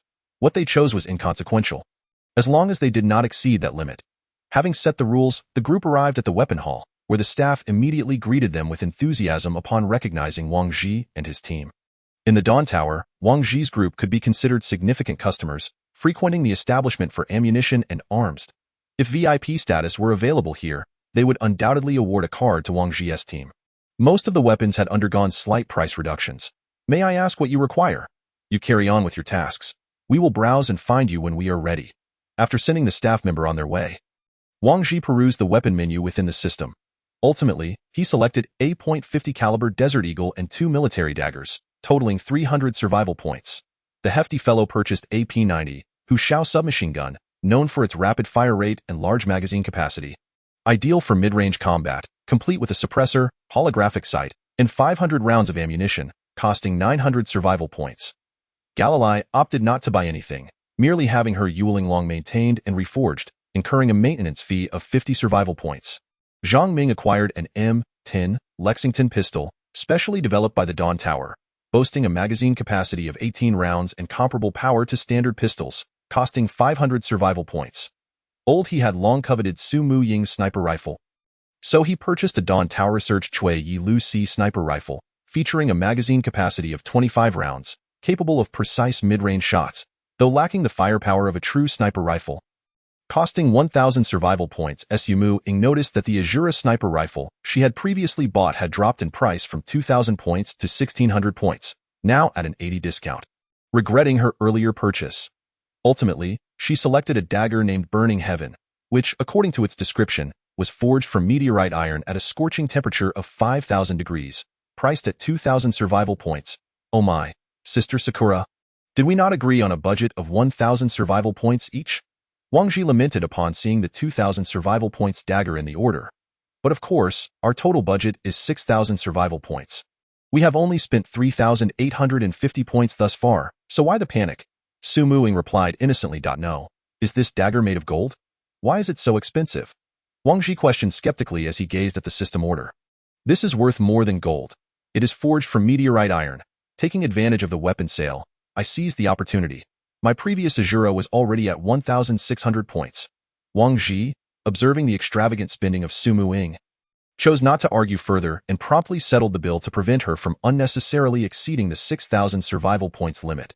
After the six of them spent 3,850 survival points in the weapon hall, their team account still held 15,650 survival points.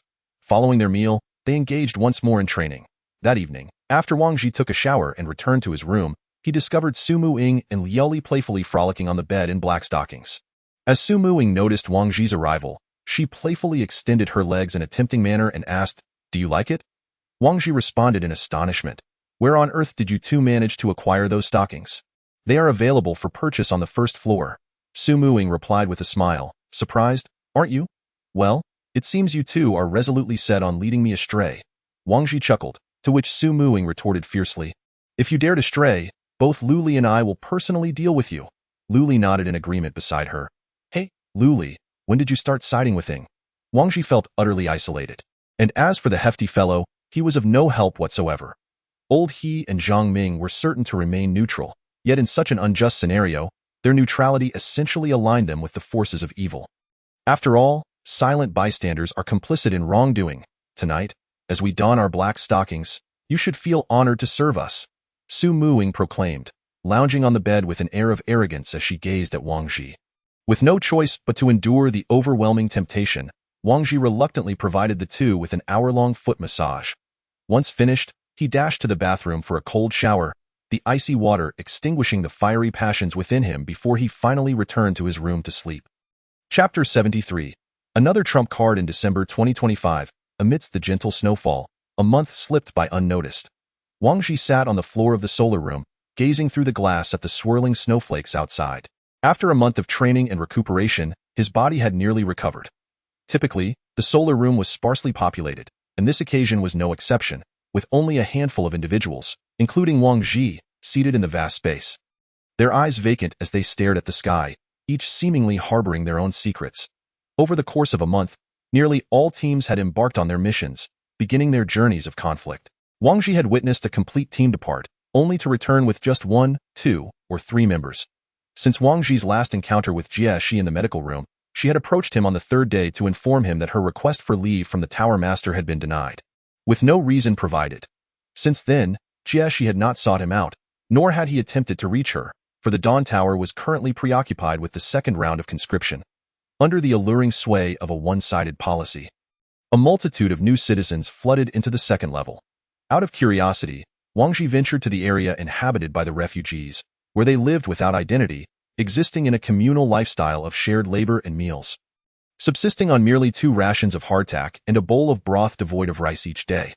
Observing this, Wang Ji began to comprehend that their choice to become citizens and venture into battle was not driven by a desire for heroism or valor. Rather, they were simply weary of the refugee existence.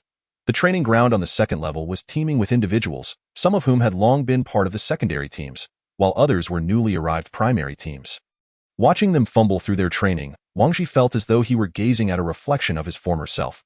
With just one day remaining before he was compelled to undertake an external mission, the snow outside showed no signs of abating, suggesting that fate was not particularly favoring him this time. After lingering in the solar room for a while, he rose and returned to his residence. In the living room, only old he and Luli were present. The whereabouts of the others were unknown. 2 days prior to their scheduled departure, they had ceased training to maintain their optimal condition for the impending battle. "You're back?" Old he greeted Wang Ji as he entered. Wang Ji replied succinctly before joining them in the living room to watch a sci-fi film being broadcast by Ling Ling Yao. After some time, as others returned from their leisure, Wang Ji called them over to prepare for the mission. "Ling Ling Yao, let's accept the external mission. Processing now. Mission accepted. Mission objective. Collect 100 grams of new streptomycin from Z Hospital. Mission reward, 100 survival points per gram, with a maximum limit of 300 grams. New streptomycin? What is that?" the hefty fellow inquired, puzzled. "It's an antibiotic primarily used to produce antibody vaccines," Wang Ji explained. "Oh, speaking of antibody vaccines, didn't the last announcement state that they would be developed within a month? Why haven't we heard anything since?" The hefty fellow recalled from a month earlier. "It must be due to a lack of raw materials preventing mass production." Su Muing interjected. "So, our mission objective is part of that antibody vaccine?" Old he asked. "Precisely. Although this medication is exceedingly rare, Z Hospital specializes in treating viral diseases, so the fact that it is our mission target suggests that they must possess new streptomycin." Wang Ji affirmed. "Shall we set off tomorrow?" Zhang Ming inquired. "Yes, but first let's purchase some warm undergarments. It's still snowing outside," Wang Ji replied. Rising to leave the residence, he headed to the first floor, selecting a suitable warm outfit before proceeding to the security headquarters. Having not visited in a month, he felt it necessary to stop by, as he had always encountered Jieshi before embarking on any external mission. As if her presence brought him good fortune, it seemed the guards at the entrance had been replaced, as they did not recognize Wang Ji and halted him. "Hey, kid, do you know where you are? Stay away if you don't want to die," one of the guards shouted at Wang Ji. Taken aback but not offended, Wang Ji understood it was just their duty. "Please inform Captain Jieshi that Wang Ji from the Setting Sun requests an audience," he stated, handing over his magnetic card for verification. "Wang Ji?" The guard eyed him skeptically but proceeded to verify and relay the message. After a short while, the guard returned and allowed Wang Ji to enter. Upon reaching Jieshi's door, Wang Ji knocked twice. "Come in," Jieshi's voice called from within. Entering the room, Wang Ji found Jieshi, her facial scars now fully healed, playing with a crystal on the table. "Wow, that stone is quite beautiful. Where did you find it?" Wang Ji remarked as he approached. "It was extracted from the head of a giant python," Jieshi replied, glancing at the crystal in her hand. Hearing that it came from the brain of a giant python, Wang Ji instinctively took a step back, fearing contamination. "Don't worry, it's been disinfected," Jieshi reassured him, noticing his apprehension. "Well, I've heard of kidney stones, but never brain stones," Wang Ji said, feeling more at ease now that he knew it had been sanitized. The crystal was about 10 centimeters in size, with fine blood vessels dispersed throughout. "I call it a crystal core." "What purpose does this crystal core serve?" Wang Ji inquired. "I have no idea." "How about you be the guinea pig and find out?" Jieshi suggested, directing her gaze towards Wang Ji. No. I think I'll pass. I have a mission to attend to tomorrow." Wang Ji quickly shifted the conversation, feeling uneasy under her intense gaze. "Are you taking on a mission?" "It has been a month," Jieshi calculated the time. "Yes, we are to gather new streptomycin from Z Hospital. Recently, quite a few teams have received hospital missions. Is it related to the antibody vaccine?" "Yes, the clinical trials are not promising, with an antibody vaccine binding rate of only 75. This requires a significant amount of raw materials to refine through trial and error until it reaches 99.9, Jieshi elaborated. "Haven't the other teams brought back enough raw materials?" Wang Ji asked. "Not enough. Most hospitals are located within the city center, where conditions are dire. So far, only one team has returned with medicines. Others have either perished or returned empty-handed." Jieshi shook her head. "Can't they find a safe spot outside to stay for a few days, and then come back claiming they found nothing?" Wang Ji suddenly noticed a flaw in the logic. "Well, for one, our magnetic cards are equipped with tracking. Even without that, they could easily return empty-handed every time, provided their survival points allow them to avoid missions indefinitely. No one would support someone without value. Thus, you must manage yourself well. Even in times of hardship, having tradable assets ensures that someone will be willing to assist you." Jieshi ruthlessly dismantled Wang Ji's argument. "So that's how it is. However, why does it feel strange knowing that I am being watched by others?" Wang Ji scratched his head. "There is nothing strange about it. You should hurry back and prepare more ammunition." Heading to the city center where zombies will be plentiful. After saying this, Jieshi tossed Wang Ji a pendant. Catching it, he instantly recognized it as the previous mother and child pendant, looking at Jieshi in confusion. You know how to use it. Consider it a reward for your last outing, she said, returning her focus to her crystal core research. Wang Ji, understanding that Jieshi referred to the giant python incident, left her room feeling more secure with the pendant around his neck, now possessing another trump card. Chapter 74. Flames of Destruction. Wang Ji exited the security headquarters and made his way to the armory, purchasing ammunition worth 500 survival points to prepare for the impending battle. Their journey would take them into the densely populated city center, where zombies would undoubtedly abound. Upon returning to the residence, everyone was busy cleaning and maintaining their weapons. After distributing ammunition according to type, each person received 5 spare magazines, which allowed for continued shooting without the need to reload, merely swapping out the empty magazine. However, once all 5 spare magazines were expended and zombies still loomed, they would have to resort to melee weapons until the wave of combat subsided, at which point they could slowly refill their magazines. Wang Ji shed his weighted vest, instantly feeling lighter, as though a portion of his strength had found no outlet for release. This moment, the fiery fallen meteor dagger, which Su Muing had previously purchased for 2,000 survival points, was delivered. It was packaged in a metallic box. Su Muing located the box's switch and pressed it. With a hissing sound, cold air escaped, creating steam that mingled with the warmer atmosphere outside. Wang Ji, upon seeing the box, thought to himself that the packaging alone was worth at least 50 survival points. As the steam dissipated, everyone could finally see the dagger within. The entire dagger measured 45 centimeters, and its black metallic surface faintly shimmered with a subtle purple glow. The blade was adorned with menacing serrations, emanating a palpable aura of dread. Is this truly the dagger worth 2,000 survival points? How magnificent! Wow! So chilling! The plump fellow gazed at the fiery fallen and reached out to touch it, only to be instantly deterred by the dagger's icy aura. Are you foolish? Didn't you see that the box displays a temperature of -30 degrees? Su Muing shot a disdainful glance at him. Once the cooling system of the box was turned off and the temperature returned to 0 degrees, Su Muing finally retrieved the fiery fallen. Holding the dagger, she appeared even more formidable. Emulating the earlier action of Jia Luli as she sliced a bullet, Su Muing placed a bullet on the table. This time, she did not even perform a diving motion. She simply pressed the fiery fallen against the bullet, and with a slight exertion, the bullet was effortlessly severed in half. The onlookers were taken aback, beginning to question whether they had purchased a batch of counterfeit bullets. After testing the dagger's power, Su Muying's hand trembled with excitement, her cold and proud gaze seemingly unfocused, her dark eyes filled with insatiable greed. Hey, Ying, are you all right? Lao He, noting her frenzied state, asked anxiously. Is this true power? Su Muing uttered through clenched teeth, her eyes narrowing as they focused on the 5 individuals around her. Hey, fatty, what's she doing? Zhang Ming inquired from the side. Based on my extensive experience, she seems to have succumbed to inner demons. If nothing changes, we are all doomed, Fatty analyzed. Then why aren't we running? Zhang Ming questioned, perplexed. Right? Why aren't we running? Fatty suddenly realized, his voice trembling, with Su Muying's maniacal laughter. Fatty and Zhang Ming were frightened into bolting for the exit. Ah ha ha ha.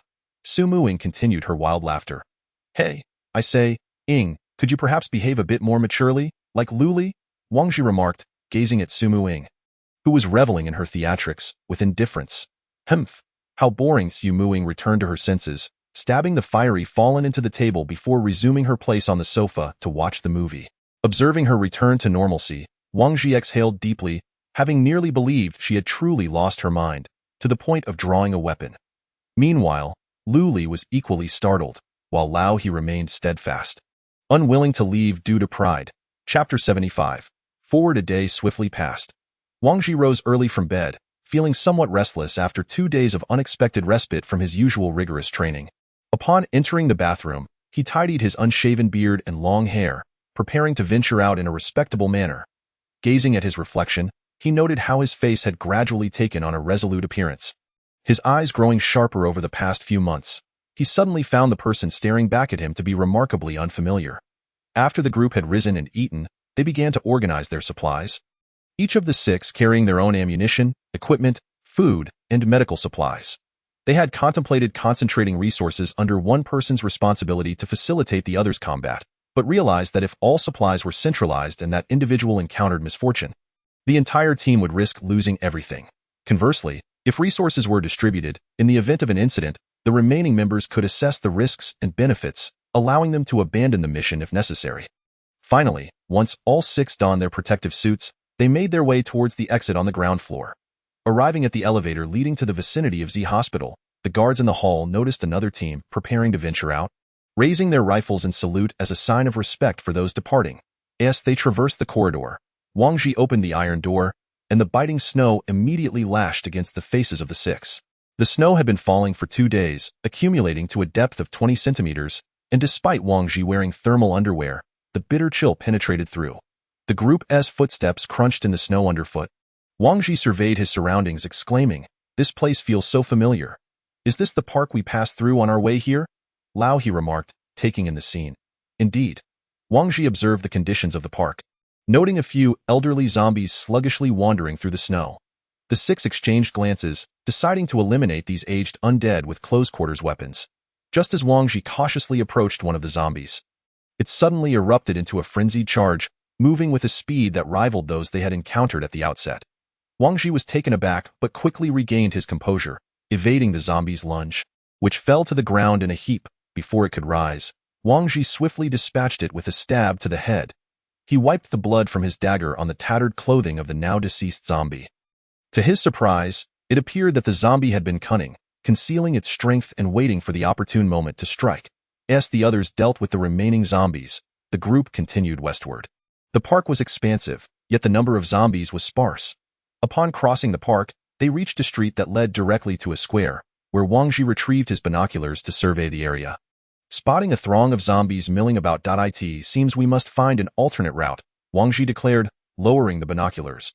All roads lead to Z Hospital, yet we must avoid the areas teeming with zombies. After navigating 2 detours, Wang Ji soon realized his error. It seemed the zombie population was plentiful along all paths. Regardless of how they diverted, they ultimately had to enter the city center. Wang, team leader. If this continues, we should retreat. Our survival points can last us a while longer. Entering the city is far too perilous, Fatty interjected, expressing his apprehension. After Fatty spoke, Wang Ji fell silent for a moment, disregarding Fatty's concerns and pressed onward. Wang Ji understood Fatty's character. If he advanced, Fatty would inevitably follow. Was he the only one feeling fear? No. Wang Ji was afraid too. He was acutely aware that this path would be fraught with challenges. Yet he had to move forward, for he knew that this confrontation was inevitable. They needed to act while the zombies had not yet mutated, while humanity had not been completely extinguished, and while resources were still available.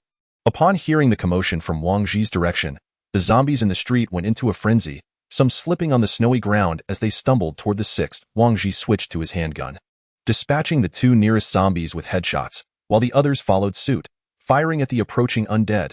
A stray bullet shattered the glass of a storefront along the street, the sharp sound of shattering glass echoing through the otherwise silent street. Wang Ji cursed under his breath and immediately sprinted toward the end of the street. "Let us not linger. We need to reach the intersection as quickly as possible," Wang Ji urged over the radio as they raced through the snow. The horde of zombies hot on their heels. Upon reaching the intersection, they found it blocked by abandoned vehicles. Wang Ji leaped atop a jeep's roof, turning to fire at the pursuing zombies. The barricade of vehicles significantly impeded the zombies' advance, providing the 6 with ample opportunity to reload their weapons. Once their spare magazines were expended, the number of zombies at the intersection had dwindled. The group sheathed their firearms and resorted to melee weapons to eliminate the remaining undead. Chapter 76. The subway battle at the intersection. Behind the array of abandoned vehicles, the 6 rested against a car door while replenishing their spare magazines, the biting cold wind causing them to shiver slightly. "How much farther do we have to go?" Lao He inquired. Wang Ji consulted the map to determine their location. Z Hospital. Approximately 15 kilometers. How much? 15 kilometers. You can't be serious, Fatty exclaimed in alarm, leaning over to scrutinize the map. Wang Ji contemplated the distance, lost in thought. 15 kilometers is indeed quite far, especially considering that's the straight-line distance, Zhang Ming remarked, glancing at the map. "What if we take the subway?" Wang Ji suddenly suggested. "The subway? What for?" Lao He questioned.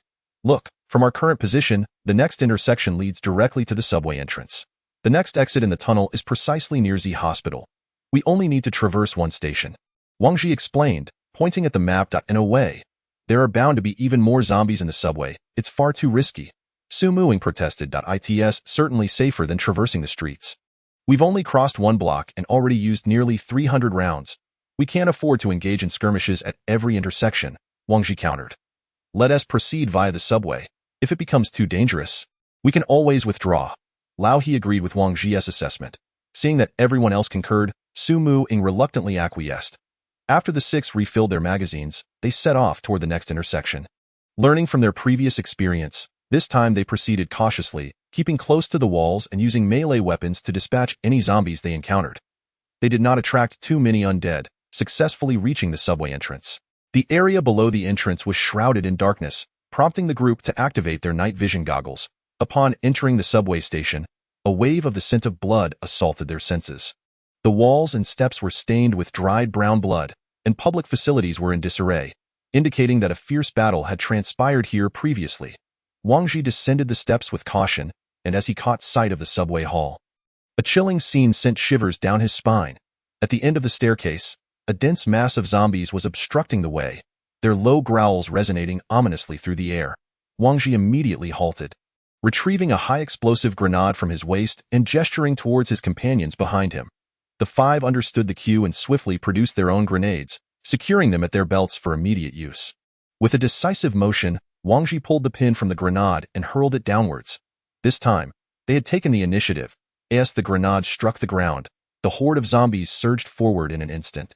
Boom! A deafening explosion erupted, casting a small mushroom cloud in the darkness, obliterating the approaching undead. However, the gap created by Wang Ji's explosive device was quickly filled by the relentless tide of zombies. Open fire, Wang Ji commanded. They held a strategic high ground, yet this advantage was fleeting. Not good, Captain Wang. We have zombies coming from above, came Zhang Ming's voice over the radio.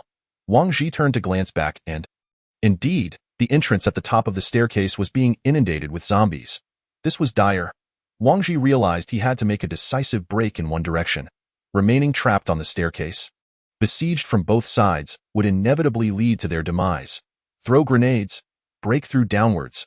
Wang Ji resolutely decided to push downwards. Since they had come this far, returning to the ground was utterly pointless. Hearing the command to break downwards, the others promptly launched their pre-prepared grenades into the abyss below. Boom, boom, boom. The detonations sent clouds of dust billowing through the tunnel, and as the explosions subsided, Wang Ji seized the moment and charged downwards before the zombies could regroup. There was no time to reload. He wielded his dual daggers with fierce determination, his objective clear: to breach the security checkpoint. The checkpoint was fortified with obstacles, providing a temporary barrier against the undead. And if they could reach that point, they would have a chance to breathe. At that moment, Su Muing, clutching her weapon, surged ahead of Wang Ji, her ghostly agility allowing her to weave effortlessly through the zombies, making it difficult for Wang Ji to track her position amidst the falling undead. Meanwhile, the heavy firepower of the hefty man's submachine gun played a crucial role, unleashing a torrent of bullets upon the advancing zombies, causing Wang Ji to break out in a cold sweat, terrified that he might accidentally hit one of his own. Soon, the six of them had swiftly overrun the security checkpoint, where a few lingering zombies wandered aimlessly in the vast hall beyond. Wang Ji instructed Lu Li to clear the remaining zombies in the hall, while the other five turned to continue firing at the pursuing horde in the pitch-black expanse of the hall. The flashes of gunfire illuminated their desperate struggle in front of the security checkpoint. The bodies of zombies had piled up into a small mountain, with only a few limbless creatures remaining outside. Wang Ji, dismissive of the stragglers, deemed it unnecessary to waste ammunition as long as they couldn't overturn themselves. Except for Lu Li, the remaining five busily reloaded their weapons, preparing for the next phase of their breakout. Chapter 77. The Subway Battle, 2. Wang Ji conducted a rough tally of his ammunition. He still had 1,000 rounds left, fortunate to have purchased an additional 500 before their departure. He had never anticipated that within just a few steps in the city, he would expend 10 magazines worth of bullets. Next, they aimed to descend to the first level of the subway tunnel. And Wang Ji's plan was to proceed along the tracks to the next station. Is everyone all right? Wang Ji inquired softly. No problem. Seeing their heads shake in response, Wang Ji allowed them a brief respite before rising to venture deeper into the unknown. Upon reaching the elevator, he found it had long ceased to function. Wang Ji descended the stairs, discovering that the train had not halted here. Aside from some bloodstains, only a few zombies meandered on the platform. What is going on? The hefty man remarked, staring at the empty platform. Wang Ji remained vigilant, scanning the surroundings. They must have gone that way, he indicated towards the shattered glass doors in the distance. They all jumped onto the tracks? The hefty man questioned, puzzled. It seems more likely that someone broke the door to escape, and the zombies followed suit, Zhang Ming speculated. That's the only plausible explanation. Otherwise, there wouldn't be just a handful of zombies at this station. After affirming this, Wang Ji drew his dagger and dispatched the remaining zombies one by one. Approaching the glass doors, he peered out towards the endless tracks. Wang Ji gestured for the 6 of them to leap down onto the tracks. They continued westward towards the hospital, encountering the occasional solitary zombie. As long as they weren't overwhelmed by a horde, they could easily handle them. Look, old, he pointed ahead. Wang Ji followed his gaze and spotted a train. Damn it, why is this cursed train stopped right here? The hefty man cursed vehemently. The train occupied the entire track, leaving them no option but to navigate around it. What is going on? Wang Ji mused, surprised by the train's unexpected halt. What is the big deal? Just go ahead, Su Muing declared, thrusting her weapon into the rear of the train. Wait, aren't you worried there might be zombies inside? The hefty man cautioned. If there are, we have to go in anyway. Do we really want to turn back? Su Muing replied boldly, forcing her dagger through the metal of the train's rear. Ah, having good weapons does grant one a sense of invincibility, Wang Ji remarked, observing Su Muing's forceful breach. Once she had created a small opening, the sight within startled everyone. Oh my God! The hefty man exclaimed, aghast at the sight of a train full of zombies. What are we going to do? The 6 of them stood before the horde, momentarily at a loss. How many grenades do you have left? Wang Ji inquired before tallying their remaining explosives. For high explosive grenades in total, that should suffice. Wang Ji gathered the 4 grenades and approached the train, striking the rear panel vigorously. The zombies within the carriage had now congregated around the breach, with one reaching out through the opening, thrashing wildly. After hammering for a while, Wang Ji felt it was time. He signaled for everyone to step back a safe distance before tossing a grenade through the gap. Boom! Flames erupted from the carriage, taking out at least 20 zombies. Observing the bulging rear of the train, Wang Ji estimated that another explosion would fully breach the rear in the aftermath of the blast. There was no need for him to continue striking the train. The zombies had naturally been drawn to the commotion, once again congesting the rear. Prepare for battle, Wang Ji commanded, and after tossing in the second grenade, he rapidly retreated to join the others, 20 meters away. Boom! The explosion confirmed Wang Ji's expectations. The breach had expanded into a gaping hole, with zombies beginning to leap out of the train. While there were many zombies, the size of the opening was limited, forcing them to exit one by one. So Wang Ji initially instructed only Old He to fire. The sniper rifle in Old He's hands proved devastatingly accurate, with each shot finding its mark, a testament to his skill. Wang Ji only stepped in to provide cover when Old He needed to reload. After a while, the hefty man, watching eagerly, proposed that they all take turns shooting, treating the situation as a practice session. Time passed, and the tracks were soon littered with corpses, while no more zombies emerged from the carriage. The group, relishing the rare opportunity for target practice, remained reluctant to move on. Chapter 78. A startling surprise. Let us go. Watch your step. There might be more zombies lurking beneath the corpses, Wang Ji cautioned as he surveyed the ground strewn with bodies. He advanced cautiously, scanning for any signs of movement. Should any undead stir, he would not hesitate to fire. Walking atop the bloodied corpses, a thought struck Wang Ji. The phrase, 1,000 bones lie beneath a single victor. The 6 ascended into the train carriage, where aside from a few skeletal remains, the other zombies had been eliminated. They proceeded to the front of the carriage, with Su Muing continuing her aggressive method of breaching the door. Bang! As she carved a rectangular opening, Old He delivered a powerful kick, sending the metal flying open, revealing the tracks once more. On the other end of the tracks, a noticeable increase in zombies was evident. After several skirmishes, the group's stamina had significantly waned. Wang Ji decided it was prudent to rest briefly and consume some provisions. Upon removing his mask, the overwhelming stench of blood nearly caused him to regurgitate his meal. But after taking a sip of water, he managed to suppress his nausea. Captain Wang, how much further do we have to go? The hefty man asked, panting heavily. I can't say. There are no landmarks here. We can only keep moving until we reach the next station. Ugh, I'm exhausted. Just thinking about the next station being swarmed with zombies. The hefty man lamented, taking a hearty bite of his biscuit. Wang Ji methodically reloaded his magazines and, seeing that his companions were sufficiently rested, rose to continue down the seemingly endless path. 2 hours later, the group finally spotted the platform to the side, where the glass remained intact, but a throng of zombies roamed freely. I knew it. Another wave. After the relentless journey, the hefty man appeared somewhat desensitized. Observing the situation, Wang Ji opted for the same tactic as before, instructing Su Muing to create a small breach, allowing the zombies to funnel through as they continued to exploit the glitch. Yet, as with many plans, reality proved harsh.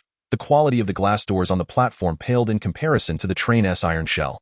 Wang Ji had only dispatched 5 zombies when the glass began to fracture like a spider's web. Oh no, they're coming all at once. The hefty man cried out. Retreat! Old, he shouted from the front. Providing cover fire, bang! The entire glass door was forcefully shattered by a horde of zombies, with hundreds of them tumbling onto the tracks, only to rise and charge towards Wang Ji and his companions once more. The 6 of them engaged in a desperate battle while retreating. The onslaught of the undead was ferocious. In such dire circumstances, if anyone fell behind, they would be overwhelmed by the throngs of zombies, leaving the others to watch helplessly as their comrade was encircled. Firing wildly would only increase the risk of friendly fire. Watch out for grenades, Wang Ji exclaimed, pulling the safety pin and hurling another grenade into the mass of zombies. Boom! A thunderous explosion ensued, scattering flesh and blood. Damn it, Captain Wang, can you throw it a bit farther? A hand just exploded right above my head.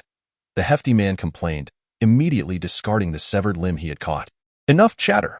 Retreat quickly. Despite the blast, around 50 zombies still remained, and Wang Ji dared not relax his vigilance, continuing to fight and retreat.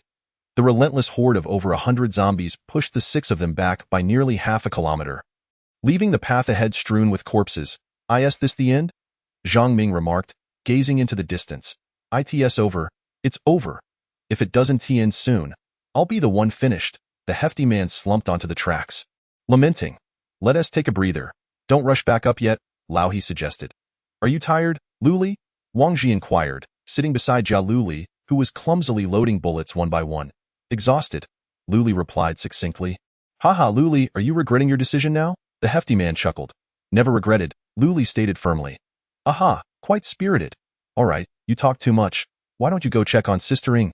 No, I think I'll check on Xiao Ming instead. How are you doing, Xiao Ming? Hey, Xiao Ming, let me tell you, the other night, I dreamed of Diao Chan, and wow, it was something else. I'll draw her likeness for you sometime.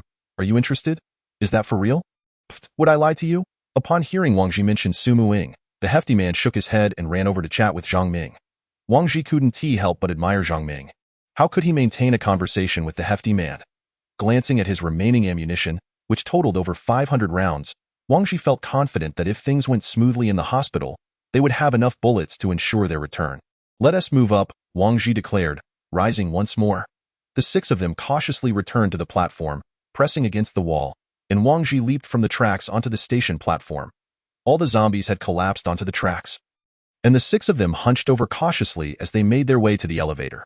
Strange, the earlier explosion didn't seem to attract any zombies from the upper level, Su Muing remarked. Observing the deserted platform, could it be that there are no zombies above? Lao He speculated. Let us go check it out, Wang Ji suggested as he entered the elevator. Upon reaching the first floor, Wang Ji was greeted by only a few zombies stumbling near the security checkpoint. Otherwise, everything appeared normal. This puzzled Wang Ji. Why were there so few zombies at this entrance? Had they all fled outside when night fell? After dispatching the few zombies stuck at the checkpoint, Wang Ji approached the entrance, turning off his night vision goggles. Indeed, it was night outside. The snow had ceased, but the wind remained biting. Wang Ji stepped aside and said, It's nighttime outside. Let us hunker down here for the night. We'll head out at dawn. The 6 of them found a sheltered spot and sat down. Wang Ji pulled out a map. If they exited from this station and walked a short distance south, they would reach Z Hospital, the destination they sought. He planned to use a drone to scout the area around Z Hospital. As he manipulated the drone, the screen soon displayed the target. Z Hospital had 12 floors, with a large open area that served as a parking lot. Just as Wang Ji was about to inspect the interior of the hospital with the drone, the screen suddenly flickered and the image vanished entirely. What is happening? Lao He asked anxiously. Wang Ji had great confidence in his drone. At this distance, it should not have malfunctioned or lost connection. Why had the feed abruptly cut out? He attempted to control the drone again, but the results were the same. No response. This was exceedingly strange. Wang Ji pondered various possibilities, ultimately concluding that the most probable explanation was that it had been destroyed. Could this hospital be haunted? The hefty man chimed in, peeking over curiously. Damn it, can you not sneak up on me like that? You scared the life out of me, Wang Ji exclaimed, startled by the hefty man's sudden appearance. Chapter 79. The Battle of Z Hospital. Luli, hearing the hefty man mention ghosts, also displayed signs of fear, unconsciously inching closer to Su Muing. Noticing Luli's movement, Su Muing pulled her in and said with a smile, Don't worry, dear. There are no ghosts in this world. Even if there were, could they be scarier than zombies? Oh, my apologies, Luli. I didn't know you were afraid of ghosts. I was just joking. The hefty man scratched his head sheepishly. Xiao Ming, are you scared? Zhang Ming responded with silence. Night enveloped the silent city, devoid of any lights, save for the faint reflection of moonlight on the snow-covered ground. The zombies had seemingly become the rulers of this city, aimlessly prowling the streets under the dim moonlight, searching for sustenance, as if declaring their dominion over humanity. The earth had been devoid of production, transportation, combustion, and pollution for nearly 3 months, resulting in a drastic decline in carbon dioxide emissions, leading to an overall drop in global temperatures by 5 degrees. The 6 of them huddled together in a corner of the subway, striving to keep warm. Finally, as the sunlight broke into the tunnel the following day, the 6 of them rose to stretch their stiff limbs. None had managed to sleep through the night. In such an environment, sleep was a luxury even for the hefty man, who typically dozed off faster than anyone else. Let us grab the medicine quickly and leave. I've had enough of this wretched place, the hefty man said, appearing somewhat disoriented, clearly worn down by the harsh conditions. Everyone needs to stay alert at the hospital. Do not venture off on your own, Wang Ji cautioned, still recalling the previous night's drone incident. Once the 6 confirmed their readiness, they exited the subway entrance and walked south for 50 meters, arriving at the back corner of Z Hospital. Wang Ji took out a grappling hook, and they took turns climbing over the 4-meter high wall to reach the back of Z Hospital. From what Wang Ji had seen with the drone the night before, the front entrance was swarming with zombies. Attempting to enter through the front would require eliminating the entire horde. The group stealthily made their way to the back door, which was tightly shut. Wang Ji turned to Su Muing, saying, It's up to you. Su Muing inspected the door and replied, This is an electronic keypad lock. It has no power and cannot be opened. Wang Ji searched for alternative entrances, glancing around until his eyes settled on the ventilation window above on the second-floor corridor. He secured the grappling hook and climbed up the rope. The window was unlocked and easily pushed open. Allowing the others to follow as Wang Ji stepped through the window, a sudden chill ran down his spine. The sensation was all too familiar, reminiscent of the day the colossal python had appeared. Instinctively, Wang Ji flipped back out the window, causing the others to pause, puzzled by his actions. Listen, I have an ominous feeling, akin to the premonition I had before encountering the giant python. I suggest we halt our mission here. Wang Ji murmured, trembling slightly as he leaned against the window. Captain Wang, what are you saying? We've fought through so many zombies to reach the hospital. The medicine is right in front of us. We just need to find it, and that means thousands of survival points. The hefty man exclaimed urgently, My instincts tell me it's dangerous inside. I don't want to put us at such risk. Wang Ji replied, observing the hefty man, who seemed to have lost his sense of reason.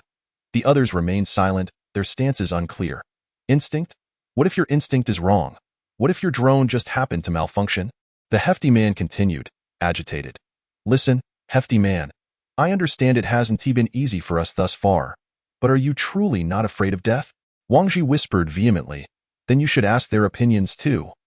If necessary, let us go with the majority. If 3 agree to withdraw, we'll leave. What do you think? The hefty man suggested, looking at the others. Wang Ji agreed to the hefty man's proposal.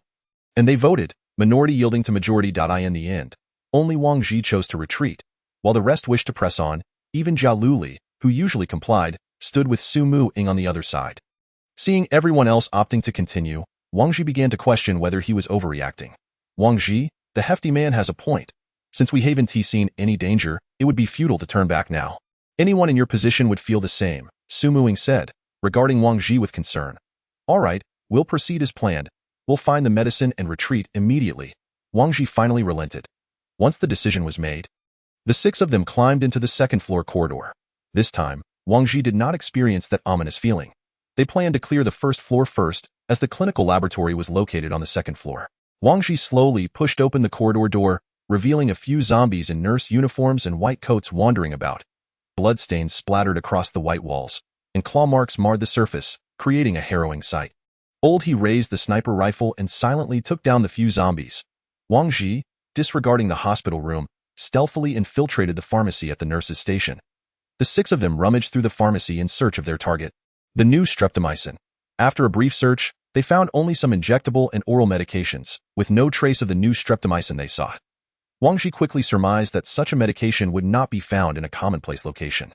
"Let us stop searching. We need to change locations," Wang Ji whispered. He had already deduced the likely whereabouts of their objective. Given that it was a component of the viral antibody vaccine, it was imperative that the substance resided within the biological virus laboratory.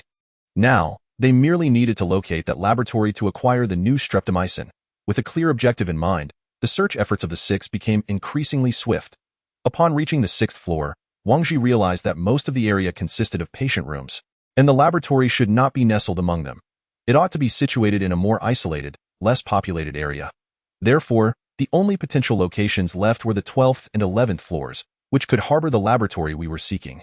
Following Wang Ji's line of reasoning, Old He analyzed, exactly, let us head to the 11th floor first. If it's not there, we'll proceed to the 12th.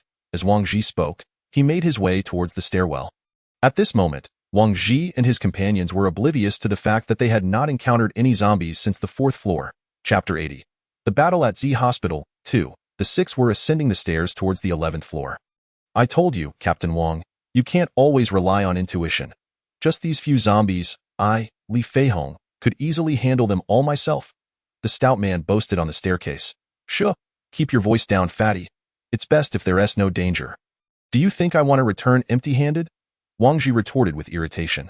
Creaking, Wang Ji pushed open the door to the 11th floor, and the 6 entered the corridor, which appeared much like the preceding floors. Claw marks were scattered across the walls. What struck Wang Ji as peculiar was a zombie lying on the ground in the distance, while another zombie sat beside it, its back turned to Wang Ji and the others.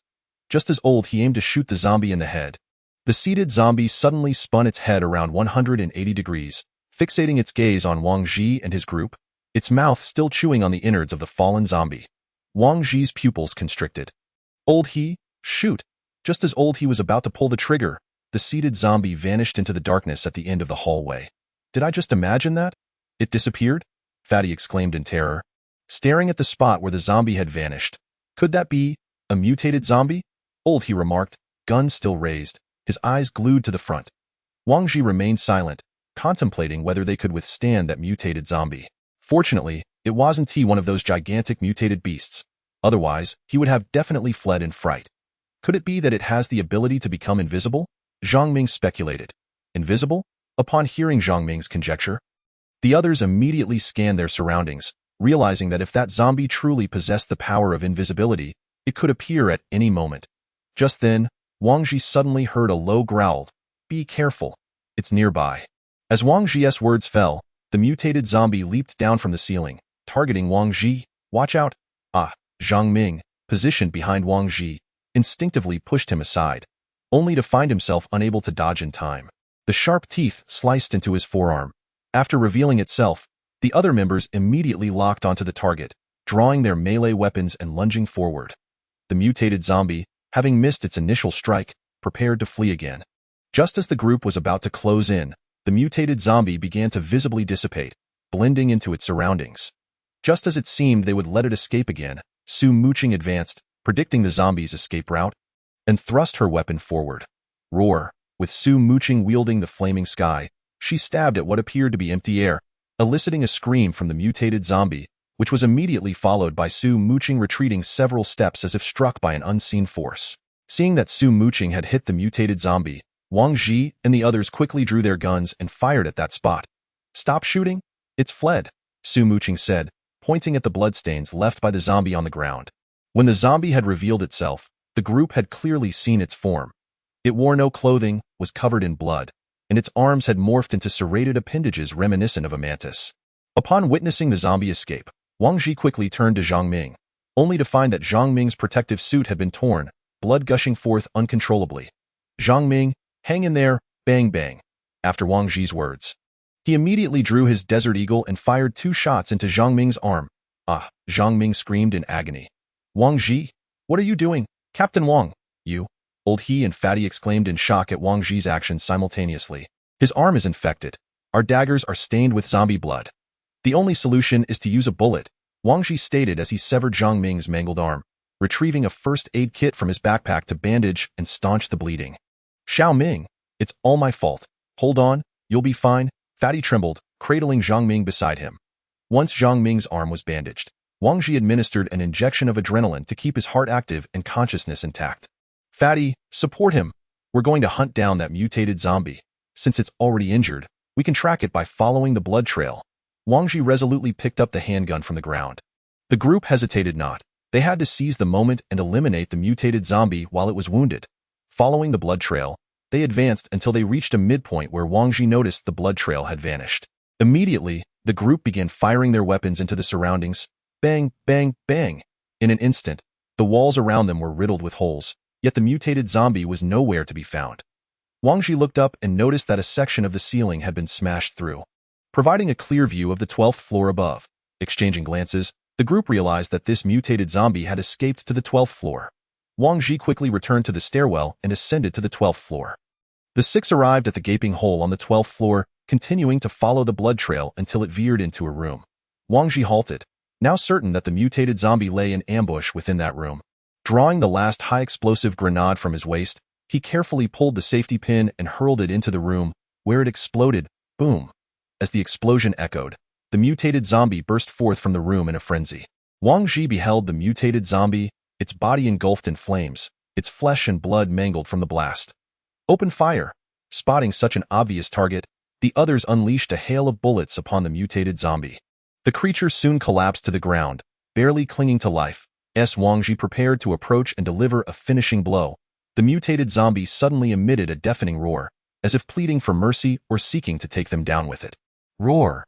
The tremendous roar shattered some of the thinner glass within the hospital, leaving Wang Ji and his companions momentarily deafened and dizzy. Wang Ji struggled to maintain his composure, firing an entire magazine of bullets into the zombie's head until he was satisfied it was truly dead before lowering his weapon. Clutching his head, which still throbbed from the shock, damn, where did this creature get such strength to roar so loudly? Fatty cursed, covering his ears. Wang Ji recalled the crystal core that Jieshi had held. She had mentioned extracting it from the head of a mutated giant python. Did this mutated zombie possess a similar crystal core? With this thought in mind, Wang Ji drew his dagger and approached the fallen mutated zombie, slicing open its head to search within. After a brief search, he indeed discovered a hard object. Using his knife, he pried it out. The crystal core was smeared with blood and was half the size of the one Jieshi had. Wang Ji tore a piece of cloth to wrap it up. Let us hurry and find the medication, Wang Ji declared, stowing the crystal core away. No, this is bad. Old He's trembling voice crackled over the radio. Wang Ji's heart sank. It was the first time he had seen Old He so flustered. What could possibly have caused such alarm? Chapter 81. The battle at Z Hospital, 3. What's wrong? Old He? Wang Ji inquired urgently. Zombies are gathering all around. Old He exclaimed, standing by the window in a panic. The group rushed to the window, witnessing a horde of zombies converging towards the hospital from the surrounding streets. An unending stream making it impossible for Wang Ji to estimate their numbers. It was clear that these zombies were drawn by the earlier deafening roar. Wang Ji's mind raced, contemplating their escape. The zombies from the first floor had already begun to ascend, while outside, there were still countless more. Fatty, you take Zhang Ming up to the rooftop. The rest of us will search for the medication. Wang Ji decided to have Fatty escort the injured Zhang Ming to safety while he and the others sought the medication before the zombies could reach them. Taking off, Wang Ji dashed through the 12th floor, until Su Muqing discovered a room labeled Clinical Virus Research Laboratory at the far end. Kicking the door open, Su Muqing entered, with Wang Ji following closely behind, and they began scouring every nook and cranny for the target medication. Wang Ji could now feel the tremors in the building. Found it. Just as he was about to abandon the search, Su Muqing unearthed a bottle labeled new streptomycin from a cabinet.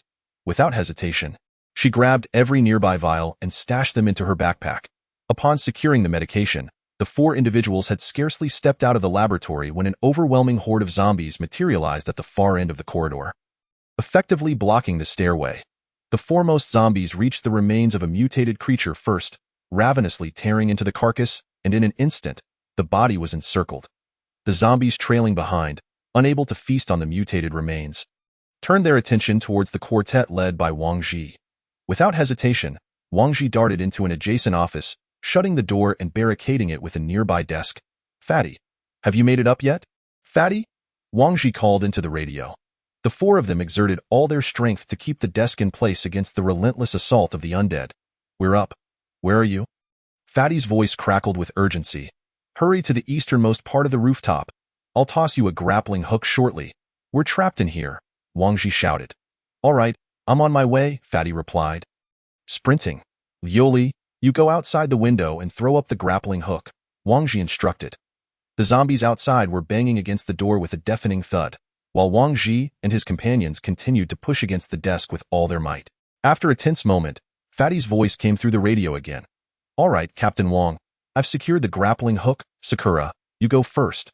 Once you're up, send down another rope for me and Lao He." Upon hearing this, Sumu Sakura acted without hesitation, releasing her grip and climbing out the window to grasp the rope, pulling herself upward with determination until she managed to flip onto the rooftop. Wang Ji and Lao He held their ground a little longer, and once the second rope was lowered, they exchanged a knowing nod, simultaneously releasing the desk. The door, now unimpeded, was instantly breached by the throng of zombies, which lunged towards the two outside. Wang Ji seized the rope and ascended swiftly, his heart pounding as he witnessed a multitude of zombies plummeting from the 12th floor windows below, cold sweat trickling down his back. Fortunately, he had allowed Fatty to ascend first. Once all six had reached the rooftop, Wang Ji approached the ladder opening from which Fatty and the others had emerged. The absence of a rooftop at Z Hospital necessitated climbing a ladder. Upon seeing the horde of zombies climbing upwards, forming a human ladder, Wang Ji immediately drew his pistol to prevent their ascent. The five of them crowded at the opening, firing downwards as the zombies continued to converge. "It's over. We're going to die here. It's all my fault for not leaving. If I had listened to Captain Wang, Xiaoming wouldn't he have lost an arm?" Fatty lamented, his voice tinged with despair. "Why are you crying, Fatty? We're not dead yet." Lao He frowned at the weeping Fatty. "How can you not cry? In this situation, can we really escape? Are we expected to fly away?" Fatty choked back tears.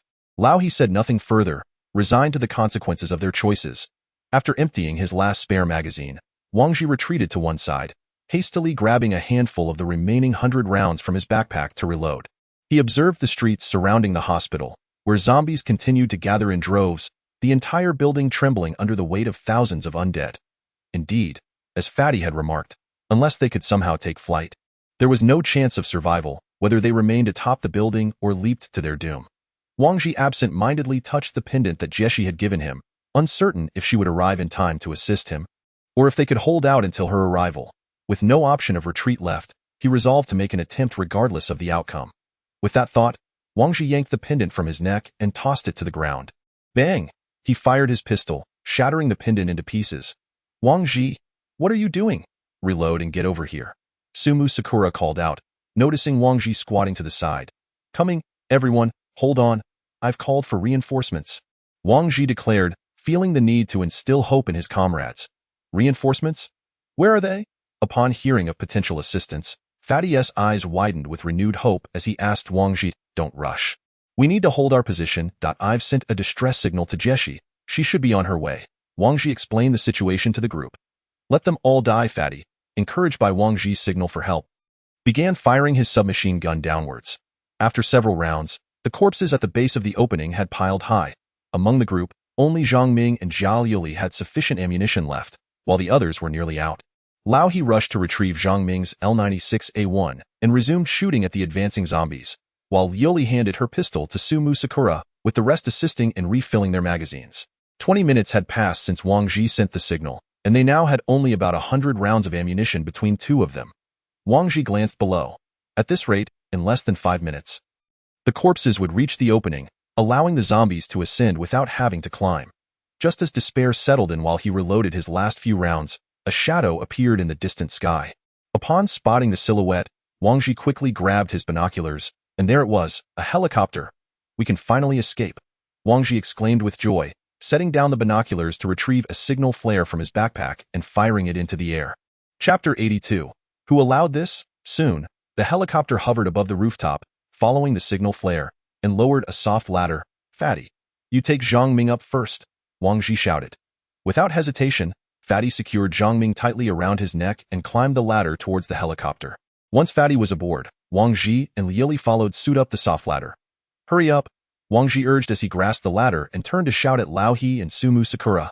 After finishing their last rounds of ammunition, the two swiftly turned and leapt up, grabbing the ladder as the helicopter ascended, leaving behind a horde of zombies jumping from the building in pursuit.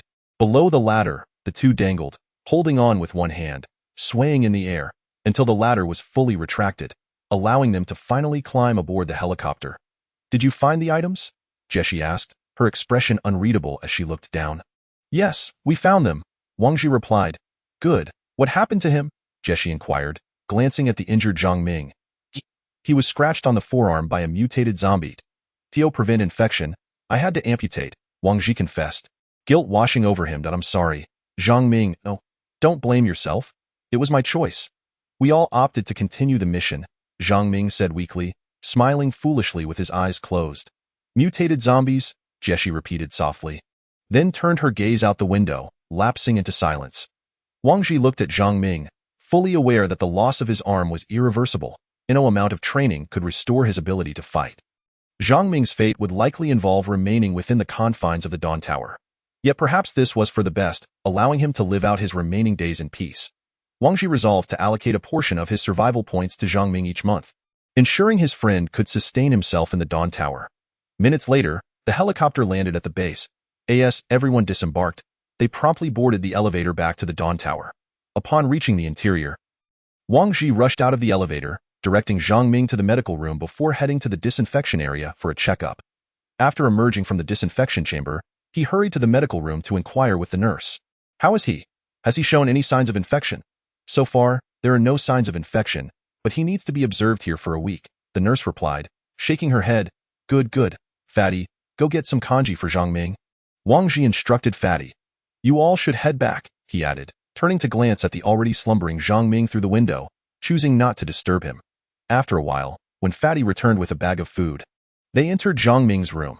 The two sat by the bedside, unsure of what to say, and seeing that Zhang Ming remained asleep, Wang Ji placed the food aside. After a brief wait, they decided to leave, with Wang Ji specifically instructing the nurse to call him when Zhang Ming awakened. Upon exiting, Wang Ji rummaged through the backpacks for the medication Sumu Sakura had brought back, heading to the mission hall to hand over the task items. Ultimately, it was confirmed that Wang Ji and his team had successfully retrieved 150 grams of new streptomycin, and 15,000 survival points were credited to their account. However, as he gazed at the increased balance, Wang Ji could not feel joy. If given the chance to do it all over again, he would gladly forfeit those survival points to prevent them from entering the hospital. Stowing away the magnetic card, he returned to the residence with Fatty. The four who had returned earlier were already resting in their rooms, exhausted after 2 days of combat. Wang Ji emerged from the bathroom, opting not to go to his own room, but instead lying on the sofa in the living room, keeping watch over Ling Yao until he gradually drifted into sleep. On the 5th floor, in a certain room, Jessie, you've ventured out of the tower without permission twice now. Do you truly not understand the consequences? The speaker was the tower master, Guang, as Jessie stood before him, head bowed in silence. I know you mean well for the Dawn Tower, but have you considered what would happen if those people discovered we were still alive? Do you think the Dawn Tower could continue to exist? Seeing Jessie's silence, the Tower Master sighed, earnestly addressing her. I understand, Tower Master, Jessie finally replied. Very well, return now. Once Jessie departed, the Tower Master activated the video communication link. Dr. Chun, how is the progress on the virus antibody vaccine? Everything is proceeding smoothly. The binding rate has reached 95, the doctor responded. Once the research and development is completed, notify them of the complementary vaccinations according to the team's hierarchy of priorities. Very well, Tower Master. After Dr. Chin's confirmation, the Tower Master severed the communication link. The following morning, Wang Ji awoke from the sofa, at which point Ling Yao's message light was aglow. Upon opening it, he found a summons from the medical room, realizing that Zhang Ming had regained consciousness.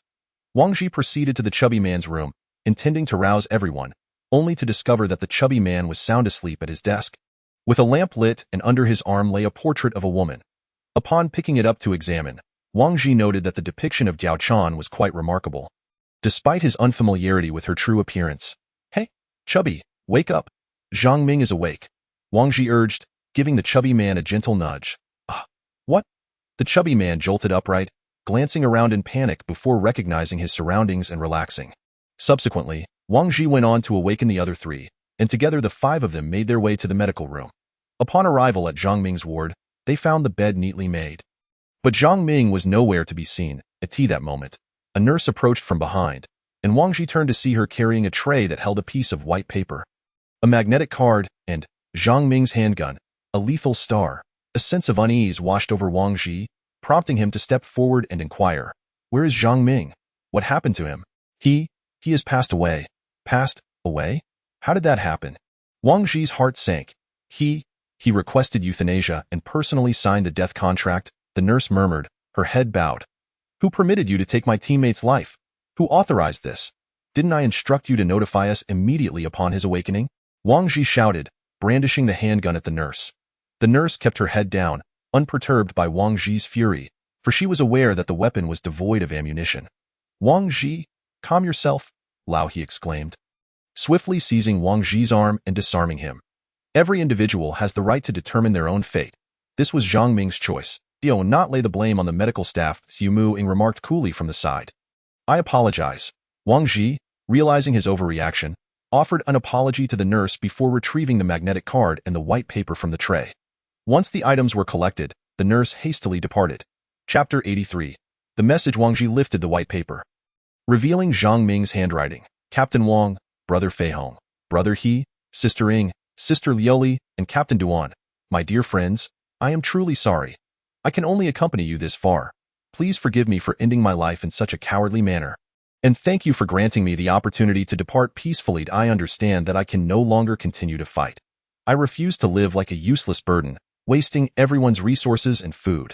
I hope you do not despair due to someone's departure, but instead carry hope and continue to seek the light." The chubby man stood frozen, tears streaming down his face, soaking the portrait of Diao Chan in his hands. "Let us return," Wang Ji said heavily after reading the note, folding the paper and placing it in his pocket alongside the magnetic card. In that moment, he finally grasped the weight of Duan Qingtian's feelings. As Wang Ji made his way back, whispers spread like wildfire throughout the Dawn Tower.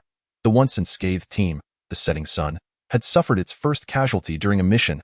"Friends, what is this Setting Sun situation you speak of?" a young man in the second-floor training area inquired, approaching a group of people. "You must be a new citizen?" A middle-aged man scrutinized the youth with disdain. I just became a citizen 7 days ago." The young man replied, somewhat embarrassed, "And no wonder you are unaware.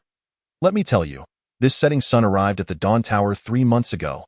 The middle-aged man boasted, recounting tales of the Setting Sun as if he were one of its members. "And what happened next?" the young man asked eagerly. "Ahem, after so much talking, my throat is parched." The middle-aged man glanced at the youth's half-empty red mo drink, clearing his throat. "Please, have some." The young man immediately offered the beverage. "Well, not long ago, one of their members perished during the 4th mission.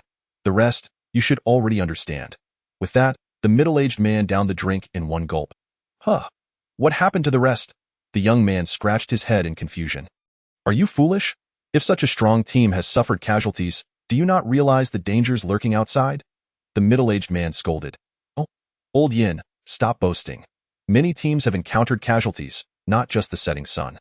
Losing one member due to bad luck is nothing to make such a fuss over." Another middle-aged man interjected. "Hey, old Zhao, if you disagree, then go out and try. Why are you arguing with me here?" "Fine, I'll give it a try," old Zhao retorted defiantly. The news sparked widespread controversy, with the most alarmed being the panic faction, who believed that the dangers outside had escalated to the point of the Setting Sun suffering losses. In contrast, the arrogant faction claimed that the Setting Sun was merely a name without substance. Their previous lack of casualties was merely good fortune, and now that they had lost one, it was hardly a cause for alarm. Wang Ji and the others returned to their residence, carrying the disinfected supplies. Wang Ji reclined on the sofa, staring vacantly at the crystal core he had extracted from the head of a mutated zombie. What is that in your hand?" Su Muing inquired, noticing the crystal core. "I dug it out from that mutated zombie's brain. I call it a crystal core." "How did you know it was there?" "Previously, Jieshi had extracted one from a mutated python's head, which made me wonder if all mutated species had something similar, so I decided to try." Wang Ji explained. "What is the purpose of this crystal core?" Su Muing pondered, examining the crystal core. "I don't know. I just feel like those zombies seem quite interested in these." Wang Ji recalled the scene in the Z hospital on the 12th floor. where the first wave of zombies had surrounded the mutated corpse. Haha, this truly opened my eyes. That mutated zombie could even turn invisible. Lao He chuckled helplessly. Invisible is a bit far-fetched. It was more like a chameleon, blending into its surroundings. Moreover, that zombie had a weakness. You could hear its low growl when you got close, Wang Ji commented, resting his arm on his forehead, feeling disheartened. Then we shall call such mutated zombies phantom zombies. Sumu Ing casually named the mutated creature. I think that works. Sister Ing is quite reliable when it comes to naming. Lieli, go fetch the chubby man. It's time for dinner, Wang Ji said, propping himself up from the sofa. The five of them made their way to the third-floor dining hall, which had opened due to the increasing number of teams on that level.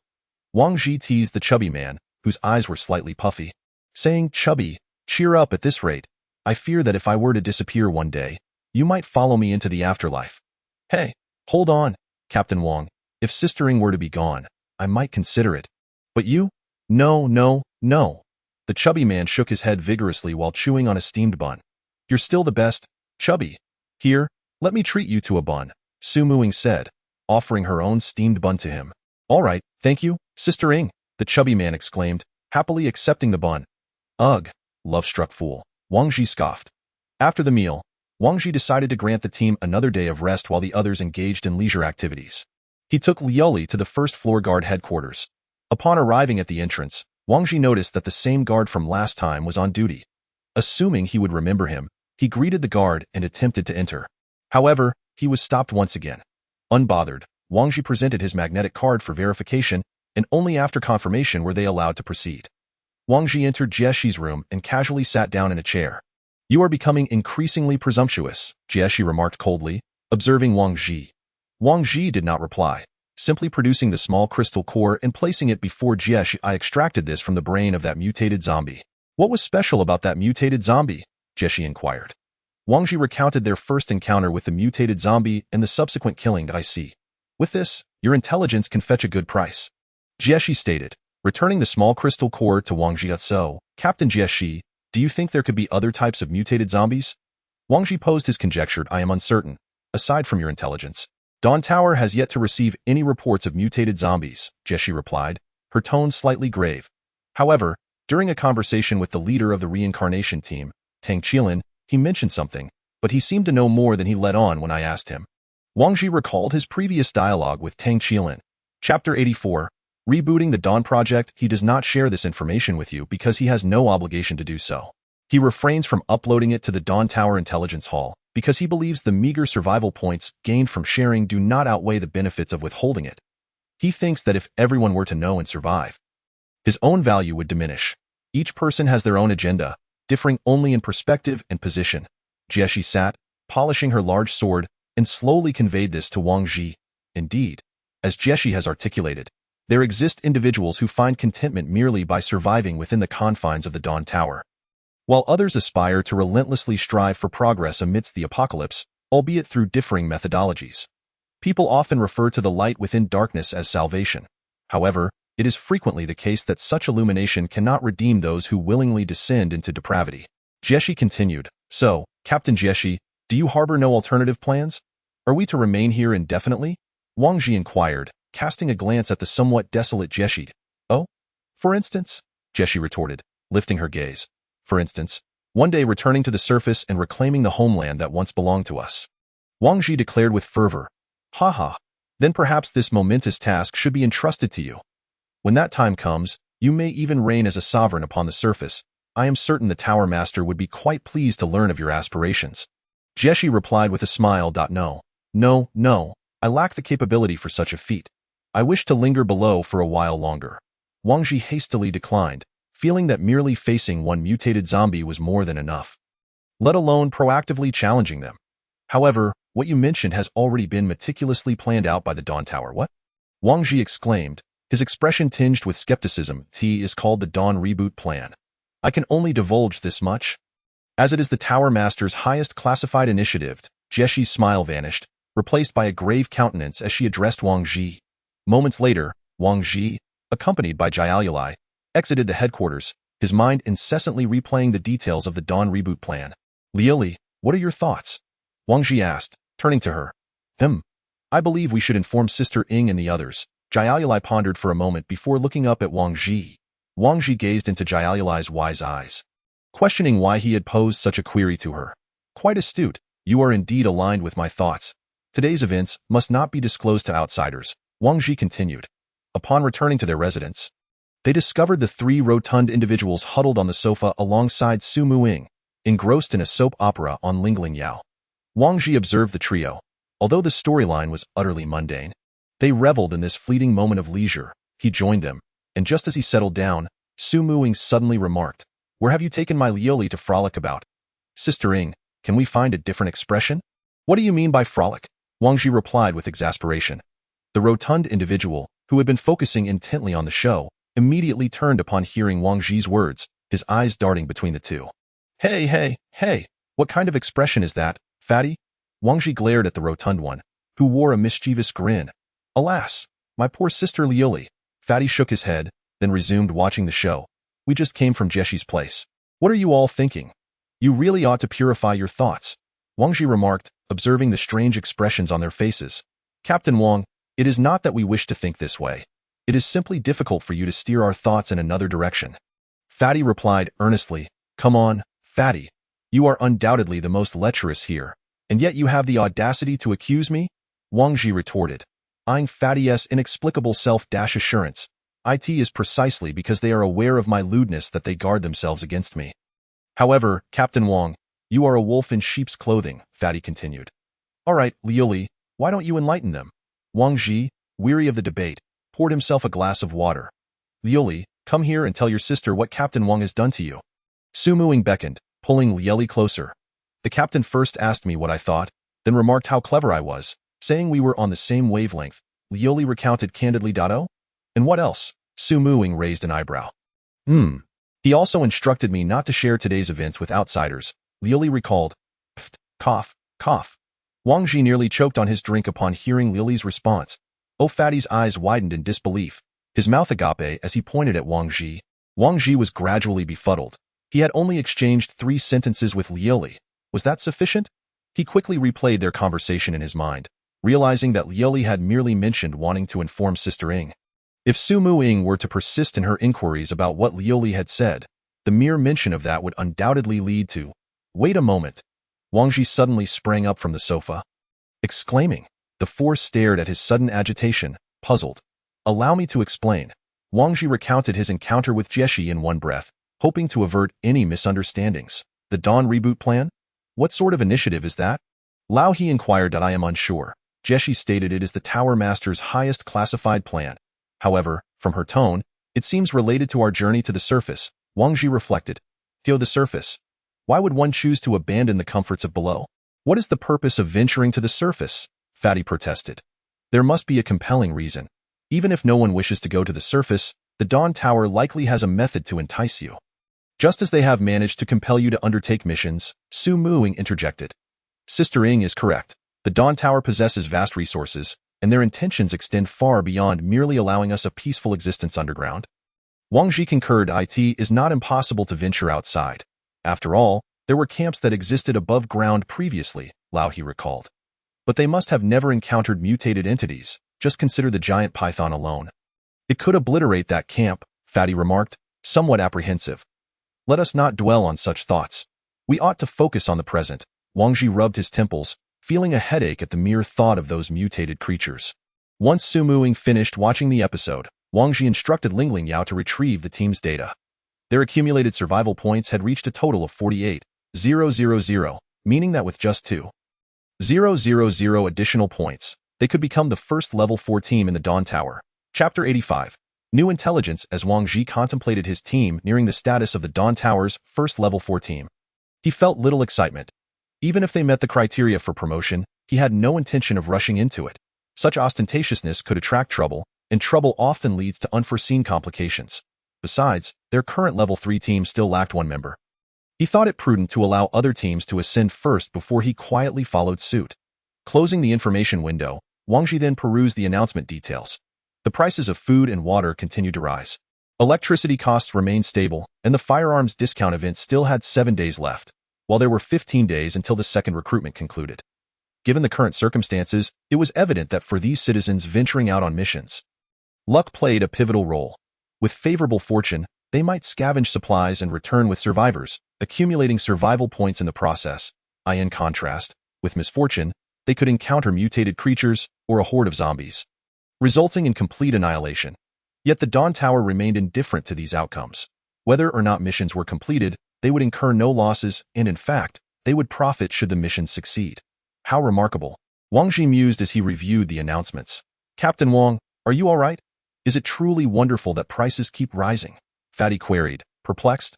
The wonder lies within the Dawn Tower. What sort of entity could orchestrate such a phenomenon? Wang Ji lamented, reclining against the sofa. Stop indulging in idle thoughts.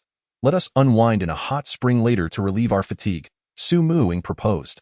Long live Sister Ing, Fatty exclaimed, springing from the sofa. Speaking of which, it has been ages since our last visit. The last time, Fatty was sunbathing in the solar room, Wang Ji teased, provoking a chuckle from Fatty, who appeared unfazed as he continued to grin foolishly, seemingly envisioning Su Mu Ing and Jiaoyulai donning bathrobes. After gathering their belongings, the five made their way to the natural hot spring resort, where Wang Ji once again reserved a VIP private area. As he stepped into the hot spring, a warm towel was placed over his face, and he reclined comfortably against the stone edge, momentarily transported back to the days before the apocalypse. Prior to this, he had often indulged in various pleasures, spending nearly all his earnings on food, drink, and entertainment. By the time he arrived at the Dawn Tower, his savings had barely exceeded 50,000. Yet, reflecting on it now, he felt no regret, for at least he no longer had to lament over why he hadn't spent his money sooner. He gradually realized that he had begun to embrace his present circumstances, relishing the sensations of life in the apocalypse. Before the end, he had felt profoundly lonely. His computer was his sole companion, as he struggled to forge connections with others due to a lack of common language and shared goals. However, upon entering the Dawn Tower, he found himself surrounded by a diverse array of individuals: mercenaries, soldiers, students, mechanics, archaeologists, people who had previously been entirely unrelated to him, now converging in camaraderie, sharing laughter and conversation, all united by a singular objective: survival.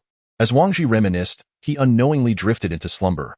Wang Ji found himself racing through an underground parking garage. His vision was blurred, able to discern his surroundings yet unable to perceive them clearly.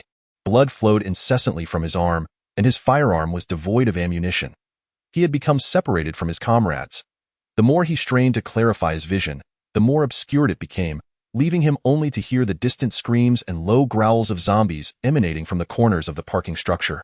Like a headless fly, he continued to run towards what he believed was forward, ultimately colliding with an unknown figure. As he looked up, he recognized the familiar yet indistinct silhouette, for figures stood twistedly with their backs to him. Just as he felt a glimmer of hope for rescue, the four turned, each one lunging at him with a menacing snarl. It was then that he realized the truth. The four had transformed into zombies. With a calm, resigned smile, he lay still on the ground, allowing the four to feast upon his flesh. He felt his breath growing weaker, knowing he was about to depart this world, yet he could not recall who those four individuals were. After a while, it seemed that the four were drawn away by some unseen force. On the ground, he noticed a person rushing towards him, kneeling beside him. Zhang Ming? He recognized this individual, who was incessantly calling out his name. Wang Ji? Wang Ji? Suddenly, Wang Ji awoke, looking around in terror at the misty surroundings, while Lao He called out to him from the side. Have you fallen asleep? Lao He gazed at Wang Ji with confusion. I accidentally dozed off, Wang Ji replied, taking a few deep breaths and removing the towel from his face. Turned out the towel had inadvertently covered his nose. He felt a twinge of fear as he recalled the dream he had just experienced. Did you have a nightmare? Su Mu Ing, seated across from him, inquired, her gaze fixed on Wang Ji. Yes, Wang Ji nodded, not denying it. What kind of dream could frighten our Captain Wang to such an extent? The fatty asked from the side. Just a dream, nothing to take seriously, Wang Ji said, rubbing his temples and shaking his head, refraining from divulging the dream's content. It's getting late. We should head back. Wang Ji leaped out of the hot spring and made his way to the changing room. As the five were leaving, Tang Qilin arrived with his 5 female companions at the natural hot spring. The two groups did not make eye contact, merely passing each other in their peripheral vision. I really can't stand that bespectacled guy more and more. He parades around with 5 women as if he wants everyone to know he has them. Once they had walked a distance away, the fatty muttered with displeasure, if you dislike him so much, Find an opportunity to challenge him to a duel and give him a beating, Wang Ji suggested. I'm not bragging, but let's be honest. With his physique, I could take him down with just 2 punches, the fatty retorted, still unconvinced. The 5 arrived at the intelligence hall, where Wang Ji intended to upload the information regarding the mutated zombies, so that more individuals would be aware of their characteristics. Approaching the system, he entered the details about the mutated zombies and submitted the application for review, maintaining the price at 100 survival points. In truth, he could easily raise the price given the interest many teams would have in such information, but considering some teams were not in good condition, he kept it at a more approachable 100 survival points. Wang Ji checked his previous intelligence earnings, discovering he had a total of 500 survival points awaiting collection, with the giant python intelligence being purchased 4 times. After claiming the survival points, he began browsing through other intelligence submissions. Having learned from past experiences, Wang Ji was more cautious this time. He understood the importance of checking the publishing team's information first. If it was a level 1 or 2 team, he would generally ignore it, as he was only interested in intelligence from level 3 teams. These teams would have at least some semblance of reputation. After a lengthy search, he finally spotted an intelligence submission regarding mutated zombies. However, he did not allow himself to rejoice too soon, as he was still unaware of which team had published this information. Just the sight of the price made Wang Ji gasp, 1,000 survival points. This was far quicker than stealing. He clicked on the details, only to discover that the publishing team was the Rebirth team. Wang Ji scrutinized the intelligence released by Tang Qilin, noting that it had been published shortly after they had been soaking in the hot spring. This meant it would not conflict with Jiexi's earlier statement that no team had uploaded any information regarding mutated zombies. Sister Ing, Lao He, come look at this. There's intelligence on mutated zombies. Wang Ji called them over.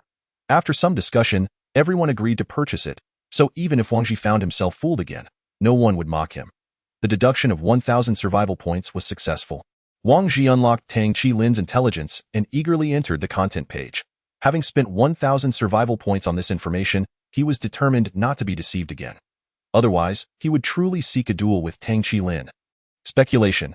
Mutated zombies often possess their own territories and will attack their kind. Discovery. The currently known type of mutated zombie is the Swift type. Characteristics. Smaller in stature, exceptionally fast, with considerable jumping distance, capable of consuming flesh to restore themselves. Wang Ji examined the intelligence closely. Tang Qilin's information indeed provided him with substantial insights, making the expenditure of 1,000 survival points feel worthwhile. Although Tang Qilin had a somewhat dubious reputation, he certainly had valuable information. The fact that mutated zombies have their own territorial domains was something Wang Ji had not previously realized. More importantly, he had learned of another type of mutated zombie. I didn't expect that bespectacled guy to be quite trustworthy, the fatty remarked from the side. But what if this intelligence is fabricated? Su Muing questioned. It shouldn't be. At least we can confirm one point. They will attack their own kind. When we were at Z Hospital, the moment we encountered that phantom zombie, it was devouring a zombie on the ground, Wang Ji explained, transmitting the intelligence content to linglingYAO.it. Seems that the types of mutated zombies extend far beyond what we have encountered.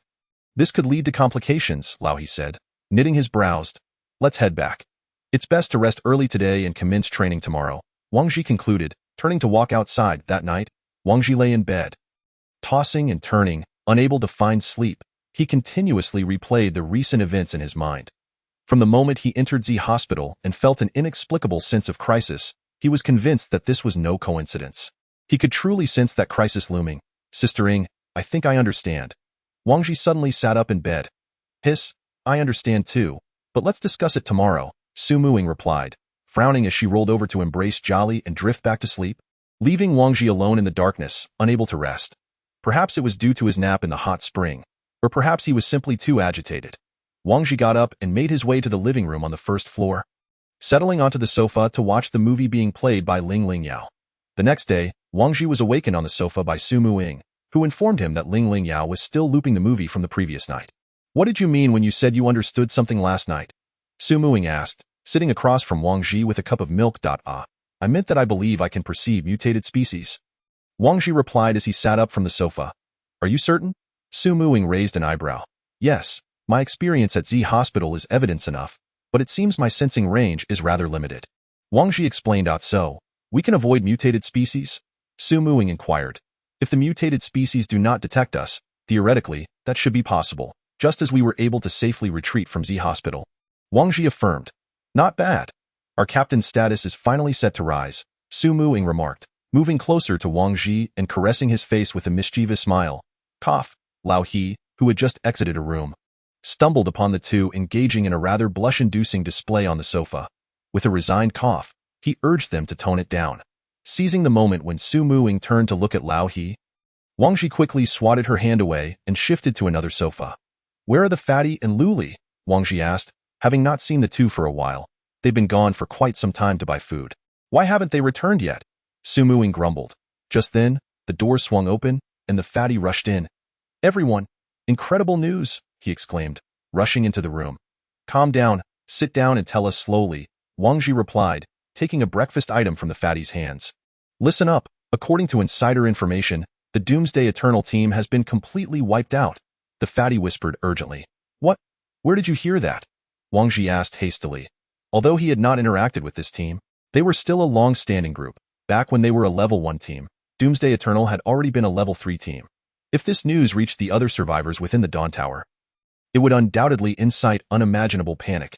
Heh, well, that's a long story, the fatty teased, dragging out the suspense. Sister Ing, Wang Ji shot a glance at Su Muing, urging her to intervene as the fatty hesitated to continue. No. It was Ching who told me. We happened to run into her while buying food, and we chatted for a bit, the fatty clarified quickly. Ching? How does she know? Wang Ji asked, puzzled. When I asked her, she said she heard from Jieshi yesterday that everyone's magnetic card positioning from their team has shown no activity for 2 days. Jieshi told her not to spread it. So you all mustn't tell anyone else, or it could endanger Ching, the fatty explained cautiously. Don't think that Doomsday Eternal is faring worse than the former dynasty, having been completely wiped out. Without even a messenger returning, quite intriguing indeed, Su Muing scoffed from the side. Where did they meet their demise? Lao He inquired, furrowing his brow at I didn't ask. She probably doesn't know the details either. The fatty admitted, scratching his head awkwardly. Is it possible they discarded their magnetic cards and subsequently joined another faction? Lao He suddenly suggested. That is indeed a possibility, however. I don't believe there is anywhere superior to Dawn Tower.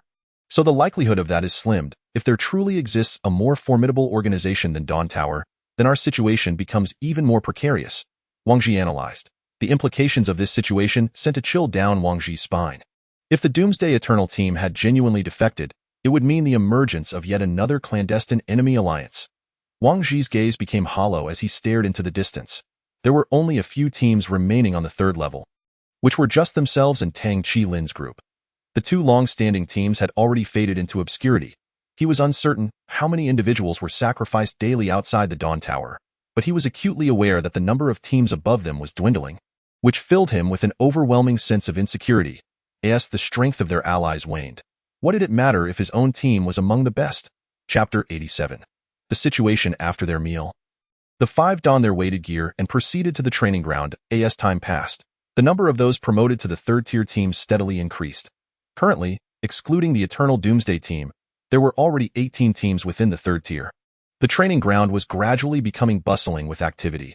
Physical fitness and agility had always been Wang Ji's primary training focuses. He did not seek explosive power but rather aimed to cultivate as much stamina and swift reflexes as possible. Simultaneously, Wang Ji was keenly observing the diverse array of individuals in the training field, among whom there was a particular group that caught his attention. He had identified 5 individuals, with one more likely to join soon. All 5 were robust, nearly comparable to Old He. Together, they undoubtedly formed a formidable team. Upon noticing this, Wang Ji ceased his training activities and made his way directly towards them. Hello, may I ask who the captain is? Wang Ji approached with what he believed to be a friendly smile. I am, replied the captain, setting down the iron weights and stepping forward. The distance between the two was less than half a meter, far exceeding the safe distance of 1 meter. Undaunted, Wang Ji slightly raised his head to meet the gaze of the imposing figure before him, who stood nearly 2 meters tall. Greetings. I am Wang Ji, captain of the Dusk's Afterglow team. Wang Ji introduced himself while extending his right hand. The large man scrutinized Wang Ji for a moment before reaching out to shake his hand. Pleasure to meet you. You are somewhat different from what I imagined, the captain remarked as he released Wang Ji's hand. Hee, did you picture me as a more formidable behemoth than yourself? Wang Ji chuckled. Haha, so what brings you to me? The captain inquired with a chuckle, not denying the implication. Not much, just thought it would be good to get to know one another. I still don't know the name of your team, Wang Ji replied. taking a seat beside him. I am Long Yi, and our team is called the Flying Tigers. Captain Long. I take it you are new to the third tier. Wang Ji asked. Yes, we just arrived 2 days ago. Our luck has been rather poor. The supplies we brought back each time have been minimal. It was only on this third trip that we managed to gather enough points for survival to come here. Long Yi explained with a hint of resignation. It's good that you returned safely. Whether you bring back many or few supplies pales in comparison to the value of life, Wang Ji said. Observing Long Yi's demeanor, he was curious to know whether Long Yi's team had suffered any casualties, but Long Yi appeared entirely composed, devoid of any visible distress, indicating that the Flying Tigers had not faced any losses. I hear you have already returned for the 4th time and even encountered mutated species. That's quite impressive, Long Yi praised. Wang Ji was not surprised that Long Yi was aware of his team's exploits. He knew that such news had already spread throughout the 2nd tier. Actually, we are not as formidable as the rumors suggest. We have merely been fortunate, Wang Ji modestly replied. So, Captain Wang, you truly have no other intentions in seeking me out? Long Yi asked, slightly impatient. I genuinely do not. I simply wanted to make a friend. It's always good to have someone to rely on here, wouldn't you agree? Wang Ji smiled. Very well. Since Captain Wang has extended his hand, I see no reason to decline, Long Yi agreed with a smile. Then I shall not impede Captain Long's training any longer. Our Linglingia communication number is 0033. Feel free to leave us a message if needed.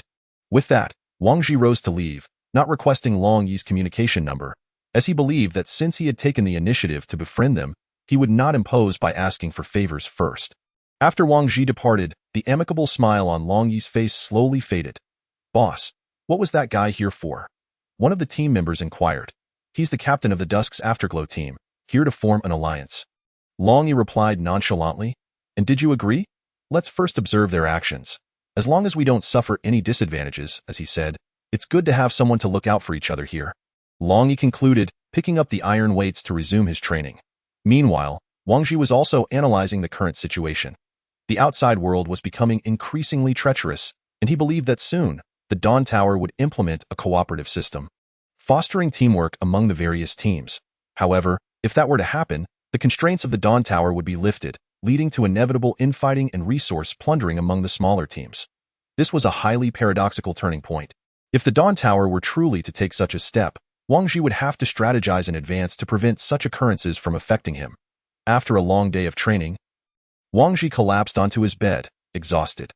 Having rested for several days, he found the sudden intensity of the training somewhat overwhelming. Barely had he lain down when Su Muing and Lu Li entered, requesting massages from him. After the massages, a thoroughly drained Wang Ji collapsed back onto his bed, ending his arduous day. The next day, Wang Ji dragged his heavy head out of bed, noticing that Su Muing and Lu Li had already risen and left. He groaned, holding his head as he descended the stairs to the living room, where the fatty had returned with breakfast. The group was seated, enjoying their meal. Come quick, Captain Wang. The vaccine for the virus antibody has been successfully developed. Fatty exclaimed excitedly. Upon hearing the news of the vaccine's success, Wang Ji hurried over to view the announcement released by Linglingia.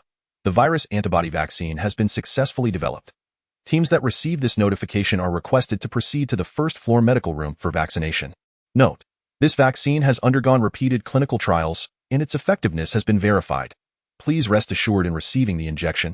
Excellent. It seems the medicine we brought back has proven effective, Wang Ji remarked as he read the announcement.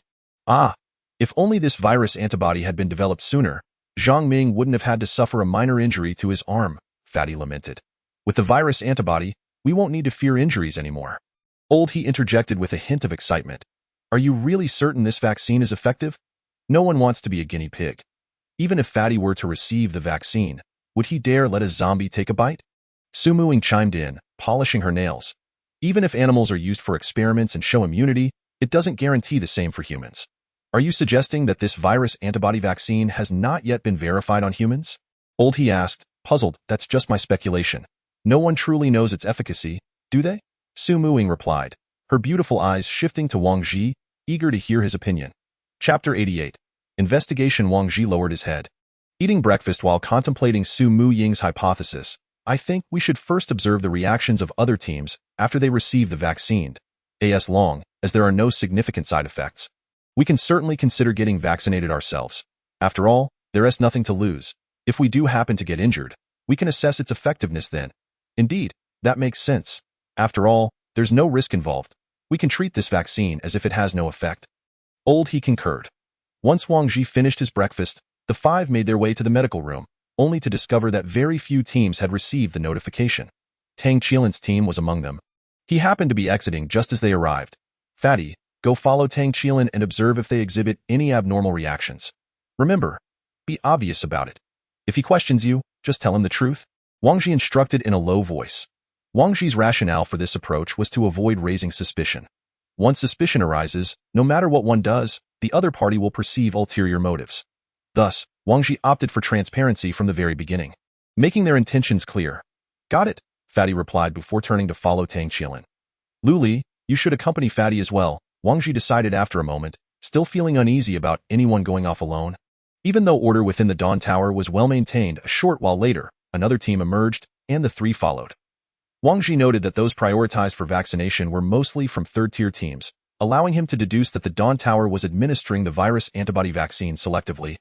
Prioritizing higher-tier teams. It seemed that the Dawn Tower had considerable confidence in this batch of vaccines. As if it were truly as Su Muing suggested, they would have conducted the initial tests on first-tier teams rather than risking third-tier teams for experimentation.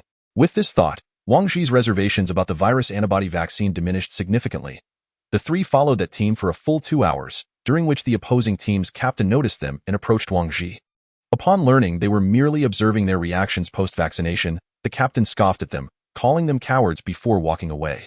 Wang Ji paid little heed to such remarks. In the apocalypse, when problems arose, no one would come to your aid. In any case, it never hurt to exercise caution. Fatty, how's it going over there? Wang Ji called out over the radio.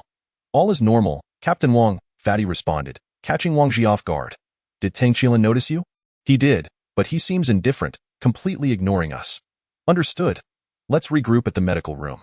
Since neither team had displayed any abnormal reactions, they could proceed with the vaccination with peace of mind.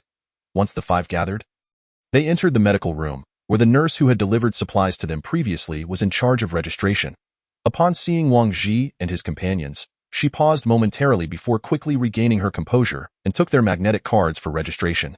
After completing the registration, they proceeded inside, where head nurse Sophie was personally administering the vaccine to the survivors. What took you so long to arrive? I've been waiting for you, Sophie frowned, clearly displeased. Certain matters have caused delays. Director Sophie, how many doses are there in this first batch? Why is it being administered so swiftly? Wang Ji sat down, revealing his left arm. Currently, we have only mass-produced 100 doses.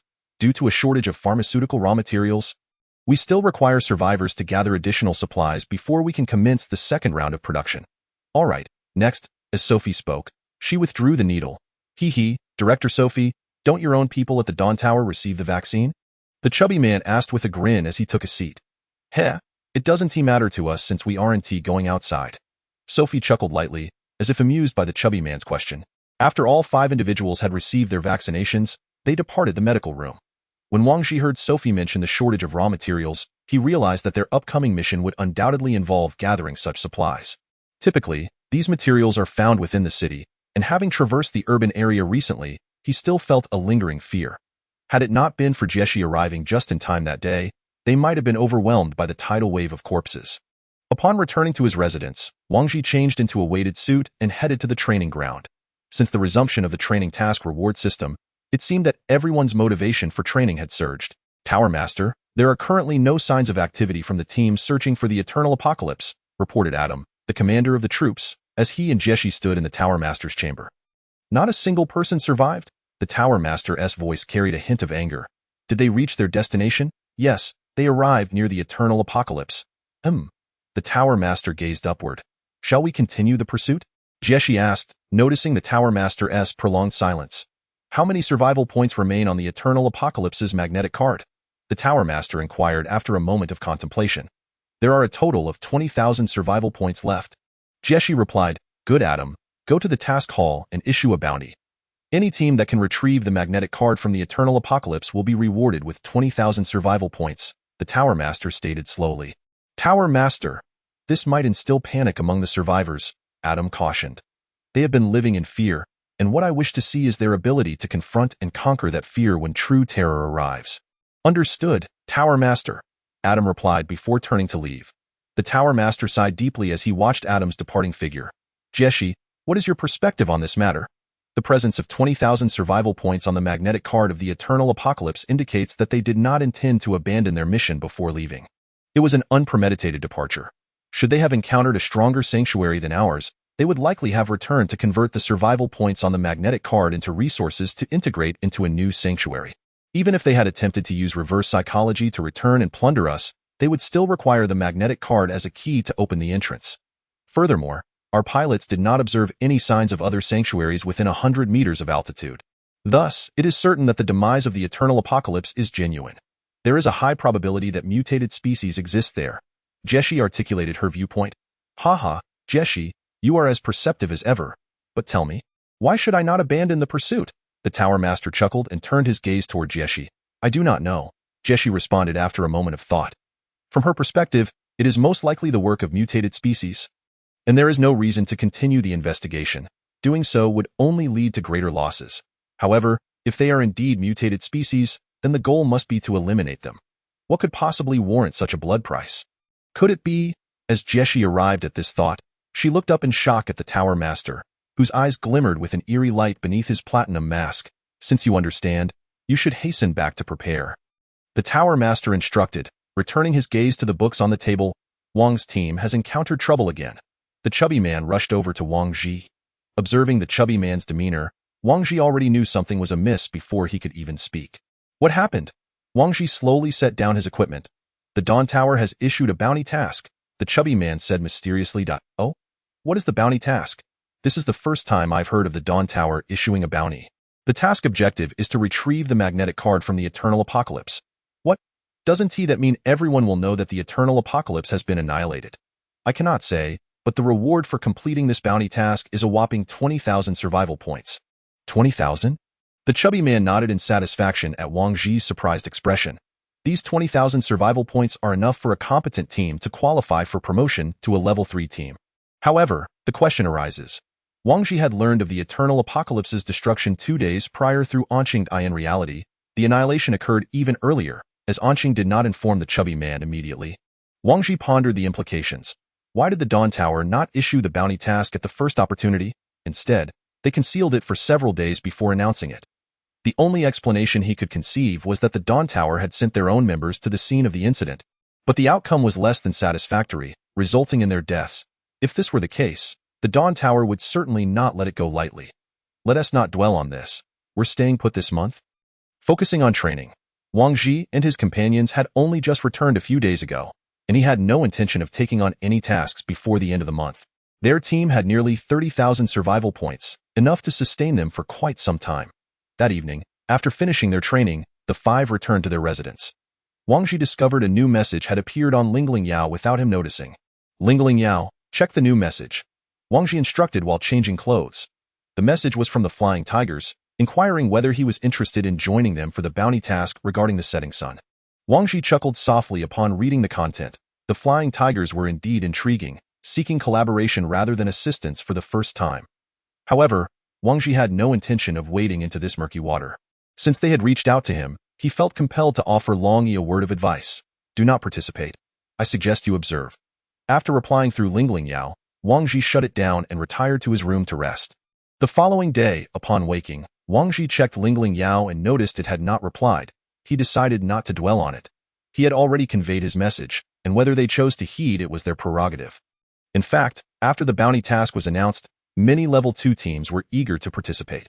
For 20,000 survival points, it was certainly worth a gamble. If successful, they could directly promote to a level 3 team. At which point, wouldn't the women in the lower level teams be easily obtainable?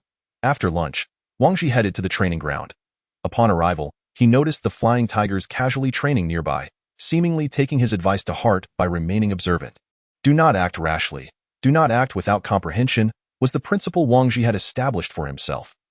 This bounty task was something he could neither comprehend nor see through, no matter how tempting it was. He had no interest, preferring to merely spectate. Excuse me, are you Wang Ji, the captain of the setting sun? Wang Ji was intensely focused on his training when a voice called out beside him. He turned to see an unfamiliar young man with a crew cut, his demeanor quite amiable, followed by 3 men and 1 woman carrying various bags. And you are? Wang Ji regarded him with suspicion. I am Cheng Hao, the captain of the Flowing Years team. It's a pleasure to meet you. Your team has always been our model. Today we finally achieved promotion to a level 3 team. So the first thing we wanted to do was meet you. Captain Wang, I hope you can take care of us in the future. Haha, Captain Cheng is joking. We are just ordinary survivors here. We have always helped each other. What need is there for care? Wang Ji replied as he shook Cheng Hao's outstretched hand, scrutinizing him. The group did not appear particularly remarkable, and he felt little interest at the moment. Yes, mutual support, Cheng Hao chuckled. Well, Captain Wang, we will go back to drop off our things now. See you next time. With that, Cheng Hao waved and departed. Hey, that kid is quite cunning. Just came to the 3rd level and already knows how to network. The chubby man remarked disdainfully as he approached. Sigh, how many fools make it here? Wang Ji's words trailed off as he caught sight of the chubby man. After a moment of silence, Wang Ji ceased training and suggested they go to the 2nd level for lunch. As it had been a while since they had visited, and it would be good to assess the current situation there. Upon reaching the 2nd level, Wang Ji's first impression was that it was crowded. The hustle and bustle was more than double what they had experienced during their time there. It was understood that this recent recruitment had completely filled all residences on the 2nd level, and those wishing to join the citizens had to be placed on a waiting list for acceptance into the citizen teams. Throughout their walk, Wang Ji and his companions were occasionally recognized and engaged in casual conversation. Some even approached to inquire whether they were still recruiting.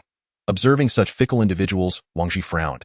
He would prefer a determined individual with a disability than someone so spineless. Upon arriving at the restaurant, Wang Ji was taken aback to discover that the prices of the dishes on the 2nd floor were a staggering 10 higher than those on the 3rd floor. It turned out that there were such hidden advantages on the 3rd floor. The rotund fellow chimed in, there's no escaping it. Class distinctions will always exist, Su Muing remarked, as she picked up the menu and ordered some inexpensive meals to satisfy their hunger. Meanwhile, in the 1st floor preparation area, 30 individuals were gathered. Clad uniformly in protective gear and armed with automatic rifles, each bore a solemn expression, fully prepared for action. Chapter 90. Recruitment. As Wang Ji and his companions dined, the predominant topic of conversation around them revolved around the bounty related to the eternal doomsday. With the news of death linked to the eternal doomsday circulating, coupled with the recent loss of a team member, the combination of these two pieces of information had led to a decisive shift in sentiment, with the fearful faction and the arrogant faction becoming increasingly polarized. Except for a minuscule number of teams still clinging to a sense of luck, the majority had aligned themselves with the fearful faction. Although the allure of the bounty was substantial, when it came time to venture out, trepidation gripped them one and all. In the 1st floor preparation area, Deputy Captain Wu Changjing stood before the 30 soldiers, fervently outlining the objectives of their upcoming mission. Soldiers, this mission is unique and of great significance. We are to confront a relentless and fearless horde of zombies, and our ultimate goal is to secure the head of the enemy leader at any cost. Do you all understand? Understood. Excellent. Soldiers, follow me. Let us set forth. After Wu Changjing's commanding shout, he turned and boarded the helicopter. Having finished their meal, Wang Ji hurriedly led his companions away from the 2nd floor. This dining experience had left him somewhat uneasy. It was unclear who had disseminated the information that their team was eating on the 2nd floor. But a crowd had gathered outside the restaurant, which made Wang Ji feel akin to a monkey in a zoo. Naturally, the most eye-catching were Su Muing and Jiali. Su Muing remained composed, unruffled, while Jiali, on the other hand, had turned crimson, her focus solely on her meal. Wang Ji could not entertain the notion that the onlookers were there out of admiration. They were either seeking confirmation of prior rumors or merely wanted to familiarize themselves with him, ensuring they wouldn't step on a landmine in the future. As for admiration, it was absent here. Only selfishness and jealousy prevailed. Upon returning to the 3rd floor, Wang Ji encountered Cheng Hao in the training area. To claim that Cheng Hao idolized their team, the sunset glow, was something Wang Ji had never taken seriously, as he had not detected a shred of adoration in their gazes. Hey, Captain Wang, good to see you again. What have you all been up to? Cheng Hao approached, inquiring as soon as he spotted Wang Ji and his companions returning to the 3rd floor. You're asking too many questions, Wang Ji replied, his brow furrowed in displeasure. All right then, Cheng Hao shrugged and turned to leave. Cut it out, do you really think highly of yourself? Cheng Hao muttered under his breath as he departed, his voice barely audible. Yet Wang Ji and his companions heard it clearly. Upon hearing this, the rotund fellow's eyes widened in anger, ready to confront Cheng Hao, yet he was swiftly pulled back by Su Muing. Why are you getting worked up? Wang Ji hasn't reacted, she said playfully. Wang Ji watched Cheng Hao's retreating figure, surprised by his actions, yet it was also within the realm of expectation. What caught him off guard was Cheng Hao's audacity to speak such words in front of him. However, it was only natural for a hypocrite like Cheng Hao to exhibit such behavior. Wang Ji shook his head and resumed his training, while his gaze was once again drawn to the Flying Tigers, who had recently recruited a new member, a robust man, indicating that Long Yi had a penchant for strong men. Observing Long Yi's team, Wang Ji began to contemplate the possibility of scouting a new member himself. The thought of recruiting someone caused him a headache. While most individuals he considered posed no issues, Su Muing was the exception. If she disapproved, it would be utterly intolerable. That evening, after training concluded, Wang Ji shared his idea of recruitment with the group. After receiving their agreement, Wang Ji faced a new dilemma. If he sought someone with formidable capabilities, he would need to poach from other teams. Yet, he personally despised betrayal and fence-sitting, thus limiting his recruitment options to those among the refugees aspiring for citizenship. With only 3 days remaining until the second recruitment ended, identifying a suitable candidate within this time frame would allow them to save 1,000 survival points on citizenship fees. It wasn't about being miserly. He simply believed that having 6 members would be more convenient, enabling them to split into 3 teams for various tasks. With their current 5, dividing into 3 groups would inevitably leave one person isolated. If he truly identified someone of interest, he would not be perturbed by the survival points spent. He sought peace of mind and someone to whom he could fully entrust his back. Wang Ji had initially chosen Zhang Ming because he perceived a kindness in Zhang Ming's eyes, a judgment later validated by Zhang Ming's sacrifice. Lying back on the sofa with his eyes closed, Wang Ji found himself devoid of any clear direction. Hey, you all should share your thoughts too. Stop fixating on that ridiculous soap opera, he exclaimed, his irritation evident. My thoughts align with yours, Su Muing replied, her gaze fixated on the screen. Same here, Lao, he added. I concur as well, the rotund fellow chimed in. Wang Ji felt somewhat speechless, ultimately fixing his gaze on Liuli. Noticing Wang Ji's attention, Liuli blinked in confusion, glancing between the 3 and then back at Wang Ji. I feel the same way. Once Liuli had aligned her stance with the others, Wang Ji contentedly reclined back on the sofa, closing his eyes to ponder. The next morning, the 5 of them made their way to the first floor affairs hall, perusing the candidate list for those wishing to join the citizen teams. The information displayed included photographs, names, genders, ages, heights, weights, and pre-apocalypse occupations. As Wang Ji sifted through the records, he felt an unmistakable aura of menace each time he lingered on a female candidate's details. Ever since he became aware of his ability to sense threats from mutated beings, he had grown increasingly confident in his instincts. The ominous presence beside him was no jest, prompting Wang Ji to swiftly dismiss the candidate's information, causing the malevolence to gradually dissipate. After Su Muying's intimidation, Wang Ji completely abandoned the notion of recruiting female members. He understood that bringing another woman into the fold would lead to one of 2 outcomes. Either he would perish, or the woman would, with the rare chance of both meeting a grim fate. What a chaotic mess. A pre-apocalypse profession in organized crime. Is that even a profession? Lao, he remarked, displeased with the candidate list. Wang Ji recognized that the majority of the names were those others had discarded. IVE got an idea. Just as Wang Ji was about to give up on a random search, a thought struck him. Chapter 91. In search of the light he longed for. I've got an idea. Wang Ji suddenly exclaimed, raising his head to address the others. What have you thought of? Lao, he turned to Wang Ji. How about we seek out Duan Qingtian? Wang Ji suggested. Him? Are you sure he can handle the news about Zhang Ming? His wounds are just beginning to heal, and you want to inflict another cut? Su Muing chuckled, finding the notion amusing. I know this isn't ideal, but at this point, I feel we must inform him about Zhang Ming's situation. Regardless of whether he decides to come or not, Wang Ji sighed. Since his return, he had lacked the courage to face Duan Qingtian, uncertain of how to convey such news, before joining the team. Duan Qingtian had expressed confidence in Wang Ji's ability to care for Zhang Ming, and now he felt utterly embarrassed. Yes, I agree. Let him know what happened. Whether he chooses to join is entirely up to him, Su Muing said nonchalantly. After inquiring around, Wang Ji learned that the second recruitment had downgraded those without teams or combat capabilities to refugees, and Duan Qingtian was no exception. Wang Ji made his way to the refugee area and located the district chief of the industrial zone, Wang Yaoxing. Currently, Wang Yaoxing was reprimanding several managers. Hello, District Chief Wang, may I have a moment of your time? Wang Ji approached, addressing Wang Yaoxing. Noticing someone seeking him out, Wang Yaoxing continued his scolding for a moment before sending the managers away. And you are? Wang Yaoxing inquired, observing the 5 individuals in matching team uniforms before him. We are the Sunset Glow team. Here to find someone named Duan Qingtian. Wang Ji responded candidly. So, you are the level 3 team. Follow me to my office, and let us see if I can find some information. Wang Yaoxing's demeanor softened considerably upon learning they were a level 3 team. Wang Yaoxing returned to his office and searched for Duan Qingtian's information on his computer. Aha, found him. He works in Industrial Zone B5 and resides in Dormitory 8105. He should be on duty now. I'll accompany you, or he won't come out, Wang Yaoxing said with a smile. Great, thank you, District Chief Wang. Wang Ji expressed his gratitude. Not at all. I know that Duan Qingtian was once a captain of a level 3 team. It's surprising to see him in such circumstances now, Wang Yaoxing remarked with a hint of regret as they walked. Are you all here to invite him back? He asked, glancing back over his shoulder. We're just here to bring him some things and have a chat. Wang Ji replied. Wang Ji smiled, declaring that he would not share his unfinished endeavors with others. He believed that disclosing an incomplete task would diminish its likelihood of success, a notion he regarded as somewhat mystical. Yet it was his steadfast principle. Let me go fetch him, Wang Yaoxing said, before stepping into Area 5. From a distance, Wang Ji spotted Duan Qingtian laboring in a tattered uniform, appearing considerably more gaunt than before. With disheveled hair and an unkempt beard that spoke of prolonged neglect. The stark contrast between his current state and the once vibrant persona he had presented was a poignant irony born of their tumultuous journey. Wang Ji? Duan Qingtian queried, a look of confusion crossing his face as he was brought out by Wang Yaoxing. You all chat first.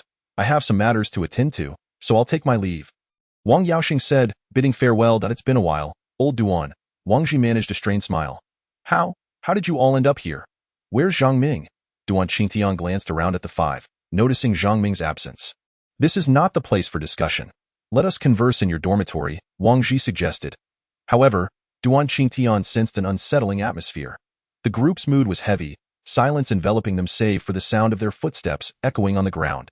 Upon arriving at the dormitory, they entered a cramped, disorderly room of about 20 square meters, barely accommodating 6 beds, the air thick with the stench of mildew. Observing the harsh conditions, Wang Ji's brow furrowed deeper. Speak up, what has happened? Duan Qingtian's voice trembled slightly. Wang Ji recounted the events of the past 2 days, detailing their departure and return, sharing every nuance with Duan Qingtian. This is Zhang Ming's handgun, along with his magnetic card and message. Finally, Wang Ji produced Zhang Ming's LakeSync gun, along with the magnetic card and note, handing them to Duan Qingtian. Duan Qingtian covered his forehead with one hand. His gaze fixed on Zhang Ming's words, obscuring his expression. You foolish child, you are good in every way, but your only flaw is thinking too much of others. You lost an arm, yet no one rebukes you.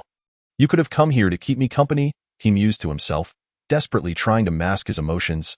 Though Wang Ji caught sight of tears trickling to the floor, the 5 remained silent, allowing Duan Qingtian ample time to regain his composure. So you have come to persuade me to rejoin the team? Duan Qingtian finally raised his head, the bloodshot veins in his eyes still evident. Wang Ji did not deny it, merely regarding Duan Qingtian with a complex gaze, awaiting his decision. He understood that Duan Qingtian had already reached a conclusion, requiring no further encouragement. I became a vagrant not out of fear of death. Nor do I return with you due to an inability to endure this wretched existence. I do this for Zhang Ming, to continue living in his stead, to seek the light he so ardently desired. Duan Qingtian declared, his hands trembling as he grasped the gun and magnetic card, his gaze resolute upon the 5. At that moment, Lao he could no longer restrain himself and stepped forward to embrace Duan Qingtian, the bond of fellow soldiers shining through their shared understanding. Wang Ji exchanged a glance with Su Muing, then stood and proclaimed, Old Duan, welcome to the twilight of the setting sun. Let us return. As they prepared to leave, Wang Ji entered Wang Yaoxing's room. I've brought the person you wanted. I truly appreciate your assistance, Director Wang. Wang Ji greeted him. No problem. I will handle the remaining procedures myself. You all may return, Wang Yaoxing replied cheerfully. Wang Ji was not surprised by Wang Yaoxing's demeanor. The district leaders managing the vagrants held little power, often favoring teams with greater value to the Dawn Tower. The departments wielding significant influence were typically the Guard, Command, Medical Room, Biological Research, and Research departments, all of which contributed immensely to the tower's operations. The 6 exited the vagrant area, and since Zhang Ming's magnetic card identity had yet to be deactivated, Duan Qingtian assumed Zhang Ming's identity, allowing him to exist within Wang Ji's team without the hassle of cumbersome enrollment procedures. Just as they were about to ascend to the 3rd floor, they witnessed a group of bloodied individuals bursting forth from the entrance area of the 1st floor. Wang Ji observed the fleeing figures, initially perplexed, until he recognized one as Wu Changjing, the deputy captain of the guard. Sending a jolt of alarm through him, he halted, fixated on Wu Changjing and the 7 disheveled soldiers accompanying him. He could not fathom what calamity had befallen them, but it was evident that their emergence from the Dawn Tower was no trivial matter. Yet one certainty remained. Wu Changjing was aligned with Jie Shi, indicating that whatever transpired was likely tied to her. It seemed he would need to pay her another visit. Right, you all head back first. Old Duan and I will procure some new attire, Wang Ji indicated towards his heavy gear. They made their way to the trading hall, where Wang Ji instructed the staff to replicate his current outfit, tailoring a set for Duan Qingtian with a weight capacity of 35 kilograms, akin to Lao He's. Wang Ji also purchased a Nepali long curved knife and a fully equipped automatic rifle, spending a total of 1,000 survival points. The recent price drops in the armory had indeed enabled Wang Ji's team to save a considerable amount. Old Duan, do you need anything else? Feel free to speak up, Wang Ji encouraged, giving Duan Qingtian a gentle pat on the arm. This is sufficient. Acquiring more would be cumbersome, Duan Qingtian replied, lifting the Lakesing Dun in his hand. Duan Qingtian's remark prompted Wang Ji to consider their load-bearing limitations. The protective gear recommended by the Dawn Tower still had room for improvement. For instance, the current chemical warfare suit could only accommodate 3 grenades and 5 spare magazines at the waist, and the fit was not particularly snug, potentially hindering operational details. With these thoughts in mind, Wang Ji conceived the idea of redesigning a new combat suit. After exiting the trading hall, he led Duan Qingtian to the medical room. Upon learning about the virus antibody vaccine, Duan Qingtian was taken aback, fully aware of its implications. Upon entering, Wang Ji approached Sophie, inquiring about the availability of vaccines. Hemph, consider yourselves fortunate. The upper management allocated a vaccine for your team of 6. After your 5 have been vaccinated, 1 remains, Sophie noted, glancing at Duan Qingtian, clearly recognizing him as the new member of Wang Ji's team. After receiving the vaccine, the 2 returned to the dormitory, where Wang Ji assigned Duan Qingtian to Zhang Ming's former room. While instructing Lao, he to share recent events with Duan Qingtian to facilitate his integration into their environment. In the living room, Su Muing and the others were engrossed in the previous soap opera, seemingly opting not to train now that Duan Qingtian had just arrived. Wang Ji, feeling a bit helpless, grabbed a notepad and pen, beginning to sketch ideas for the new combat suit. He contemplated that if he could design a more practical suit than the existing one, he could submit the blueprints to the Dawn Tower and then sell them at a markup over the cost price. However, most teams already possessed armor, and those that were not affluent would likely not pursue such specialized equipment. Even if it were superior to the tower's recommendations. As Wang Ji sketched, he configured 5 pockets on either side of the ribcage for spare magazines, one side for pistol ammunition and the other for rifle cartridges. Reinforce the chest area, he murmured as he continued to draw. Su Muing, who had been intently watching the soap opera, suddenly turned to him with a puzzled expression. What did you say, Sister Ing? Wang Ji, startled by her sudden movement, stammered. What were you just saying? I mentioned that the chest area should be reinforced, Wang Ji replied, realizing mid-sentence that something was amiss. Oh? Are you suggesting someone's chest needs reinforcement? Su Muing raised an eyebrow, teasingly. It's not about anyone's chest. I am designing our chemical warfare combat suit, and the chest area requires fortification. Wang Ji hastily clarified. Oh, continue then, but remember to make it black. Su Muing mused before turning back to the show, dismissing the conversation. Reinforcing the chest of the combat suit could effectively mitigate fatal injuries. Should the virus antibody vaccine prove effective, preserving their lives would render other concerns trivial. As for the color, Wang Ji intended to use black. They could not very well wander outside at night clad in green or white, could they? Next, Wang Ji designed additional pockets on either arm for spare items. And on the sides of the legs, he included straps for carrying daggers. On one side of the waist, he planned to install a grenade pouch with a capacity of 5, while on the other side, he envisioned a spring-loaded grappling hook mechanism. This grappling hook could launch the hook like a bullet, which would then deploy claws from all sides, anchoring itself in place. When the user pressed the retraction trigger, gas would drive a fan to reel in the cable, pulling the user to the grappling hook's fixed position. Wang Ji had previously seen this grappling hook and, considering its cost and fuel usage, had opted not to purchase it due to its limited practicality. However, he now recognized that such a device could indeed be life-saving. Upon completing the sketch, Wang Ji nodded in satisfaction, admiring the combat suit that only he could decipher. Let us go. It's time for a meal, Wang Ji announced, tucking away the sketch as he looked at the 3 who were engrossed in the soap opera. He then called for Lao He and the others. and the six of them made their way to the dining hall on the third floor. At this moment, Duan Qingtian had undergone a remarkable transformation since their first encounter. His attire had changed, his beard neatly shaven, and his hair had been styled by Lao He, rendering him a considerably more spirited figure. Today, as Lao Duan joined us, he encouraged everyone to indulge in some fine dishes, urging us to eat heartily.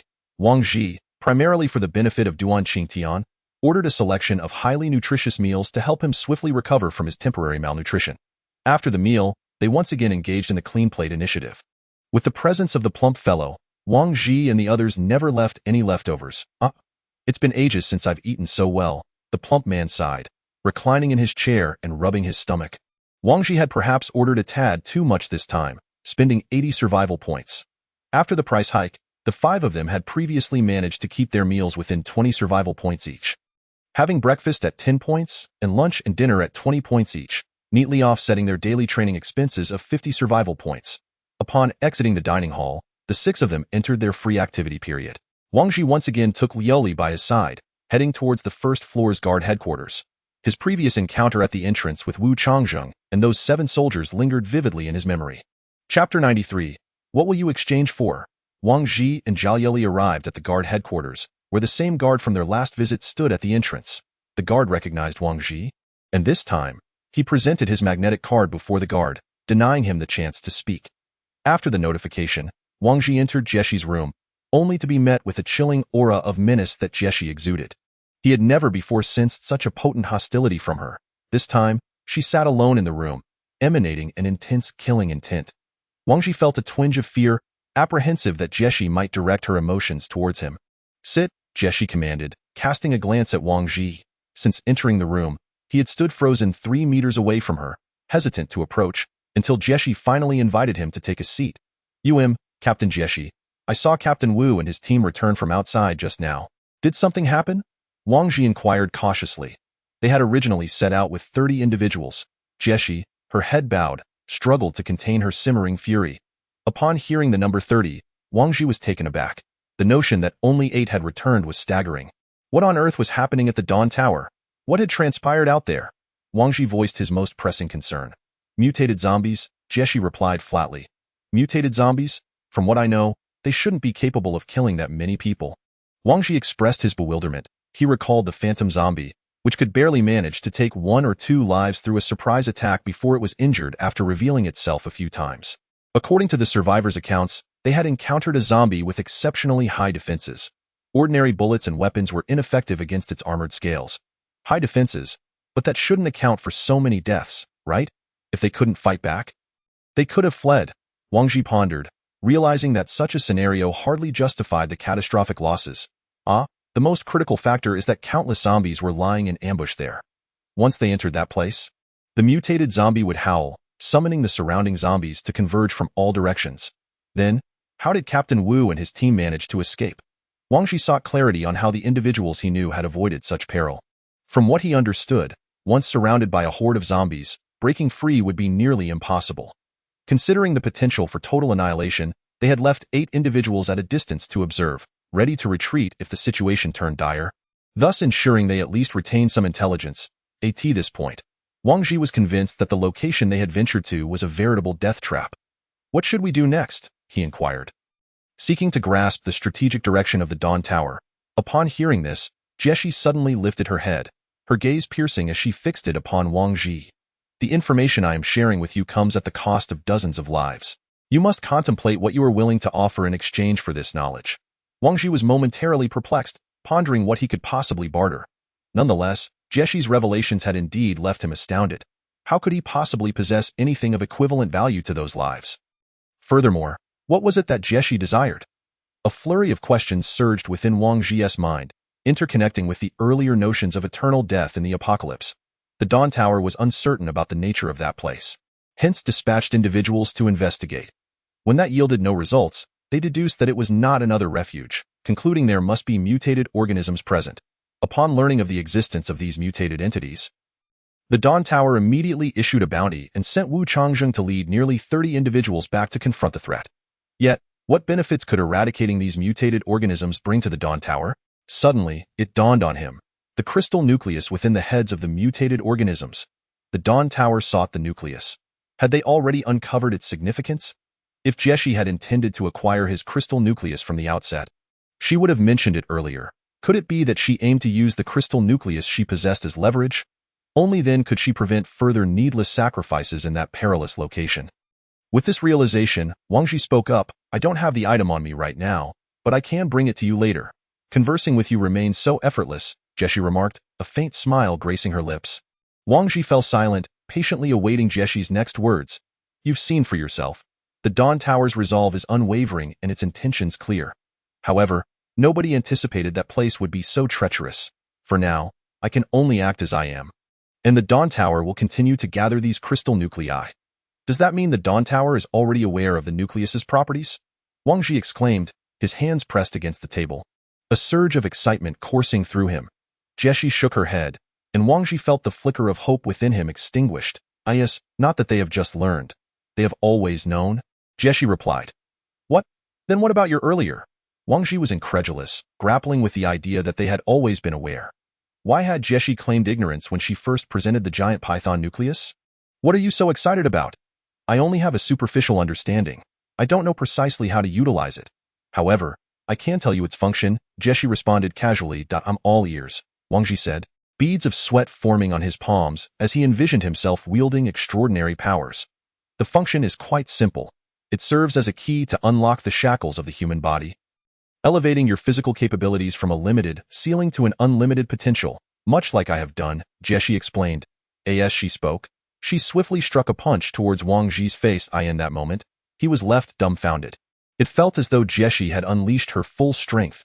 He could only remember that instant when it felt as if he were caught in a tempest, the air around him dissipating. A single blow could very well send his head flying. Gulping, he stammered. Didn't you say there's no shortcut to becoming stronger?" "There is no shortcut. You think that just by unlocking the shackles, you'll become powerful? Surpassing your limits demands an effort many times that of an ordinary person. Most, even without limits, remain stagnant," Jeshi replied, a hint of disdain in her tone. "When did you unlock your shackles?" Wang Ji queried. "That's a long story, but you already know enough. It's best you hurry back and bring me what I need," Jeshi concluded, reclining back into her chair and dismissing him. Wang Ji, recognizing the cue, refrained from pressing further, rising to depart alongside Jiao Yili from the guard headquarters. The conversation he had with Jeshi today was laden with information that left him questioning his very existence. Setting aside the events outside, the mere understanding of the crystal nucleus's function was enough to leave his mind in turmoil. Chapter 94. Future greatness awaits. Upon returning to their residence, Wang Ji found the others still engaged in their leisure activities. He approached a corner cabinet and retrieved the crystal nucleus. Since Jeshi had broached the subject, it was only fitting that he hand it over. After all, keeping it would yield no benefits for him. And the method of its use was not as straightforward as he had imagined. Wang Ji trusted Jeshi, believing she would not lead them astray. Taking the crystal nucleus, Wang Ji returned to Jeshi's location with Jiao Yili. Upon receiving the nucleus, Jeshi expressed her satisfaction with a pat on Wang Ji's shoulder before turning to leave. In truth, Wang Ji had long suspected that during their previous encounters, Jeshi had surpassed the limits of normal human speed and strength. He had always been curious about how she achieved such feats, only to be told by her that there were no shortcuts. Nonetheless, her statement did hold merit. Before any breakthrough, one's physical attributes must reach their limits. In terms of potential, Wang Ji believed that among their group, only Su Muing was likely to have brushed against her limits.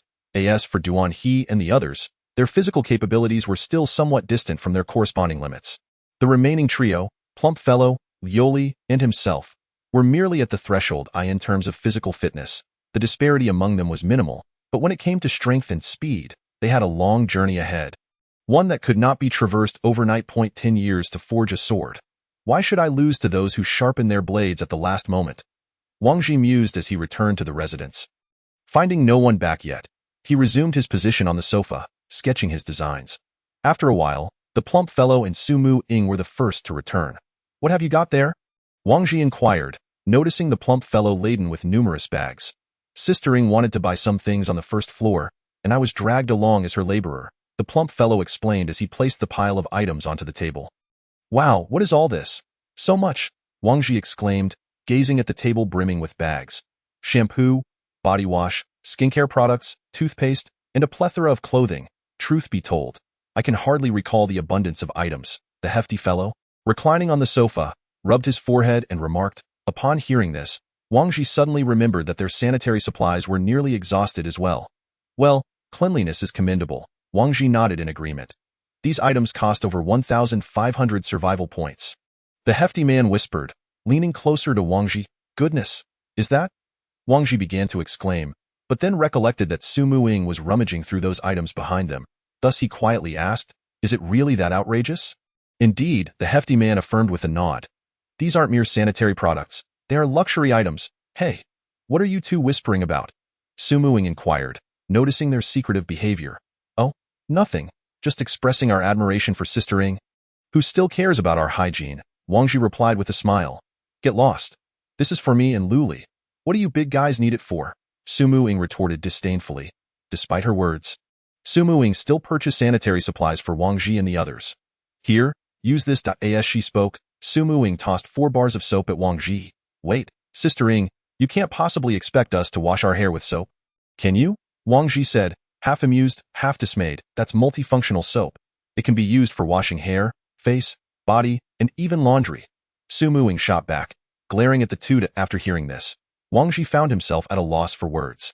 Hey, fatty, next time she drags you to the first floor, make sure to take her for a manicure first. Wang Ji pulled the hefty man closer and whispered. Manicure? Why? The hefty man asked, puzzled. Well, once the manicure is done, won't a couple of hours pass? She won't have the mood to wander around. Wang Ji said slyly. Brilliant, the hefty man exclaimed, giving Wang Ji a 5-star rating with a thumbs up. But, Captain Wang, have you noticed that we might be overlooking something? The hefty man suddenly said with seriousness. Overlooking what? Wang Ji asked, turning his head slowly to find Jia Luli staring intently at them, her expression inscrutable. Upon noticing Wang Ji's movement, the hefty man also turned to look at Luli. Ah, Luli, you're here too? Haha, you heard everything. It's all Wang Ji's idea. Nothing to do with me, remember? Nothing at all. The hefty man quickly scurried back to his room. Hee. Luli, we have a good relationship, right? Wang Ji said, displaying what he believed to be a congenial smile. Jia Luli nodded. So, did you hear nothing just now? Wang Ji coaxed.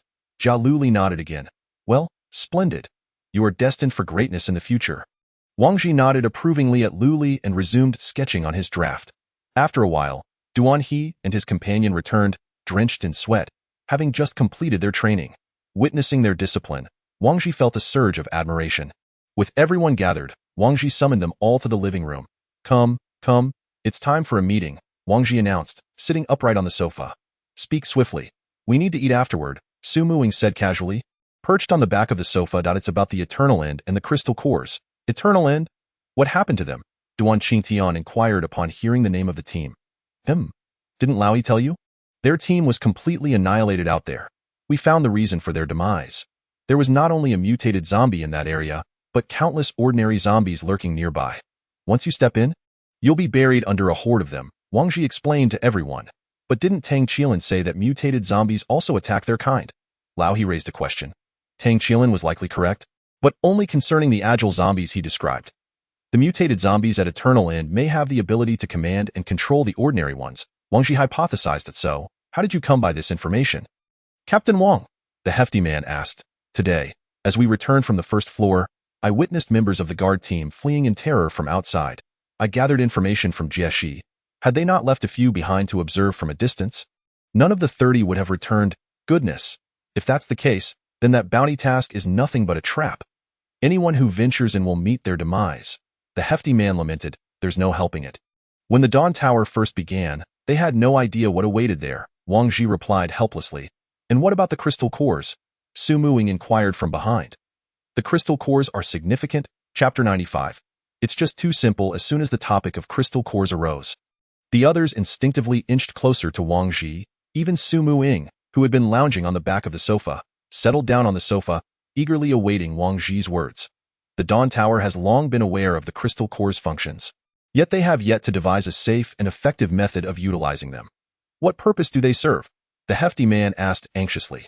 Currently, our physical capabilities as humans have limits, and the crystal cores enable us to transcend those limits, rendering us limitless.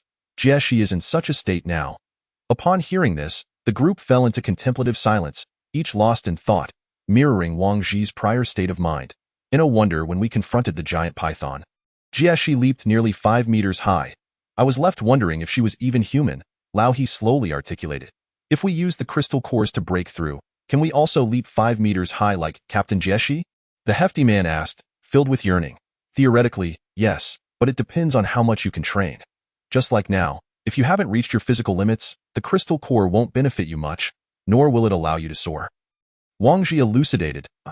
How long must we train for that? The hefty man lamented, cradling his head in despair. Thus, we must strive diligently in our training to reach our limits as soon as possible. Wang Zhi said with a smile directed at the hefty man. Heh, how can you be so sure that the Dawn Tower will allow us to use the crystal cores? Su Muing scoffed. As long as we possess enough survival points, if the Dawn Tower refuses to sell, we won't have a choice, as the technology remains in their hands. Wang Zhi replied resignedly. As Wang Zhi and the others conversed, Ling Yao also issued a new notification indicating that the bounty task had been taken offline. It seemed that Jieshi had resolved matters on her end. Wang Zhi mused upon seeing the message. So, what should we do next? Duan Qingtian queried. Wang Zhi glanced at the remaining time on Ling Yao, which showed 23 days left. One must be strong oneself to forge ahead. Let us dedicate these 20 days to rigorous training, as conditions outside are continually worsening, and we must grow accordingly. Are there any further questions? Wang Zhi asked the group. Seeing them shake their heads, Wang Zhi stood up to conclude the meeting. The group proceeded to the dining area for dinner, where Wang Zhi unexpectedly encountered Tang Qilan, accompanied by 5 armed women, making their way to the elevator. It seems their team is heading out today, Lao He remarked, observing their departure. These folks are quite something. Even bringing rocket launchers, Duan Qingtian noted. We have heavy weaponry as well, but it's cumbersome to carry and rarely used. It appears Tang Qilan is aware that their task is no simple matter. Wang Zhi commented. Oh, Captain Wang, having dinner. Just as Wang Zhi and his companions discussed Tang Qilan, the members of the Flying Tigers, led by Long Yi, approached their table with plates in hand, greeting Wang Zhi. What a coincidence, Captain Long, Wang Zhi replied with a smile. In truth, there was no standardized dining schedule here. Each team operated on its own biological clock. For Wang Zhi and his group, it was dinner time, while for others, it might be breakfast or lunch. Captain Wang, when are you heading out next? Long Yi asked, munching on his meal. We just returned a few days ago, so it will be at least 20 days from now. Alas, we have to head out in the next couple of days, Long Yi sighed. In just a couple of days? Have you already accepted a task? Yes, we need to collect at least half a ton of petroleum products from outside. Wow, you guys are quite fortunate. That task seems too simple. Just find a place with plenty of vehicles, siphon all the fuel tanks, and you're done. The hefty man chimed in, enviously. Exactly, with such an easy task. Why the long face? Wang Zhi asked, puzzled that it's precisely because it's too simple. Half a ton is only worth 1,500 survival points. How can that be enough for us? Long Yi replied. Upon hearing this, Wang Zhi was taken aback. Half a ton for merely 1,500 survival points. That equated to only 3 survival points per liter. Indeed, rather meager. Perhaps the Dawn Tower wants you to gather more? Several tons, thus increasing your survival points, the hefty man suggested. You can forget that, fatty. Quit giving them ridiculous ideas. How would you transport several tons of oil back? Most vehicles are practically wrecks. Are we expecting Captain Long and his team to carry it back barrel by barrel? Wang Zhi shot a glance at the hefty man. It's a tough situation. We just upgraded to a level 3 team, and we're not left with many survival points. Given the rising prices of various items, relying solely on these 1,500 survival points won't suffice for our 6-man crew for a month. Long Yi expressed his frustration. No worries, Captain Long. There are still plenty of extra benefits outside. Rescuing survivors or finding other useful supplies can also be converted into survival points upon return. Wang Zhi consoled from the side. Haha, considering your words, it indeed seems feasible to acquire some additional survival points. Long Yi smiled wryly and remarked. Now it appears that most teams are not particularly affluent. A team like ours, boasting over 20,000 survival points, may have reached the pinnacle among Tier 3 teams. Following Zhao Yan's demise, the 1,000 survival points were generously transferred to them by Jieshi, and later, Zhang Ming joined with an additional 5,000 points. This has afforded Wang Zhi and his companions several advantageous outings compared to other teams. After dinner, Wang Zhi returned to his quarters and checked their recent account balance of survival points. Since the re-implementation of the training reward system, the 5 of them had collectively earned 550 survival points, while the 2 pieces of information regarding mutated species he had released were sold for 1,100 points. Consequently, their total acquisition of survival points had reached 50,150, qualifying them for promotion to a Tier 4 team. After deducting various expenses like utilities and food, they were left with 25,650 points. Staring at the substantial amount in their account, Wang Ji couldn't help but feel a sense of nostalgia. This sum could surely elevate two new teams to Tier 3 status. Wang Ji did not perceive the ascent to Tier 3 as a distant dream. For with merely 10,000 survival points and the completion of two commendable missions, they could ascend. On the contrary, he believed that Tier 3 was merely crossing the threshold. The true core teams were those Tier 4 teams, which surpassed Tier 3 teams by a staggering 40,000 survival points. A Tier 4 team, in a certain sense, was equivalent to the sum of 5 Tier 3 teams. In the following days, Wang Ji successfully completed the design of his chemical defense combat suit. Upon presenting the finished blueprints, his companions were astounded by Wang Ji's artistic prowess. It seemed a shame that he was not pursuing a career as a comic artist. Satisfied that there were no objections, Wang Ji took the blueprints to the weapons hall, summoned a responsible individual, and communicated his desire to have the combat suit custom-made. With the design in hand, the individual readily accepted the commission. Wang Ji awaited the price estimation. The materials for the combat suit would remain as previously used, while gloves, knees, and elbows would be crafted from carbon fiber, a material that, when compared to other metals, boasts an impressive weight reduction of up to 80% and a hardness 5 times that of steel. Its exceptional properties made it the undisputed choice for joint armor in combat suits. After a considerable wait, we have your price estimate ready. The cost is 420 survival points, plus a manufacturing fee of 30 points, totaling 450 survival points, the responsible individual announced with a smile. 6 sets. Wang Ji declared without hesitation. In this establishment, prices were non-negotiable. One either accepted them or delayed their purchase. The 30-point manufacturing fee seemed reasonable, but the true expense lay in the materials. By the way, can I apply for a patent on this design? Wang Ji inquired. A patent? The individual responded, somewhat perplexed. Yes, I wish to have my suit listed on your menu at a price of 500 survival points. After deducting your 450 points for production, the remaining 50 points would be transferred to our Team S account. Would that be acceptable? If someone purchases your design, then of course. The responsible individual, initially taken aback, eventually agreed, as this was his first encounter with such a business proposition. After settling the payment of 2,700 survival points for the 6 combat suits at the front desk, the staff began to meticulously take measurements for each member from head to toe. On their way back, explosive news once again emerged from the Tower of Dawn. Another Tier 3 team had encountered misfortune. Observing the chatter around him, Wang Ji instructed Fatty to inquire further. After a while, Fatty returned with a hint of delight. The team that ran into trouble was the one led by that bespectacled man with a weak constitution. They lost 2 members this time. Tang Qielin? Wang Ji furrowed his brow. Yes, when they left, they boasted about carrying a rocket launcher, yet they still lost 2 members. How amusing, Fatty chuckled maliciously. Wang Ji had a habit of wanting to be second rather than first. For his plans, Tang Qielin's mishap was actually bad news. He had hoped Tang Qielin would swiftly enhance his strength and strive for a Tier 4 team, thereby establishing his team as a new leader among citizens, alleviating Wang Ji's fears of being at a disadvantage. Currently, among the Tier 3 teams Wang Ji viewed favorably, the most promising were Tang Qielin's reincarnation, Long Yi's Flying Tigers, and a peculiar team named Hidden Dragon.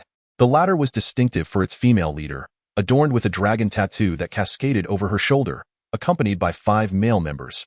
Due to certain circumstances, Wang Ji had not sought to understand them further, only forming superficial evaluations based on daily training observations. As for Tang Qielin, despite his aversion to communication, he had not committed any egregious acts and had been aware of the mutated species situation prior to Wang Ji.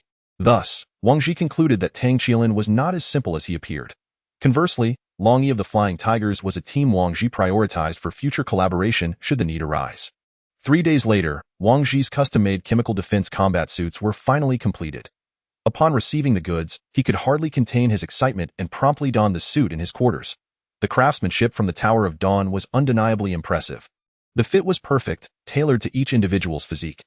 After Wang Ji emerged, the others followed suit, each clad in the sleek black combat attire. Satisfied with the outcome, Wang Ji nodded in approval. The manufactured suits met his expectations. Lu Li, you ought to eat more. Otherwise, it would be quite a loss to have a suit made for you. Wang Ji remarked to the slightly shorter Jello. It's all right. I'll help her earn it back. Sumu Ying, who had just emerged from her room, asserted with pride. Sister Ying, Are you not afraid that Luli might feel inferior with such comments? Wang Ji expressed his concern. Fifth, we are best friends. She won't take it to heart, right, little Luli? Su Muing teased, playfully patting Luli's chest. Observing the playful banter between the two, Wang Ji chose not to intervene, noting that everyone's combat suits fit perfectly without further need for adjustments. He then confirmed receipt through Ling Yao. After changing back into their weighted suits, the six once again set forth on their training journey. Upon arriving at the training ground, Wang Ji noticed the Flying Tigers, who had been absent for several days, had returned, still consisting of their original 6 members. It seemed the difficulty of their recent mission had not been particularly high, primarily requiring substantial time to transport resources. Congratulations, Captain Long, on your safe return. Wang Ji approached to extend his congratulations. Haha, just fortunate. There weren't many zombies to contend with, Long Yi replied humbly upon recognizing Wang Ji. How was the haul this time? Not too shabby. We brought back half a ton of oil and gathered a variety of miscellaneous supplies. By the way, if I recall correctly, Captain Wang, you are also due for an outing soon? Long Yi continued his inquiry. Yes, in just over a week. Time truly flies, Wang Ji sighed. Well then, I wish you good fortune in securing a high-reward mission, Long Yi said, clenching his fists in encouragement. Let us not. I prefer the safety of your kind of missions, Wang Ji raised his hand. Given their current survival points, Wang Ji yearned for those mundane tasks of scavenging for garbage, comfortably earning 1,000 or 2 survival points. What he dreaded most were encounters with mutated species. Although they might possess valuable resources, such encounters could indeed be fatal. Wang Ji would never attribute it to mere bad luck, for it was not just him but many Tier 2, and even Tier 3 teams that had similarly faced mutated species, yet they had not returned alive. This was the reason for the scarcity of information regarding mutated species from the Tower of Dawn. Chapter 97. Accepting missions. Realizing Wang Ji's aversion to major undertakings, Long Yi adjusted his approach. Then I wish Captain Wang a smooth and safe return. All right. Wang Ji nodded before turning back to his training. He had previously contemplated that if he were to receive another tricky mission, he would simply meander around the city's outskirts, engaging in some hunting and collecting scraps. However, he soon discovered that the primary source of survival points still stemmed from mission rewards. While scavenging was an option, it paled in comparison to the rewards garnered from tasks completed within 3 to 4 days, equating to months of scavenging. Conversely, spending a month outside was significantly more perilous than merely 3 days. Thus, most opted for a monthly mission while conveniently gathering some scraps along the way. Only in dire circumstances, when survival points ran low and sustenance became a pressing issue, would they venture out to scavenge, converting their finds into survival points to barely maintain their livelihood. The randomness of mission acceptance resembled a lottery. Should one draw a favorable task only to encounter mutated species, it would indeed be akin to hitting the jackpot. This uncertainty rendered survivors exceedingly passive. After more than 2 weeks of restorative training, Duan Qingtian had returned to his prior state, and Wang Ji, having shed his weighted suit, could distinctly feel the transformation in his physique. An overwhelming surge of energy coursing through him, as if he could effortlessly scale walls and obliterate sandbags with a single punch, in order to swiftly reach their physical limits. Wang Ji and his companions resolved that if they did not feel profoundly fatigued at night, they must intensify their efforts the following day, pushing their bodies to the utmost every single day. With only 3 days remaining before accepting their mission, Wang Ji had concluded his final day of training. Designating the next 3 days as a period for recovery and rest, at this moment, he lay feebly on his bed, his eyes vacant as he stared into the surrounding darkness. Recently, Su Muing had been considerate enough not to ask Wang Ji to provide massages for the two of them. Everyone was utterly exhausted each day, leaving no spare energy to attend to others. The 2 individuals beside him had long since fallen asleep, and although Wang Ji was fatigued, he found himself unable to slumber. Uncertain whether it was due to the anticipation of a day of rest or the forthcoming lottery draw, dragging his weary body, he made his way to the living room. Whenever he found himself restless at night, he preferred to nestle into the sofa and watch movies on Ling Yao, as it was the only way to divert his attention and calm his anxious mind. After an indeterminate period, Wang Ji was roused by the sound of the movie playing on Ling Yao. The lights in the room had yet to be turned on, indicating that the others were still asleep. Wang Ji rose to stretch his stiff shoulders, pondering what to have for breakfast when he noticed Lao He emerging from his room. "You're up quite early," Lao He remarked, observing Wang Ji moving about in the living room. "I just got up as well," Wang Ji replied. "Did you sleep on the sofa again?" Lao He inquired, glancing at the open Ling Yao. "Yes, I couldn't sleep, so I came to watch a movie to pass the time." Don't put too much pressure on yourself, just do your best, Lao He advised. Wang Ji fell silent for a moment, realizing that Lao He was referring to the outing 3 days hence. Ever since Zhang Ming's unfortunate incident, he felt he had changed, becoming increasingly hesitant and fearful, transforming from the leader of the first external team from Dawn Tower to someone who wished to delay accepting missions until the very last moment. It was not death itself that was frightening, but rather witnessing the demise of those dear to him. Let's go by breakfast, Wang Ji said, snapping back to reality and beckoning Lao He to accompany him outside. In the past half-month, the third level had seen the emergence of 7 new teams, increasing from 18 to 25. Observing the growing number of teams at the third level, Wang Ji sincerely hoped they would rapidly strengthen and give rise to a 4th level team to lead the charge. After a while, the two returned to their residence carrying 20 buns. By then, everyone who needed to be awake was up, leaving only Fatty still asleep in the room. Wang Ji refrained from waking him, as a rare opportunity to sleep in was hard to come by. Ultimately, the 5 of them left 3 buns for Fatty as they rose from the dining table. Today was a particularly significant day, the day to draw for the mission. Due to the need for advanced preparation and planning, missions were typically accepted 2 to 3 days prior. Once Fatty arose, the 6 of them settled on the sofa, staring intently at Ling Yao's mission panel. Wang Ji silently prayed that they would not receive a task to gather medical supplies. Sister Ing, why don't you take on the task? Wang Ji gazed at Ling Yao for a moment before deciding to let someone else take it. Ling Yao will take on the external mission. Su Muing shot Wang Ji a glance, decisively addressing Ling Yao. Mission accepted. Mission objective: rescue at least 5 survivors. Mission rewards: if 5 or more survivors are successfully rescued, rewards will be calculated at 500 survival points per person. If fewer than 5 are rescued, the reward will be 100 survival points per person. Wang Ji read the mission carefully, noting that the casualty rate for external teams from Dawn Tower had recently increased, leading to the inclusion of survivor rescue as a primary mission. On the surface, this mission seemed promising. Typically, rescuing a single survivor would yield a reward of 100 survival points, but this mission offered a quintuple reward if the conditions were met, making the rescue of 1 equivalent to that of 5. However, in reality, the catastrophic changes outside had persisted for over 3 months, and very few remained alive. Although 5 seemed like a manageable number, they might not even encounter a single survivor. This mission could yield one of 2 extreme outcomes. Either they would discover a camp teeming with survivors, or they would return empty-handed after merely scavenging. Wang Ji analyzed the mission with his companions. Indeed, given the current perilous conditions outside, those who have managed to survive must possess considerable skills. Lao He concurred. In truth, the reward is not the most crucial aspect. What matters is that we can operate flexibly without needing to head to a specific location. From a safety perspective, this mission chosen by Sister Ing is indeed commendable. Wang Ji praised. When has Sister ever had bad luck? Su Muing remarked dismissively, brushing her silver hair aside. All right, then let's all relish these 3 days of rest. After 3 days, we shall set forth. Wang Ji rose from the sofa, speaking with a slight excitement. After a brief respite, Wang Ji led the 6 to the armory to gather supplies for their upcoming outing. He procured 6 grappling hook devices, 18 high-explosive grenades, a total of 5,000 rounds of various ammunition for their differing firearms, and an additional 12 signal smoke grenades. The total expenditure amounted to 2,250 survival points. Upon glancing at the exorbitant price list, Wang Ji suddenly recalled that the military discount event had concluded. Chapter 98. She ultimately became insecure after the 6 finished purchasing ammunition. Wang Ji accompanied Luli to the food supply station. This time, he intended to prepare enough food for a maximum of 7 days. Distributing supplies accordingly. 7 days represented Wang Ji's bottom line.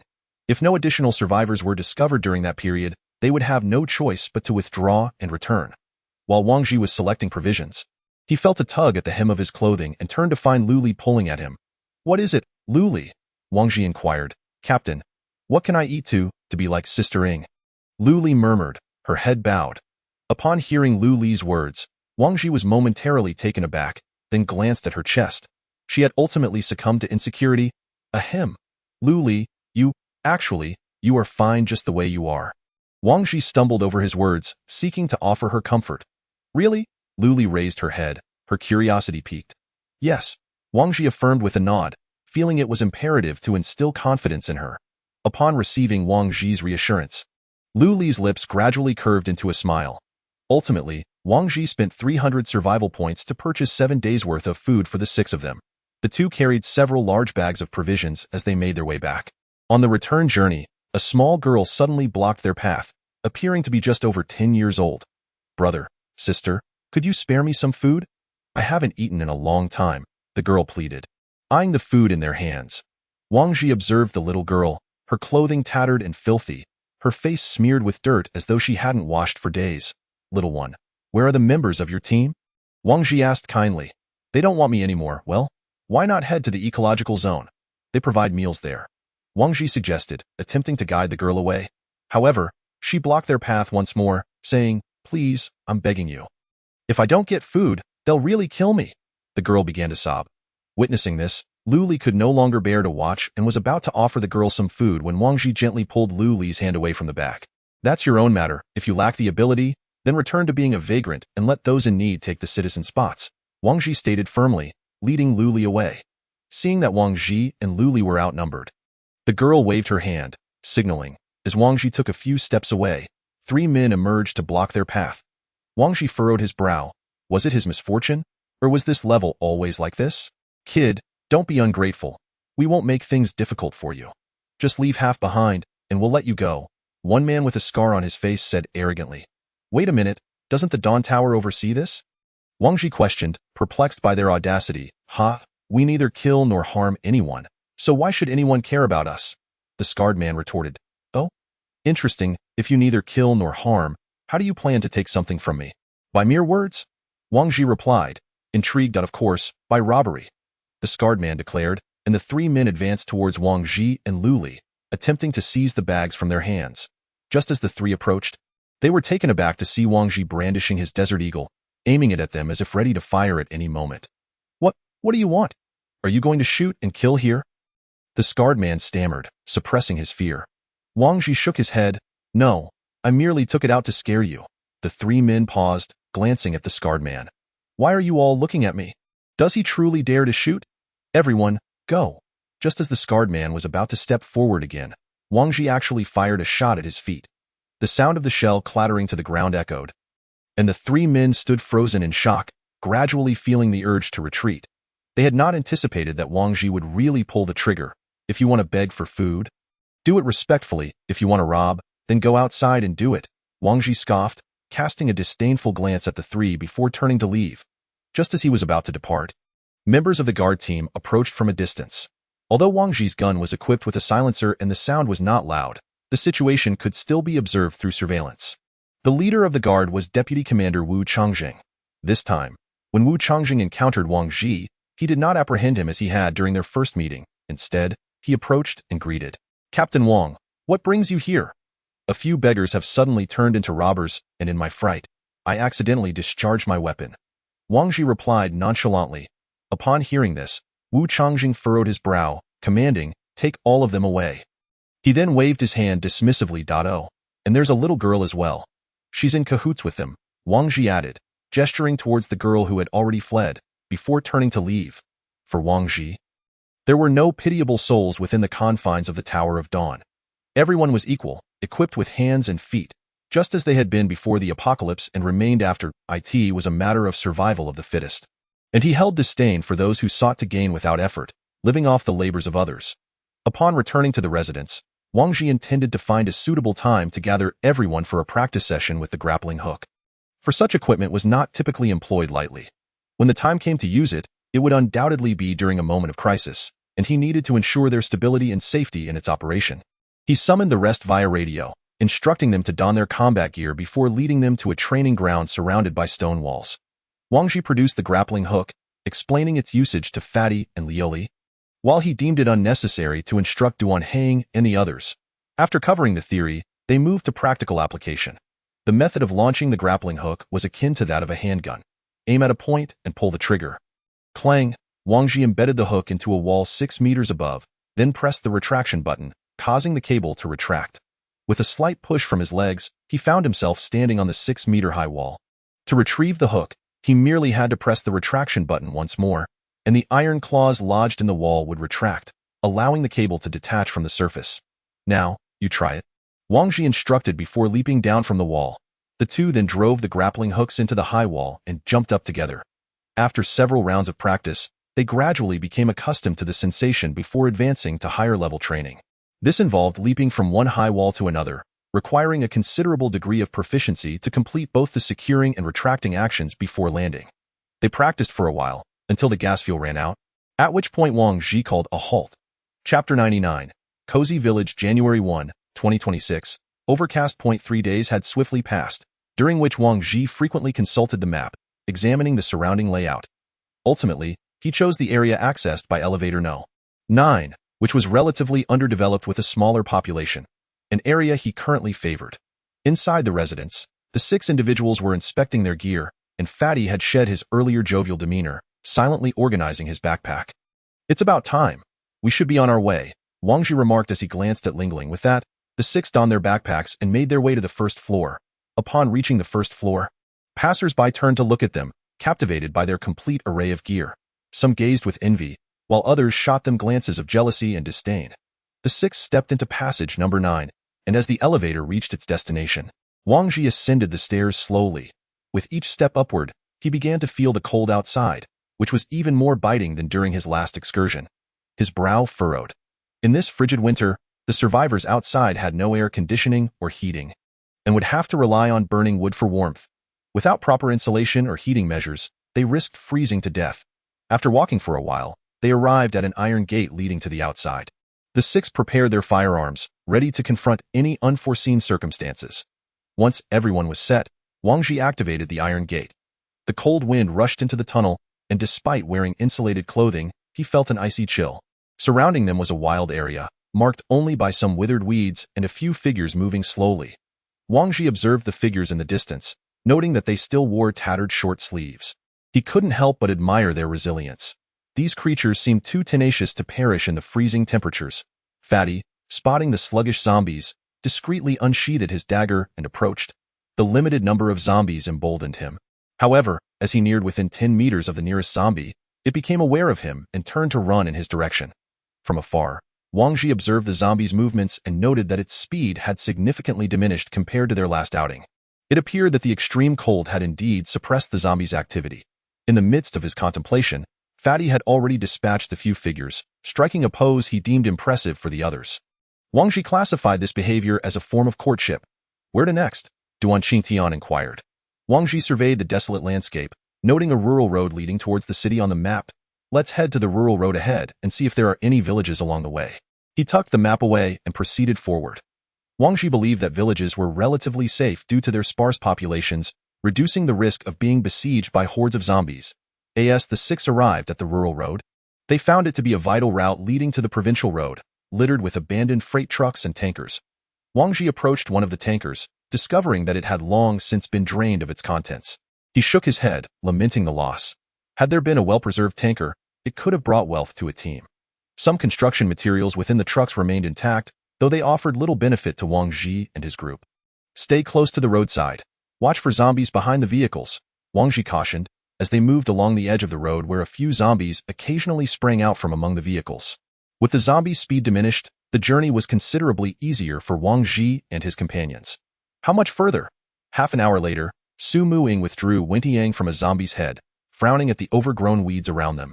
Wang Ji stood atop a freight truck, peering through binoculars at the distant city skyline. The nearby villages were particularly elusive, likely obscured by trees. "We still have about 4 hours to go," Wang Ji called out. 4 hours and it will be dark," Lao He remarked, glancing at the sky. "Tonight, we'll find a village to rest in," Wang Ji declared, jumping down from the truck's roof. "Where would a village even be around here?" Fatty surveyed the barren landscape. "Just keep moving forward. If all else fails, we can find a vehicle and spend the night in it," Wang Ji replied, leading the way. Half an hour later, Wang Ji arrived at a marker by the roadside. "Cozy village? Let's go take a look," he suggested, veering onto a side road. After walking for a while, Wang Ji realized that the village was situated within a massive pit, a vast, square depression, likely the reason for its name. He estimated that the village housed about 10,000 inhabitants. The 6 did not search for the village entrance, but instead leapt onto the rooftop of the nearest building to the road. A lone zombie wandered in the courtyard below, and upon hearing movement from the rooftop, it began clawing at the walls in a futile attempt to ascend. Bang! Wang Ji shot the zombie in the head, silencing it. "Let's rest here for the night," he decided, glancing at the sky, which was already beginning to darken. He preferred not to venture out at night unless absolutely necessary. Their night vision equipment had limited battery life, and even with it, visibility was far from comfortable compared to daylight. Standing on the rooftop, he surveyed the densely packed houses in the distance and ignited a signal smoke grenade, allowing a plume of red smoke to rise slowly. While there was still light, he hoped to ascertain whether any survivors remained in the village. If they noticed the smoke, they would naturally climb onto the rooftops to investigate, allowing Wang Ji to see them through his binoculars. The signal smoke grenade would last for an hour. If no one appeared on the rooftops within that time, even if survivors did exist in the village, he would not waste time searching house by house for zombies. In truth, Wang Ji held little hope. 3 months had passed, and barring large refuge camps, the likelihood of survivors was bleak. Not to mention the zombies potentially tracking them down. Once food supplies dwindled, they would inevitably need to venture out in search of sustenance, a perilous endeavor. As the 6 sat atop the roof, time ticked by, and when the smoke signal finally extinguished, they had not seen anyone venture up. "All right, let's head inside," Wang Ji said, stowing away his binoculars and leaping into the courtyard. Upon entering the house, he found the living room sofa coated in dust, indicating it had been a long time since anyone had occupied it. In the bedroom, he discovered 2 skeletal remains on the bed, causing him to frown. It seemed their plans for a comfortable night's sleep had been dashed. Chapter 100. Show City. After confirming the safety of the house, Wang Ji gathered all the wooden items from the kitchen and brought them into the living room to start a fire for warmth. Although their physical conditions could withstand the cold, Hu Wood and Tea prefer a touch of comfort. With a flick, Wang Ji ignited the wood shavings as kindling, successfully lighting the fire. The 6 gathered around the blaze, periodically adding various pieces of wood, even using a small stool as fuel. They divided into 3 groups for watch duty. Wang Ji and Lieli formed the first group, Fatty and Su Mu in the second, and Duan He and the last 2 formed the final group. Wang Ji gazed intently at the campfire on the ground, occasionally adding firewood, as the crackling sounds resonated within the flames. Outside, the streets echoed with the low growls of zombies, intermittently punctuated by the thudding of their bodies against the wooden door. Initially, Wang Ji thought little of it. After all, their numbers were scant, and they could hardly breach the door. He chose to remain silent, lost in thought as he stared at the flickering fire. However, after a while, an unsettling feeling crept over him. The unusual sounds outside were increasing, and the banging against the door grew more frequent. Something was amiss, Wang Ji murmured, rousing the few who had been resting. As they opened their eyes, they noticed Wang Ji extinguishing the fire. "It seems something is not quite right outside," he declared, having snuffed out the flames. Just as Wang Ji finished speaking, the wooden door at the entrance of the courtyard was shattered. Startled, the group swiftly shouldered their backpacks and activated their night vision goggles. In that moment, hordes of zombies surged through the broken door, quickly gathering outside the door to Wang Ji's room, relentlessly battering against it. Observing the multitude of zombies beyond the door, Wang Ji raised his rifle and, through the glass window, began to eliminate the front row of the undead to ensure the door remained intact. "Lao He, go to the back of the house and remove the steel bars from the window.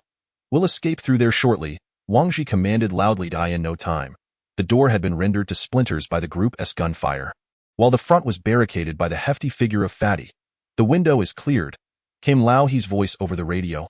"Retreat," Wang Ji shouted as he continued to fire, backing away until he reached the window. Grasping the ledge, he exerted himself and vaulted outside. "What on earth is happening?" Su Muing asked as she reached the rooftop, surveying the courtyard teeming with zombies. "They must have been drawn here by our fire. We should leave this place immediately," Wang Ji replied before leaping back onto the road. Observing the zombies below in the pit, Wang Ji couldn't help but feel perplexed. Surely, a simple fire wouldn't attract such a horde of zombies? Why had they suddenly gathered nearby? This left him bewildered. "Should we continue on our journey?" Lao He inquired. "Let us proceed. We certainly cannot linger here any longer," Wang Ji replied, turning swiftly to depart. This place felt too sinister, and he dared not tarry. Should a mutated creature appear, there would be no time to escape. The 6 of them advanced cautiously along the night road, eventually spending the night in a van they encountered. As dawn broke the next morning, they were awakened by Duan He and the second watch. In truth, none had managed to sleep soundly. Without the warmth of a fire, the temperature had plummeted to a chilling -10 degrees Celsius. Wang Ji quickly exited the vehicle, stretching his limbs in an attempt to stimulate blood circulation. "Can't we get a decent night's sleep? I despise these zombies," Fatty grumbled from the side while stretching. All 6 disembarked from the vehicle and resumed their trek along the rural path towards the city. For now, Wang Ji would refrain from considering the nearby village. His ultimate goal remained to reach Shou City in search of survivors. His current plan was to reach the rooftop of a high-rise building within the city, where he would ignite a signal smoke grenade, ensuring that the smoke would be visible throughout the entire city. His intention was to quietly observe the surroundings from the rooftop to ascertain whether any survivors remained. If not, he would have to accept his misfortune, scavenge for usable supplies, and return. However, if survivors were present, he could pinpoint their location and establish a clear objective, thus avoiding unnecessary detours. The greatest fear for Wang Ji was to wander aimlessly, only to discover that while he had failed to locate survivors, he might encounter mutated creatures instead. After 2 hours of travel, the volume of vehicles on the road began to increase, from one every several dozen meters to one every few meters. Some vehicles contained zombies. Their fates unknown, but Wang Ji chose not to provoke them, proceeding cautiously along the roadside. Once we pass the gas station ahead, we should be in Shou City, Wang Ji indicated. Huh? Shou City is up ahead? Are you sure you're not mistaken? Fatty queried, surveying the sparse area devoid of anything but trees and streetlights. Indeed, this is a small city. It's quite normal for the outskirts to be surrounded by urban villages. Wang Ji replied, observing the greenery lining the road. There are hardly any zombies here. Are you certain survivors exist? Su Muing questioned, glancing back at Wang Ji. I cannot say for certain. Let us reach the city first. Wang Ji replied, shaking his head. The existence of survivors in the city remained uncertain, something he could not definitively ascertain. As Wang Ji passed the gas station, he turned onto the main road leading into Shou City. Should we go in and take a look? Lao He asked, eyeing the urban villages on either side. There's no need. We must find a high-rise as quickly as possible, Wang Ji stated, surveying the surroundings. The street was choked with various vehicles, and from their current position to the nearest high-rise, they would need to navigate 2 traffic lights. Be cautious. Do not use firearms yet, Wang Ji instructed, stealthily moving along the roadside. Should a commotion arise, it could provoke a zombie outbreak, rendering their path ahead perilous. The 6 of them stealthily reached the first intersection, where a multitude of vehicles blocked the way, rendering passage nearly impossible. In every crevice, zombies were seen shuffling back and forth. Wang Ji assessed the situation at the intersection, realizing that a confrontation was unavoidable. Once they crossed this point, they would truly enter a densely populated area. Our target is that yellow bus over there. Once we initiate action, everyone must seize it at the earliest opportunity. Fatty and Luli, you two will handle the right side of the bus. Lao He and Lao Duan, you take the left. I will cover the front and rear with Jia, Wang Ji directed, gesturing towards the 3-meter-high bus at the intersection. Isn't it better to charge straight in? Duan Qingtian questioned, puzzled by the strategy of confronting the enemy from multiple sides at the intersection. We have no idea how many zombies lie ahead or on the sides. We are unfamiliar with the terrain, and we cannot ascertain the number of zombies in the vicinity. If we lose control on the bus, we might have a chance to retreat.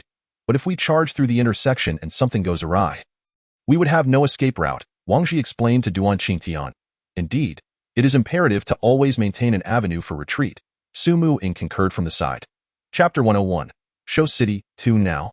Wang Ji took a deep breath and whispered. The 6 swiftly leaped onto the roof of the yellow bus. Upon noticing the 6 figures, the nearby zombies erupted into a frenzy, charging toward the bus. Wang Ji immediately jumped onto the front of the bus, steadying himself before beginning to shoot at the advancing zombies. The chaotic array of vehicles effectively impeded the zombies' approach, preventing them from overwhelming the bus all at once. The most perilous situation now was on either side of the bus. Due to its length, many zombies had begun to scramble up the sides. Wang Ji had foreseen this and had assigned 2 individuals to each side. Yet even so, the bus was still swaying under the relentless pressure of the undead. Luli, switch weapons. Keep an eye on the surroundings, Wang Ji called out to Luli as he noticed signs of a breach. This skirmish was drawing in more zombies, and soon they had surrounded the bus. The bodies of fallen zombies became stepping stones for the ones behind, allowing them to almost effortlessly reach the top. Ah, Lao He, come help me, Fatty exclaimed, frantically changing magazines as he saw zombies nearly climbing onto the bus. Meanwhile, Lao He and Duan were unable to assist from their position as they faced the city, which was swarming with zombies. After dispatching the nearest zombie, Wang Ji turned to assist Fatty, only to find that Luli had already dispatched several zombies attempting to ascend. Seeing that Fatty was now secure, Wang Ji switched to his rifle and continued firing forward. Before long, the area around the bus was littered with corpses, and the surrounding zombies had been largely eliminated. Only a few stragglers remained, prompting everyone to holster their firearms and resort to knives to deal with the remaining undead. The six stood atop the bus, refilling their recently emptied magazines. After expanding their reserves to 10 spare magazines, the results became apparent. Wang Ji still had 3 spare magazines left untouched. Had they been in their previous combat gear, they would now find themselves in a predicament with no means to reload. Wang Ji assessed their ammunition. Each person carried an average of 1,000 rounds, and they had expended 180 during this initial skirmish. While their ammunition sufficed for minor conflicts, they would be ill-prepared should they encounter a horde of zombies. "Is everyone ready?" Wang Ji inquired, glancing back at the group. "Yes." Upon receiving their nods, Wang Ji leaped down from the bus and stealthily advanced towards the next intersection. During this journey, they passed by a school, where on the other side of the fence stood a throng of smaller zombies, clad in school uniforms, clawing at the iron bars and baring their teeth at the six. Wang Ji glanced up at the fence, confirming that the zombies could not scale it and chose to ignore them. The six cautiously approached the next intersection. This was not a crossroad but a T-junction, with a residential building on the opposite side. Wang Ji noted the building was 20 stories tall, meeting his planned height. "Let us head there." Wang Ji pointed at the high-rise residential building across the T-junction. "There are more zombies at this intersection than the last." "Lao," he remarked, lowering his binoculars with a serious expression. "Should we just charge in?" Fatty asked. "No. We can't afford to engage any further here," Wang Ji replied, leaning against a tree as he surveyed the intersection. There were no elevated vehicles or advantageous positions at this T-junction, preventing them from gaining the upper hand. "If we're not fighting, should we just run across?" Duan Qingtian queried. "We must sprint towards the community at the swiftest pace, seeking a floor with a closed building entrance, and at that moment, we shall utilize this to ascend." Wang Ji patted the grappling hook at his waist. "Are you certain that the zombies will not breach the building's door?" He inquired. "Once we enter, we shall immediately race to the rooftop. After creating some distance from the zombies, their frenzy will diminish. I believe the quality of the building's door should not be subpar." Wang Ji speculated. "Let us proceed as Wang Ji suggests. Lingering here is not a viable option," Su Muing decisively stated from the side. "All right, I will shortly toss a grenade into the distance to divert the zombies at those intersections. After the explosion, we will charge into the community." After confirming with the others, Wang Ji pulled the pin from the grenade and hurled it towards an area densely populated with zombies. Boom! The grenade detonated amidst the horde, drawing all the zombies towards the source of the explosion. Now is the moment. Wang Ji leapt up, swiftly ascending the rooftops, vaulting between vehicles. Meanwhile, the zombies within the community were also attracted by the recent blast. As soon as they exited the community, the zombies noticed the 6 of them, swiftly shifting their targets towards Wang Ji and his companions. During their breakthrough, it was inevitable that the 6 would be caught by the wildly flailing hands of the zombies. However, their combat suits effectively prevented any injuries. Wang Ji brandished his dagger, swiftly dispatching the zombies that obstructed his path. The sight of the zombies' blood splattering before him ignited a fervor in Wang Ji, who was supposed to be cold-hearted. In no time, their rapid sprint left the zombies at the entrance far behind. Upon entering the community, Wang Ji spotted the entrance of Building 2 firmly shut in the distance. "To Building 2, Wang Ji shouted, dashing towards it. Upon reaching the ground floor, he immediately produced the grappling hook, aiming it at the wall between the 2nd and 3rd floors. Clang! The hook lodged perfectly into the wall. Pressing the retraction button, he propelled himself upward, being drawn to the grappling hook. With a swift kick, Wang Ji shattered the glass of the ventilation window and elegantly slipped into the stairwell. The other 5 followed him into the stairwell. Some zombies below lost their target and began to wander aimlessly, while others stubbornly clung to the building's entrance. "Are you all unharmed?" Wang Ji asked, his gaze filled with concern for the 5. "If you are unscathed, what could possibly happen to us?" Su Muing rolled her eyes at Wang Zhi. "Is it too much to ask about Fatty?" "I'm fine." Fatty quickly waved his hands, asserting his robustness. "Then let us ascend," Wang Ji declared, turning to climb to the 20th floor. Here, he harbored no fears of encountering zombies. If we consider a family of 3 per unit, the entire building would house at most 120 zombies. Not to mention those who were not home or those whose doors were simply locked, resulting in the stairwell being nearly devoid of zombies. The 6 of them smoothly reached the 20th floor, and as Wang Ji ascended to the rooftop, he beheld the entire city laid out before him. Vehicles and zombies on the roads, large shopping malls, hospitals, and distant small factories, all within his line of sight. Wang Ji lowered his binoculars and retrieved a smoke signal grenade from his backpack. Just as he prepared to ignite it, a deafening roar erupted above them.